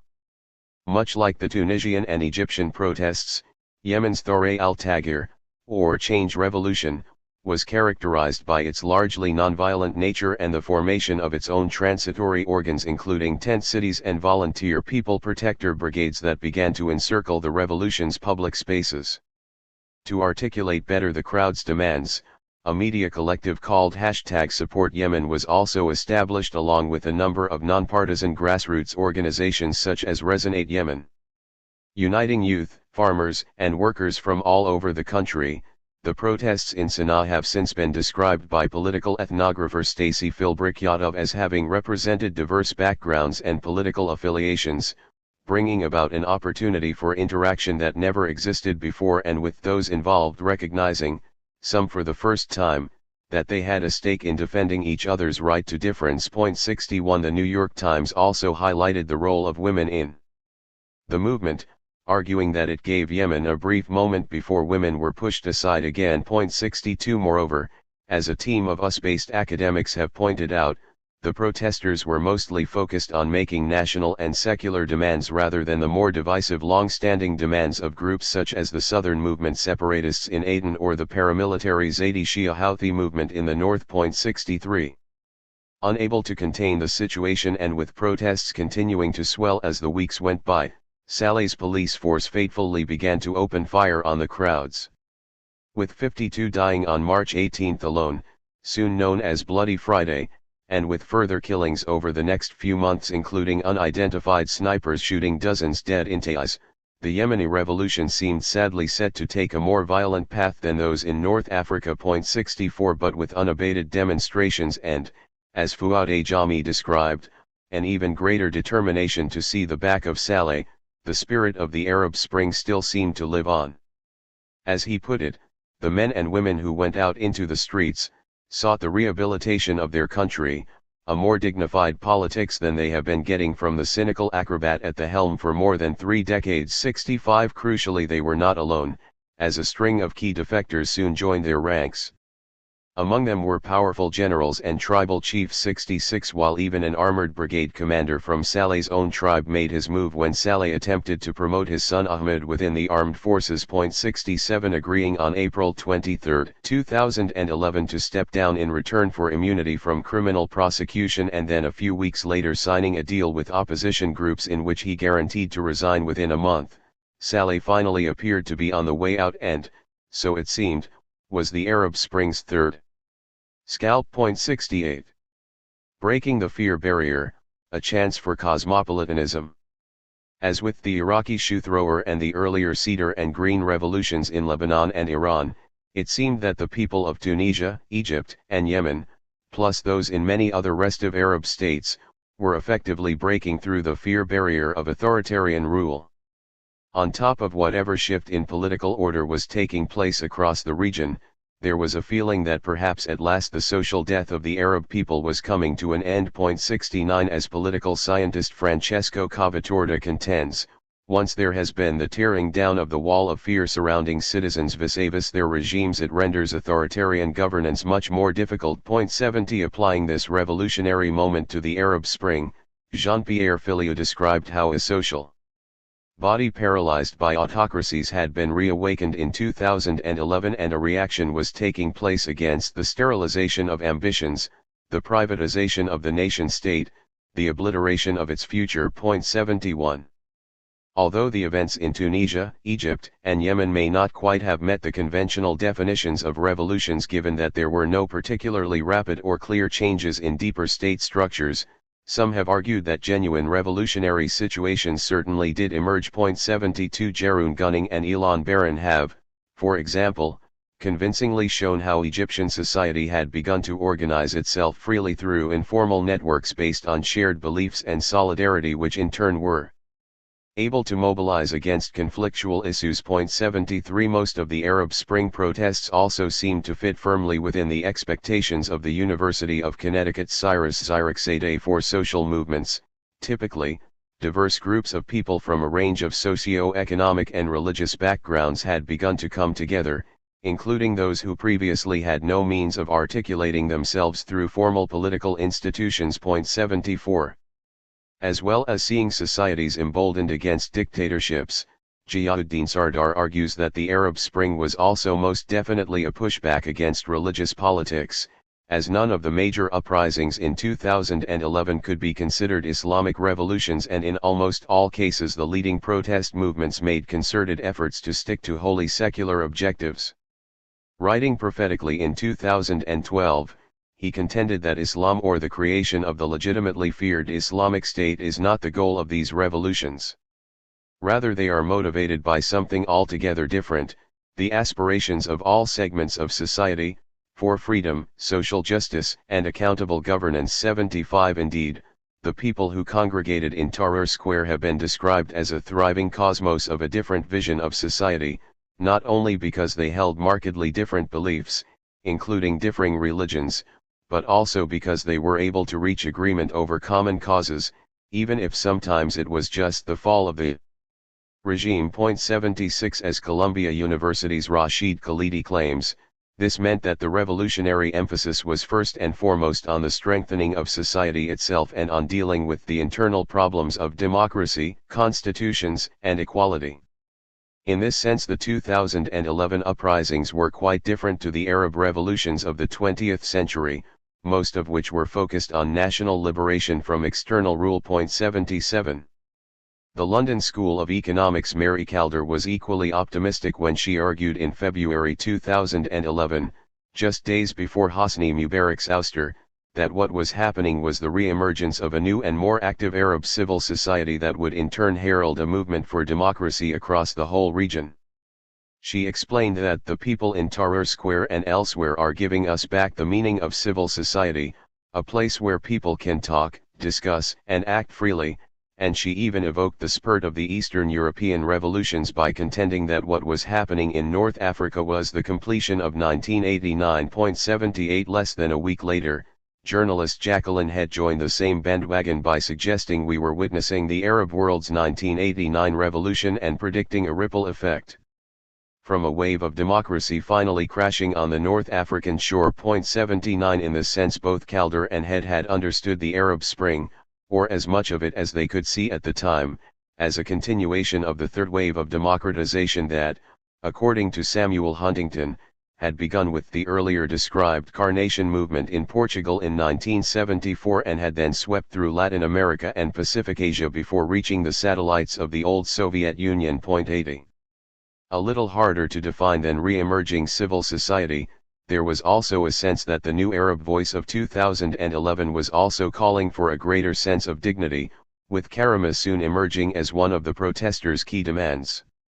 As a Lebanese businessman observed, whatever tribe, clan, religion, sect, or ethnic group they belonged to, citizens asked for dignity before anything else. 81 Making much the same claim, the University of Maryland's Shibli Telhami argued that the uprisings were primarily about restoring dignity, as until 2011 the Arabs could never fully divorce the authoritarianism of their rulers from the Western-dominated international order. 82 Going further, Khalidi asserted that in Tunisia and Egypt, at least, the need for dignity had in effect morphed from being a quest for moral virtues to becoming a political force in its own right. 83 Indeed, the initial calls for Karama were soon buttressed by a host of other pleas, all for things completely unheard of under the old regimes. Among these were demands for hurriya meaning freedom, silmiya meaning peaceful, adala al-ijtimaiya meaning social justice, and perhaps most memorably al-shabi yurid iskat al-nizam meaning the people want the overthrow of the regime. Above and beyond the calls for dignity and the surging use of emancipatory language, cosmopolitan ideals were also clearly being expressed by this powerful new collective voice, as the people in these giant public spaces were effectively trying to form single communities as a function of their shared humanity and morality. 84 In this sense, the Arab Spring had far more than just a political agenda, as it was also a retrieval of organic cosmopolitan cultures for an Arab civilization that had been suppressed for centuries under a dialectic sustained between domestic tyranny and globalized imperialism. More specific to the Western powers, the people of 2011 had begun to retrieve the worlds that are buried under 200 years of colonial and imperial domination. 85 Importantly, this was not just about Arab cosmopolitanism, as the protesters were soon aware that their movements were connected to the rumblings of a much bigger and perhaps even worldwide protest movement that was continuing to gather pace. Already wearing 1848 t-shirts and carrying banners referencing the Russian Revolution, the Spanish Civil War, and other pivotal historical episodes, the Arabs were also donning the Guy Fawkes masks first popularized by the movie V for Vendetta and then commonly associated with the global anti-capitalist movement. 86. Symbolically perhaps, during the same week Mubarak fell, crowds outside Wisconsin's Capitol building protesting against lack of government accountability and the breakup of public employee unions had begun to chant Egyptian slogans. Vice versa, the KRNS had begun to copy Wisconsin's slogans. Although rarely mentioned, the Arab Street was also adopting many of the same images and mottos used in Iran's Green Revolution, while crowds in Tehran simultaneously gathered to voice their support for the Arabs. 87 Worried at the prospect of such a progressive and secular movement spreading to their borders and sparking a repeat of 2009, the Ayatollahs were visibly shaken and Iran's state-controlled media tried all it could to frame the Arab Spring as another Islamic revolution. 88 By the summer of 2011 even the Israelis had heard the Arab voice, with hundreds of thousands joining the tent movement which was protesting against the rising cost of living and the declining quality of public services. Not only sharing the language of the Arab Spring, they also began to copy the Tahrir Square tactics of claiming physical space and then defending their liberated territory. 89 Similarly, the anti-austerity protests of the 15M movement in Spain and then the Occupy Wall Street campaign for social and economic equality owed considerable debts to their Arab antecedents. As Der Spiegel put it, there was a Tahrir Square in Madrid. Spain's lost generation had found its voice. 90 Meanwhile, as the New America Foundation's Anne-Marie Slaughter explained, despite their differences, Occupy Wall Street and the Arab Spring were inextricably linked as they shared the same fundamental drivers, a deep sense of injustice and invisibility. 91. The economic storm, enter neoliberalism. Explanations abound as to why 2011, or strictly speaking late 2010, became such a tipping point for the Arab world. Going beyond the demonstration effect of the protest movements in Eastern Europe, Africa, Iran, and elsewhere, some have focused on the specific catalysts, such as the deaths of Muhammad Bouazizi and Khalid Said, while others have pointed to particularly incendiary speeches or incidents involving incumbent rulers and their designated heirs. While all such things undoubtedly played a role, the most plausible scenario, and one that seems to be emerging as a consensus within academia, is that a number of steadily building pressures resulting from deep-seated structural problems had begun to boil over at more or less the same time. In other words, a perfect storm of region-wide socio-economic and political concerns, some of which had been fermenting for decades, had finally all caught up with each other. Most obviously, it would seem, the Arab people collectively had a sense that their supposed stake in their country's economies was being rapidly eroded. Suitable and sufficient employment seemed to be drying up, for both the working and middle classes, while inequalities within society were deepening. Egypt's earlier Kifaya movement had, after all, clearly linked economic discontent to an anti-regime stance, while Iran's Green Revolution was not just about elections and human rights but also very much focused on soaring unemployment and rising inflation.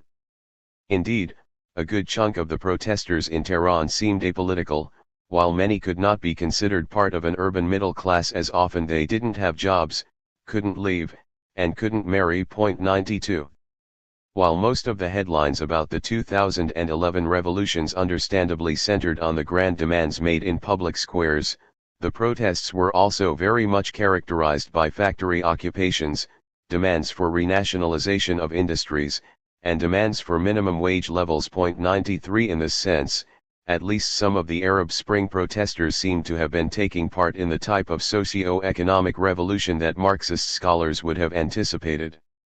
Using Karl Korsch's terms, by 2011 the Arab world had apparently reached the point in its development in which the material productive forces of society had begun to come into contradiction with the existing production relations within which they hitherto moved. From this perspective old, regressive, or unfair economic policies being pursued by the region's dictators would not only become fetters upon the forces of production but also grounds for discontent, renegotiation, and even revolution. 94 Certainly the particular policy paths chosen by Hosni Mubarak's regime had clearly made it highly vulnerable by 2011 as it had become the focus of not just political but also economic discontent, while becoming associated with excess privilege. 95. Putting this another way, most of the region's states, and certainly those in which mass uprisings occurred, had long been pursuing divisive and ultimately destabilizing economic strategies which, by 2011, were broadly perceived as serving the interests of foreign investors and global capital ahead of the population's basic needs. At first glance this seems perplexing given the previously described mid-20th century revolutions that brought many of these regimes to power on tickets of anti-imperialist economic nationalism or even Arab socialism. After the collapse of the Western-backed client rulers, the successive presidents of the new regimes were supposed to be building fairer and more equal societies, as well as protecting their citizens from predatory post-colonial exploitation. With fast-growing youthful populations, and having to satisfy their citizens' lofty expectations, many of these nascent states had quickly introduced redistributive social policies which allowed the new governments to consolidate patterns of state-society relations anchored in authoritarian bargains.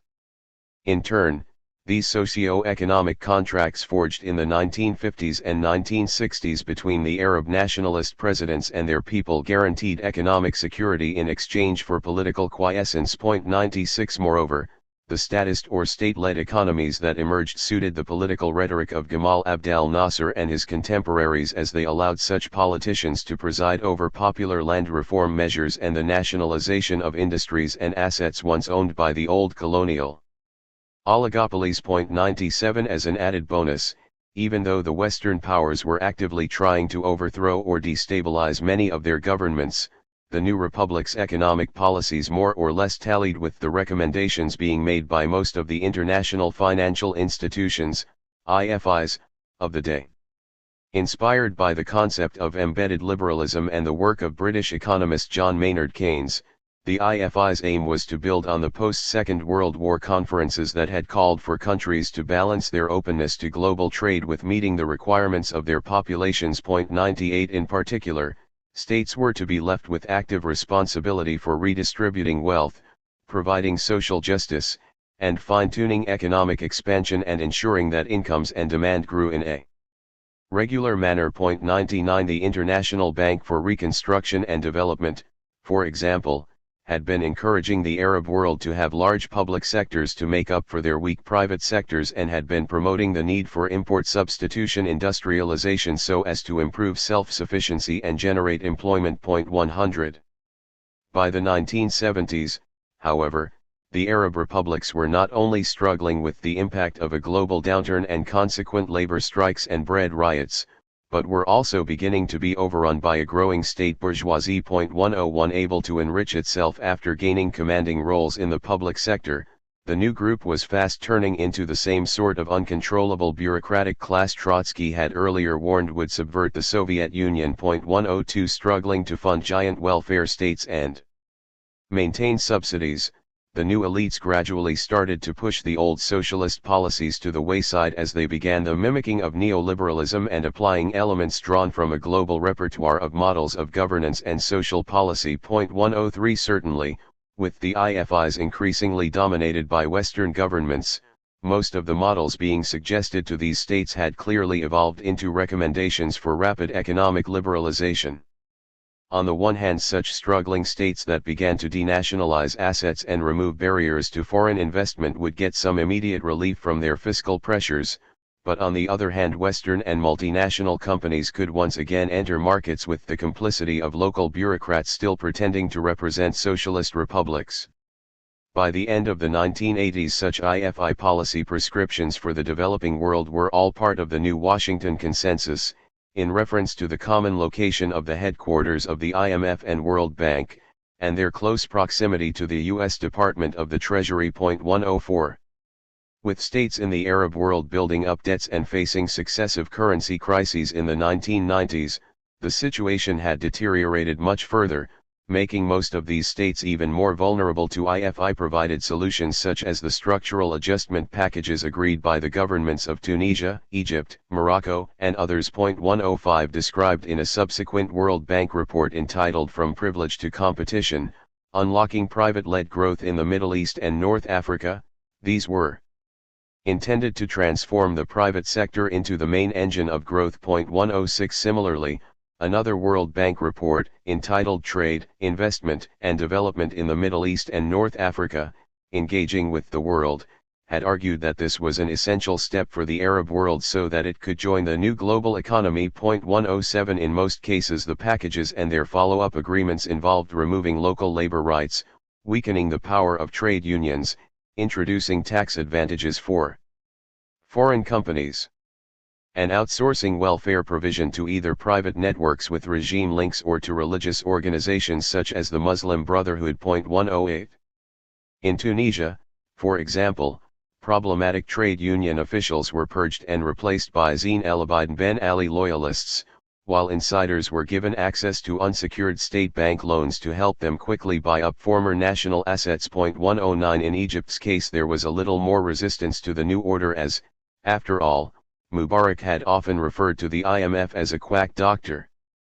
But in any case Egypt was already exporting about a third of its labor overseas and since 1991 had begun to receive considerable external debt relief, in return for promising to deepen economic reform and agreeing to the participation of its armed forces in the US-led coalition to liberate Kuwait. By the end of the 1990s most of the Nasser-era land reforms had been effectively reversed as peasants were evicted from their holdings and 7% of the population ended up owning more than 60% of the land. Meanwhile, further Mubarak reforms had led to new labor laws giving employers the right to dismiss workers, substantial tax cuts for the emerging entrepreneurial and land-owning class, and lucrative foreign partnership franchises created and then distributed to ruling party members and other crony capitalists. 110 Such liberalization also helped Mubarak keep the military on board, as not only did most of the US aid flow to its generals, but as a sort of conglomerate in its own right it was well placed to buy up and manage former state assets through entities such as the Arab Organization for Industrialization and the Egyptian National Service Projects Organization. In many cases, individual officers were able to enrich themselves with new business opportunities, as were those retirees who were well placed to invest their substantial loyalty allowances in the new private sector. The new relationship that formed between the civilian regime and the business-focused military also seems to have boosted Mubarak's ability to marginalize remaining opponents, including Egypt's former defense minister Abd al-Halim Abu Ghazala. Tellingly perhaps, whenever the U.S. Congress debated steering more of its Egyptian aid to actual development projects, both Mubarak and the military pushed back hard against such changes. 111.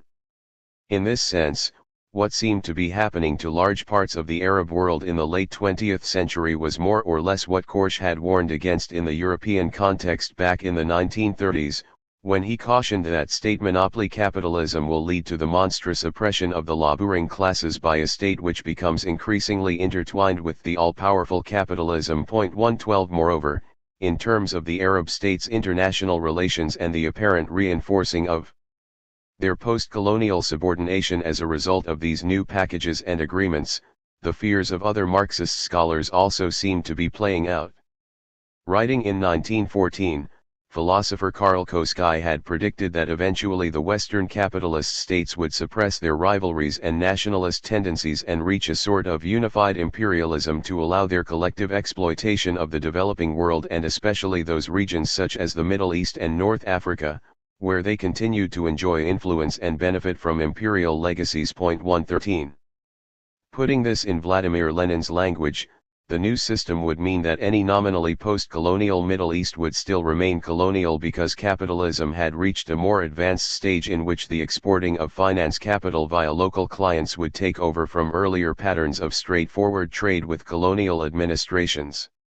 As the rulers of semi-colonies, to use the Communist International's definition, or, as others have called them, semi-industrialized dependent countries, such clients would get to stay in power by channeling their super profits into a patronage network to buy off military and labor leaders. 114 They would therefore become an integral link in the sort of corporifery chain of relations envisaged in sociologist Immanuel Wallerstein's world systems theory. 115 But with the more negative features of vast wealth flows out of the region, and with the bulk of the population left unprotected from the impact of unbridled international capitalism.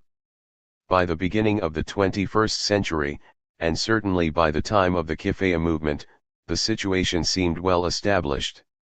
For Egypt, Tunisia, and most of the other states that had committed themselves to the restructuring of their economies, their elites were not necessarily orbiting just one center of imperial gravity as they might have done prior to the nationalist revolutions, but they were nevertheless ever more responsive to the kind of postmodern empire convincingly described by the post-Marxist philosophers Michael Hart and Antonio Negri. 116, one that represented the interests of powerful governments and multinational corporations, and which had clearly managed to gain huge stakes in Arab economies and access to their most valuable resources. Based on Rabin Yassin Kassab's description of the new Egyptian elites, they had perhaps become the best example of this, as in his words they treated regular Egyptians as second-class citizens while their own families lived like colonialists, residing in gated communities, educating their children in foreign languages and foreign universities, viewing the people as a threatening rabble. 117. As for the Western powers, as well as clearly having evolved into Koskai's unified imperial front, by this stage important changes within their own countries also seemed to be feeding into their increasingly collective Middle East policy. From a neo-Marxist perspective, or in the terms of sociologist Jürgen Habermas, many of these former empires seem to have been entering a late capitalist or advanced capitalist stage in their own development. 118 Although still democratically elected, governments needing to ensure continuous growth for capitalist economies in order to maintain and improve standards of living seemingly had little choice but to commit to serving the interests of big businesses and their need for continuous global expansion, while at the same time finding ways to legitimize necessarily predatory foreign policies and dissipate any domestic opposition to the system. Britain perhaps represents the strongest case of this, with the Labour government that took power in 1997 having made it even clearer than earlier Conservative administrations that its foreign policy, most of which was focused on the Middle East and North Africa, would be conducted on a trade-first basis and would encourage capital accumulation in the developing world so that populations would eventually benefit from a trickle-down effect. In 2001 this vision of how developed and underdeveloped countries could help each other within a neoliberal framework was formalized by its proposed Global New Deal. As Chancellor of the Exchequer Gordon Brown stated, it had become an obligation for richer countries to open markets and to transfer resources, while in return for this poorer countries were obliged to pursue stability and create the conditions for new investment. With no reference to the promotion of democracy or rights in such countries, and making a mockery of Franklin D. Roosevelt's social welfare-focused New Deal, Brown's emphasis on stability was of course another facet of the neoliberal model, as Western governments and business leaders hoped that politics could be separated from economics in the developing world and that anything resembling debate could be restricted to members of the client elites. Britain's Secretary for Trade was even more candid, not only confirming that we want to open up protected markets in developing countries but claiming a few weeks after September 11 that it was above all an attack on global trade, so we must respond by launching a new trade round and fight terror with trade. 119 Unsurprisingly, Britain's Secretary of State for International Development did not have much time for trade unions or meaningful labor legislation in the target countries, arguing that by far the best approach is for enterprises themselves to ensure they respect the rights of workers. Voluntary codes are often more effective than regulation. 120. By 2003, London had doubled down on its strategy, especially in relation to getting access to energy markets in the developing world and thus implicitly the Middle East.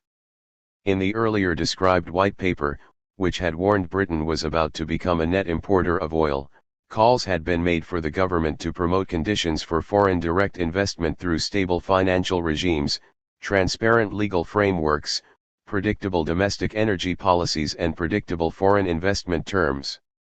Seeking to co-opt international organizations for the mission, it also recommended promoting the liberalization of energy markets including through the World Trade Organization. 121 Indeed, the latter had long been locking in developing states, regardless of how poor they were, with various agreements that required their governments and regimes to promote economic liberalization above all else.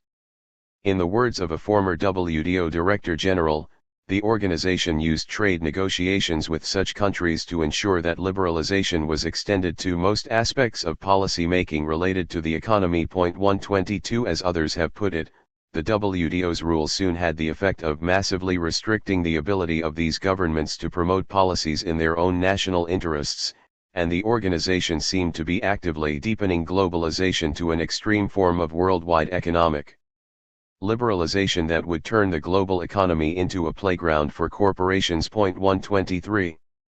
To a great extent, the UN Subcommission on the Promotion and Protection of Human Rights agreed with this assessment, having noted that the assumptions on which the rules of WTO are based are grossly unfair. Those rules reflect an agenda that serves only to promote dominant corporate interests that already monopolize the arena of international trade. It also warned this would lead to a veritable nightmare for developing states. 124 Moreover, from the perspective of development economists, many of the WTO's ensuing agreements with Middle Eastern states seemed to preclude the exact policies that had been pursued by some of the late 20th century's biggest development success stories, notably the Asian tigers whose governments frequently imposed strong import controls, taxes on foreign companies, and made considerable interventions into the private sector. The economic storm, the rise of crony capitalism. By the 2000s, with the raft of international trade agreements in place, with the denationalization process well underway, and with readily identifiable client elites pulling most of the strings, the type of authoritarian capitalism practiced across most of the Arab world was being widely criticized across a vast spectrum of political scientists, economists, and sociologists. With the best retrospective analysis, the Belgian academic Konrad Bogert explains how the neoliberal reforms reflected a profound shift from state developmentalism toward intrinsically authoritarian modalities of neoliberal government. As a consequence of this, he argued that authoritarianism in the region has been transformed by the ways in which the interests of ruling domestic elites and global economic elites became increasingly intertwined. Moreover, he identified this phenomenon as a key driver of the Arab Spring, contending that what many observers failed to recognize, especially in the beginning, was that the popular uprisings were rooted not just in demographic trends and the problems of youth unemployment. The uprisings are not just a revolt against authoritarian regimes but also expressions of a systemic crisis. A structural crisis of the social order of neoliberal globalization. In turn, this had led to material decline for the middle and working classes, mainly due to the loss of income redistribution mechanisms. Putting it more simply, the Arab Spring was really about people being drawn to the streets by the pressing economic grievances and uneven development that are a result of more than 30 years of neoliberal policies. Indeed, barely months and weeks before the uprisings began, the World Bank and the IMF were continuing to praise countries such as Egypt and Tunisia for their sound economic policies and market reforms. 125. Making much the same argument, political scientist Stephen Haidman has described how a sort of dystopia of poor capitalism had developed, while Hamid Dabishi observed how the extreme unevenness that had become apparent, especially following the 2008 credit crunch, had led to the globalized disempowerment of the Middle East and North Africa. 126 Focusing on the deteriorating relationship between governments and the people, journalist Simon Asaf makes the case that regimes had earlier made a social contract with their populations that promised development and provided a certain level of economic security. This social contract was undermined and weakened by neoliberal reforms. 127 This broken deal, as far as development economist Adam Haney was concerned, was evident not only in the region's cities but also its hinterlands, as the commodification of rural land had increased the precariousness of farmers' lives and their ability to remain on the land as a result of liberalizing land ownership laws and rent controls, and integrating rural agricultural production into regional and global agribusiness chains. He has also shown how this was leading to a massive growth in urban slums as the changes to land ownership and tenancy rights precipitated extensive rural to urban migration. 128. Meanwhile, as the suffering of the people was increasing, the ruling elite seemed to be growing even richer, with the University of St. Andrews Raymond Hinebus contending that by the time of the Arab Spring the neoliberal solutions adopted by many of the region's states had simply reinforced new state crony capitalist coalitions to exclude labor as well as deepen dependencies on global finance capital. 129 In Haney's words, this ruling coalition was now an upper bourgeoisie, fully incorporated into international circuits of capital accumulation, while Haidman saw it as an ever-tightening inner circle of regime loyalists who were able to engage in predatory rent-seeking as neoliberal reforms gathered pace. 130.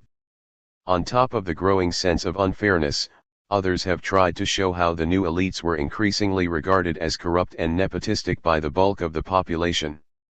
The new neoliberal structures were often more opaque than those of the old statist system, and this was encouraging rather than diminishing corruption among the ruling class, which was becoming a large-scale mafia. 131 Similarly, it was often the most powerful families with connections to key government institutions, including authoritarian agencies, that were effectively taking the helm in pseudo-private activities and thus evolving into a gangster capitalist class. 132 In this context, by 2011, any feelings of paternal respect for presidents from the region's youth seemed to be long gone, as old patterns of social paternalism in these states were now limited by the predatory tendencies of the ruling clique, a close-knit network of families and clients, which has ended up controlling a substantial part of the national resources and the related job allocations. As Filio saw the build-up to the Arab Spring, the two demons of corruption and nepotism had begun to haunt some of the young Arabs, because they feel like outsiders in their own country. 133.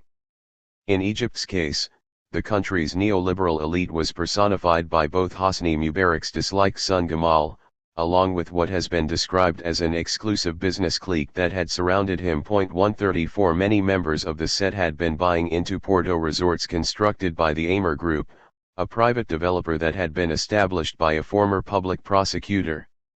Dotted along Egypt's coastline, these gated communities were seen to epitomize the separation of the nouveau riche from the desperate Egyptian masses. 135 For the poor, meanwhile, the mass housing projects that were supposed to provide them with some sort of basic dignity had also been placed in the hands of the private sector, with Gamal's partners having aggressively courted private sector alliances with significant tax subventions and opaque property rights transformations to get them built. As the population continued to shift to these miserable out-of-town developments, the prospect of an urban revolt was not seen as immediate, but, as political scientist Pete Moore claims, the importance of these new political geographies to social movements and perceptions of inequality mounted. 136 Perhaps most symbolic of the growing divides at this time was the rising discontent over a controversial Egypt-Israel gas deal. Deemed by many to have been larceny, when the crowds eventually took over Tahrir Square they demanded to know, who sells his resources cheap to his enemy.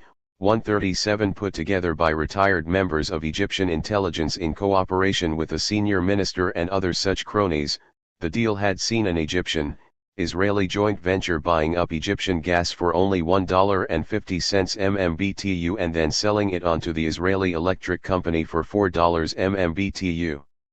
By the time the regime fell, it was estimated that Egypt had lost over $400 million. 138. In Tunisia, the relatives of Zine El Abidine Ben Ali, and especially those of his wife, Leila Trabelsi, were seen as performing much the same role as Gamal, with many well placed to become the country's biggest business owners as state assets were gradually privatized by governmental secret committees. Described as unelected, unaccountable, and pushing policy through before any debate or discussion, the committees were nevertheless understood to be consciously supported by the IFIs given their commitment to rapid economic liberalization. 139 For those on the outside who intended to survive in business and avoid a shakedown by the increasingly corrupt government, there were little option but to join the ruling party. By 2010 the Democratic Constitutional Rally's ranks had duly swelled to over 2 million, but with very few due to genuine conviction and with most of them doing so to be left alone. Moreover, with racketeering by the presidential clan in the major branches of the economy so intense, the genuine private sector effectively had to self-limit its activities and stay out of trouble. 140. Far from exempt, the poorer Arab monarchies also seemed to be finding it harder to bridge the divide between their new crony capitalist classes and the broader masses. In Jordan, for example, similar cliques formed around the ruling family and key government officials while, in reference to the locations of foreign companies, the neighborhoods closest to the centers of foreign capital were those that began receiving disproportionately the best public services and public infrastructure. In turn, this was leading to highly visible sites of inclusion and exclusion that effectively created different sets of rights and opportunities for different segments of the population. 141. As for Morocco, King Mohammed VI had quickly become the country's top businessman courtesy of his unholy marriage between power and the world of business and finance. Controlling the country's biggest holding company, the National Company for Investments, he effectively had major stakes in Morocco's banking, insurance, communications, and agricultural sectors. As economist Nahib Aksabi argues, this meant Moroccans were no longer simply sponsors denied the right to discuss the king's portion of the general budget and to question the source of his riches. Instead, they have also become customers who help to multiply his wealth. 142. Though a little less obvious, similar patterns had soon begun to appear in the more indigent of the Gulf monarchies. In Bahrain, for example, an extensive Financial Times report has since revealed how more than $40 billion of public land had been sold off to private companies. Unsurprisingly, most of the buyers appeared to enjoy close links to the ruling family, as in 2002 the king had already given himself the sole rights to sell off state land. Rather innovatively, some of the companies were being sold underwater plots for land that the government was promising would eventually be reclaimed from the sea using state resources. 143 Casting even more light on such murky practices is a secret 2009 U.S. diplomatic cable on Oman. Candidly discussing the extent of high-level corruption within the Sultanate as its government sought to diversify the economy away from oil and gas, it details how a handful of well-connected local families parlayed their privileged positions and government ties into developing new business opportunities. It also observed that the government's promises of support for small and medium-sized new businesses had floundered as Oman's private sector instead became an oligopoly, with almost all of the big businesses owing their fortunes in part to ties to the Sultan or members of his government. Adding that as a result, they control conglomerates that operate in a wide array of sectors, from construction to cars, and from manufacturing to hotels.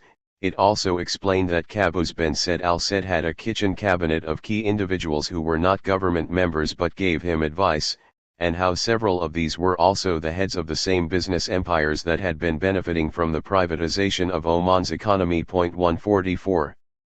The economic storm, the rise of Gulf capitalism.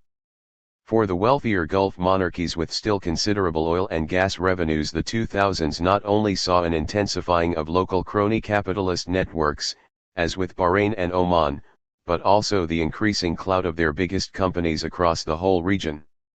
In this sense, Gulf-based conglomerates that were often subsidized from state coffers and led by mixtures of ruling family members and well-connected merchants were effectively able to operate alongside Western multinationals as conduits for international capital into the Arab and broader Islamic world. Mostly managed and advised behind the scenes by expatriates headhunted from the best-performing London and New York firms, their indigenous chief executive officers were able to emerge as the successful Arab faces of the Washington Consensus and Britain's Global New Deal. Although most commonly associated with their giant sovereign wealth funds, most of which spent the 20th century investing hydrocarbon surpluses into Western treasuries and blue-chip stocks. Some of the Gulf states had also long been identified as potential investment allies in the Middle East itself, especially in tricky-to-access areas for the multinationals. 145 U.S. planners, for example, had already envisaged such a role for Saudi companies, with earlier secret embassy cables having discussed proposals for Saudi Arabia to participate more fully in the work of the IFIs and to help get its officials some voting rights. Among the recommendations was the provision of creative suggestions for channeling Saudi resources into intermediate-level developing states in combination with U.S. technology and know-how, and the assigning of additional embassy personnel, including an officer who could devote full time to financial matters. Joint ventures between U.S. and Saudi companies were also encouraged, especially in the petrochemical sector, and, as a sort of side benefit for the U.S. government, any surplus Saudi revenues were expected to be used to help meet the capital shortage in the US. In something of a parallel to the earlier described arms trade, in which Saudi oil profits were already being recycled back to the West in the form of substantial weapons purchases, the cable called for the new capitalist kingdom to purchase treasury bonds and long-term assets in the US rather than just paper money. 146. While Saudi petrochemical companies, along with finance houses and telecommunications providers, soon became household names across the region, in more recent years it was perhaps the UAE's wealthiest emirate of Abu Dhabi that became the most creative example of such state-led Gulf capitalism. 147 With a range of government-backed or ruling family-owned corporations having used injections of oil-derived sovereign wealth to establish relationships with dozens of leading international companies. The resulting joint ventures went on to penetrate dozens of other markets and resource-rich states, including frontier economies stretching from West Africa to Southeast Asia that had previously been off-limits to Western investors. 148. In terms of the IFI-endorsed neoliberal charge, however, it was undoubtedly the model adopted by the UAE's second emirate of Dubai that was to become the real poster boy for the Arab world. With a long history as one of the region's premier free ports courtesy of its laissez-faire attitudes and business-friendly reputation, its major conglomerates were soon investing wherever they could in the Middle East and then far beyond. Leveraging Dubai's experience and expertise in ports and communications, they took control of dozens of foreign shipping and trade facilities and, following a bout of property ownership relaxations at home and a subsequent real estate boom, they quickly took their newfound skills on the road too. By the time of the 2008 credit crunch, Dubai's biggest developers such as Emaar and Nakheel were synonymous with high-end, foreign investment-focused real estate projects in almost every Arab state.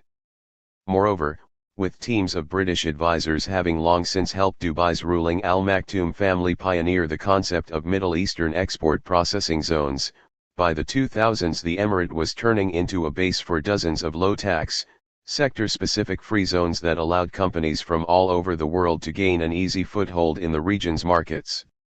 Ranging from basic manufacturing and foodstuffs to internet services and media, they soon branched out into healthcare, tourism, and even a knowledge village for foreign universities to come and set up campuses. 149 As expected, other states attempted to follow the same path, with Jordan's Aqaba Special Economic Zone adopting most of the Dubai model, and several others being launched in Egypt, Morocco, and Oman. 150. Barely affecting the lives of regular citizens in most of these states, many of the gated and out-of-bounds special zones and property developments were regarded as little more than enclaves of Gulf and international capital.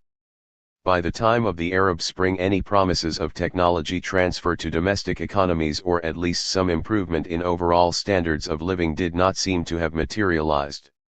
If anything, those dwelling in the old Arab cities beyond the fences of the shiny new construction seemed much worse off than before. The effect of Gulf capital had become one of accentuating the uneven development of the region as a whole, one in which Gulf capital is both a prime mover as well as a prime beneficiary, while, with regard to the new rules and authorities that were often created for the special zones, the Gulf's neoliberal strategies had led to national territories becoming ever more uneven political spaces. 151. In many ways this increasing imbalance in the Arab world was best symbolized by a catchy and controversial article penned 2 years after the Arab Spring by UAE journalist Sultan Al-Qasemi. Entitled "Thriving Gulf Cities Emerge as New Centers of the Arab World," it provoked a maelstrom of reaction across the region and especially from those dwelling in ancient but impoverished cities such as Cairo and Baghdad. With the article's main points being clear and largely uncontestable, focusing on the Gulf's massive GDP vis-a-vis the rest of the Arab world and its newfound ability to engage in a cultural renaissance by buying inexpensive foreign museums and universities, Al-Qasemi described colorfully how decades of underinvestment and full-blown civil wars have resulted in the historic Arab cities of North Africa and the Levant having poor and inadequate infrastructure, from archaic roads to outdated academic curricula and teaching methods. 152. From modernizing Arabs to revolutionary Arabs. In parallel to the build-up of socio-economic pressures, the increasing unevenness accentuated by decades of untamed economic liberalization, and the arrival of Gulf capitalism, compelling arguments have been made that by 2011 the Arab world was also beginning to experience the impact of particularly powerful new modernizing forces that had begun to combine with more slow-burning, pre-existing ones such as urbanization and education. As historian Alexis de Tocqueville had already observed during his tour of the United States in the 1830s in search of the secret of democracy, real political maturity only seemed possible if a new mass society could form on top of an increasingly urban, educated class that had the tools and opportunity to build civil society organizations. 153. In some ways, Tocqueville's theory was soon to tally with Karl Marx's thoughts, as the latter agreed that the masses would never be able to rise up in proletarian revolution if their country was too backward. 154. Pushing this further, and as a strong portent of 20th century scholarship, Friedrich Engels had also argued that wherever the power structure of a country contradicts its economic development, even politicians with the capacity to repress would eventually fail. 155. Still more or less in line with Marx, by 1959 sociologist Seymour Martin Lipset had asserted that the wealthier a nation became, and the more its population was exposed to modernizing forces, then the better would be its chances of sustaining democratic institutions. 156. Similarly, the following year, political scientist Karl Deutsch packaged these forces and processes under his theory of social mobilization. Stressing both their cumulative impact and their inevitable or extremely likely capacity to transform political behavior. 157. Published in 1968, Samuel Huntington's landmark Political Order in Changing Societies contended there would even be a law of rising politicization and that a king's dilemma would inevitably be faced by traditional rulers and governments, most of which would find it difficult to maintain power in the face of economic development and a modernizing society. 158. Meanwhile, on the Middle East itself, economist Daniel Lerner had already predicted in his The Passing of Traditional Society, Modernizing of the Middle East that most of the region's societies would pass through a series of distinct phases beginning with urbanization and then proceeding through literacy and mass communication before eventually reaching political participation. 159. By this time, however, the realities of the Cold War and the increasing interest of the Western powers in managing the economic and political affairs of large tracts of the developing world were already leading to the subversion of so-called modernization theory. Having latched onto its usefulness, Special Advisor Walt Rostow made it quite clear to the John F. Kennedy administration that if former imperial colonies and other poorer countries could experience Western-style socio-economic development under U.S. tutelage, then their modernizing populations would be more likely to resist communist revolutions or the crude type of national liberation wars understood to be sought by Nikita Khrushchev. 160. In this sense, a more academic and long-term U.S. strategy was forming that could perhaps eventually reduce the need for the US heavy-handed counterinsurgency operations. As Weldon Matthews notes, the US was particularly keen on building up foreign militaries as their partners in modernization, as these would allow the US to work with authoritarian regimes as their societies passed through a fragile transition, after which democracy could emerge or, in Rostow's words, after which people could enjoy increasing degrees of freedom. 161. Still primarily focused on imperialist tactics for ensuring order in its former possessions, the British government nonetheless also soon began to make Rostow-style references to modernizing Guardian regimes. In Foreign Office statements during the Oman War, for example, officials not only defended the government's role on the basis that it was providing assistance to the Sultan of Oman, a sovereign state with which we enjoy friendly relations, against a professionally organized and externally supported armed subversive movement which threatens the stability of the area, but also on the grounds that under the present Sultan, Oman is making great social and economic advances for the benefit of the people, and the British government believe it is right to give this development every encouragement. 162. Since then, numerous US and British government documents have continued to stress the need for such modernization, but in almost all cases linking it to Western norms of development and the prescriptions of the Washington Consensus and the Global New Deal. Recent academic scholarship has for the most part joined suit, with, for example, Dietrich Ruschmeyer et al.'s influential Capitalist Development and Democracy having even tried to demonstrate an explicit link between international capital and political modernization on the basis that capitalism's factories increase urbanization, thus bringing people together and creating better conditions for civil society to form. 163 Others, however, have still tried to approach modernization from a class-based perspective, contending that the increasingly conscious populations of Arab states seem to be approaching a situation where some form of struggle or contest with elites was necessary, otherwise more simplistic revolutions or coups d'état would just see political entrepreneurs manipulating mass mobilization while class structures remained unaltered. 164.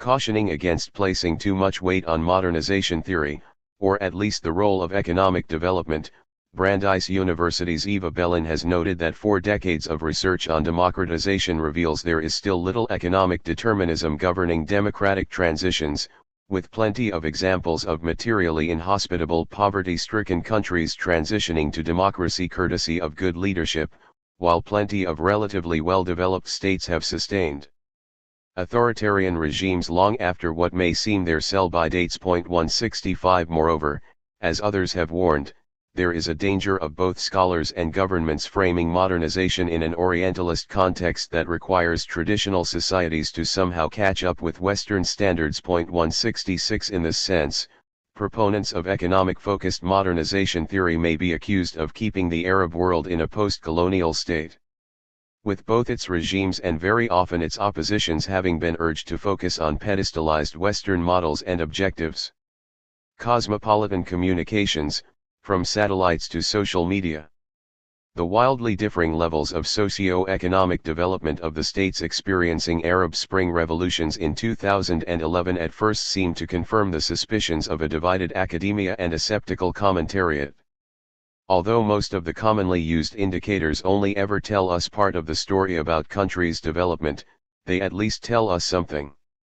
With a GDP per capita of around $10,000 and an adult male literacy rate of nearly 90% in 2010, the middle-income and well-educated Tunisian people who were the first to revolt seemed to tick at least some of the boxes that Daniel Lerner and Samuel Huntington would have expected to see ticked, while the preceding decade of rampant neoliberal reforms under Zine El Abidine Ben Ali also seemed to validate the capitalist expectations of Dietrich Ruschmeyer et al. Egypt, on the other hand, seemed to have some of the characteristics of a more modern population capable of demanding political reform, but yet still had vast chunks of its population living in impoverished and rural circumstances. Although estimated to have a GDP per capita of about $6,600 and a literacy rate of 80% on the eve of the revolution, the yawning disparities between the ultramodern and the very traditional among its 80 million people will likely never be known. As for Yemen, apart from a small minority living in the biggest cities, most of its citizens sadly seemed as distant as ever from the sort of standards expected by modernization theorists, with a GDP per capita of only $1,300 and a literacy rate of just 66% in 2010. 167.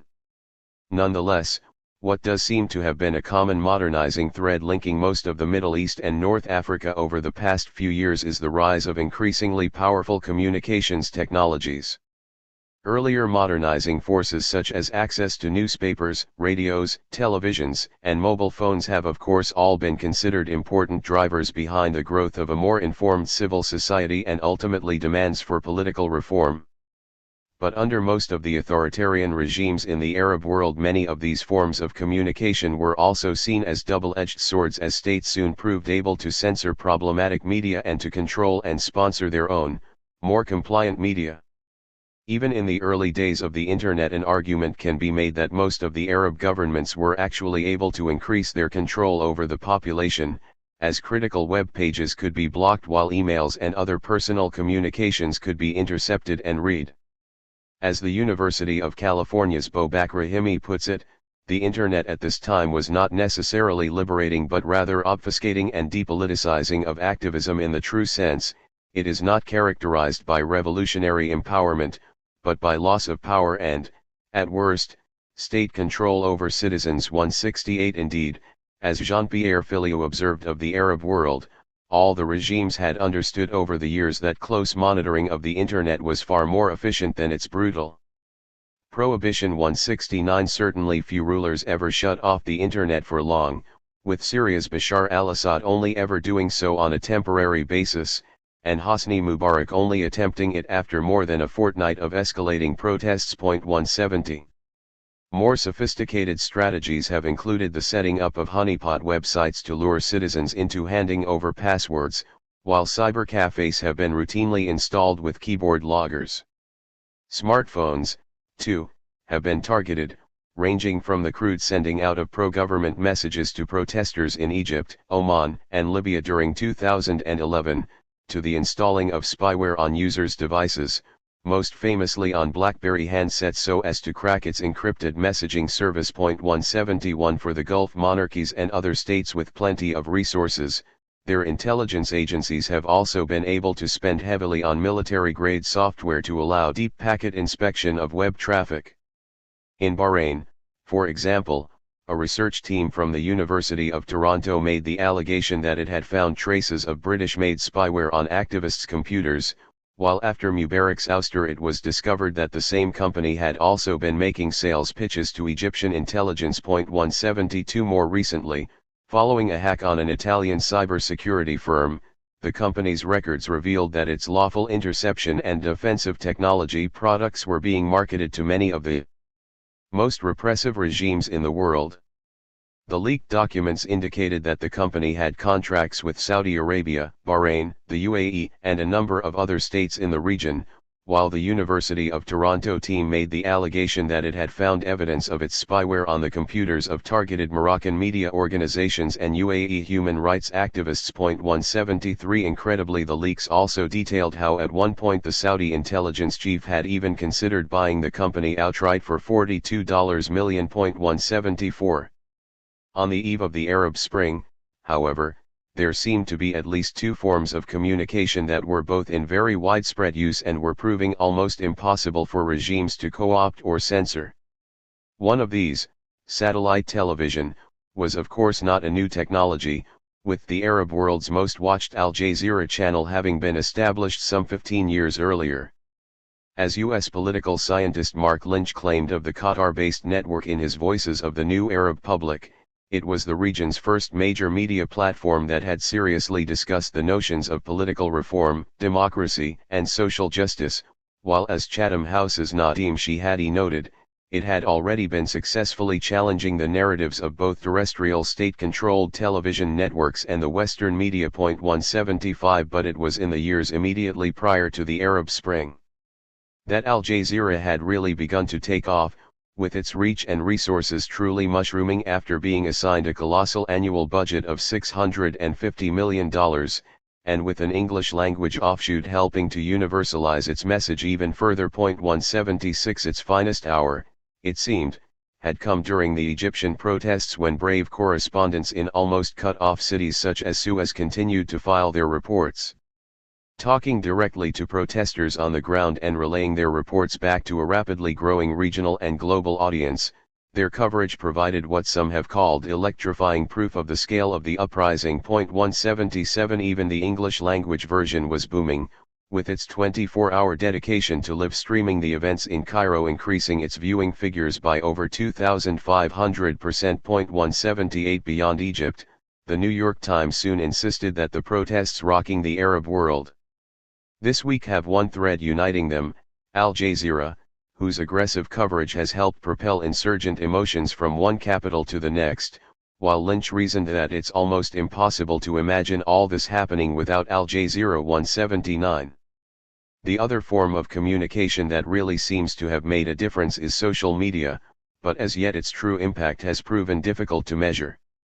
As part of a second wave of internet technologies allowing people to move away from the old easy-to-censor platforms to much broader-based peer-to-peer networking that can more easily connect larger sections of the population and spread viral messages, social media websites and applications such as Facebook and Twitter have certainly taken their fair share of the credit for igniting and sustaining the 2011 revolutions.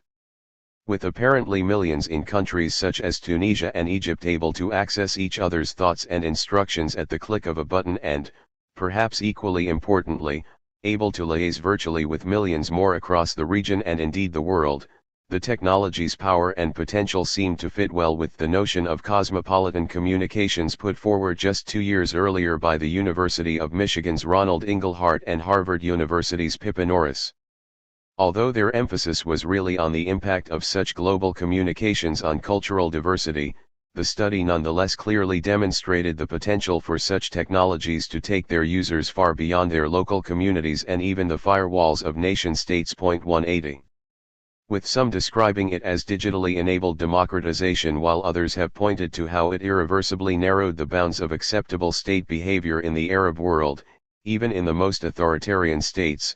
The technology's revolutionary role arguably attracted more attention than satellite television and of course much more than the region's less glitzy but steadily building socio-economic pressures. 181 In some ways social media as a protest tool was not quite new to the region.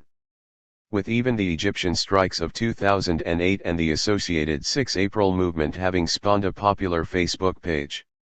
In Iran, too, the Green Revolution had also taken to cyberspace, with Twitter thought by many to have served as a particularly powerful organizing platform.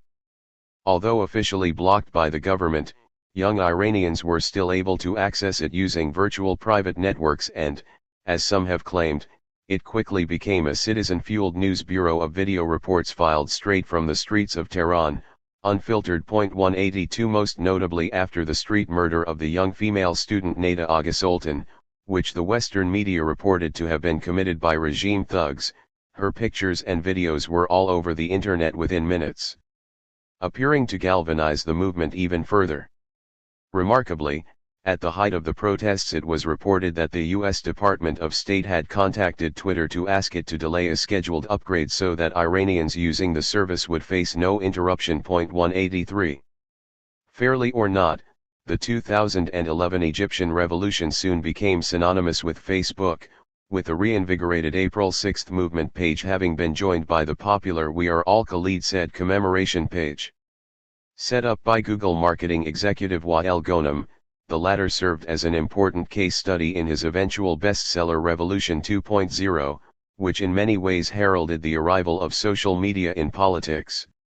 Reviewed by the Daily Telegraph, it was described as delivering lessons in thoroughly modern revolution. 184 As in Iran, Twitter also proved powerful, but in an even more innovative way, with the hashtag #Jan25 allowing users all over the world to follow live streaming events on the ground in Tahrir Square.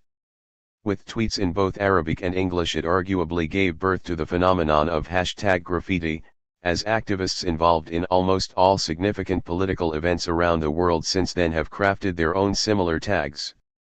Bringing everything together, and in something of another Egyptian innovation, was a media camp set up in the heart of Tahrir. Described by one activist as being 2 tents with laptops, memory readers, and hard disks, he explained that we had all the physical means with us and we hung a sign in Arabic and English on the tent itself saying it was a focal point to gather videos and pictures from people in the street. He claimed they received a huge amount of videos and pictures and then we went back online and kept posting them. As the coordinator of Cambridge University's Digital Humanities Project recalled of her visit to Tahrir at the time, it was one of the most self-consciously mediated spaces she had ever entered. 185. In Tunisia there were many close parallels, with the seemingly pivotal role played by social media later symbolized by the appointment of a 30-something former blogger as the country's Minister for Youth and Sports. 186 Allowing for links to longer-form protest essays to circulate, the new platforms also effectively brought to an end the era of Tunisian heroic solo blogger activists and replaced them with more collaborative and much more widely read projects put together by teams of activists and citizen journalists who were collectively less vulnerable to regime intimidation. As U.S. political scientist David Ferris notes of Tunisia and the rest of the Arab world at this time, the flames of dissent were being carried by outfits that look much more like digital magazines than blogs. 187 Among the new social media-driven publications in Egypt was Mada Masr, which soon covered its costs with commercial advertising and, in an effort to expand readership further, often included sections on lifestyle and culture as well as politics. Others, such as Rasid News Network, even experimented with paid subscriptions. 188. Crucially, even simple tweets and basic Facebook posts were often being posted in both Arabic and English, with either translators doubling up as activists or with some using early versions of online translation tools. Bilingual tweeters overseas also played a role, with some such as the UAE-based Sultan Al-Qasemi making a name for himself while virtually live tweeting English versions of Mubarak's final speeches. In many cases they even served as bridges to mainstream Western media, especially for news outlets unable to get their correspondents into the revolutionary states. One thing was for sure, any notion that social media was going to be an overwhelmingly westernizing force that would eventually shift large chunks of the world's population towards English seemed thoroughly debunked by the Arab Spring, as there was an undoubted surge in the use of online Arabic. 189 In fact, if one was trying to follow events on the ground relying only on English sources, then there were often delays of several hours or even more than a day before being able to learn about key events. More broadly, perhaps, this also pointed to a resurgent modern Standard Arabic, as well as the survival of more vernacular versions, as social media users from Morocco to Saudi Arabia were not only learning how to link up with each other, but were sometimes even teaching each other how best to use the more cosmopolitan version of their language. As Filio puts it, the Arab Spring youth had become the first generation to experience and speak a truly popular Arabic after centuries of elitist and religion-oriented teaching. 190. Further to social media's newfound translatory functions, many have also pointed to its role in the mass distribution of Arabic versions of the WikiLeaks cables based on secret U.S. diplomatic correspondences. First posted online only weeks before the revolutions began, a large number of the documents emanated from U.S. embassies in Arab capitals and often featured detailed and unflattering assessments of Arab leaders and their governments. The quickly produced and far more accessible Arabic translations of the leaks thus became political dynamite in the hands of well-connected activists, with Sterling University's Muhammad Idris Ahmed pointing out that it was the evident blurring of diplomatic and clandestine functions of the Arab governments, some of which verged on criminality, that caught most of the public's attention. 191. Arguably a direct catalyst for the entire Arab Spring, one such leak that had appeared in the Arabic daily Al Akhbar on December 7, 2010 caused the Tunisian authorities to block access to it online, thus prompting almost every Tunisian with internet access to find it and share it using Facebook and Twitter. Dating from the year before, the cable in question included the U.S. ambassador's description of the Zine El Abidine Ben Ali regime as having lost touch with the Tunisian people and increasingly relying on the police for control and focus on preserving power. To make matters worse, the ambassador had also alleged there was corruption within the First Lady's Trailblasi family, and had remarked that the risks to the regime's long-term stability are increasing. Most colorfully, the cable even revealed how Ben Ali's son-in-law was serving dinners with ice cream and frozen yogurt brought in by private plane from Saint-Tropez, and that he owned a pet tiger that was fed 4 chickens a day. When Ben Ali finally fled, many Tunisians suggested it was the combination of WikiLeaks, Al Akhbar, and social media that had drawn first blood. In Egypt, media activists were similarly poring over leaks that outlined extensive corruption within the ruling party and the Mubarak family, while in Yemen the protesters found out that Ali Abdullah Saleh had been actively assisting the US in executing Yemeni citizens by providing corridors for drone and cruise missile attacks, and then assuming responsibility for the attacks as the Yemeni government's own. 192. Others, however, have been a little more skeptical over the extent to which social media drove the uprisings, and have argued that there has been too much technological determinism in analyses of 2011. In some ways expectations were probably running far too high, with the BBC having already tried to describe the spring 2009 pro-Western Moldova street protests against the democratically elected Communist Party as being a Twitter revolution, and with most of the Western media then quickly reapplying the same name to Iran's Green Revolution a few months later. As The Guardian's Matthew Weaver explains, this was really fueled more by Western fantasies for new media than the reality in Iran. 193 Indeed, there are claims that there were probably less than 1,000 properly active Twitter users in Iran at the time of the protests, with most of the revolutionary accounts really being outside of the country, and tweeting in English rather than Farsi. 194 Moreover, as journalist Jasmine Ramsey reflected 2 years later, the use of social networking was certainly important, but even in 2011 I noticed that word of mouth was still the dominant mode of communication. She also described how landline phones and information passed via taxi drivers was really the paramount source of news in Tehran. 195 In his book The Net Delusion, Yevgeny Morozov was similarly cautious, arguing that the Internet in Iran was primarily a device for surveillance and state control rather than something emancipatory. 196. Admitting a role for social media, but drawing much the same conclusions as Ramsey and Morozov on Iran, a number of scholars who have focused deeply on the Egyptian revolution have sought to portray it as more of an enabler than a driving force. While visiting Tahrir Square, one British academic observed how the surge in Facebook sign UPS, the flowering of new online networks, the surge in YouTube videos are reflections of, rather than substitutes for, a ferment of new offline political organizations. 197 Similarly, although Jerian Gunning and Elon Barron argue that such technologies played a key part in helping to expose regime abuses, they admit that social media's role in the January 25th revolution was more limited. Much of the mobilization was carried out offline in order to evade police attention, and many would not have had regular internet access. As such, what persuaded online adherents to become offline activists was thus something other than the internet. 198 Filio's view is much the same, claiming that the Day of Rage was primarily the result of extensive, underground militant networking involving the preparing of several rally points for protesters.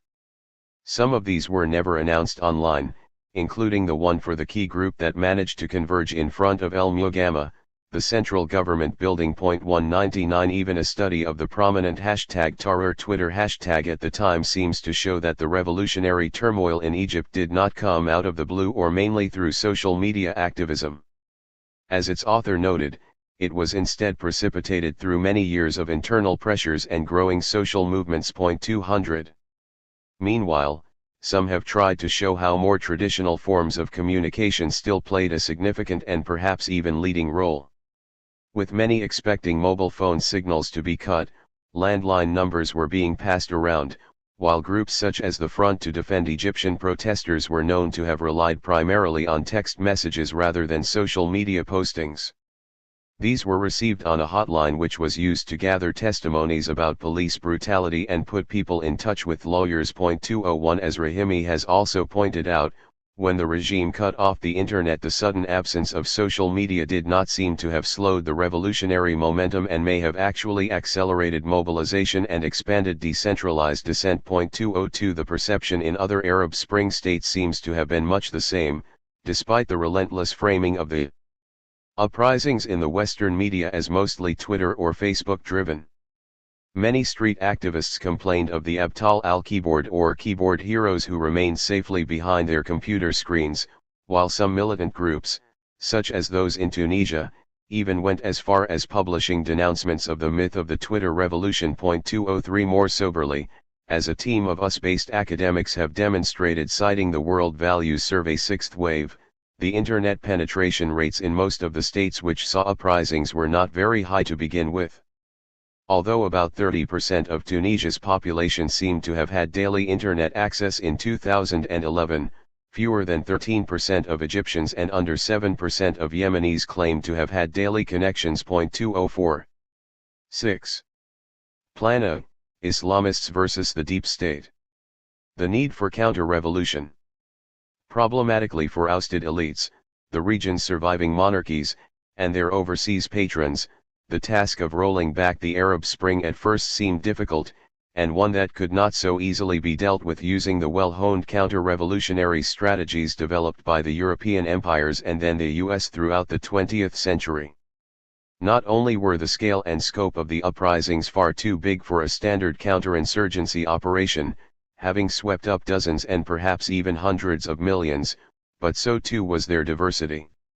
Clearly driven by a mixture of deep-seated socio-economic pressures alongside powerful or at least enabling and emancipatory modernizing forces, they had then been propelled by a vast range of diffuse, cosmopolitan, and ill-defined movements often led by a hodgepodge of liberals, socialists, communists, and secular activists. The Western powers were particularly wrong-footed, with senior politicians unable to come up with a coherent or convincing response to the fast-moving events. Although they were painfully conscious of their supposed status as representatives of the world's leading democracies, the sight of long-standing local allies being swept aside, and the prospect of the neoliberal agenda unraveling under more assertive Arab governments, was, as expected, too much to bear. Indeed, a sort of nightmare scenario seemed to be developing, in which the comfortable post-colonial order, which had been allowing Western companies and investors largely unfettered access to Arab assets and resources, could well be replaced by a network of representative and indigenously authentic administrations, not only committed to rebuilding domestic welfare states and promoting social justice, but which would probably be deemed credible diplomatic and economic partners by most of the non-Western world. Expressed another way, centuries of British, French, and then US imperialism in the Arab world, first through the front door and then through the back door, were on the cusp of coming to an end. In the words of Secretary of State Hillary Clinton, speaking on a visit to Qatar in February 2011, in too many places, in too many ways, the region's foundations are sinking into the sand. Tellingly, despite the amazing scenes of peaceful crowds and pro-democracy banners on Tunisia's streets in early 2011, it took the US government more than 10 days following Zine El Abidine Ben Ali's escape to issue any kind of statement. When it came, it was merely one line in President Barack Obama's State of the Union address: "The US stands with the people of Tunisia and supports the democratic aspirations of all people too," with much more at stake in Egypt, which was still the second largest recipient of US aid after Israel. Most officials did not even attempt neutrality, with many wading in to support the stumbling regime. Notably, US Special Envoy to Egypt Frank Wisner stated at the height of the protests that President Mubarak's continued leadership is crucial, it is his chance to write his own legacy, while Vice President Joe Biden told NewsHour viewers, "Look, Mubarak has been an ally of ours in a number of things and he's been very responsible on, relative to geopolitical interests in the region, Middle East peace efforts, the actions he has taken relative to normalizing the relationship with Israel. I would not refer to him as a dictator." Although probably wanting to join Wisner and Biden, Clinton proceeded a little more cautiously, likely because she had already been stung by an earlier leaked diplomatic cable that most Egyptians had already begun to devour. Recorded as having helped distance Hosni Mubarak from a critical Department of State annual report on Egypt, she had also claimed after a visit to Cairo in 2009 that she had a wonderful time with him this morning. "I really consider President and Mrs. Mubarak to be friends of my family. So I hope to see him often here in Egypt and in the US." For nonetheless, on the first day of rage on January 25, 2011, she did plead for the protesters to show restraint on the grounds that the Egyptian government is able and is looking for ways to respond to the legitimate needs and interests of the Egyptian people. 5. Moreover, as late as February 7, Just 3 days before Mubarak's ouster, she was still advising him to retire early, later that year, rather than immediately resign. 6. Britain and the Western European governments by no means held their tongues either, with the alarm at the prospect of losing such a valued trade partner as Egypt being palpable. Only 2 years earlier the Egyptian government had listed Britain as the country's biggest foreign investor, with the direct investments of the top 20 British companies operating in Egypt exceeding $20 billion. 7. Issuing a joint statement as the crowds thronged into Tahrir Square, the British, French, and German governments duly praised the moderating role that President Mubarak has played over many years in the Middle East. 8. While on February 1 Tony Blair stated in his capacity as the envoy for the Middle East Quartet that Mubarak was immensely courageous and a force for good. 9. While such statements may now seem injudicious blunders, it is likely most officials had been relying on faulty intelligence and poorly informed opinion that had sought to downplay the impact of the Tunisian revolution and the prospects of its contagion to Egypt or elsewhere.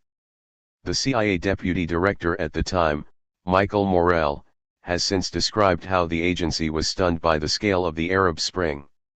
He admitted in his memoirs that we failed because to a large extent we were relying on a handful of strong leaders, to help us understand what was going on in the Arab street.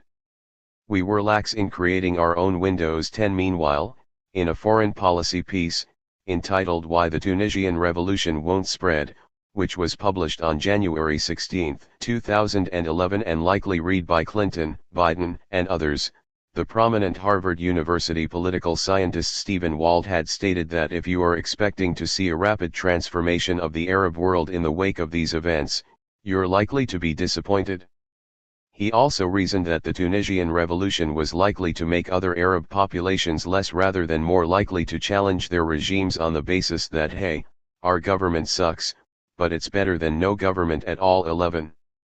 Similarly influential, the still widely read Bernard Lewis had given an interview in February in which he claimed that the Arab people are simply not ready for free and fair elections on the grounds that democracy was a political concept that has no history, no record whatever in the Arab, Islamic world. 12. Unsurprisingly, Lewis's thoughts were recycled by both Egypt's Vice President Omar Suleiman, who declared, Egypt is not ready for democracy, and then by Jordan's King Abdullah II, who told the BBC that you have to understand that the concept of right, left and center is not there for Arabs. 13. Taking things further, the Washington Post's popular columnist Richard Cohen even tried to portray any prospective Arab democracy as a threat to Israel. With Mubarak still clinging to power, he declared, my take on the Arab Spring is relentlessly gloomy. I care about Israel. I care about Egypt, too, but its survival is hardly at stake. He explained that I care about democratic values, but they are worse than useless in societies that have no tradition of tolerance or respect for minority rights, and warned that those Americans and others who cheer the mobs in the streets of Cairo and other Egyptian cities, who clamor for more robust anti-Mubarak statements from the Obama administration, would be wise to let Washington proceed slowly. 14. By March 2011, with two Uzbek dictators gone and Yemen's Ali Abdullah Saleh imperiled, there seemed little hope of rescuing the widely hated, ridiculed, and humiliated ancien regimes. Moreover, with most of the protesters being exactly the sort of activists that Western policymakers were historically supposed to have been waiting for to emerge and then lead the Arab world to democracy and prosperity, it was also clear that they could not so easily be branded as insurgents, terrorists, or even agents of foreign powers or transnational plots such as international communism. For one thing, social media made it impossible for anyone to believe such accusations. Instead, it seemed, the best strategy available was to somehow manage or dilute the course of the Arab Spring and ultimately steer it into a more containable format that would at least preserve some of the old post-colonial structures and, likely as top priority, the neoliberal economic reforms of the previous decade. But given the sensitivities of any direct involvement by the US or other Western powers, not least because they would have been seen as interfering in a democratic process, the counter-revolutions not only needed to be subtle, but they needed to be as indirect as possible and ideally led by reactionary elements within the states themselves. Making matters more complex given the differing circumstances and weighting of the various power blocs in the revolutionary states, it was soon apparent that each counter-revolution would have to be custom-made so as to allow for the most effective combination of conservative religious groups with historical relations with the West, liberals who could be relied upon to uphold the Washington Consensus, and the military deep states with serpentine boundaries that had been the steadfast allies in the War on Terror. 15 As Ibrahim Halawi, the founder of a secular Arab newspaper, noted, the stage had been set for a counter-revolution that was not necessarily going to be violent but which would be based on more subtle civil economic interventions, while as King's College London's Alex Kallinicus has since reflected, counter-revolution now haunts the Arab world. But it takes diverse and confusing shapes. 16. Egypt, back to the Brotherhood. Having jettisoned Hosni Mubarak's civilian regime, and appearing to side with the protesters, or at least not having opened fire on them, by February 2011 Egypt's Supreme Council of the Armed Forces found itself rather unexpectedly in full public control of the state. For both its generals and its Western allies it was imperative that the revolutionary forces on the streets were quickly incorporated into some kind of state-building project before the highly mobilized protesters turned their attention to the military itself and thus attempted to complete the revolutionary process. Probably the most astute observer at the time was Kent State University's Joshua Stacher, who had argued in Foreign Affairs just 3 days before Mubarak's fall that Egypt's democratic window has already closed on the basis that the SCAF had proven itself solid and unmoved in the face of the Arab Spring. He also argued that the army's aloof neutrality underscored that its role on the sidelines was intentional. 17 Writing in the London Review of Books, Tufts University's Hugh Roberts later made much the same point, arguing that the political and repressive core of the Egyptian state, the army, remained intact. 18. Although described by political scientist Samer Shihada as having become the state within the state, the protests had at least flushed the SCAF out into the open, which was a position it knew to be a dangerous one. 19 With Omar Suleiman soon discarded as vice president, and Essam Sharif appointed as transitional prime minister, even the latter admitted that the real power rested with Mubarak's long-serving defense minister, Mohammed Hussein Tantawi, along with younger SCAF members such as Military Intelligence Chief Abdel Fattah Sisi. 20 With thousands still congregating in Cairo's public space and pressing on with their demands, the SCAF's vulnerability was increasingly apparent, especially after it issued a fresh communiqué warning that continuing protests were harming national security and disrupting the wheels of production. 21 Trying to break up some of the crowds in early March, over 170 were arrested and allegations of torture were made against the military, prompting the SCAF to order newspaper editors not to publish further stories on Tahrir. 22 Those bloggers who did were often detained while penalties were introduced for activists who continued to mobilize the crowds, including trade union members who fell foul of newly drafted anti-strike legislation. 23 More desperately, the military's eventual forced clearance of Tahrir Square later in the month seemed the final confirmation of its reactionary credentials, especially after Rami Essam, an activist who had transformed protesters' chants into popular song, was arrested and then reportedly tortured. 24. Waiting in the wings to replace the SCAF's ineffective transitional ministers and its struggling counterinsurgency were of course the leaders of the Muslim Brotherhood. With the Brotherhood likely to secure at least some sort of popular ballot box legitimacy, it was assumed by both the SCAF and their overseas backers that a Brotherhood-dominated government would still guarantee most of the key structures of the existing regime, including the army's deep state supremacy. 25 Moreover, in addition to the relations it had covertly enjoyed with London and then Washington for several decades, there is evidence that in the years leading up to the Arab Spring a more mature and publicly presentable version of the Brotherhood was being actively cultivated by the Western powers as a potential insurance policy and safe pair of hands in the event that the Cairo presidency collapsed. Anwar Sadat's earlier rapprochement with the Brotherhood had eventually faltered after many of its members refused to endorse the 1978 Camp David Accords, and Sadat ultimately paid the price with his own life when he was shot by a jihadist infiltrator at a military parade. but the Mubarak regime had nonetheless kept the door at least half open. Despite some Brotherhood activists joining in with protest movements such as the Kifaya campaign, the benefits of the organization's substantial presence still seemed to outweigh the costs, not only because it provided basic welfare for potentially restive parts of the country, but also because its members were willing to run as independent candidates in Mubarak's various rigged parliamentary elections. 26 With liberals, Christians, and many others remaining deeply suspicious of political Islam, the Brotherhood's de facto MPs became a useful moral safety net for the government and, as political scientist Holger Albrecht noted, a means to observe and channel societal dissent. 27 In other words, if non-Islamist Egyptians were conditioned to believe that any free and fair election would simply grant the Brotherhood a victory, then they would more willingly acquiesce to Mubarak's authoritarianism. Having witnessed the Brotherhood effectively win 88 out of the 454 parliamentary seats in the 2005 elections, despite only fielding between 135 and 150 candidates, the US and Britain decided to get much more involved. Described as a highly significant election result by the Congressional Research Service, it had also prompted British Foreign Office officials to write to the Foreign Secretary urging an increase in contacts with the Brotherhood, albeit with caution given that the organization was still designated a terrorist entity by the Egyptian authorities. 28 Soon after, a Whitehall paper co-authored by a senior British diplomat and a former U.S. Assistant Secretary of State began to circulate heavily in Washington and London.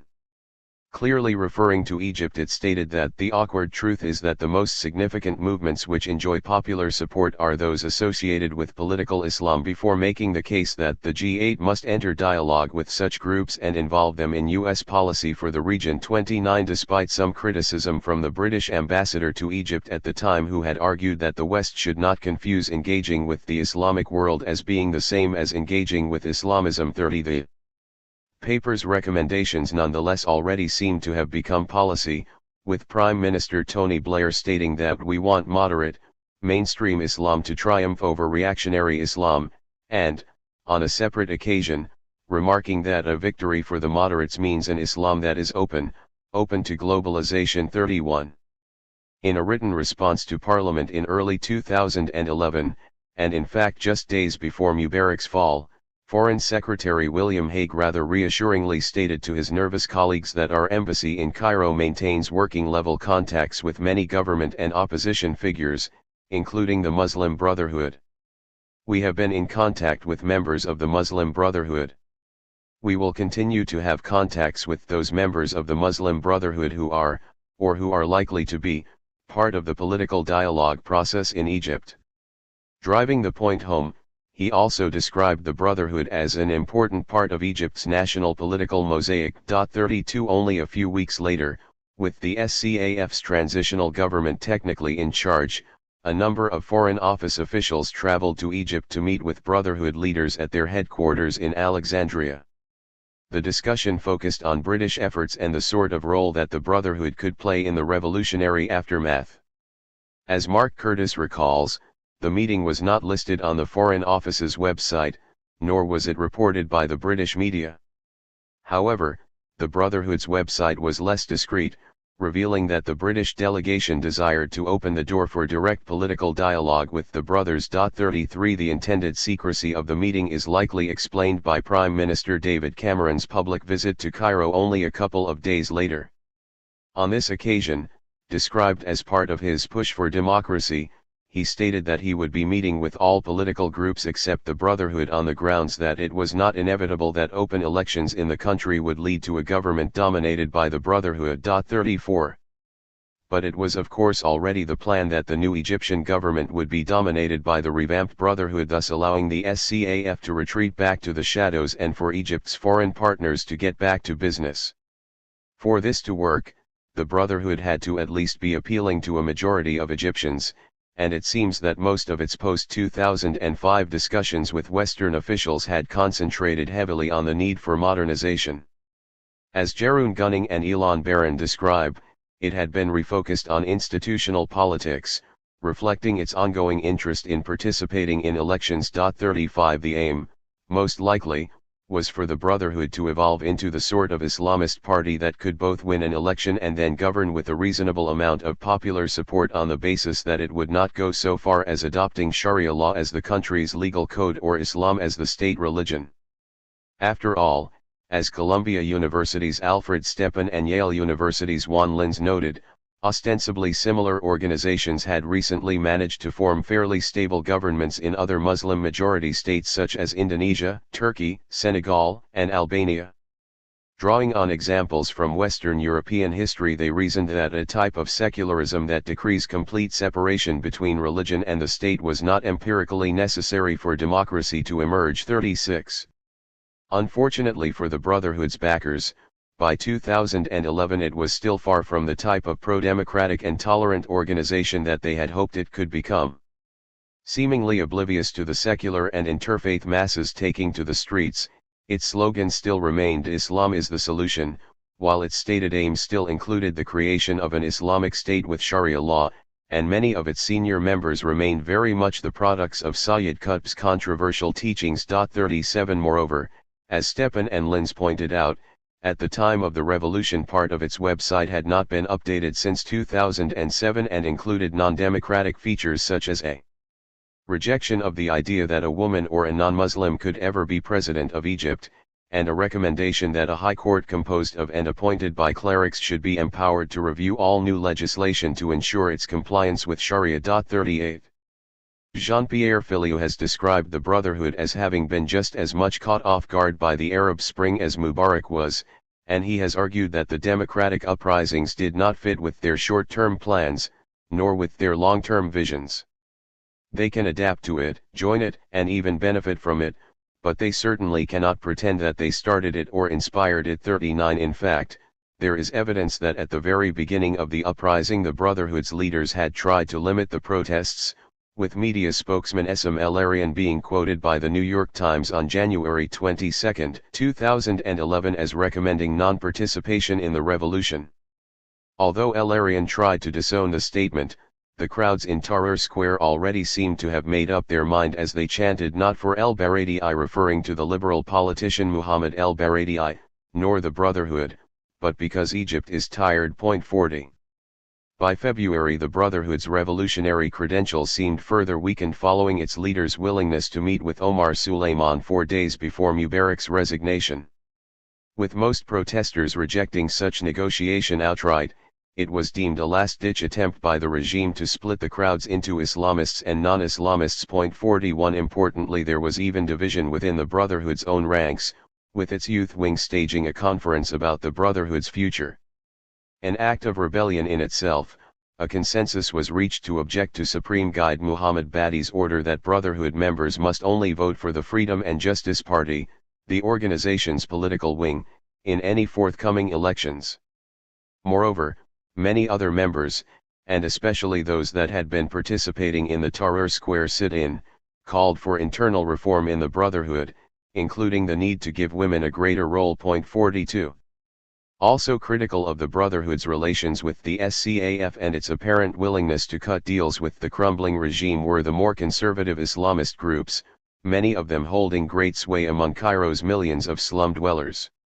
As described, Salafists had also been taking to the streets in protest and, at least temporarily, had practiced some degree of tolerance for other religions and secularists. But after the revolution, and as a Brotherhood military axis became more likely, they had begun to circulate leaflets condemning kafir or unbeliever democracy. 43 Disillusioned Salafists were also blamed for attacks on churches in Imbaba, a poor area of Cairo, which caused the stock market to crash and the new post-Mubarak economy almost immediately to teeter on the brink. Sharing the same concerns, the more hardline jihadist camp also condemned the Brotherhood's new arrangement. Al-Qaeda's Egyptian-born deputy Ayman al-Zawahiri warned the people it was part of a plot to facilitate foreign intervention and that the sort of political participation advocated by the Brotherhood was illegitimate, while the Syrian ideologue Abu Basir al-Tartusi claimed the organization was negotiating with the regime and thus betraying the youth. 44. Some, however, have suggested that the Salafist condemnations and the upsurge in violence were nonetheless tolerated by Tantawi as it gave the SCAF greater authority to clear the streets and bring the revolutionary period to an end. 45 Furthermore, if this was the case, it meant that the military deep state was briefly resurrecting an old Mubarak-era strategy that had not only helped justify the continuation of the state of emergency, but had also helped set some limits on the Brotherhood's popularity.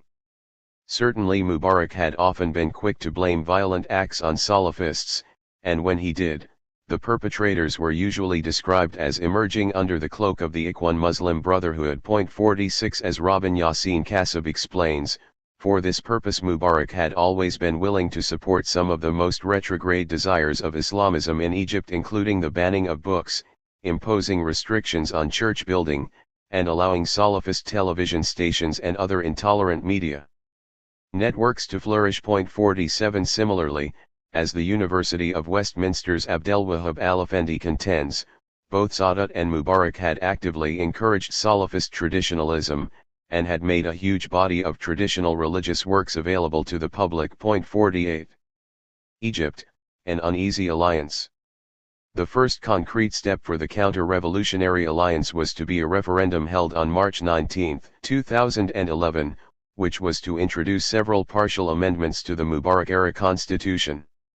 With many protesters demanding a completely new constitution, the referendum was treated with great suspicion, especially after it transpired that the SCAF had appointed an Islamist judge to chair its drafting committee. 49 Moreover, one of the proposed amendments was that a new, 100-member constitutional committee to formulate a future permanent Egyptian constitution would only be selected after parliamentary elections had taken place, and with its membership to be chosen by the new parliament.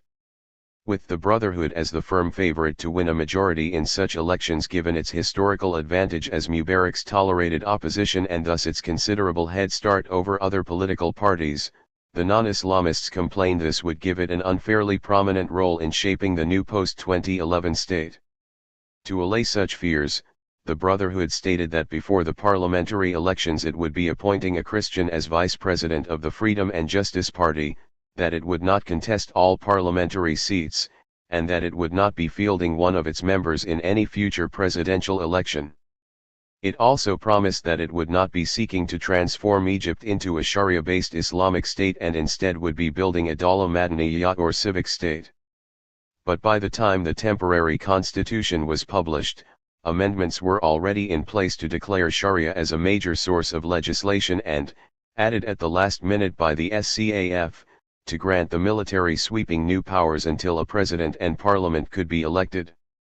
Furthermore, hinting at the alliance's intended foreign policy and the SCAF's need to maintain the flow of U.S. aid, the Brotherhood also appeared to have relented on its long-standing desire to reshape Egypt's relations with Israel. 50. Although most of the hardcore Tahrir Square activists voted no, the referendum was endorsed by a 77% yes vote. Undoubtedly this was a reflection of the Brotherhood's mobilizing capabilities. Indeed, its website had stated that it was a religious duty to vote, along with a sense of revolutionary fatigue felt by most ordinary Egyptians. As many have suggested, it was also a function of an increased fear that there would either be never-ending military rule or some sort of attempted comeback by Mubarak regime remnants. Either way, with Brotherhood members and other Islamists claiming that the referendum was a dramatic victory for Islam over non-Muslim voters, and with the SCAF making no effort to repeal the hated emergency laws, calls for a second revolution began to grow louder. On July 8 the Revolutionary Youth Coalition called for a new government to be forcibly established, and on July 23, Egypt's National Day, protesters marched on the SCAF headquarters. With many arrested and sentenced in military courts, or even violently dispersed with live ammunition, the remaining protesters' demands soon changed to "the people want the fall of the Marshal" in reference to Field Marshal Tantawi. 51.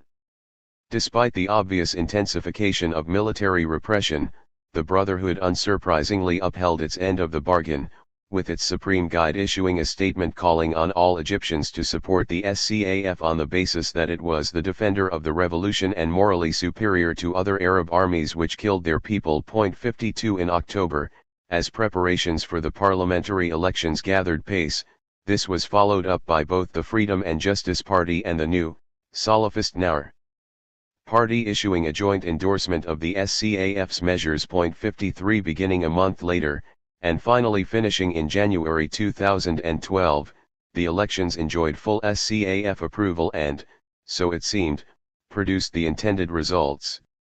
With the Brotherhood having reneged on its earlier pledge not to contest all seats, it won 47% of the vote and the right to appoint the Speaker of the Parliament. With the Nawr Party winning 24%, this meant that the two main Islamist parties carried a combined 71% of the vote and had won 356 out of 498 available seats.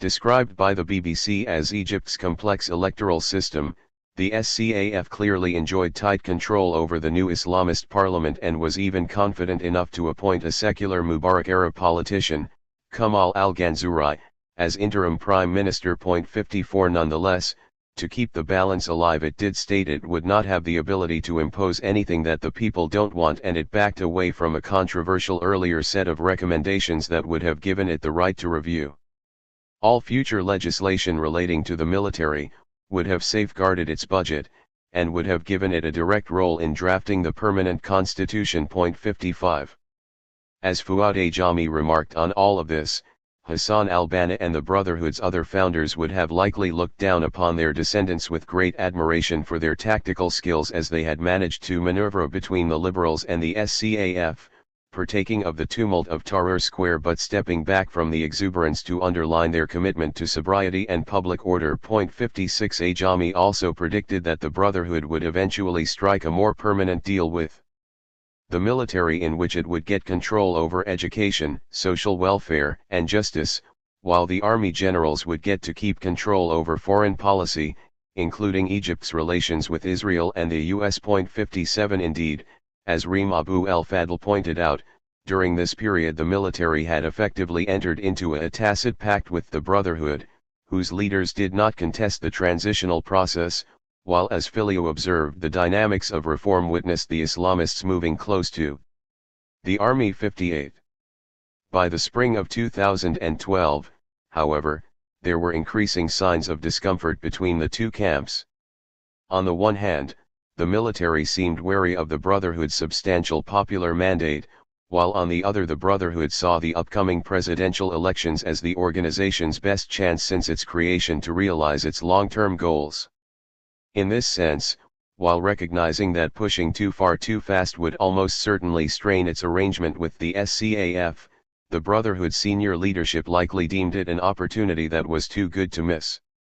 Using the excuse that it was unable to steer the ongoing constitutional discussions effectively, the Brotherhood duly reneged on another of its post-revolutionary promises by announcing it would after all be entering the May 2012 presidential race.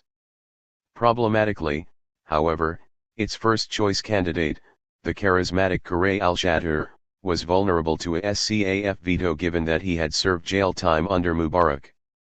Meanwhile, the main Salafist contender, Hazem Abu Ismail, who had once publicly stated his respect for Iran's independence from the US, also fell to the wayside after the New York Times claimed his dual nationality made him ineligible. 59 Likely leaked to the US media by the SCAF itself, the Egyptian Ministry of Interior speedily acted upon the story and confirmed Ismail's disqualification. 60 Either way, with the Brotherhood's second-choice candidate, Mohamed Morsi, emerging as the Islamist front-runner, the SCAF had ensured that the most appealing Islamist politician was out of the race, while the most potentially problematic candidature, at least in terms of foreign relations, was also nipped in the bud.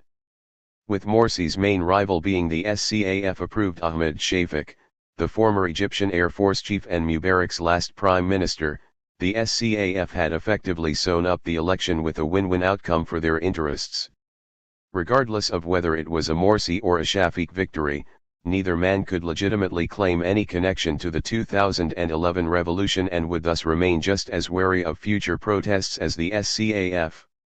Although the still Mubarak-appointed Supreme Constitutional Court sought to tip the balance in favor of Shafik by dismissing the Brotherhood-dominated parliament on the grounds of illegality just 2 days before the second stage of the presidential election, Morsi's eventual 52% of the ballot was just enough for the Brotherhood to claim victory. 61 Despite a purported show of force, with Morsi supposedly asking for Tantai's resignation as defense minister, and despite an apparent olive branch offered to non-Islamist parties culminating in Morsi's Fairmont Accord promises, in reality the Brotherhood had strived to keep the SCAF on board, although perhaps this time as its junior partner. 62 Making no issue of well-documented incidents of military violence against protesters, and doing little to unravel the military's control over lucrative state assets such as the Suez Canal, Morsi also appointed several leading SCAF members to key positions. Among them were a number of new presidential advisors and, seemingly symbolic of the up-and-coming younger generation in the SCAF, Sisi as the new defense minister. 63. Having carefully cultivated an image for himself as something of an Islamist general, Sisi has been accused of duping the international media and deliberately trying to appear to Morsi and the Brotherhood as a potential ally. 64 As Robert Springborg noted in Foreign Affairs, Sisi's earlier thesis submitted to the U.S. Army War College read like a tract produced by the Brotherhood and suggested his radical political vision, of how to steer Egyptian society differs markedly from those of the secular nationalist military rulers who led Egypt for decades. 65 The Guardian similarly homed in on Sisi's thesis, stating, it appears implicitly to endorse the Brotherhood's right to take up political office and describes the concept of the Islamic Caliphate as the ideal form of government, and argues that a government's executive, legislative, and judicial arms should all draw on Islamic beliefs. 66 Few suggested Sisi had always yearned to be more than a general and, as a shrewd politician in the making, had perhaps been engaging in some Mubarak-era political maneuvering of his own to make sure he could appeal to as many groups as possible in the event of a revolutionary moment. Egypt, military dictatorship. Best described as a contest within a counter-revolution, rather than as a counter-revolution in its own right. By early 2013 the SCAF had begun to plot actively against their Brotherhood partners and to prepare for more forceful corrective measures.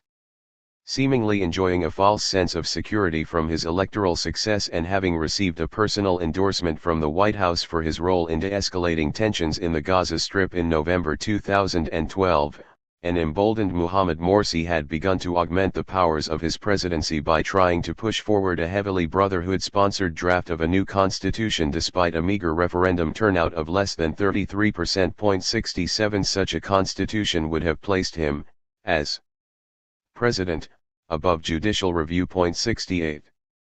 With Morsi increasingly viewed by non-Islamists as a partisan party leader rather than as a true head of state, the sporadic street protests had become less about the SCAF and more about the Brotherhood, especially after the crowds adopted the slogan "One Hand" to signify their unity with the SCAF, and petitions began circulating calling on the military to step in and remove Morsi.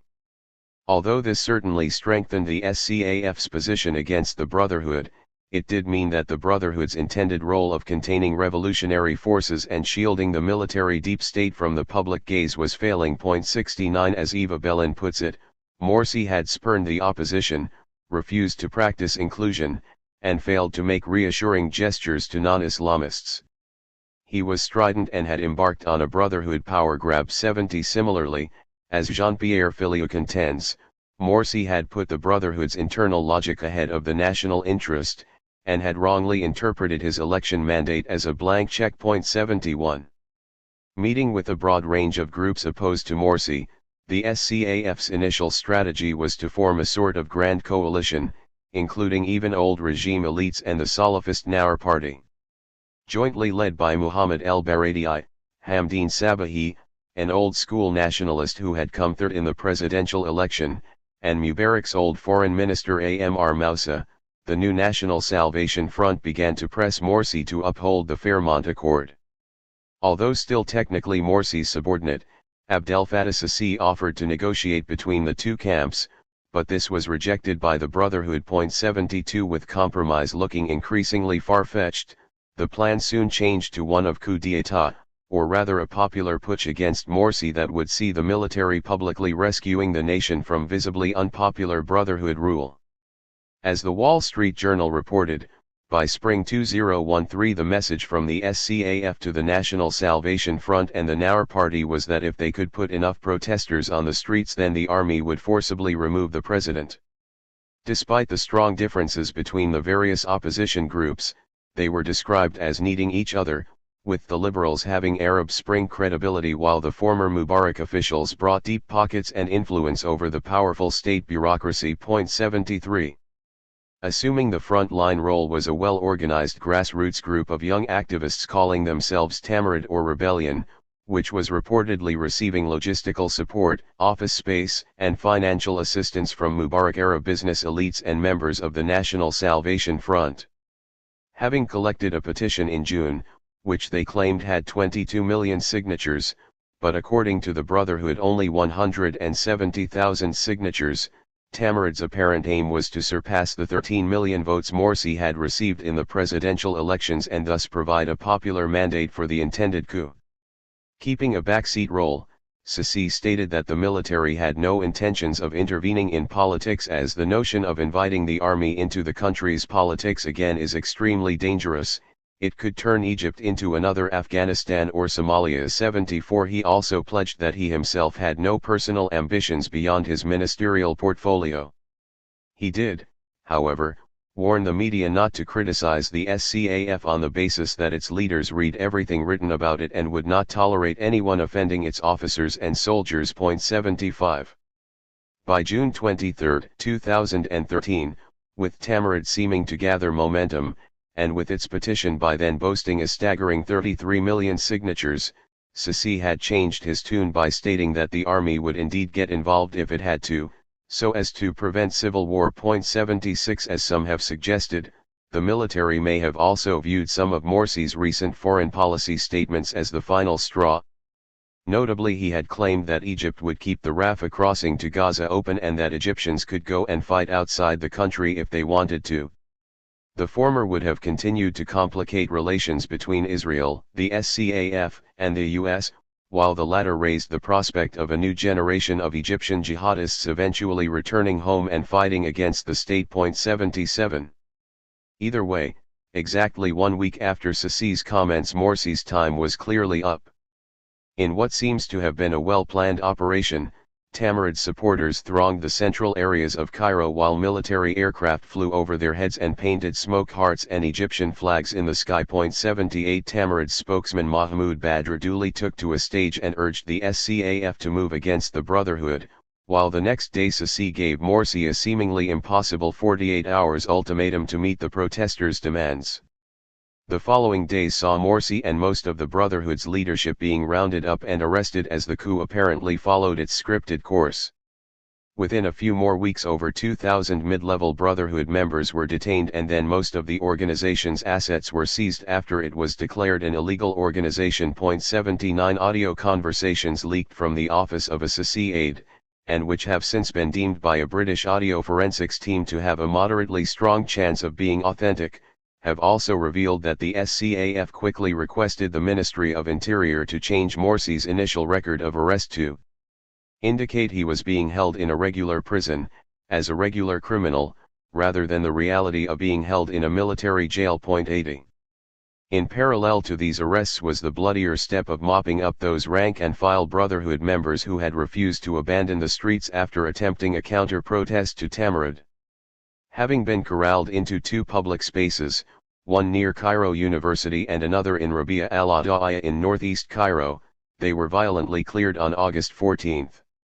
Estimates of the total death count vary, as do the claims over the extent to which the protesters fought back, but it is quite clear that the new Sisi regime had perpetrated a massacre. The Egyptian Health Ministry claimed 638 had died, including 43 police officers, while Human Rights Watch claimed a minimum of 817 and likely 1,000 had died and described it as one of the world's largest killings of demonstrators in a single day in recent history. 81 Although Egypt's state media has since portrayed most of the Rabia protesters as having been uneducated or peasants, seemingly as part of an effort to reduce the value of their lives, a recent study by Oxford University researchers has shown that the majority of those killed hailed from neighborhoods with high rates of literacy. 82 Given the strong similarities, many have since likened the massacre to the Chinese military's attack on the Tiananmen Square crowds in 1989 and even the deployment of Soviet tanks against Alexander Dubček's Prague Spring protests in Czechoslovakia in 1968. 83 Dealing with Tamarad and the opposition parties that had hoped for a temporary authoritarian democracy to see off the Brotherhood but then restore freedoms was a little more complicated, as these groups had after all provided the veneer of popular support the SCAF had needed. Moreover, they still seemed useful as they were publicly backing the need for the military to introduce quickly a new constitution that would prevent organizations such as the Brotherhood from ever winning elections again. 84 Appearing in photographs with the Tamarad organizers, along with members of the April 6 movement such as Ahmed Mar, and even Wael Ghonim, Sisi seemed aware of the need to keep them on board until they were expendable. 85 Shortly after the coup, Hugh Roberts described such activists as the useful idiots of more sinister and subterranean forces. 86 And indeed they were soon silenced or disposed of. One who had been elected as an MP was told by the security services, "If you are a patriot you need to shut up and let us do our job, and clean up the mess you made with your revolution." 87 Meanwhile, Mar of the April 6 movement was sentenced to 3 years in prison, with the movement being declared illegal, just like the Brotherhood. 88 Others were less fortunate, either disappearing or in some cases being defenestrated. Apparently having left the country, Ghonim simply fell silent, with his massively followed Twitter feed going dead for several months. Egypt, SISI mania. With the Mubarak-appointed head of the Supreme Constitutional Court replacing Mohamed Morsi as a place-holding interim president, the SCAF continued to capitalize on the coup's momentum by laying the groundwork for Abdel Fattah Sisi's more formal succession. 89 Drafting yet another constitutional charter, but this time one that gave the military and its courts even greater powers, it was put to national referendum in early 2014 and duly passed. 90 Moreover, as Sisi mania took hold, the former defense minister and coup leader was also grandly upgraded to the rank of field marshal. 91 In something of an echo of the Kremlin's conferral of Marshal of the Soviet Union status on Joseph Stalin, or even Napoleonized marshals of the empire's strategy, both of which aimed to guarantee the allegiance of the state's most senior figures, the Egyptian military was actively encouraging a cult of personality for its new leader. 92 The context of Sisi's ascendancy also fits uncannily well with the described Bonapartism of 1848, not only because of the obvious strong-arm tactics and the provision of law and order to a beleaguered population but, as Leon Trotsky explained, because the democratic ritual of Bonapartism is the plebiscite. From time to time the question is presented to the citizens, for or against. As Trotsky observed, in such referendums the voter feels the barrel of a revolver between his shoulders.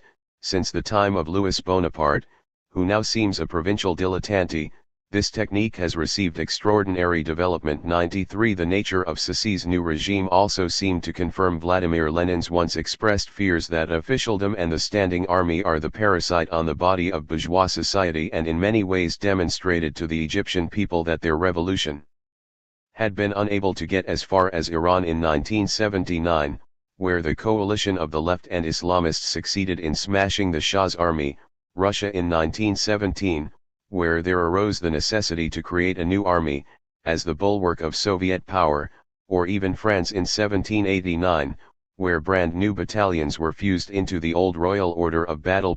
94 In any case, as the de facto new emperor or even pharaoh, as Al-Arabiya suggested. 95 Sisi was soon confident enough to renege on another of his pre-coup pledges by announcing his candidature for the May 2014 presidential elections. With only Hamdeen Sabahi as a rival and of course with no Islamist standing, the outcome was a foregone conclusion. But even so, it seemed the reality of a military-led government was starting to sink in, with very poor voter turnout reported on the first 2 days of polling, and with an extra third day of polling having to be hastily added, along with offers of free transport for those who had not yet voted. Thus, although Sisi's eventual victory with 97% was portrayed by the state media as a thorough vindication of the military's actions against Morsi in 2013, many considered the circumstances to have tarnished his reputation. 96 Indeed, even the state-owned television cameras had to home in repeatedly on evidently very small numbers of celebrators after the result was announced. Breathing a collective sigh of relief, the Western governments expectedly moved fast to endorse Sisi's rule. As the SCAF doubtlessly intended, most politicians described the coup as a correction of the revolution and claimed Sisi was keeping alive the spirit of Tahrir Square. Little reference was made on major news networks to the earlier massacres and the purging of most liberal activists, nor to the fact that an elected president had been forcibly removed from office and imprisoned. U.S. Secretary of State John Kerry had, after all, already stated that the coup was a restoration of democracy on the basis that the military was asked to intervene by millions and millions of people and that the military has not taken over, to the best of our judgment so far. 97 In her 2014 memoirs, Hillary Clinton made much the same case, but also made sure to blame the students and activists who had played leading roles in the 2011 demonstrations. Describing them not as revolutionaries but as a disorganized group not prepared to contest or influence anything, she reasoned that they would end up handing the country to the Brotherhood or the military by default, which in the end is exactly what happened. 98 Also firmly embracing Sisi was the British government and former Prime Minister Tony Blair, the latter having argued that the coup was the absolutely necessary rescue of a nation, and shortly after the election having been reported as advising the new Egyptian president on economic reforms. 99 The Pope too was keen to move forward, welcoming Sisi in the Vatican on his first trip to Europe and praising the framework of guarantees enshrined in Egypt's new constitution. 100 With a powerful mandate for authoritarianism and with most opponents in disarray, whether revolutionary or Islamist, Sisi and the SCAF were well placed to complete the counter-revolution and, so it seemed, accomplish what their short-lived alliance with the Brotherhood had been unable to do. Fearing competition from Egypt's police force, Sisi moved swiftly to subordinate the Minister for Interior to the military. 101 The government then also began a program of recorporatization to make sure that the NGOs, universities, and other entities that had played a role in the revolution were more firmly co-opted by the state. 102 In July 2014, a draft law even prohibited scholars from conducting fieldwork or from conducting polls in Egypt without government permission. 103 To prevent future student protests, a private security firm called Falcon was subcontracted to patrol campuses and other public spaces, the name likely derived from the military's insignia. Having helped run Sisi's presidential campaign, the company is understood originally to have been funded by an Egyptian bank in a joint venture with the SCAF. Over 3,000 students were arrested and 16 killed over the course of the next year. 104 Bringing the religious establishment into lockstep, the government also made sure to police mosques, bar unauthorized preachers, and provide unifying Friday sermon topics. As George Washington University's Nathan Brown recalls, one of the strangest sights was seeing Sisi, a military man, giving a lecture at Al-Azhar on what the religious establishment's mission should be. 105 Boosting his appeal with the old Mubarak business elites and the officer-cum-entrepreneur class in the military, Sisi initiated the Long Live Egypt Fund, requiring potentially competitive new businesses to make a contribution or, as Robert Springborg puts it, having a shakedown, in return for the military's blessing and protection. Able to circumvent the national budget and the central bank, the military was also in a position to issue its own bonds, for example for the building of the new Suez Canal, and to resume the former regime's practice of distributing lucrative state contracts to favored cronies. 106 Unsurprisingly, the new regime also made sure to pick up where Mubarak had left off in terms of monitoring personal and especially electronic communications. Announcing the social network's security hazard monitoring operation, the Ministry of Interior initially described it as a public opinion measurement system before later adding that the operation would be necessary for the protection of Egypt, would not require judicial orders, would be never-ending, and would be performed regardless of necessity. A spokesman also explained it would give the ministry new powers to collect data on all internet users, whether suspects or not. Having bought the sort of deep packet inspection spyware that Mubarak officials had been considering buying from Britain, the Sisi government was understood to have hired a private firm which had a sister company based in the US. 107 Although the latter had ceased to be a publicly listed company in late 2011, the Wall Street Journal reported that over the course of 2014 it had been in talks with so-called strategic buyers including the US defense contractor Raytheon. 108 Egypt, the Qatar connection.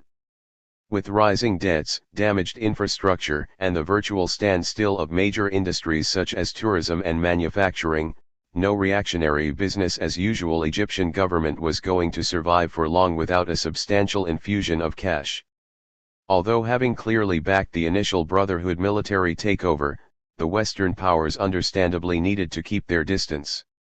To plug the gap, wealthy regional proxies were instead encouraged to take the lead and keep things running until the international financial institutions could more smoothly re-engage. In pole position was Qatar, as not only were its gas exports still generating vast surplus revenues, but its popular and Arab Spring-friendly Al Jazeera network was known to be usefully aligned with, and in some cases even staffed by, Egyptian Islamists. In this sense, Qatar's eventual pledges of vast financial support to the Mohamed Morsi government, including promises of $18 billion spread over 5 years and no limits on future support 109 are best understood as something of a fusion of the US long-standing sponsorship of Brotherhood Wahhabism ties with the newfound pro-democracy and pro-revolution credentials Qatar had managed to garner from its massively influential satellite television channel. From Doha's perspective, the new role was ostensibly a win-win situation. As a small state in a dangerous neighborhood, Qatar was more than ever reliant on the US for its physical protection, and it knew full well that its Egyptian intervention came with the White House's blessing. Moreover, by being able to put its money where its mouth was, Qatar's aid for the first democratically elected Egyptian president helped strengthen even further its glossy new progressive image. Indeed, when asked about the Arab Spring in a 60 Minutes interview in January 2012, ruler Hamad bin Khalifa Al Thani elusively claimed that Qatar had already had its own Qatari Spring a long time ago. 110 Meanwhile, as Christian Ulrichsen describes, Hamad's apparent commitment to Al Jazeera and the way it was seen as revolutionizing news reporting across the region had the desirable effect of enhancing the perception that Qatar was somehow different. 111 Going further, the Daily Telegraph even called Al Jazeera the revolutionary force that was allowing Qatar to buck the hierarchical conservatism that has dominated the Arab heartland. 112 The Qatari regime's involvement in Egyptian politics also of course helped deflect attention from its own unrepentant authoritarianism. Indeed, just hours after publicly stating how he anticipated working alongside Hamad to promote democracy throughout the Middle East, even Barack Obama was quick to point out the hypocrisy of it all. Caught on an open microphone, he whispered to a colleague that Hamad was a big booster, big promoter of democracy all throughout the Middle East. But now he himself is not reforming significantly, there's no big move towards democracy in Qatar. 113 Certainly he had a point, as Hamad had been promising for many years that full legislative elections would soon take place and had pledged again in 2011 that they would be held within 2 years. 114 But with no follow-through, the unelected advisory council's term was instead quietly extended up until 2016, while a huge increase in public sector salaries and pensions costing about $8 billion was announced. 115 Although some opinion pieces did appear in local newspapers complaining about the lack of public participation in politics, and demanding the right to know the real reason behind the delays in the promised elections, the articles did not, however, appear online. 116 More substantial criticisms from prominent Qataris concerned over the lack of democracy were also made, with veteran activist Ali Khalifa Al-Kawari pointing out that Al Jazeera's posturing was disingenuous because it never discussed domestic politics, while he and his colleagues went on to publish a manifesto entitled "The People Want Reform in Qatar Too." Having outlined many of the regime's shortcomings, including the concentration of vast resources in the hands of the ruler, and the state's perpetual reliance on foreign protection, it was duly banned in 2011. 117 Most symbolically, perhaps, a well-known Qatari poet was soon arrested for his own Arab Spring-inspired verses. Held in solitary confinement for a year, he was then sentenced to life imprisonment on the very same day that the Egyptian parliamentary elections began in 2012. Uploaded to YouTube, his recitals had proclaimed "We are all Tunisia," but were rather ironically also deemed to have insulted the emir and encouraged the overthrow of Qatar's ruling system. 118. On a more strategic level for Qatar, bankrolling Morsi also allowed it to deepen greatly its historic links to the Brotherhood, which, although nothing comparable to the old Brotherhood-Riyadh nexus, had nonetheless been slowly building. Having acquired a London-based Arabic media outlet in the 1990s at a time when Doha was a relative backwater, some of its pro-Brotherhood employees had come to work in the emirate, and their presence provided the ruling family with one of its first significant international relationships. 119 With Al Jazeera going from strength to strength in the 2000s, more and more Brotherhood members had begun to arrive, and by the time of the Arab Spring, Yusuf al-Qaradawis Sharia and Life show was by far the channel's main event, with viewing figures of more than 60 million every Sunday. 120 Abandoning impartiality, especially when it came to covering Egypt, the Arabic version of Al Jazeera was soon described as breathlessly pro-Brotherhood with obvious bias, while a leaked U.S. diplomatic cable from 2009 revealed how Qatar had been using such coverage to manipulate the Hosni Mubarak regime into various concessions. 121. Having the Brotherhood and, so it seemed, the Egyptian state much more firmly in its camp by 2012 also helped Qatar hedge better against the more proximate ambitions of Saudi Arabia and Iran. Although reaffirming its Wahhabi credentials in late 2011 by naming its newly opened state mosque after Muhammad Abd al-Wahhab, Qatar had always had a fear of its bigger Wahhabi neighbors' dominance over the region. Not only were there long-standing border disputes, episodes of tribes defecting from one side to another, and a record of failed cooperations over earlier crises on the Arabian Peninsula, but there were also painful memories of how Saudi Arabia along with the UAE had attempted to reinstall former Qatari ruler Khalifa bin Hamad Al Thani after his ouster in 1995 by his son Hamad. 122. In many ways Qatar's dealings with Iran were no less complicated, as most of the Emirates' wealth was derived from the massive offshore North Field it shared with the Islamic Republic. Having historically tried to distance itself from Saudi Arabia's rather belligerent and sectarian-based anti-Iran diplomatic campaigns, 123 Doha had already toyed with the idea of rapprochement and had used its temporary membership of the UN Security Council between 2006 and 2007 to vote against resolutions demanding that Iran halt uranium enrichment. Moreover, in 2009, Hamad became one of the first Arab heads of state to congratulate publicly Mahmoud Ahmadinejad on his heavily disputed election victory.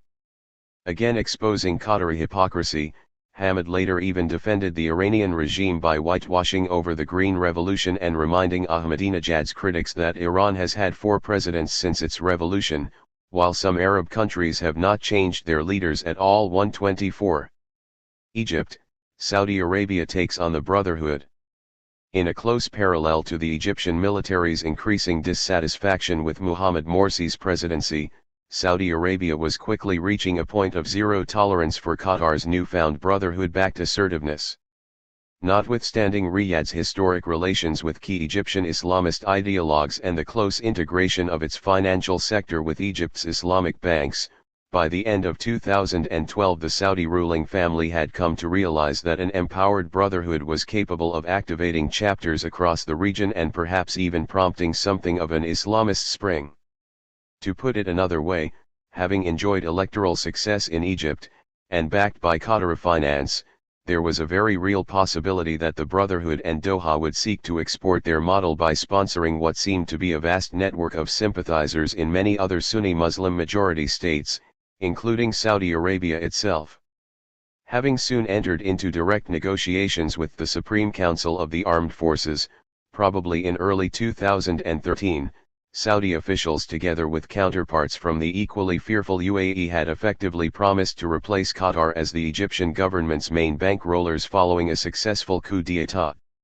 The deal, it seemed, was for Riyadh and Abu Dhabi to provide $12 billion in aid on the basis that Egypt actually returned $2 billion of remaining Qatari aid to Qatar. 125 Rather prophetically, in 2012, Hamid Dabishi had already warned that Cairo was at risk of a fully fledged military coup along with an American/Saudi intervention, and predicted that exclusionary and jingoistic nationalism could destabilize Egypt's nascent civilian government. 126. Likely having threatened Doha behind the scenes, there is strong evidence to suggest that Saudi Arabia and the UAE had already begun to force Qatar to back off before Morsi's eventual ouster. Exactly a week before Tamarat and Abdel Fattah Sisi made their move, Qatar had stunned the region by announcing that Hamad bin Khalifa Al Thani would be stepping down in favor of his 33-year-old son Tamim. With some considerable spin, the Qatari regime tried to frame this as some sort of contribution to the Arab Spring on the basis that they were countering the narrative of ancient rulers dying in office and were instead displaying dynamism by ushering in a new and more energetic generation of leaders. In his abdication speech, the outgoing Hamad declared that the future is ahead of you as you move into a new reign where a young leadership holds up the banner. This puts the ambition of the coming generation as a priority.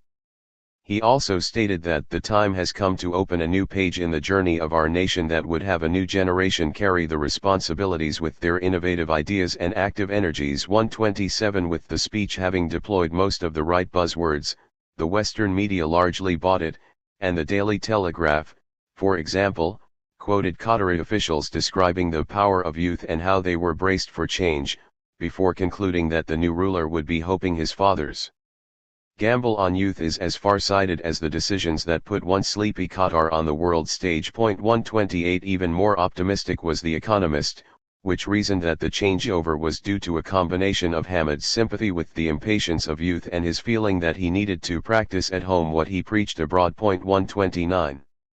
The reality, of course, was that Hamad was only 60 years old, was at the peak of his influence given the situation in Egypt, and neither he nor his son had any intention of introducing any innovative ideas to Qatar. As was pointed out at the time, Tamim had already been entrusted with many key portfolios prior to his succession, and many of his father's officials were due to stay on. 130 So the suggestions that Tamim would be undertaking radical reforms or restructuring domestic politics were implausible. Instead, the only key policy change was on the Arab Spring, with Qatar's new ruler able to pull away from his father's Egypt policy with at least some shred of dignity. At first it seemed as though everything had gone to plan, as despite the wobble of Sisi's August 2013 massacres, which had required the Saudi and UAE governments to issue statements of support over the next 2 days claiming it was Egypt's duty to restore order, the SCAF and the old Mubarak-era elite seemed both grateful and dependent on their new financiers. Released less than 2 months after the military coup, likely as a Saudi condition, Hosni Mubarak not only quickly endorsed the new dictatorship, explaining to a Kuwaiti journalist that the people want Sisi and the people's will shall prevail, but also made repeated references to his gratitude to the late Sheikh Zayed of Abu Dhabi and his children. 131 More visibly, at the height of Sisi's election campaign, huge banners depicting the faces of the Saudi and UAE rulers were draped down the walls of the central government's El Mugama, the same building that was one of the first focal points of the Arab Spring, while a giant statue of former UAE President and Abu Dhabi ruler Zayed bin Sultan Al Nahyan began to be built outside Cairo. 132 Despite being such an obviously bitter blow to the Al Thani ruling family, the secret deal between Riyadh and Doha also appeared to be holding. Although for a little while Al Jazeera tried to pursue an anti-Sisi stance and remained loyal to the Brotherhood, Saudi Arabia and the UAE gradually increased their pressure over the course of 2014, even removing their ambassadors from Doha at one point, and by the end of the year Qatar agreed to close down its Egypt-specific version of Al Jazeera and expel a number of Brotherhood exiles. 133. Some bigger cracks, however, were appearing. With Sisi unable to quell completely Brotherhood protests and, so it seemed, incapable of reaching a position of compromise with the organization's leaders, he was proving unable to emulate Mubarak's strategy of corralling emasculated Islamists into a position of tolerated opposition. With the Brotherhood demanding the release and reinstatement of Morsi as president and refusing to participate in any future elections, the new Egyptian government had little choice but to ramp up repression and escalate the confrontation with its former allies. 134 Blaming Brotherhood elements for a number of terror attacks in Sinai and Cairo in late 2013, but without offering strong supporting evidence, the Sisi administration had upgraded its designation of the Brotherhood from being merely illegal to that of a terror entity. 135 Rather embarrassingly, the regime's supposed gratitude to its patrons was also soon called into question with the British authenticated audio leaks revealing the SCAF's true position on the Gulf monarchies. In one recording seemingly made shortly before the coup, generals discussed the need to transfer money to the Tamarind account and made it clear that the Saudi and UAE funding needed to be kept exclusively under military control while a few pennies would be put into the central bank. In another recording, Sisi himself sounded incredulous at the vast sums being transferred from the Gulf, but told another general not to laugh because Saudi and the UAE have money like rice. 136. In their own territories, the Saudi and UAE leaderships were nonetheless able to capitalize on Sisi's anti-Brotherhood crackdown by mopping up most of their own domestic opposition. Having also designated the Brotherhood a terror entity, they both moved fast to persuade their own populations and their international partners that most of their new inmates had been part of a broader Islamist plot to destabilize the entire region. After all, in Saudi Arabia's case there had been no real Arab Spring to speak of given its extensive police state and its dramatic increase in public spending, with a $10.7 billion package of salary increases and unemployment benefits being announced in February 2011. 137 A day of rage had been announced with 26,000 ostensible Saudi liberals signing up to a Facebook page, but 9 days before the protest the page's founder had been found dead, while only one activist actually managed to get through the tight cordons in the center of Riyadh before then being imprisoned without charge. 138 2 days earlier the Grand Mufti had also helpfully issued a fatwa forbidding protests or petitions and threatening those who ignored this with death by the sword. Reportedly 1.5 million copies of the fatwa were then printed and distributed across the kingdom. 139. In this context the harder threat to deal with was always going to come from Saudi Brotherhood members and other Morsi-inspired Saudi Islamists who were feared to be quietly mobilizing elements of the public, and perhaps even the religious establishment, against the ruling family. Having earlier warned the Saudi ruling family that a generation of largely Brotherhood-schooled Saudi religious graduates was on its way, a former U.S. ambassador had been told to stop meddling where he wasn't wanted and that this was not his business. 140 By 2013, however, it seemed such advice was finally being heeded. An Islamic Ummah party had already been established and had sent a letter to the king telling him that the developments elsewhere in the Islamic world needed to happen in the kingdom.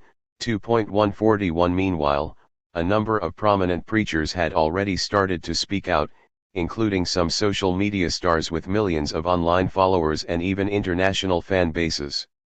Most notably Salman al-Ouda, who had earlier been imprisoned for anti-government activities, issued a statement warning all Arab regimes that they were deluded if they thought they were somehow special. He called for a new relationship between rulers and citizens and even a constitutional state. 142 With similarly outspoken clerics beginning to be arrested, protests had begun to take place after Friday sermons outside mosques in Buraydah and other traditionally conservative towns in central Saudi Arabia. In some cases even women took to the streets to demand knowledge of their imprisoned husbands. 143 Introducing new legislation declaring that not only was Brotherhood membership a crime but that showing support for it in any way would constitute a terror offense, Saudi Arabia also began to revisit its old citizenship stripping practice, with state-backed newspapers calling for its reintroduction on the basis of national security threats from such activists. 144 Soon after, all books penned by Brotherhood-affiliated scholars were removed from the shelves of school and university libraries, including the staple texts by Hassan al-Banna, Sayyid Qutb, and Yusuf al-Qaradawi. 145 In the UAE the situation was not quite as black and white as in Saudi Arabia because the local Brotherhood-affiliated organization, Al-Islah, was only loosely ideologically aligned to the Egyptian movement. For many years it had been tolerated by the UAE's ruling families, with the former ruler of Dubai having even played a role in its 1974 foundation. 146 Although officially dissolved in 1994, it had remained influential in schools, universities, and cultural clubs, with its leader being a nephew of the ruler of Ras Al Khaimah. 147 After 2004, with Abu Dhabi's new Crown Prince Mohammed bin Zayed Al Nahyan soon in the driving seat, efforts had been made to roll back Al-Islah slowly, with members removed from Ministry of Education positions and in some cases fired from their jobs as school teachers or university lecturers. But it was in March 2011 when things became much more urgent, as a petition for democratic reforms signed by 133 citizens had been delivered to Mohammed bin Zayed's elder brother, the figurehead ruler. 148 Although some signatories were Al-Islah members, many were not, and when a 5-man cross-section of the petitioners was imprisoned, including a well-known blogger and a prominent academic, the Crown Prince's legitimacy was at risk.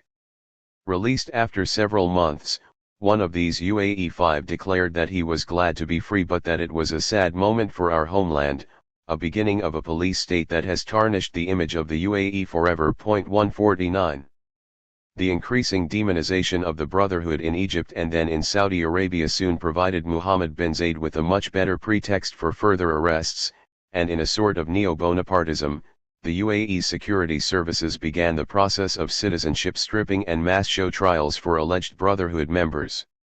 Notably, several Islamist activists were deported after their lawyers said they had demanded political reform, while exactly 1 week after Sisi's 2013 anti-Brotherhood coup, the UAE sentenced 69 out of 94 suspected Al-Islah members to prison terms ranging from 7 to 15 years. Among their number were well-known lawyers, academics, student organization members, and even a judge. 150 Most implausibly, the charges laid against them included the setting up of a military wing, an accusation earlier denied by Al-Islah's spokesman who had asked, "How is it possible that a group of civilians consisting of university professors, teachers, lawyers, and businessmen turn into a military organization?"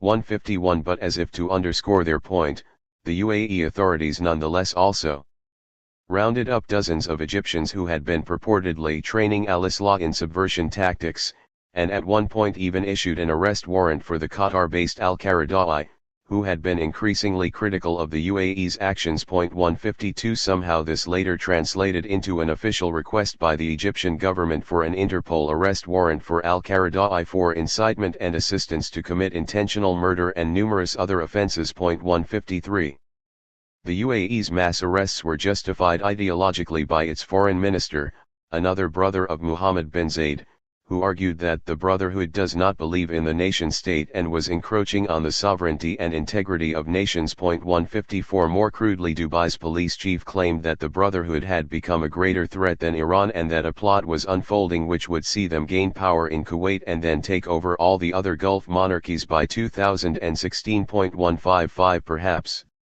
closer to the truth, and in a distinct echo of Mubarak's frequently expressed fears, Mohammed bin Zayed himself had earlier told U.S. diplomats, if an election were held tomorrow, the UAE Muslim Brotherhood would win. 156 As Ziauddin Sardar put it, the UAE had managed to use the label of Islamism to scare little children and liberal Democrats alike, while as Jean-Pierre Filiou had predicted, the UAE had effectively resorted to authoritarianism as the only antidote to an overwhelmingly popular Islamism that would inevitably win any electoral contest. 157 Responses from the other Arab monarchies to the anti-Brotherhood campaign have been more mixed, as they have had to balance their need to appease Saudi Arabia and the UAE with their often differing domestic realities. In Kuwait's case, where the local Brotherhood chapter had long since distanced itself from Egypt due to the central organization's unwillingness to confront Saddam Hussein, its members had largely remained on good terms with the government and the ruling family. Similarly in Bahrain, where the regime's main threat had historically been the Shia-dominated opposition, the Sunni Brotherhood had most often served as a sectarian ally and occasionally had even taken part in pro-government demonstrations. 158 Unwilling and perhaps unable to follow the Saudi lead on declaring the Brotherhood a terror organization, Bahrain nonetheless did try to placate its powerful neighbor by implementing electoral boundary changes that disadvantaged the organization. Moreover, some Bahraini Brotherhood members were dismissed from the cabinet while their long-standing influence in the Ministry for Education was reportedly reduced. 159. In Jordan the situation has also been complex, with evidence of careful fence-sitting to please both camps. On the one hand, King Abdullah II was the first Arab leader to visit Egypt and congratulate Sisi after the coup, while the director of the government-backed Al-Rai Center for Strategic Studies later stated that the foreign policy of Jordan and Saudi Arabia has always been identical, always maintaining a high level of cooperation and coordination over many regional and international affairs. But on the other hand, there are signs that Jordan has trodden carefully, given that a portion of a $5 billion aid package promised by the Gulf Cooperation Council is supposed to come from Qatar, and given that a substantial number of Jordanian expatriates work in Qatar. 160 Indeed, although Jordan joined Saudi Arabia and the UAE in withdrawing its ambassador from Qatar, it balked at any form of terror designation, and the consensus in Amman seemed to be that Jordan's Brotherhood has never shown a bloody attitude, nor has it ever demanded regime change like in Egypt. 161. On the international stage, and especially with the Western powers, the Saudi and UAE Brotherhood policy was far less successful. This was likely because policymakers in the US and Britain were largely indifferent as to exactly which combination of reactionary forces ended up running Egypt, as long as the counter-revolution prevailed in one shape or another. In other words, it did not matter that much to Washington or London whether an Islamist government, a combination of Islamism and military rule, or straightforward military rule was running the show, as long as stability was restored. Furthermore, it seems that Saudi Arabia and the UAE had also underestimated the extent of the West's historic relationship and long-standing appreciation of the Brotherhood's role as a conservative counterweight to problematic nationalist, secular, or progressive forces. After all, if Sisi stumbled at some point in the future, the Brotherhood may be needed to step in once again.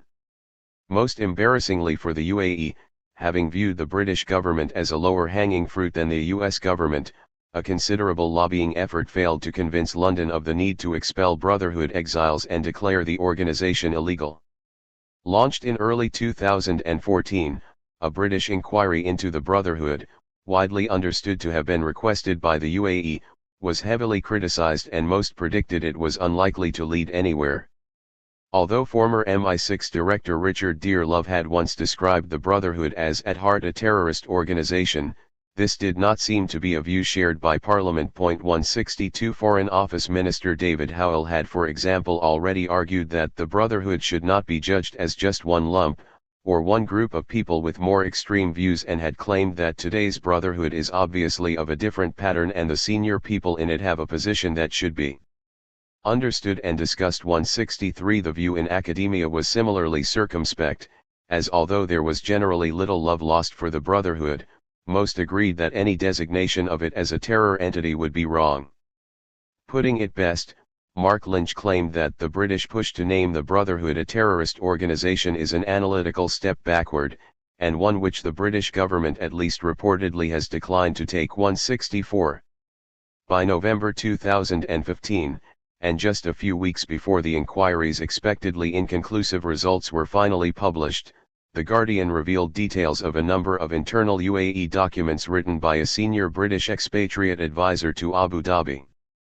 Dating from summer 2012, one of these indicated that Mohammed bin Zayed was going to complain to the Prime Minister about Morsi's election victory, and that the UAE was ready to offer a deal in which Britain would be rewarded with lucrative oil concessions and fresh arms deals provided that the BBC reigned in its coverage of the Brotherhood's ascendancy. As the expatriate framed it, the UAE was going to allow British Petroleum back in the game and would further deepen the intelligence and military relationship with Britain. 165 Indeed, only a few months later, and with no changes in BBC coverage, BP was temporarily excluded from bidding for an Abu Dhabi concession, while in 2013 Bay's long-running bid to sell Typhoons to the UAE was abruptly dismissed. A second document from 2014, and thus after the inquiry had been launched, was similarly unambiguous as it revealed that Britain's ambassador to the UAE had been warned that Abu Dhabi was still unhappy about Britain's indifference to the Brotherhood and was worried that it did not understand how the organization was an existential threat to its ally. 166. Tunisia, under pressure. Given the absence of any Sisi-style corrective coups and the post-2011 state's relative stability, Tunisia soon began to be hailed as the one true Arab Spring success story. On the surface at least it certainly seemed to be passing Samuel Huntington's two-turnover test for new democracies, which stipulates that a country passes if the party or group that takes power in the initial election at the time of transition loses a subsequent election and turns over power to those election winners, and if those winners then peacefully turn over power to the winners of a later election. 167.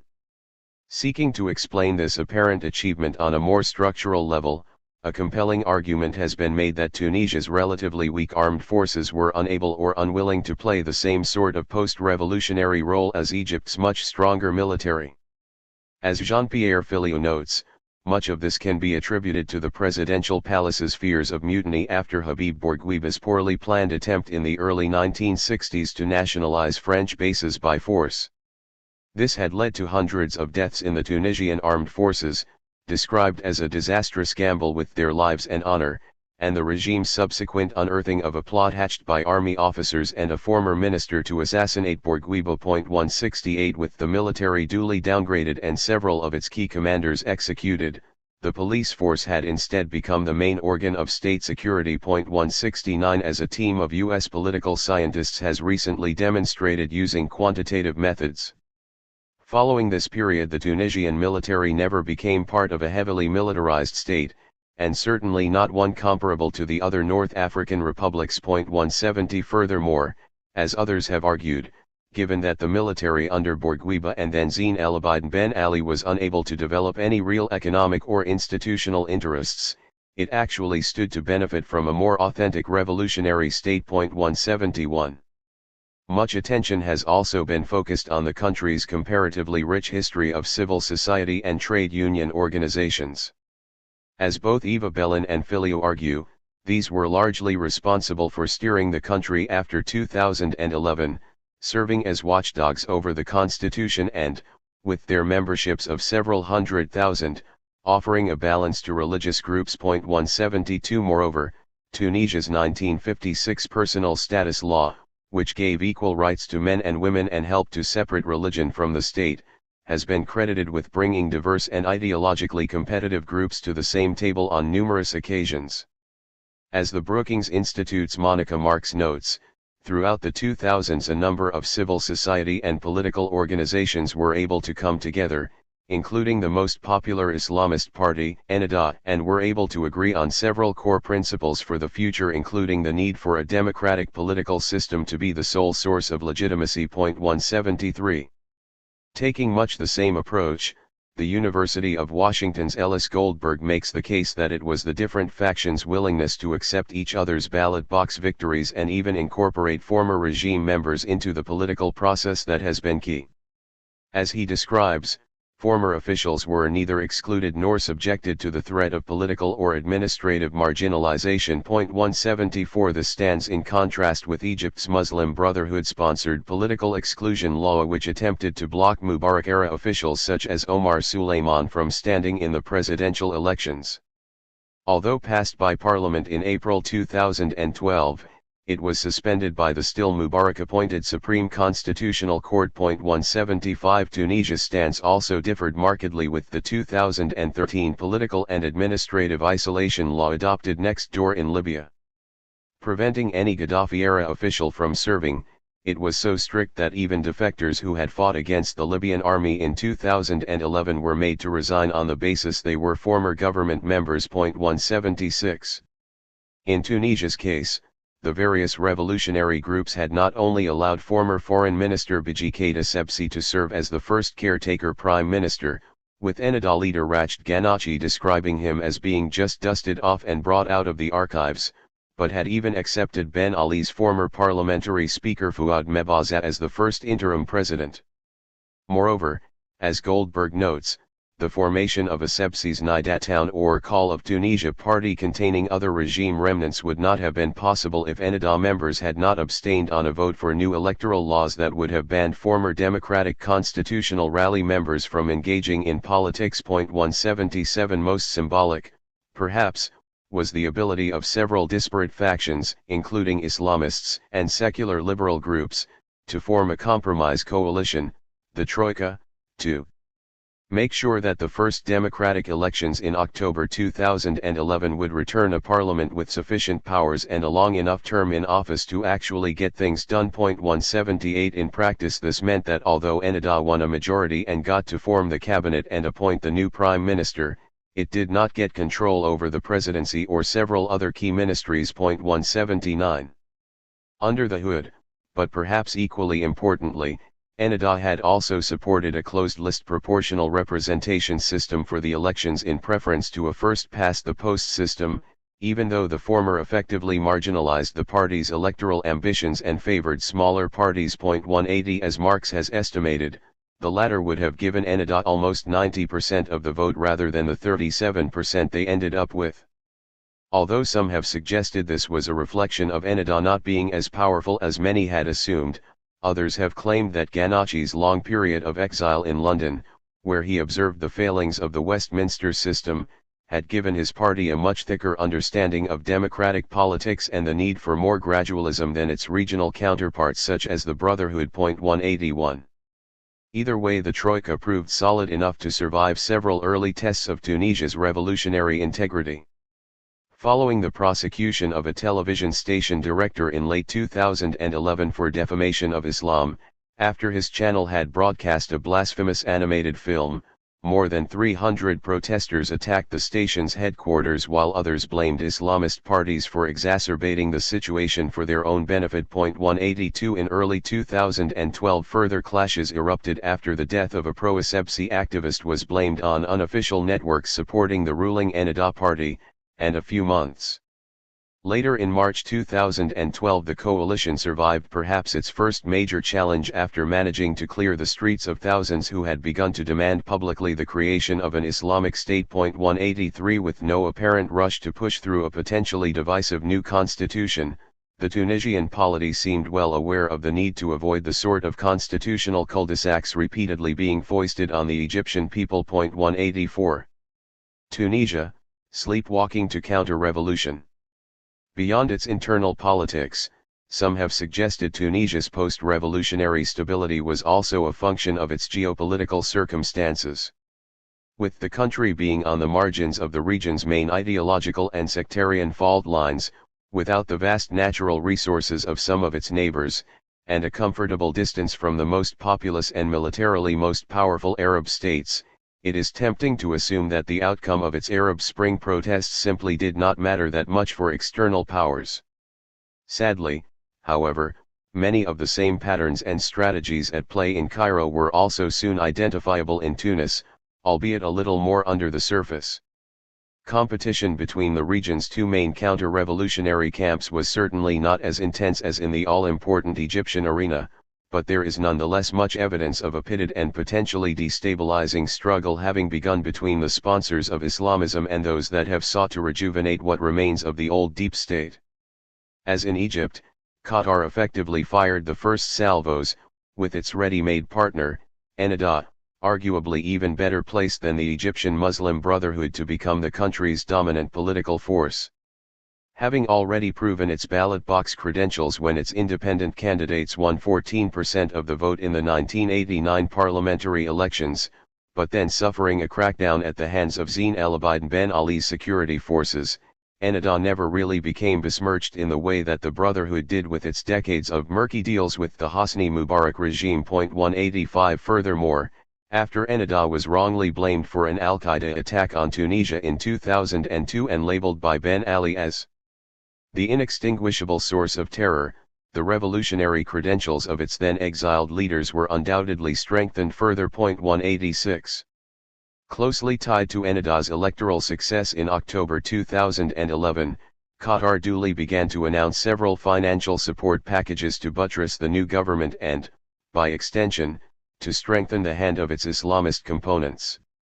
A $2 billion Qatar-funded new oil refinery was announced, along with promises of assistance for the Tunisian central bank to help ameliorate its worsening balance of payments. 187 Less tangibly, as Alfred Stepan and Juan Lins observed, the government also seemed willing to leave the country's mosques wide open to foreign funding, with a vacuum that Gulf-financed theocratic extremists rushed to fill amid the new conditions of greater religious liberty.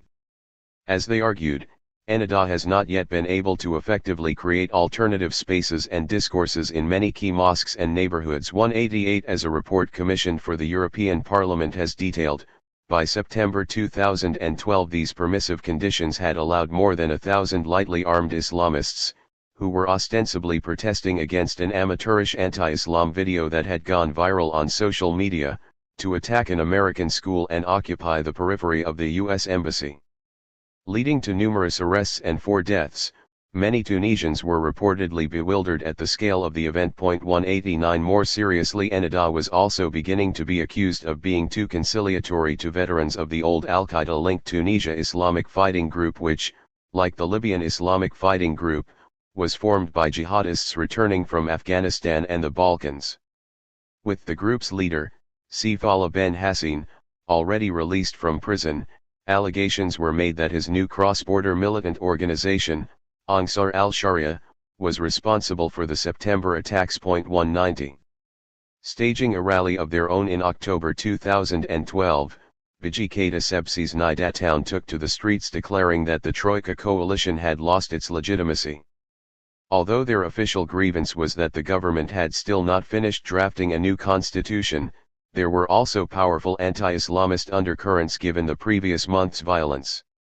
Indeed, a video had begun to circulate which featured Rached Ghannouchi stating clearly to an audience that Ennahda's rivals were the enemies of Islam. Watched by millions, his statements were difficult if not impossible to defend and were even reported by the international media. 191 By 2013, and in a close parallel to the anti-Brotherhood demonstrations in Cairo, the anti-Ennahda rallies were growing in size and frequency. Within days of the Egyptian coup d'état, the distinctly Tamarud-like Bardo protests had begun, with a mix of leftists, trade union activists, professional associations, and regime remnants all clamoring for a new government and blaming Ennahda for its toleration of extremist organizations. Importantly, the catalyst for the Tunisian Tamarud had been a number of assassinations of secular activists, including one just days before. Although pinned on Islamists at the time, they have remained unattributed. 192. Having witnessed Muhammad Morsi's fate, Ennahda and most likely its foreign backers sought to avoid confrontation at such a moment of weakness and, so it seemed, opted instead for a more compromise-based strategy for survival. As Eva Bellin argues, the Egyptian experience served as a cautionary tale for the Ennahda leadership in Tunisia, and it persuaded the party's elite to make difficult compromises that they had resisted for the year prior. 193 Similarly, as Nathan Brown and others have pointed out, the timing really mattered, as Ennahda knew there was no point in reproducing the Brotherhood's mistakes. 194 Having already nominally supported the seating of the sovereign ministries, Ennahda duly agreed to transfer the Prime Minister position to an independent caretaker by January 2014. 195 Furthermore, Ennahda dropped its original preference for a parliament-only system, as opposed to a mixed powers parliament. President 1, and made it clear it would support a constitution confirming Tunisia as a civil state rather than an Islamic state. 196 Most importantly, perhaps, it also announced it would not be fielding a candidate in the November 2014 presidential elections, leaving the path clear for a straightforward contest between Essebsi and the caretaker President Monsef Marzouki. Although Marzouki had his own party, the Congress for the Republic, and his Arab Spring qualifications were exemplary given his earlier 20-year exile due to his human rights activism, he was no match for Essebsi, who stormed to victory with nearly 56% of the vote. 197 The rise of Nida Town and its ability to mobilize against Islamists, especially in the wake of the Tunisian Tamarud, had seemed to more than cancel out Essebsi's Ben Ali era links. As his supporters claimed, his career in the regime was so long ago it should not matter, and in any case he displayed a talent for rallying around him reformed Ben Aliists along with true revolutionaries nostalgic for Bourguiba's era. 198 From a different perspective, however, many Tunisians pointed out that despite all the trials and tribulations of the Arab Spring, they had simply ended up with a former regime official as their president. Indeed, on his succession Essebsi was remarkably quick to resume and arguably even intensify Ben Ali's old relations with the Western powers. Spending the remainder of 2014 and most of 2015 building upon his government's individual partnership and cooperation program with NATO and then being upgraded to holding enhanced political dialogue with the organization, Essebsi seemed well on the way to reprising Tunisia's role as a military and counter-terrorism partner. 199. Given the obvious opportunity for Saudi Arabia and the UAE to impose their brand of counter-revolution at the expense of the Qatar Islamist alliance, many have suggested their hidden hand behind Nida Town and have pointed out the remarkable similarities between the Egyptian and Tunisian Tamarud movements. While no hard evidence is available to connect Riyadh or Abu Dhabi to the Bardo protests or indeed the political assassinations that were their catalyst, there are nonetheless several indicators that a relationship was being steadily built with Essebsi and the remains of Ben Ali's deep state. According to a leaked Saudi Foreign Ministry diplomatic cable from early 2012, officials were already discussing their fear of an Islamist government in Tunisia that would inevitably align itself with Turkey and Morsi's Egypt. 200.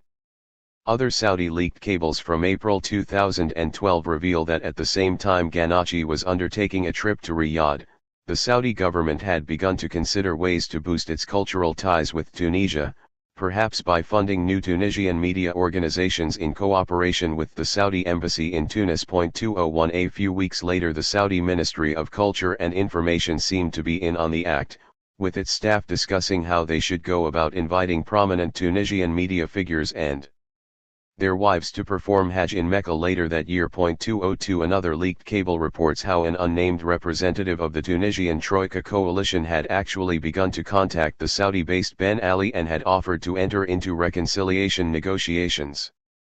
According to the cable's author, Ben Ali accepted the offer to begin such talks. 203 Intriguingly, while these overtures were being made, the Troika's ambassador in Bahrain also reportedly informed Saudi officials of a secret and substantial Tunisian oil discovery, although it seems he was unwilling to then furnish them with any substantial details. 204. In August 2014, following the leaking of tax documents that suggested the UAE had been gifting luxury bulletproof cars to Essebsi's campaign team, Rafwan Masmoudi, president of the US-based Center for the Study of Islam and Democracy, and a member of the Georgetown University's Berkeley Center, stated that the UAE is doing everything it can to derail and thwart the democratic transition in Tunisia. He explained that this gift to Essebsi and Nida Town is a clear violation of Tunisia's party laws and is an attempt to create havoc just 2 or 3 months before the upcoming legislative and presidential elections. 205 By May 2015 the UAE's links were being more openly criticized, even in Tunisia, with demands being made for an all-party parliamentary inquiry into the relationship that seemed to be developing. In particular, a Tunisian journalist and high-profile author who claimed to be a confidant of the president came forward on national television to state that in 2014 UAE officials had urged Essebsi to repeat the Egyptian scenario, and had promised that if he succeeded in sidelining Ennahda, then the UAE would provide Tunisia with considerable financial aid. An opposition politician argued that this intervention of the UAE in Tunisian affairs is extremely dangerous, and represents a clear attack against the country and its people. 206 By November 2015, Tunisian officials reportedly claimed that their Algerian counterparts had given them a warning and were very unambiguous, and said that the UAE may try to destabilize Tunisia as it is at the moment. 207 Yemen, outmaneuvering the Arab Spring. On the doorstep of Saudi Arabia and Oman, and in alarmingly close proximity to the West's other key regional allies, Yemen's Arab Spring and its people's apparent ability to oust a long-serving dictator were inevitably identified as existential threats to the oil-rich Gulf monarchies. Indeed, the need for these states to mount a rapid and effective counter-revolution in Yemen was in some ways just as important as in Egypt, with even Riyadh and Doha initially able to set aside their differences in the interests of working together under a collective Gulf Cooperation Council, GCC, plan. Best placed to intervene was Saudi Arabia, as for many years it had been distributing funds to political actors and groups in the country, on a largely ad hoc basis through its Special Office for Yemen Affairs. Run by the long-serving Saudi Defense Minister Sultan bin Abdulaziz Al Saud, by the beginning of 2011 the office was thought to have been dispensing about $3 billion a year to thousands of recipients. Although formally closed a few months before Sultan's death in May 2011, the funding flow continued through other princes, albeit in an even more haphazard and erratic manner. 208 Duly taking the lead in brokering the first agreement with Ali Abdullah Saleh, in April 2011 Riyadh had managed to bring the ruling General People's Congress to the same table as the Joint Meeting Parties, a decade-old alliance of purported opposition groups. 209 Allowing the old dictator to avoid the humiliating fate of Hosni Mubarak and Zine El Abidine Ben Ali was of course essential, as was the need for the JMP, as Saleh's de facto tolerated opposition, to contain and fit under its umbrella. The new Arab Spring activists, comprising various Islamist factions, including some ideologically linked to the Egyptian Muslim Brotherhood, the JMP was very much a safe pair of hands as far as the Gulf monarchies and, by extension, the Western powers were concerned. As Abdelwahab Al-Effendi argues, it had played no significant role in mobilizing or sustaining the street protests and, as with the Brotherhood in Cairo, it had been the first organization to try to find a compromise with the old regime. 210 Moreover, although the JMP had attempted some outreach with the new youth groups and student associations that had led the crowds, its motivations were treated with great suspicion by many of the revolutionaries, most of whom demanded Saleh's unconditional removal. 211 Dragging his heels in accepting the GCC and JMP's terms and refusing the strongly worded advice to fulfill his promise to step down, Saleh's position was nonetheless rapidly weakening as the ongoing protests had begun to morph into a civil war. Badly injured in a rocket attack on the presidential palace in June 2011, he even had to flee to Saudi Arabia. But having installed a son in his absence and eventually returning to Yemen after successful treatment, Saleh was still in a position to push for the best terms he could. Eventually adopted by everyone, the GCC's revised deal was even approved by the UN Security Council, whose October 2011 resolution was suspiciously specific about the centrality of the GCC in Yemen's future affairs. 212 Reaffirming that Saleh would be granted immunity, his sons were to be allowed to remain in their positions, and then within 2 years full presidential elections would be held. 213 With Saleh having signed away his powers to Vice President Abd Rabbo Mansur Hadi, the General People's Congress and the JMP were to share power while a place-holding election was quickly held to install Hadi as interim president. 214 As a former senior regime official and the GCC sole consensus candidate, Hadi's uncontested election and the agreement that underpinned it were, as Stacy Filbrick-Yadav describes, far from being a template for a substantive democratic transition. Unsurprisingly therefore, and more or less concurrent with the escalating protests against Egypt's Brotherhood-dominated parliament, many Yemeni activists turned on the JMP with the slogan "No tribe, no parties, our revolution is a youth revolution." Also demanding an end to GCC interference and balking at the immunity provisions for Saleh. Many of the ensuing Dignity and Life marches numbered tens of thousands, while workplace sit-ins began to take place in what was called a parallel revolution against ongoing public sector corruption that the GCC plan was blamed for having ignored. Moreover, when the transitional government tried to stage a national dialogue conference from March 2013 to January 2014, activists complained and boycotted it on the grounds it was yet another mechanism to shoehorn them into partisan or demographic categories which prevented them from representing the broad-based nature of the movement. 215 Indeed, as with the counter-revolutions in Egypt and Tunisia, it appeared to the crowds that the old regime had somehow slipped back into power, with the General People's Congress having been assigned the most seats, while Yemen's effective Brotherhood franchise held the second highest number. 216. Equally worryingly, the Hadi administration seemed incapable of holding Saleh to his promises, with the latter's entrenched and often tribal links to the Yemeni military and intelligence services proving hard to sever. As Robert Springborg notes, much like Egypt's military deep state, Saleh's senior commanders had enjoyed years of being shored up by the U.S., not only as a function of their role in the War on Terror, but also because Washington viewed them as part of the only Yemeni institution capable of preventing the country from completely disintegrating. 217 Under pressure from Riyadh, Hadi had managed to remove from their posts one of Saleh's half-brothers and one of his nephews, respectively, the chief of air defense and the head of the Presidential Guard. Soon after, however, the deposed half-brother launched a retaliatory attack on Sanaa's airport. 218 While a series of other explosions and assassinations were linked to Hadi's efforts to oust one of Saleh's sons as head of the Republican Guard and one of his other nephews who was the chief of the Central Security Forces. 219. More seriously, and again in apparent retaliation against Hadi, the Yemeni military had begun to suffer some of their worst losses at the hands of the local Al-Qaeda franchise, Al-Qaeda in the Arabian Peninsula, AQAP.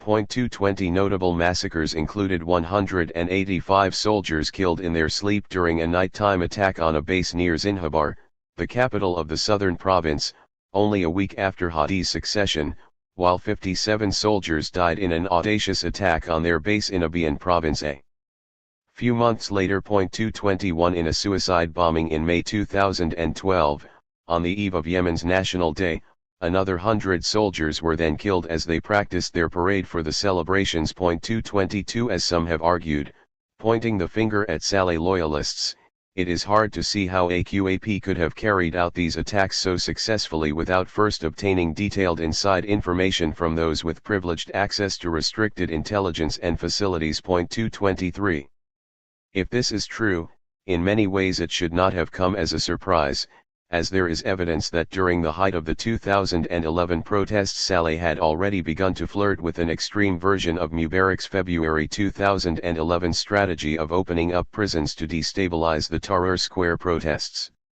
Having withdrawn Yemeni army units from Zinhabar in March, Saleh had effectively allowed nearby AQAP militants and their fellow travelers to enter and proclaim an Islamic state known as the Islamic Emirate of Abiyan. 224 Greatly reinvigorating the specter of Islamic fundamentalism, should Saleh fall to Arab Spring protests, the new Islamic State usefully issued a statement confirming that Sharia would be the basis of all of its laws and declared that from now on women who go out to the markets need to be accompanied by a relative, who must carry a proof by identity cards, or passport. 225 In a rare direct criticism of Saleh, former Yemeni Defense Minister Abdullah Ali Aliwa accused him of deliberately ordering the army to hand over Zinhabar to the jihadists in order to frighten people that if he goes, Yemen will become Somalia. 226 Also of concern for Hadi and the other regime remnants in cahoots with the JMP were the increasing tensions between their GCC patrons, especially in the build-up to the Egyptian coup d'état and during the eventual Riyadh-Doha standoff. Most in Sana'a had clearly hoped that Yemen's location, being too close for comfort for both Saudi Arabia and Qatar, would be enough to prevent any spin-off of the anti-Brotherhood war. After all, The UN Security Council's resolution seemed to indicate that Doha's diplomacy in Yemen had already been subsumed within the framework of the GCC's collective role in mediation. 227 Many, however, remain suspicious, including Saleh himself, who grudgingly warned the local media on his way to a meeting in Doha that Qatar has so much money they don't know what to do with it, and are setting a financial foundation to become one of the big players in the Middle East by funding all the unrest. 228 On a separate occasion he even denounced Qatar for having blatantly interfered in Yemen's affairs and once told a rally of his supporters that we reject what comes from Qatar or Al Jazeera. 229 Unsurprisingly, perhaps, his fears were later confirmed by a leaked Saudi diplomatic cable indicating that Saudi intelligence was already aware of Qatari efforts to pay $250 million to certain Yemeni tribal and brotherhood leaders so that together they could foment rebellion and prevent the eventual election of a pro-Saudi president. 230. Unable to turn to the Yemeni military in the same way they had done in Egypt, and with no Yemeni equivalent of Abdel Fattah Sisi to push to the front as the country's hardman savior, Riyadh and Abu Dhabi had to become more creative in their choice of proxies if their control over the counter-revolution was to be maintained.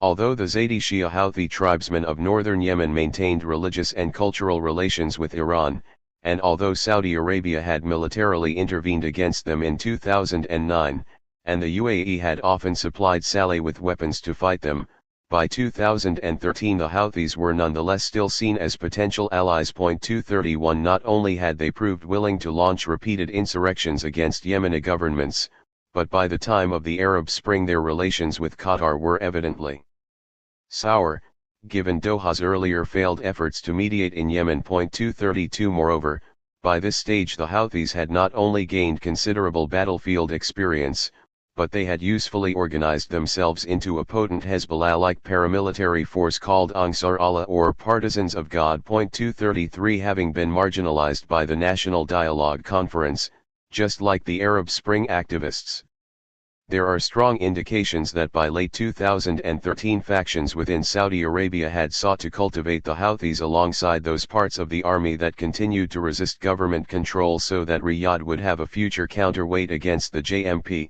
and especially its brotherhood-linked and possibly Qatar-backed constituents.